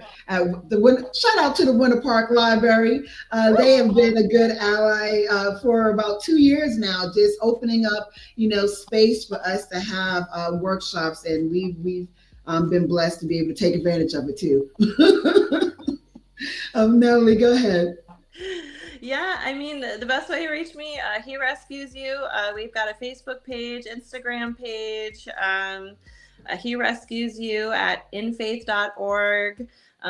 He Rescues You ministry.org as well is going to be the best way. That's our website, is herescuesyouministry.org. And then the email is herescuesyou@infaith.org. Here you go. Confused it. But yes, those are the best ways to get in contact with me. And I would be happy to help anybody who just needs prayer or just wants to just vent. I would love to listen. So that is wonderful. Well, before you go, you've got a comment from Mother Jacqueline Rosier. She says, Natalie, I believe one of your superpowers is bravery. Bless you for sharing and being you. So wanted You're to the leave right. with that note. Thank you so much. We appreciate you. Take care. Thank you. Bye. We've got Courtney that is ready to come on in. But Courtney, I just got to play just one or two little videos before we bring you in, honey, because we've got supporters that we definitely want to acknowledge. So we'll be back in just a minute.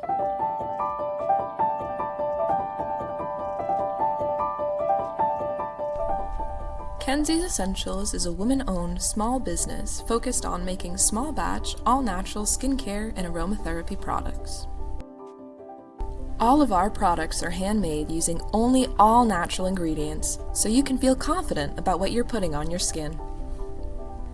We offer small batch skincare products such as body butters, sugar scrubs, and soaps, as well as aromatherapy products including inhalers, rollers, and rim sprays made with high-quality essential oils. Available at kensiesessentials.com.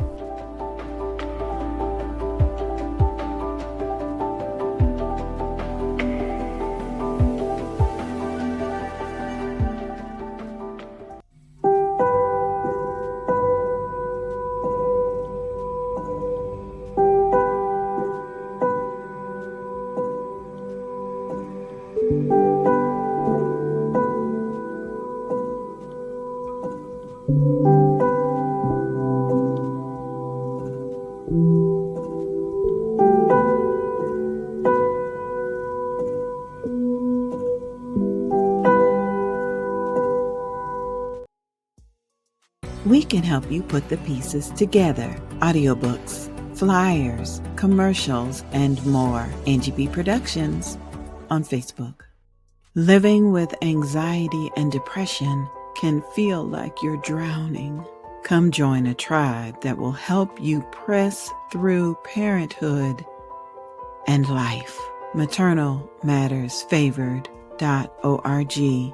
mmfavored.org. It has been a wonderful 8.5 hours of our 24-hour broadcast. And our next guest is Courtney. And Dr.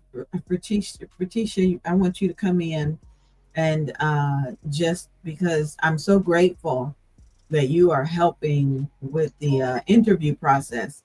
I know it can be a lot just to be a part of a podcast for 1 hour or 2 hours, but Tam's been holding it steady in here for the past 8.5 hours. So thank you so much for being here. Courtney, we're going to bring you in and just want to say welcome to the broadcast. Hello. Thank you so much for having me. And it's wonderful to see you both. I've been listening in, and I'm just so impressed with every single woman who comes on and speaks about her work and mission. It's just like such a powerful gathering of individuals. Really, really honored to be with you all. Well, your bio is scrolling at the bottom of the screen. Oh, it is. Yeah. Mental health counselor, postpartum doula, health journalist. It's all scrolling. So yeah. I think Dr. Ferticia has some questions for you. So we're gonna let her get started. I'm gonna get out of the way so you guys can chat. Thank you, Angie. I'm sure we have questions for each other, Doc. Oh, it's all about you. Okay, I'm here. Oh, Courtney, it's just a pleasure. You know what? This is beautiful words of wisdom from everyone. Yes, this has been great. It's been great, hasn't it? Yeah. Truly. Really, yeah. So I guess with you, right? You've been doing this for like 2 decades. Great experience with postpartum healthcare, which is phenomenal, I may say. Okay. Yeah, it's been a journey, right?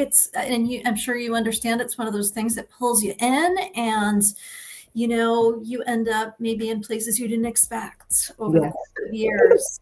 Yeah. I can imagine like today just being part of the 24-hour. So how have you seen awareness and treatment of PMAS evolve, and where do you believe the system still needs critical improvement? I know you. That is a great question. My email address is postpartumdoula@gmail. And when I meet people and they see that, if they're part of like the birth or perinatal world, they're like, how did you get that email address? Well, it's because I started so long ago as a doula.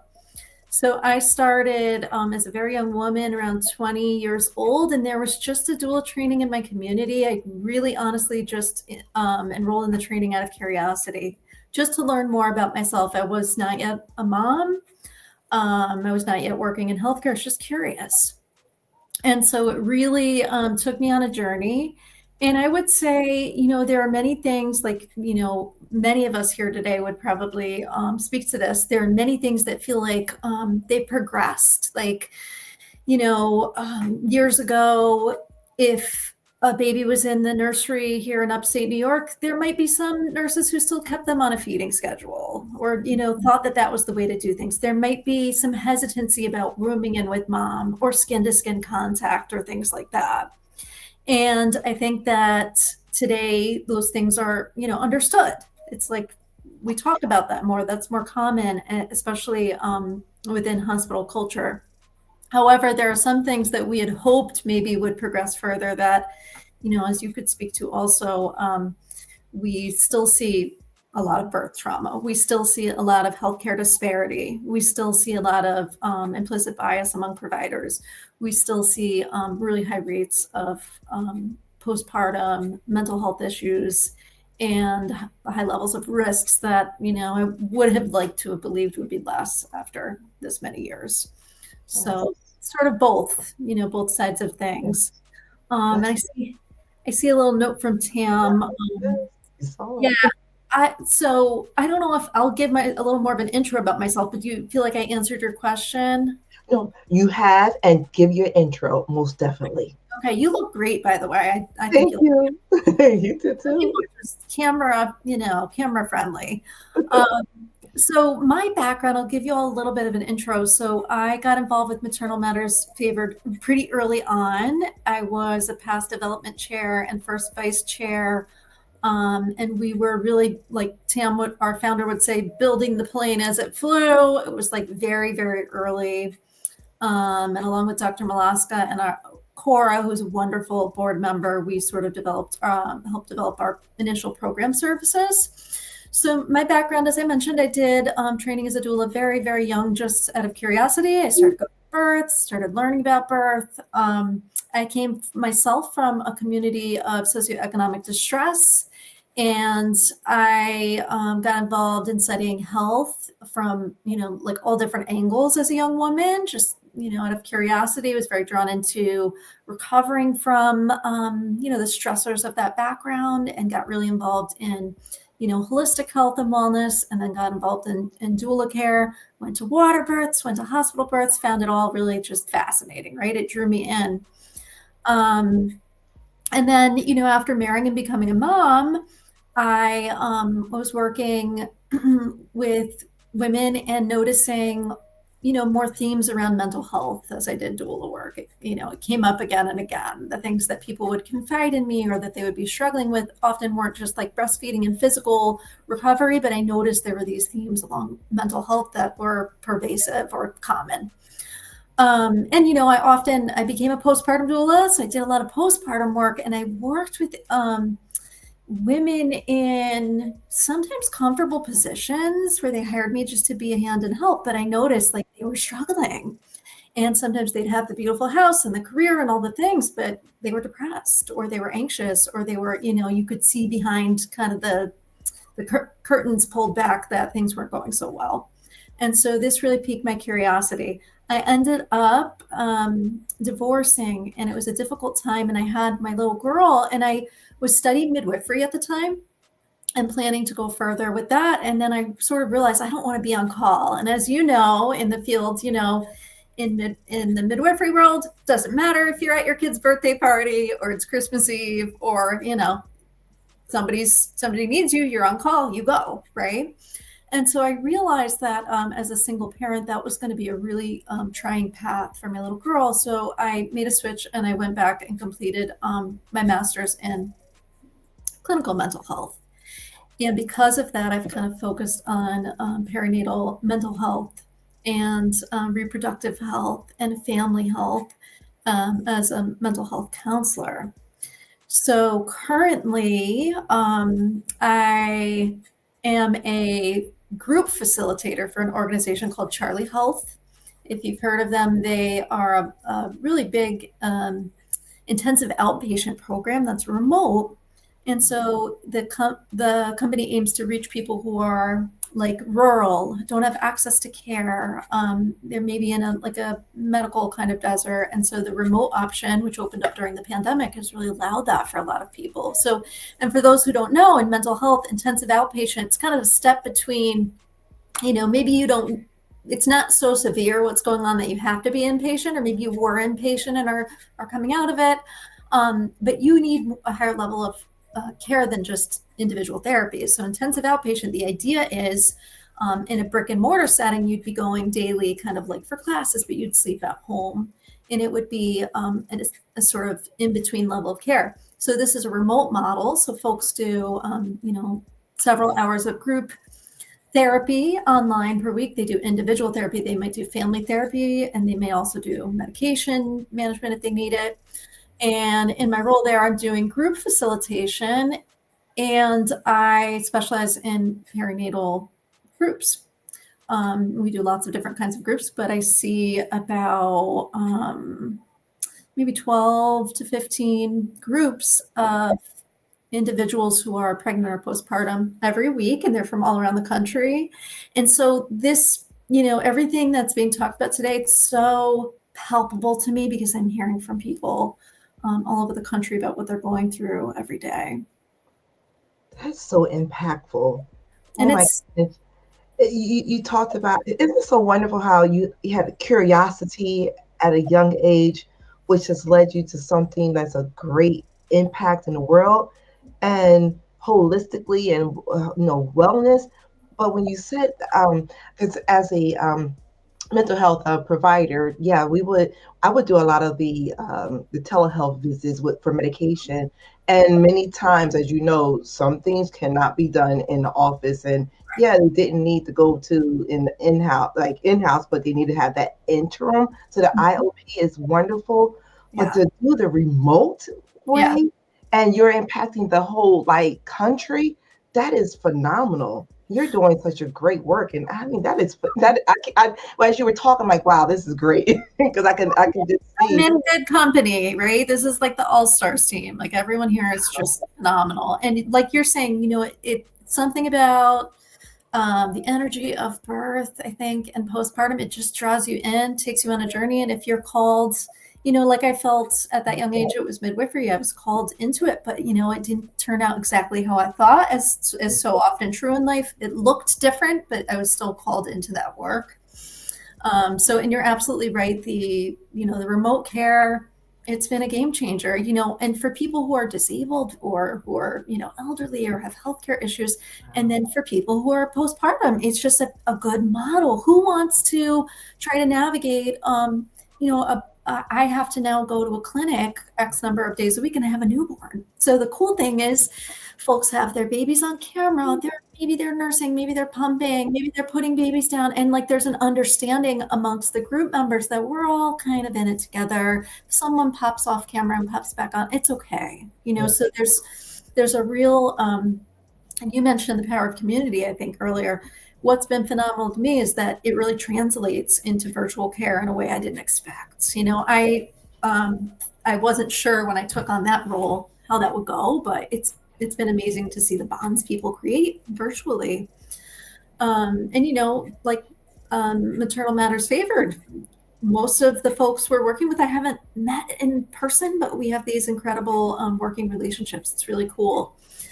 And then I'll just tell you quickly too, in my private work, I do coaching, I call it more because I kind of, don't utilize medical records or license for that private work, but I do work with people around reproductive loss. So sometimes stillbirths, miscarriages, postpartum care, it's another focus. And, that's been an amazing journey too. And, I know you know that world very well, but the things that we go through when we go through losses. And I did, like many of us, you're drawn into the work and then it becomes more personal. I lost a family member tragically, and I believe it was very related to postpartum depression. I miscarried twins myself early in my marriage. And I think that, as women, it's so deeply personal. It's very hard to say it's, just our work, because it's part of your heart. It's a part of your story. So that's been really rewarding, and also sometimes, really hard working with women in the community with those losses. But when we talk about stillbirth, so often it's such a specific kind of loss that people are uncomfortable around you, or maybe they use that toxic positivity and they're like, just get out of the house. It's been a while. And it really leaves individuals feeling like there's no room for my grief. And I'm sure, you have encountered this as well, but it's amazing to me how common reproductive loss is. And yet it's something that's often happening quietly. If it's a miscarriage, we don't always share that with our community. And then if it's a stillbirth, it can be a very awkward grieving period where some people just don't feel comfortable around your loss. So that can be very isolating. And to your point about community, though, it all comes back to community. With all of these stories, I think that's sort of one of the biggest risk factors is isolation. That's one of the most healing things, is creating community among mothers. That's right. It is. That's right. And as a counselor, right, and postpartum doula, how do you bridge the emotional, physical, and psychological needs of new mothers, particularly those experiencing PMADs? Mm-hmm. Yeah. So I think that when we talk about the physical, the emotional, the mental health, all these different layers, hormonal, social context, I think, again, that community is really key. What we find in groups, perinatal groups, both in the community and within this IOP program I've witnessed over the years, when you put people together in groups who are navigating pregnancy and postpartum, there's some magic that happens. And that magic can pertain to their mental health, but it also can have to do with, really concrete nuts and bolts kind of stuff, like, hey, my baby's teething and I don't know how to handle this because I'm a first time mom, or I'm not sleeping, or struggling with my milk supply. And, if you have a group together, people have tips, they have tricks, they have things that work for them. You have maybe parents who they've had a few kids and they've been through it. And so I think the power of that community just magnifies, all of the skills and resources are magnified, and the sharing. And I'm sure you feel this way as well in your work. It just really makes you think about how we evolved as human beings, as nomadic people, to be in community, and how isolating it is right now, currently in the U.S. for so many families postpartum. A lot of parts of the world we would be in, you would get paid leave for a period of time, sometimes maternal and paternal leave, or parental leave for both individuals. And we really put families in a difficult situation in this country when we, as y'all were speaking about previously, when we leave them struggling with socioeconomic distress and having to jump back into the workplace, having to struggle with childcare resources, feeling that amount of pressure really feeds into all of the mental health crisis in the perinatal world in this country. So community, I think, is really key. And, I wish that we had more of that. So I think that for us as practitioners, it's just like fostering that, right? Trying to support and promote community, which is what this is all about. That's right. That is right. So excellent. Thank you. And I know as a facilitator, perinatal intensive outpatient groups, like you spoke about the groups, are there some like pressing needs? I know you talked about a couple things, but do you see some pressing needs that are just like out, like really like unique for a lot of these different group settings, and how we're addressing those needs Yeah. that Yeah. come up? I think, as we spoke about earlier in the broadcast, always the piece about, I don't know what term I want to use, maybe inclusivity does it, but just being sensitive to the dynamics of groups. That's, I, for many years, just did individual work, and with groups, it's a different beast. It's like there are all these social dynamics too. So being sensitive to, has someone in the group had losses, reproductive losses? Is someone maybe talking, are the group members bonding around their marriages or their relationships, and there are individuals who are alone as single parents? Around race, around culture, around socioeconomic background and identity. Are there differences among the group members that would make someone feel maybe less of a feeling of being included or connected? And then how do we read the virtual room and make sure that we kind of draw someone out who's maybe feeling less comfortable? And then when we can do that and create that sense of safety and of, you're really valued, your voice is valued here. What is pretty magical is then, as mothers, the group tends to take on that energy and just run with it. And so then the bonding happens. But as the provider, we have to really have our eyes and ears just attuned to who's speaking, who's not speaking, what they're saying, what they're not saying, and make sure that things are not imbalanced. Because as you know, we'll always have folks who are also just in different places with their medical health, their mental health, and maybe more comfortable taking up that space. That's right. You're making sure that everybody feels valued, they have a voice.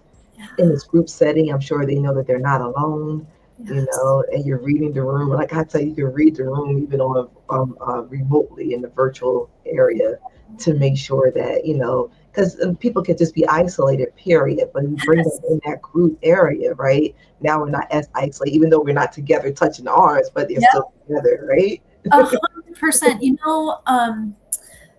One really cool thing that I have found in doing the groups is we talk a lot about the neurobiology of loneliness. And, I'm sure you're aware of this, but for our viewers, the idea that when we feel isolated, there's a neurobiological response that, again, might have to do with our roots being with nomadic groups. And if you were left alone, that would mean you might freeze to death. You might not be fed. You might not survive.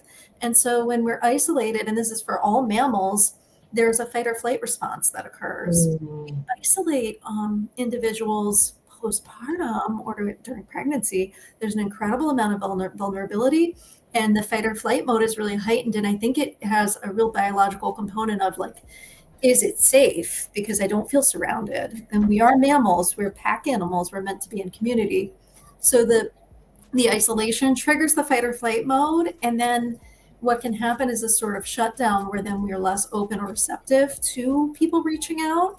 And as you know, that spiral, downward spiral in terms of mental health, isolation can beget more isolation, because if we're in fight or flight mode, we're feel threatened by people, and maybe our brain and neurobiology is lying to us and saying no one cares, or there's no room for connection, or that person's just reaching out to find something out, they don't really care, and so it gets really dangerous. So again, loneliness, and all the research, the evidence-based research shows us loneliness, lack of social connection is a huge risk factor for our mental health. Huge. Right. That's right. Dr. Angie, we can't hear you. Sorry, just had a quick question. Somebody wanted to know what city and state you're in, and how to get in touch with you. Is that me? Yes, please. I am in upstate New York. I'm in the Tri-City area. And my email address is postpartumdoula@gmail. It's an easy one to remember. I also have a website. It's belladonnawellness.com, Belladonna, and that's named after my mom. Her name was Donna. She passed away many years ago. And in the spirit of doing work with mothers, I named my business after my mom. Nice. Beautiful. Thank you so much for joining us this evening. Absolutely. just poured your heart out, and we've been kind of teary half the I'm afternoon anyway. grateful for you all. And Dr. Fatisha, I hope I wasn't talking too much, but I know you've been talking today, so I wanted to make sure your voice could rest and you could hold space too. So I appreciate you. You did good. Thank you. Thank you. Okay, Doc, we got a couple of videos we got to play right quick, and then we'll get started at the top of the hour. Be back in a minute. Living with anxiety and depression can feel like you're drowning. Come join a tribe that will help you press through parenthood and life. maternalmattersfavored.org, mmfavored.org.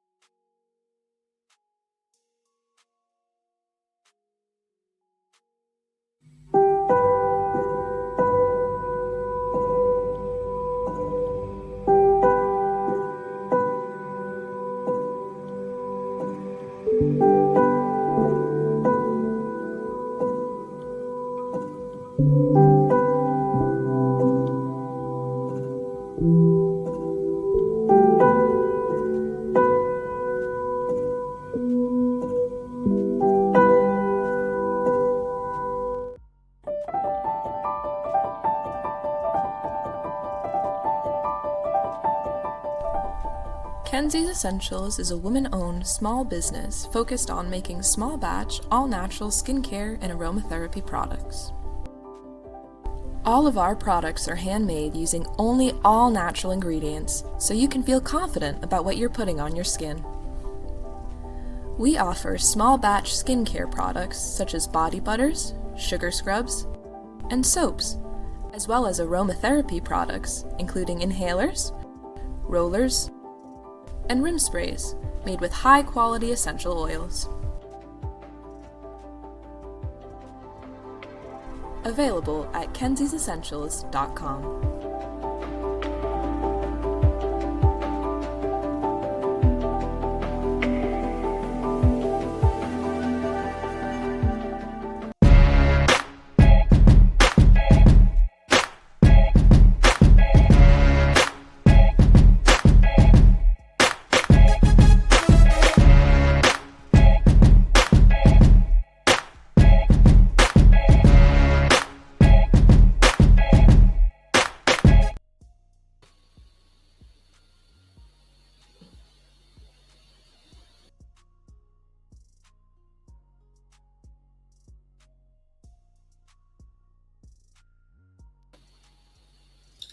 Hey everyone, we are here. We are moving into our 9th hour. Say it again.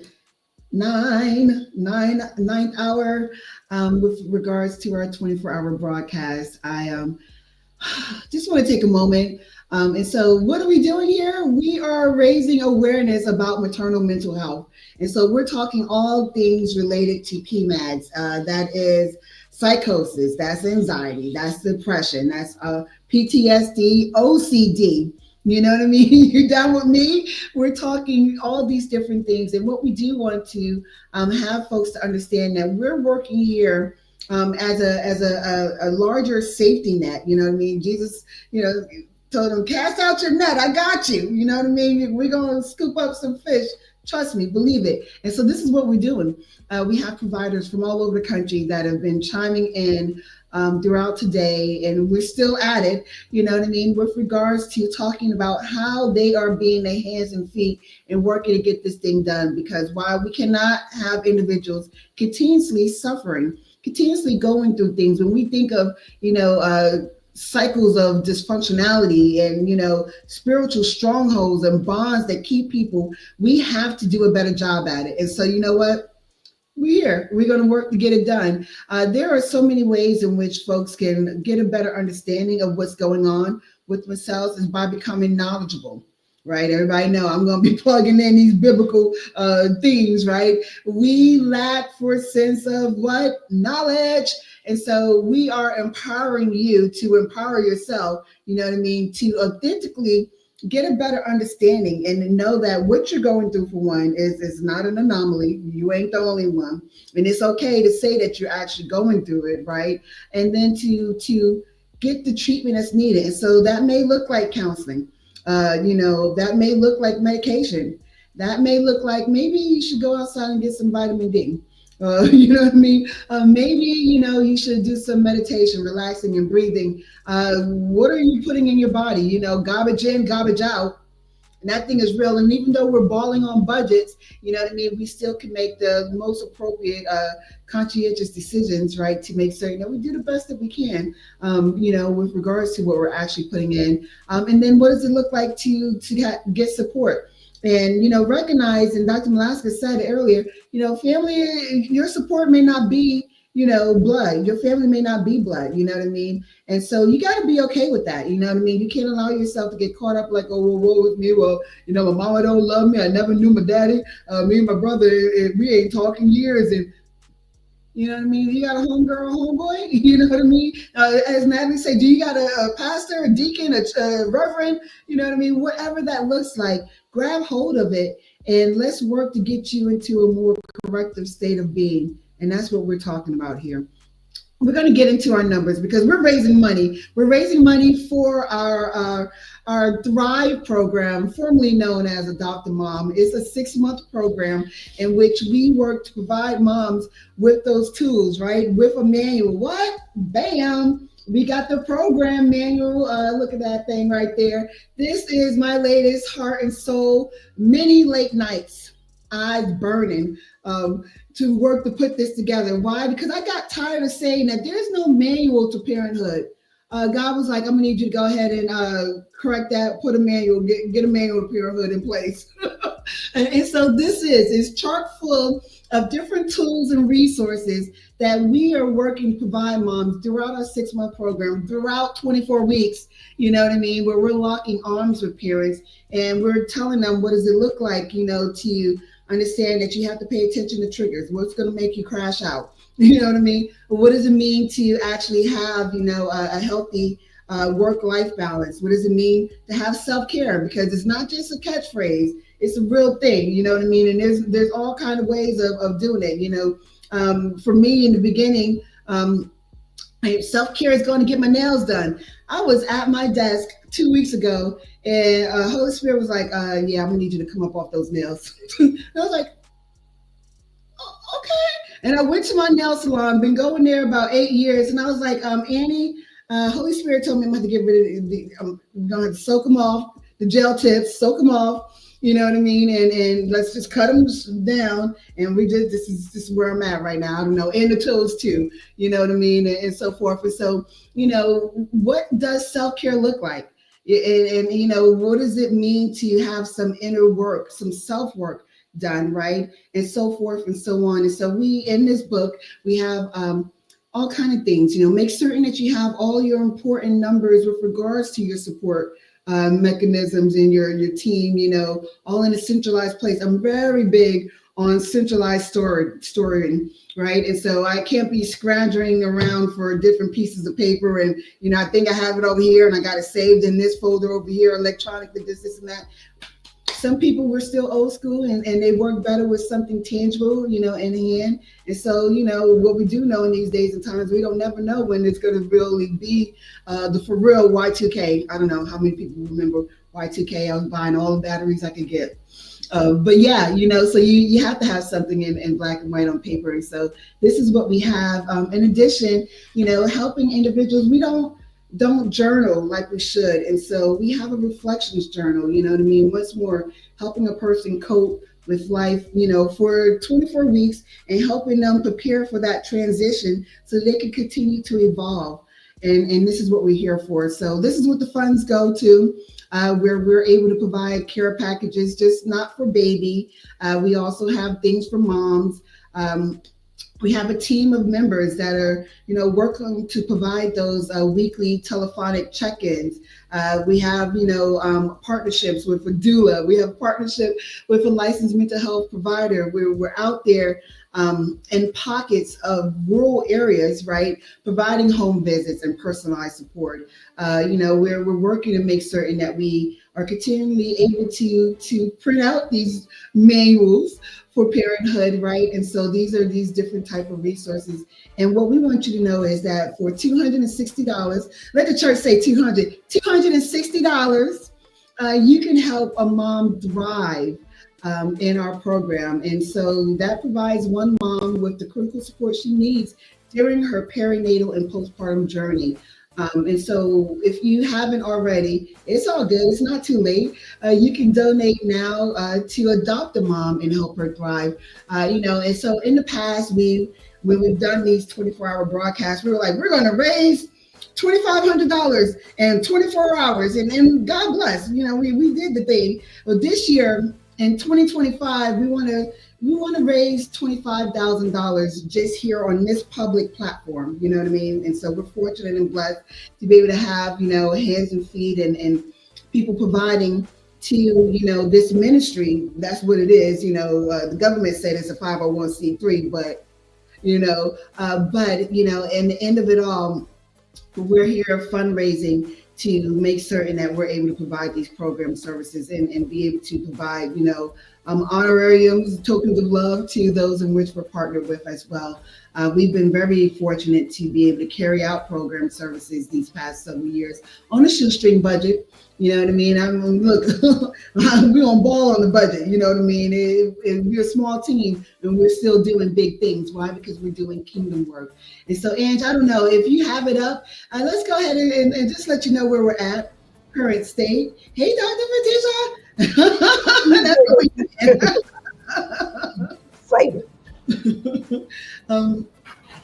No, yes. I don't have the I don't have it up. Okay, alrighty. Let's go. Policy, the state report card.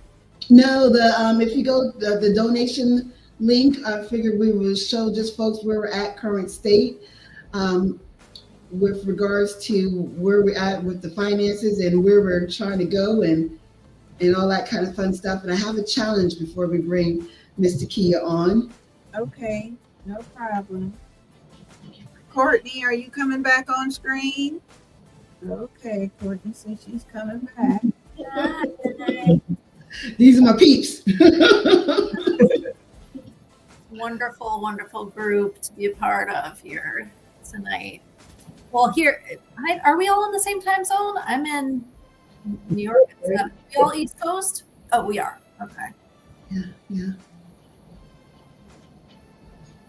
I was so glad, Tam, that you mentioned the postpartum OCD. When you said that, I was so happy because that's one of those things that I think when someone's struggling with those symptoms, they don't fit into a box and they sometimes don't know what's going on. Yeah, no, that's true. OCD has a real ugly head, and it will mess with a person's psychosis, their psyche. Stay tripping. In my postpartum, I had a bout of psychosis as well. You know what I mean, and a diagnosis of it, and so I know the trenches in which it can actually take a person to. But I want you to know, here I stand before you today, you know what I mean? We're talking about, of course, and I always, try to timestamp it because this is a journey. So, we're talking about, my son is 22, at least 20 years ago, that I've been working and traversing through getting to myself to where I'm at. And I tell folks, even this thing don't happen overnight. It's not like, you know what I mean? It's a continued evolution. And I love that you are open about it because, when we're transparent about what we've been through, it models for people that, it's normal to go through stuff with our mental health and then to recover and grow and change. And there's hope. I also struggled postpartum. I actually did have postpartum OCD. And I didn't, even though I was educated in postpartum stuff, I didn't really realize what was happening because it's not, again, this was like 16 years ago, but they talk a lot about postpartum depression. Back then, nobody talked about postpartum other stuff. Yeah, yeah. Oh my gosh. Yeah, so this is what we're here. This is what we're doing. We're raising awareness. We're shedding a light on these matters. And you know what? At the end of the day, we want folks to know that it's okay. You know what I mean? It's not the end of the world. You have folks that are been there, done that. We're rooting for you, and this too shall pass. You don't have to stay stuck in it. That's what we're not about to do. is stay stuck in those thoughts and those feelings because that's not what we're here for. That's we're made meaning like physically made, right, to do and be so much more than what we are. And so we want folks to reach their full potential. Seriously. Mm-hmm. Adding hope.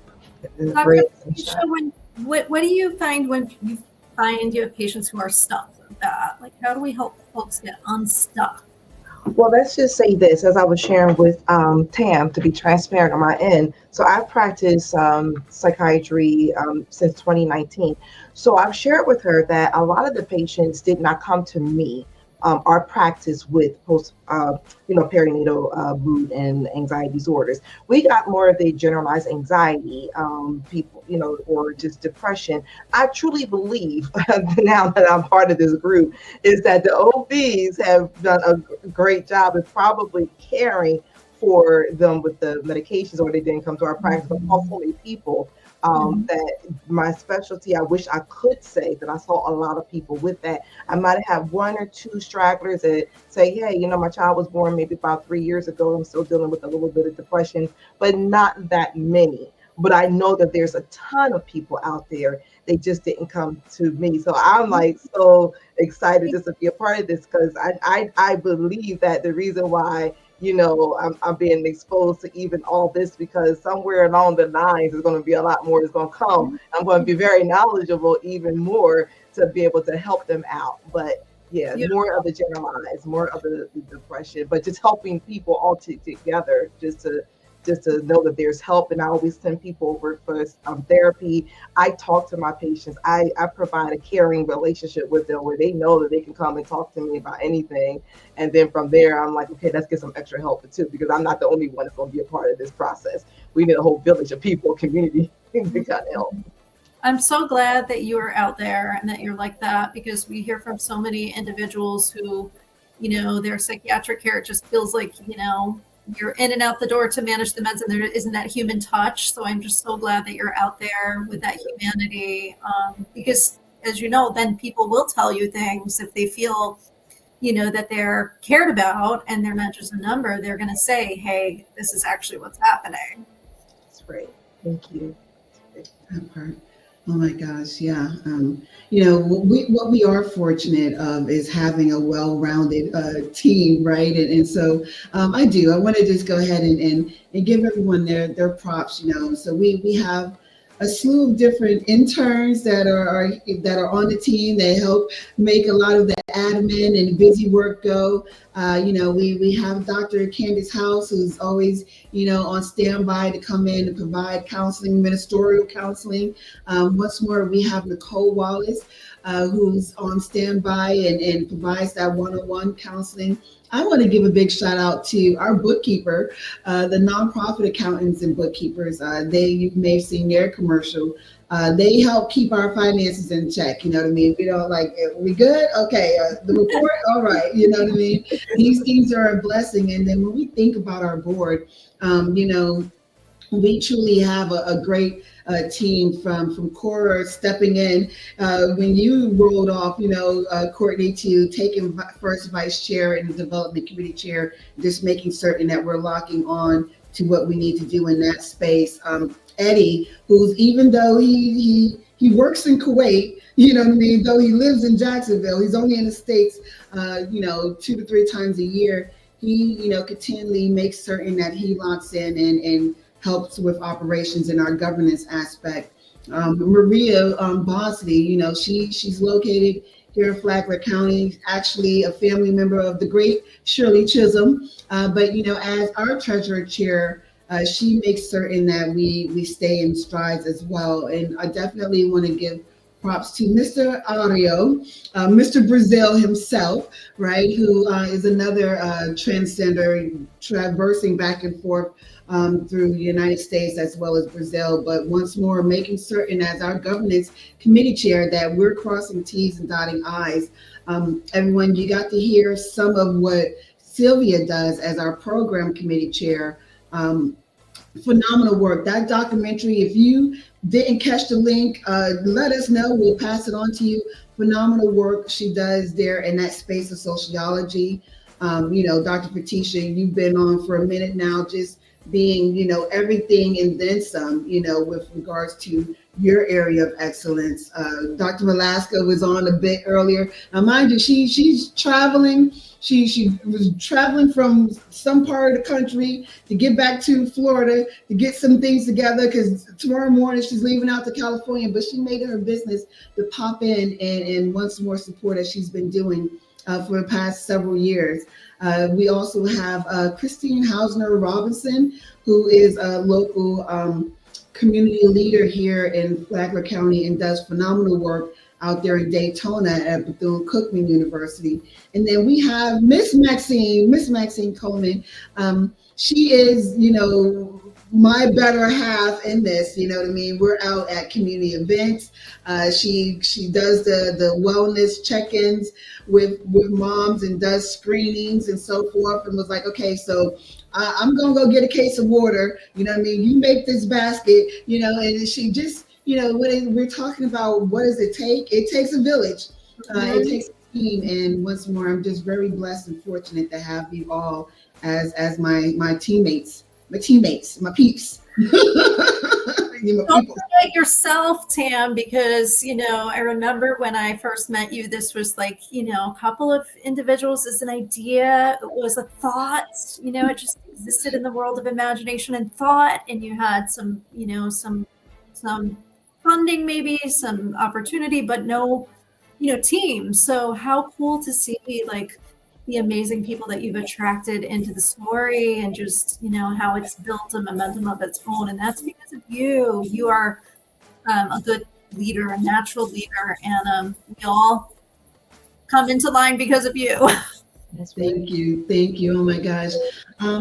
So yeah, Angie, if you can help me out with the sharing of the screen, I'm so humble. I'm like, yeah, thank you. I'm like, oh, wait a minute, let me pause. Thank you. That part. So yeah, we are here at it, just trudging away. And so once more, our goal this year is $25,000, just a little something, just $25,000. And this site here launched just a few weeks ago, and so we're grateful. If someone wants to read off some of the words that we've had come in from the donators, just saying thank you to them. Where is that, Tam? Who's that? With love and blessings from author Shantaine Lennon and his Heart Christian Book Ministries Global. It looks like. Thank you. We hope our token of love will begin to stare in the right direction. God bless. I'll read the next one. Blair. Sylvia Blair. Scroll back down. Did we read Sylvia? Oh, yeah. Yep. Okay, then we got a donation from author Avalon S. Brown. And because she's an author, she's got in on the author challenge. And she got her special gift emailed to her. So I hope she enjoys it. And then Charles Harris made a $100 donation, said, thank you for all that you do. I want to shout out Charles. That's, he has an insurance company. That's who we have our general liability and directors and officers insurance from, So totally appreciate him making that donation to us. And I tell you, your board members really show up and show out. Dr. Malaska made a $250 donation 8 days ago. So that is a blessing. Maxine Coleman made a $60 donation about 10 days ago. And Dr. Katrina Ferguson made a $250 donation 10 days ago. So, Sister Andrews made a $25 donation a couple of weeks ago. And so there's more to load. Good, good. Anonymous made a donation. I tell you, that's the thing I love about promoting before the event. All these donations came in before the 24 hours even started. So what are you up to? $1,300 with just 9 supporters. So we're really asking everyone to go to the website and make a donation. Yeah. So you do have a couple of comments that came in as well, Tam. Her chosen story said, "We are waiting for your parental manual. This is so good." And Thank you. Impressive said, "I envy this so much." Oh, yeah. We've had a couple of folks that say that this is so good and so needed. And so I just wanted to come on and let you know the phone's been going off too. A couple people want to know how they can donate. And so I've been giving them the information. And one other person said, and I know somebody said this earlier, so maybe we can figure out a different way to answer the question. But the text came in and said, "I don't know if I need help or not. I just don't know." Mm-hmm. No. And that's understandable. If sometimes you get a cold and you don't know if it's the cold, the flu, COVID, whatever. You still gotta go somewhere and get diagnosed. But can anybody speak to that for this viewer? Well, can I? I think that if someone is wondering, like if you're wondering, I don't know if I'm good, then it's just like you're saying, Angie, go and get checked out. Talk to your primary care provider. You could reach out to us if you need resources. Talk to someone that you have a relationship with on your healthcare team. If it's not your primary provider, maybe you've got a specialist you feel comfortable with. Maybe it's the nurse in your practice. But don't just shelve it. Don't just shelve it. If you're wondering, it's better to check. And I love what Dr. Angie said, because mental health, it's no different than, hey, I wonder if something's going on with my heart. It feels a little funny. We get it checked out. With mental health, we feel sometimes a sense of shame, like we want to hide it away. It's no different than anything else with your healthcare. Just go and get checked out, talk to someone. If someone is looking for a clinical therapist, I always tell folks, you can go online and go to psychologytoday.com and put your insurance in and your zip code and see who's maybe local. Or you could get a referral from your primary care provider and let them know what you're looking for. But it's better to get checked out. It's better to not be isolated with it. And if it's just a little transitional adjustment disorder stuff, where maybe it's not that big a deal, you'll figure out how to deal with it from the professional. If it's something that's deeper, then you really need to get some support. So, and like Tam and I said, no shame. We've been through it. We've been there. Yeah. So it's you. nothing wrong with you. It's part of the story. Yeah. I promise you, when you think of it, someone has been through it. You know what I mean? Just a little transparency. I've been homeless, you know what I mean? In an abusive marriage. Like, I promise you, you know what I mean? Throw it out there. And if I don't have a t-shirt or a bumper sticker for it, I know someone who does. Mm-hmm. Yeah. And I was going to say, Courtney said something wonderful. The main thing is that people may think it's a stigma on mental health, but it is no difference. I tell people our brain is an organ, and someone has high blood pressure, diabetes, they have kidney disease, they have thyroid, they have whatever. We all get those things checked out, and we make sure we take care of that. But we need to take care of our brains, our mental health as well, because it's so important. Because when you're not well emotionally up here, then everything else is off kilter as well. So thank you, Courtney, for bringing that up because it's really important. I love that, what you said. The brain is an organ. That's a great way to put it. Like, just to make it concrete that it's part of your physical health too. And they're so connected, right? Like, sometimes, is it a nutritional thing? Is it a thyroid? Is there something else that we don't know unless we get checked out? Yeah. I love that. That is a great way to put it. I'm gonna use that. I'll credit you. Oh, Angie, what you got for us? Where are we going next? Angie, she's our gatekeeper.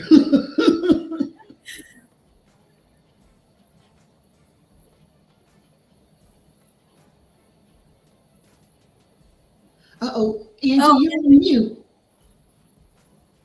Thanks, guys. We've got Takia Jones, who is joining us in just a few minutes. We got a couple of commercials that we have to play.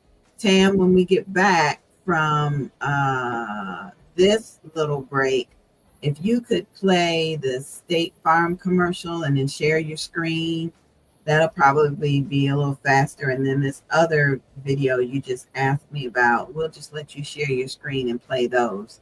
Might be faster than getting them downloaded, but just wanted to do a shameless plug for a new program that's been on the air almost a month. It's called A Conversation with Mama. And so I want to play that information right now. We'll be right back with more of the 24 Hours of Favor. A Conversation with Mama. Many will come on this segment and they will come because they need to have a conversation with their mama. Amen.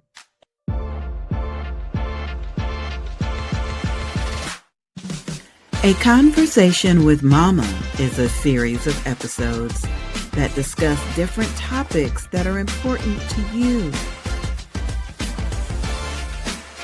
Standing on God's Word and the Scripture as found in Proverbs 31:26. Now it's time for today's episode of A Conversation with Mama. Sundays at 3:00 p.m. Eastern Standard Time. DJ Shaheem Care Mix Edits. Explore innovative fusion music of hip-hop, house, Afro beats, and gospel genres all rolled into one perfect mix. Visit the world of a gospel praise experience as DJ Shaheem shares his new edit packs, filled with a remarkable experience. Enhance and elevate your worship experience through praise as we embark on a new and unique purpose to glorify Jesus and what he has been able to do in our lives. If you are looking for a different vibe in your worship and praise experience, this will definitely keep you moving and inspire you throughout your day and week. These mix and edit packs are not only for DJs and radio stations, but are meant for gospel music lovers as well. Take time out and visit DJ Shaheem Care Mix Edits for your music source. Support the ministry as we reach others and draw them closer to Christ. Stay blessed, safe, and encouraged. DJ Shaheem Mix Edits. .sellfy.store.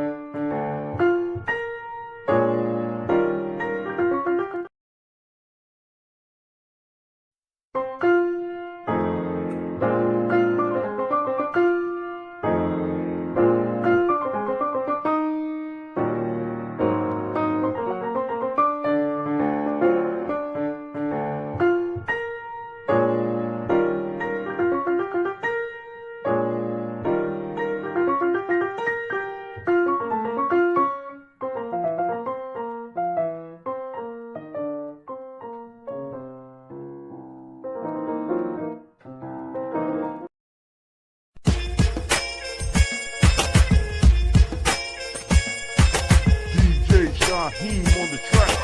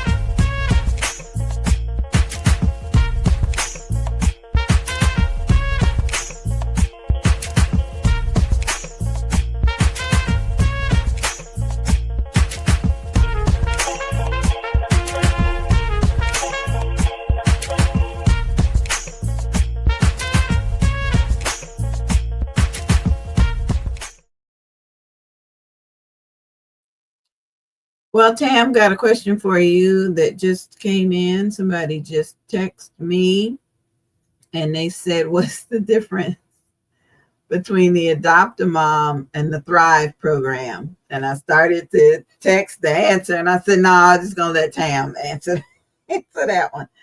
What's the difference between the two? Oh, your microphone.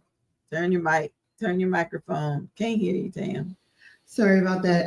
There isn't any. I was led to change the name of the program because I don't want, when we have to be culturally aware of how we're communicating with individuals, you know what I mean? And so we are still adopting a mom, you know what I mean? But we don't want it to say that we are adopting a mom. No, we want moms to thrive, right? And so that right there, when we're talking about, cultural competence and, as providers, making certain that we're not traumatizing, it takes a lot for individuals to divulge, you know what I mean? Like, I need help.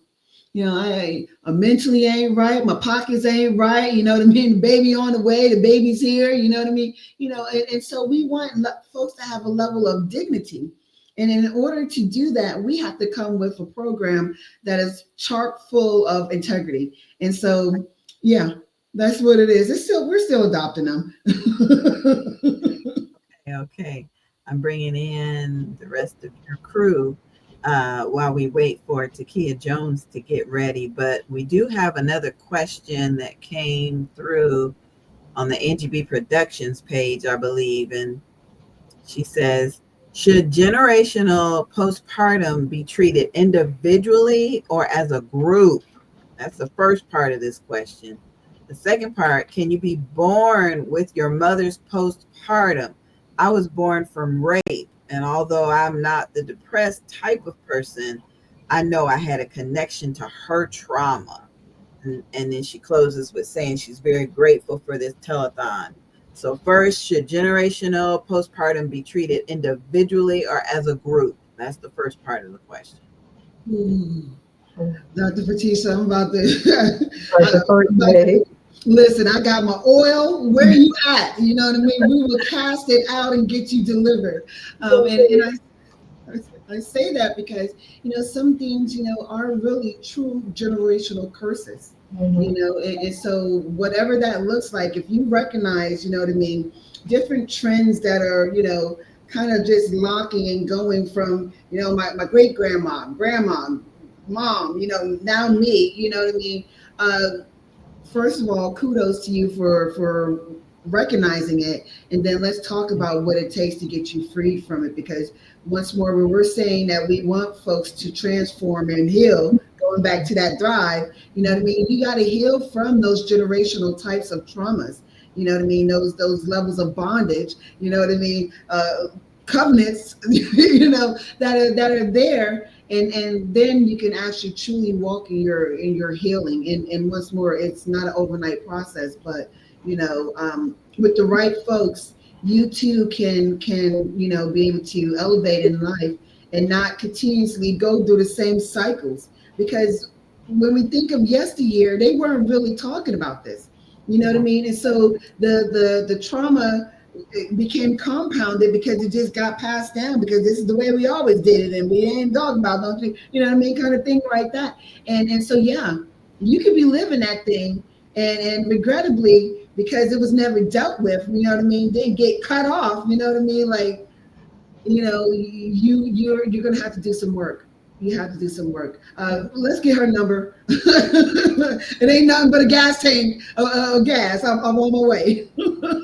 I was so touched when she said I was born from rape, and although she's not a depressed type of person, she knows that she had some sort of connection to her mother's trauma.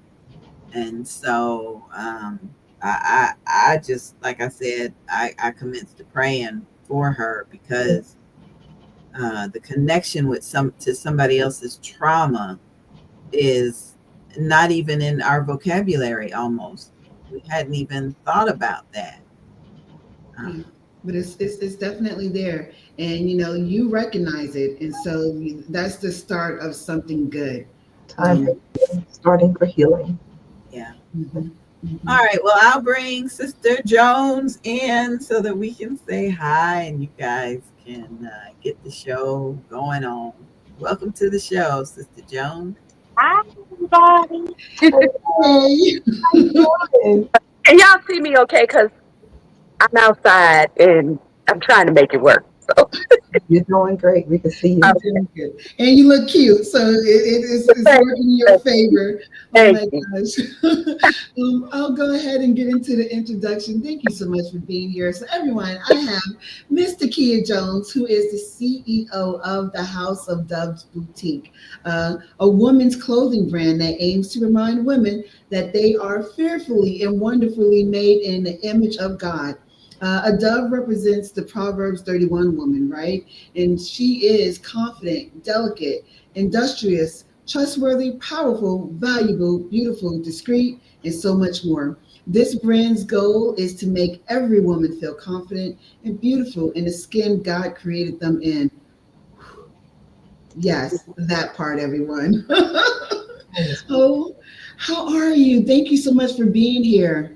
I'm fine. Thank you so much for having me and me saying yes to this year. Because I was like, I don't have anything to offer, but I found some stuff. So That's that's a good. No, good thing. Yeah. yeah. You know, what we do know is that as women, our bodies change. You know what I mean? It ain't the same size it was yesteryear, and especially when we give birth. You know what I mean? Sometimes that thing don't pop back together, and so your boutique, it provides women with that opportunity to have some self assurance and some level of self confidence. You know, in their walk outside their doors. Yes, ma'am. Yes, ma'am. I mean, we cater to all women from extra small to large. You know, I think that we all deserve to be beautiful and to feel beautiful in whatever it is that we're wearing. And we know that we all come in different shapes and sizes. So we have to cater to that. Hmm. Hmm. That's Yeah. beautiful. Yeah. So that's it. Listen, I know Dr. Fatisha has some questions for you, but my question first is where is the boutique located? I need to go Well, over we're currently online right now, so you can find us at www.thehousesofdoves.com. And we are praying, and hopefully, you all will see us in a location soon this year. So Amen. I'm in the background working on some big things. It's good. That is good. The Lord is working through you, right? Yes, praise God. Yeah. So your Yes, brand, the House of Doves, I just love that House of Doves boutique. Is yes. rooted in reminding women of their God-given worth and beauty. How do you see fashion and faith playing a role in mental wellness, especially for mothers facing PMAS? Well, I would say, they tell us that when we look good, we feel good, right? So if you look good, then it helps you to feel good. And as far as faith, when you just know who you are in Christ, I'm a avid believer. When you know who you are, it helps you to walk, confidently, no matter what it is that you're going through. There's a scripture that said, I learned how to be content. So, no matter what situation I'm in, no matter what I'm going through, no matter, if I don't have any money, if I have a lot of money, whatever it is, your faith can keep you. So I think that helps. That is good. That is good. I love when you said when you look good and then it brings on an increased level of confidence. And then our faith, we have a faith walk with the Lord, and we know we walk by faith and not by sight. That's an increased confidence, right? Ma'am, yes, ma'am. Look, they say sometimes I've heard people say you have to watch what wig you put on, right? Because sometimes, depending on the wig, you get this new attitude. So They have different personalities, right? exactly, right? I know that's right. And Yes, ma'am. you talk a lot about the Proverbs 31 woman, which is a phenomenal book. It really is. And that represents strength and dignity and care. How can communities support mothers in reclaiming these traits when they're struggling with postpartum challenges or identity shifts? I think that communities can help again by just constantly reminding women, who they are. That no matter what it is that you're going through, you're still strong. I think in society we have there's such a pressure on women, right? For us to be all of these things. And we just have to know that, we can navigate them, confidently. That's what I would say. That is good. That is good. I know when we know who we are and we know whose we are, like who we belong to, lots of confidence comes into That's play, right. right? That's right. Amen. Your work is really good. And I guess, I want to ask, like, in your work with women, have you witnessed unspoken emotional or mental health struggles that often get overlooked? And how does your brand aim to create a safe space for those conversations? I have. I also work in healthcare, right, in a doctor's office. So, in addition to working with women in fashion, working with women in a medical office, I often encounter women who are really going through things, and on the outside they can look well put together, but on the inside they're breaking down. And so, God uses me sometimes to be able to just love on those women, to hug them. Some of them, they come, they tell me a story, and you don't know. I remember one story, specifically. There was a young lady who had been coming to my office, and she came in one day and she was in a bathrobe with like no clothes on. I say, Lord, I say, something going on, something's got to be going on. So, my first instinct was like, okay, well, maybe, because you never know these days, right? A lot, we come outside in our pajamas, some of us in our bonnets, we have that going on. But, God ministered to me and told me that there was something going on deeper there. So, sure enough, when she came back, we got a chance to talk. And it was a lot. She was dealing with a whole lot. Thank God today, through the ministering, I have her like as a friend, and she's much better, mentally and physically, and getting back. Yeah. So, and I think that, my brand, or me just as a person, I think being laid back, most people don't know that, or, just being laid back. I am a person who can keep a secret. You can come to me and nobody will ever know. And if I can't help you physically, I'm going to help. I'm going to go to God in prayer because I know that he can help. Amen. I love how you take your ministry not just only with your own brand, but also into the medical field as well.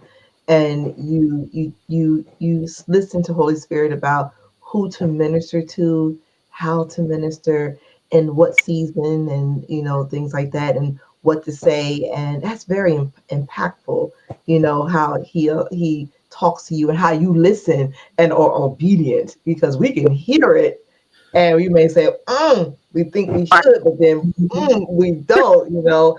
I can share with you, like, there's a patient I saw like last week, and the last few minutes at a time, I said, okay, I don't know about your faith. I just sat there and talked to her, and I just ministered to her. And I said, I'm so sorry. I hope you're okay. And mom was like, yup, I get it. And so, you have those opportunities and you take it. And that is so beautiful. It really is.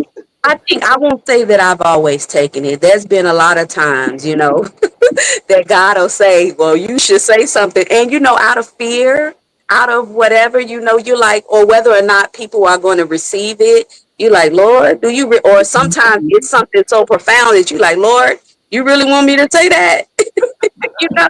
So sometimes I go through that as well. I'm like, Lord, why you want me to say that? But, I think that I'm learning that you have to go ahead because he's put that on your mind for a purpose, and you may not get another opportunity. I mean, if you don't say it when he tells you to say it, you may miss that opportunity to minister to somebody or even to save their life because you never know what it is that they're going through. So, Yeah. You never know. You are absolutely correct. And so you just keep on being led. Some of those times may have been wasn't the right time, yes, All right. yes, Um, ma'am. so PMAS can often impact how a woman sees herself. How important is self-image and affirmation in the healing process? And how does your speak to that on a deeper level? Um, I think again, just empowering women to um, know who they are in Christ. I think that's a big thing of us, excelling, knowing who we are and whose we are. That enables us to be able to um, really face any obstacle that we come against. I've had times, and I didn't realize it until I started thinking about this particular appearance. But there were times when I felt like just running away. I remember after I had my first son, he was maybe about 1 year old, and my first son, my husband, the father of my children, he had cancer at the same time. And so, anyway, long story short, at that time I was feeling like I just wanted to run away. I don't know where I was running to, but that's how I felt. I felt like I felt suicidal, and then God, he just took me to Psalms 119. So anyway, I think that knowing who you are and who you are allows you to one, seek someone who can help you through whatever it is that you're going through. And it just allows you to go on. You're so right. Thank you for sharing that. Yes. I love that you said, we knowing whose we are. A lot of times, we lose thought of that. You know what I mean? We lose sight of that, or some of us, sometimes we just didn't know. You know what I mean? And, Yeah. and when we start to do a deep dive and walk with the Lord. I said it, you know what I mean? But having that knowledge, it makes a world of a difference with regards to some of these moments of life that we're living in, and so Takia, I call her T. But what message would you give to another mother that's watching today who truly feels disconnected from herself physically, emotionally, spiritually, in this season of motherhood? I would say, don't put so much pressure on yourself. Like I said earlier, a lot of the times as women, we have all of these different roles. And so we don't stop to breathe, right? We don't stop to even recognize, like I said earlier, I didn't even realize that I was dealing with maybe some of the issues of PMAD, right? Because we just keep going. So I think that you have to pause. You have to seek God for your direction. And you just have to take it easy on yourself.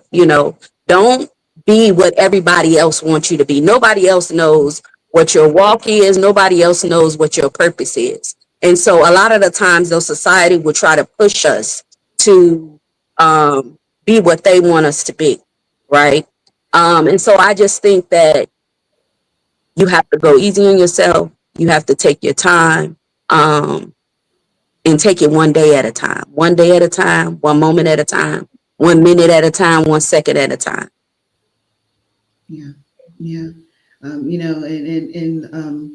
In the different rooms, the programs, they say, 1 second at a time, to that extent. A lot of times we get so enthralled into the thought and plans which we have for ourselves, and things get a little off kilter, and then we're frazzled, right? And so just for today, just for this second, this right now, tomorrow we'll take care. Who said that earlier? Was it Clement that said that? Tomorrow? I don't know, but listen, that's the scripture, right? The scripture said, "Don't worry about tomorrow, because tomorrow will take care of the things of itself." First of all, we don't even know if we're gonna live to see tomorrow, so why are we worried about that? And then I think also, hasn't God, for those that believe, hasn't He always showed up? He has always showed up. No matter what it was that we're going through, we worrying, Lord, how I'm going to pay this bill? Lord, how I'm going to do this? Lord, I don't know what I'm doing. You know what I'm saying? I remember, like I said, after having my first son, I didn't know what I was doing. I was 19 years old. I was like, Lord, what am I going to do? So I went in the prayer closet and I sought him about it. I'm serious. At 19, I went into the prayer closet. I said, God, I don't know what I'm doing. I'm going to need your help.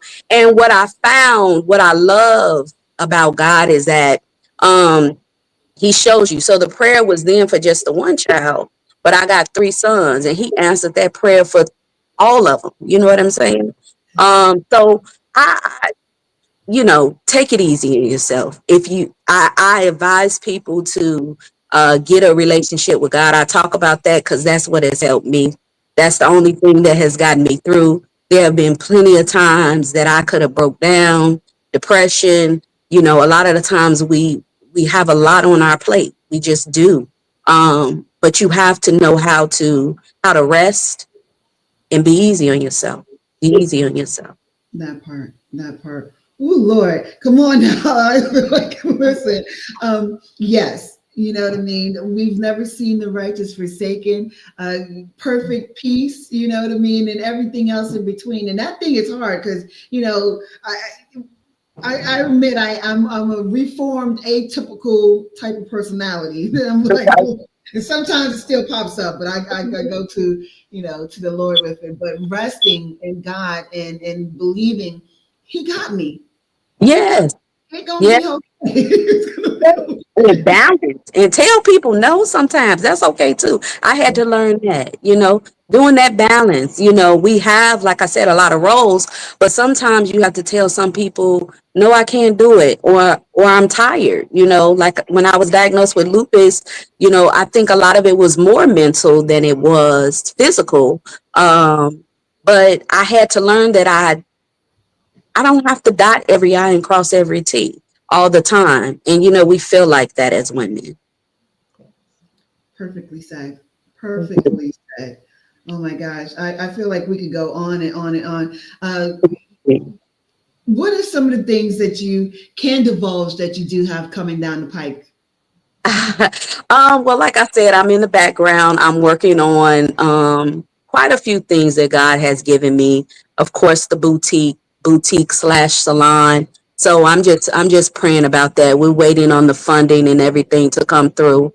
And I'm believing God. He gave it to me back in 2014. And it's been a process. I've gone through a lot with it, but I know that it's going to come into fruition. So I'm just waiting on that. What else? Of course, ministry, evangelism, I don't know, quite a few things. So I love it. I love it. Well, we're locked in. Me and Takia talk every morning, every day. So I'll be staying tuned, and we will go ahead and put it out there. When time is here for all the great things that you're doing. Until then, thank you so much, girl. Thank you for being on. Yes, ma'am. Thank you for having me. Very nice to meet you. Oh my gosh, good people, good stuff. Yeah, she got three amazing young men. One just went into the military. The baby just graduated from high school, doing phenomenal work for the kingdom. I don't know if anyone is picking up what we dropping, but it's all about God over here. He is the way, the only way in which we know that we're able to function, right, and able to being able to beat some of these adversities that we're going through. And so I'm appreciative.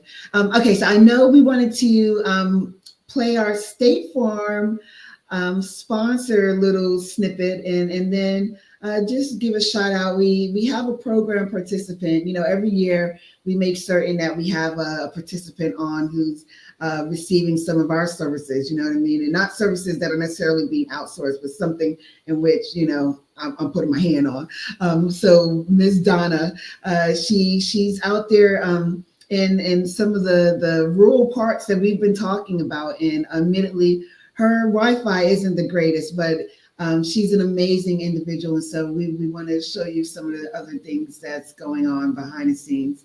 And what do I need to do? Let me go ahead and press this button here, press that button there.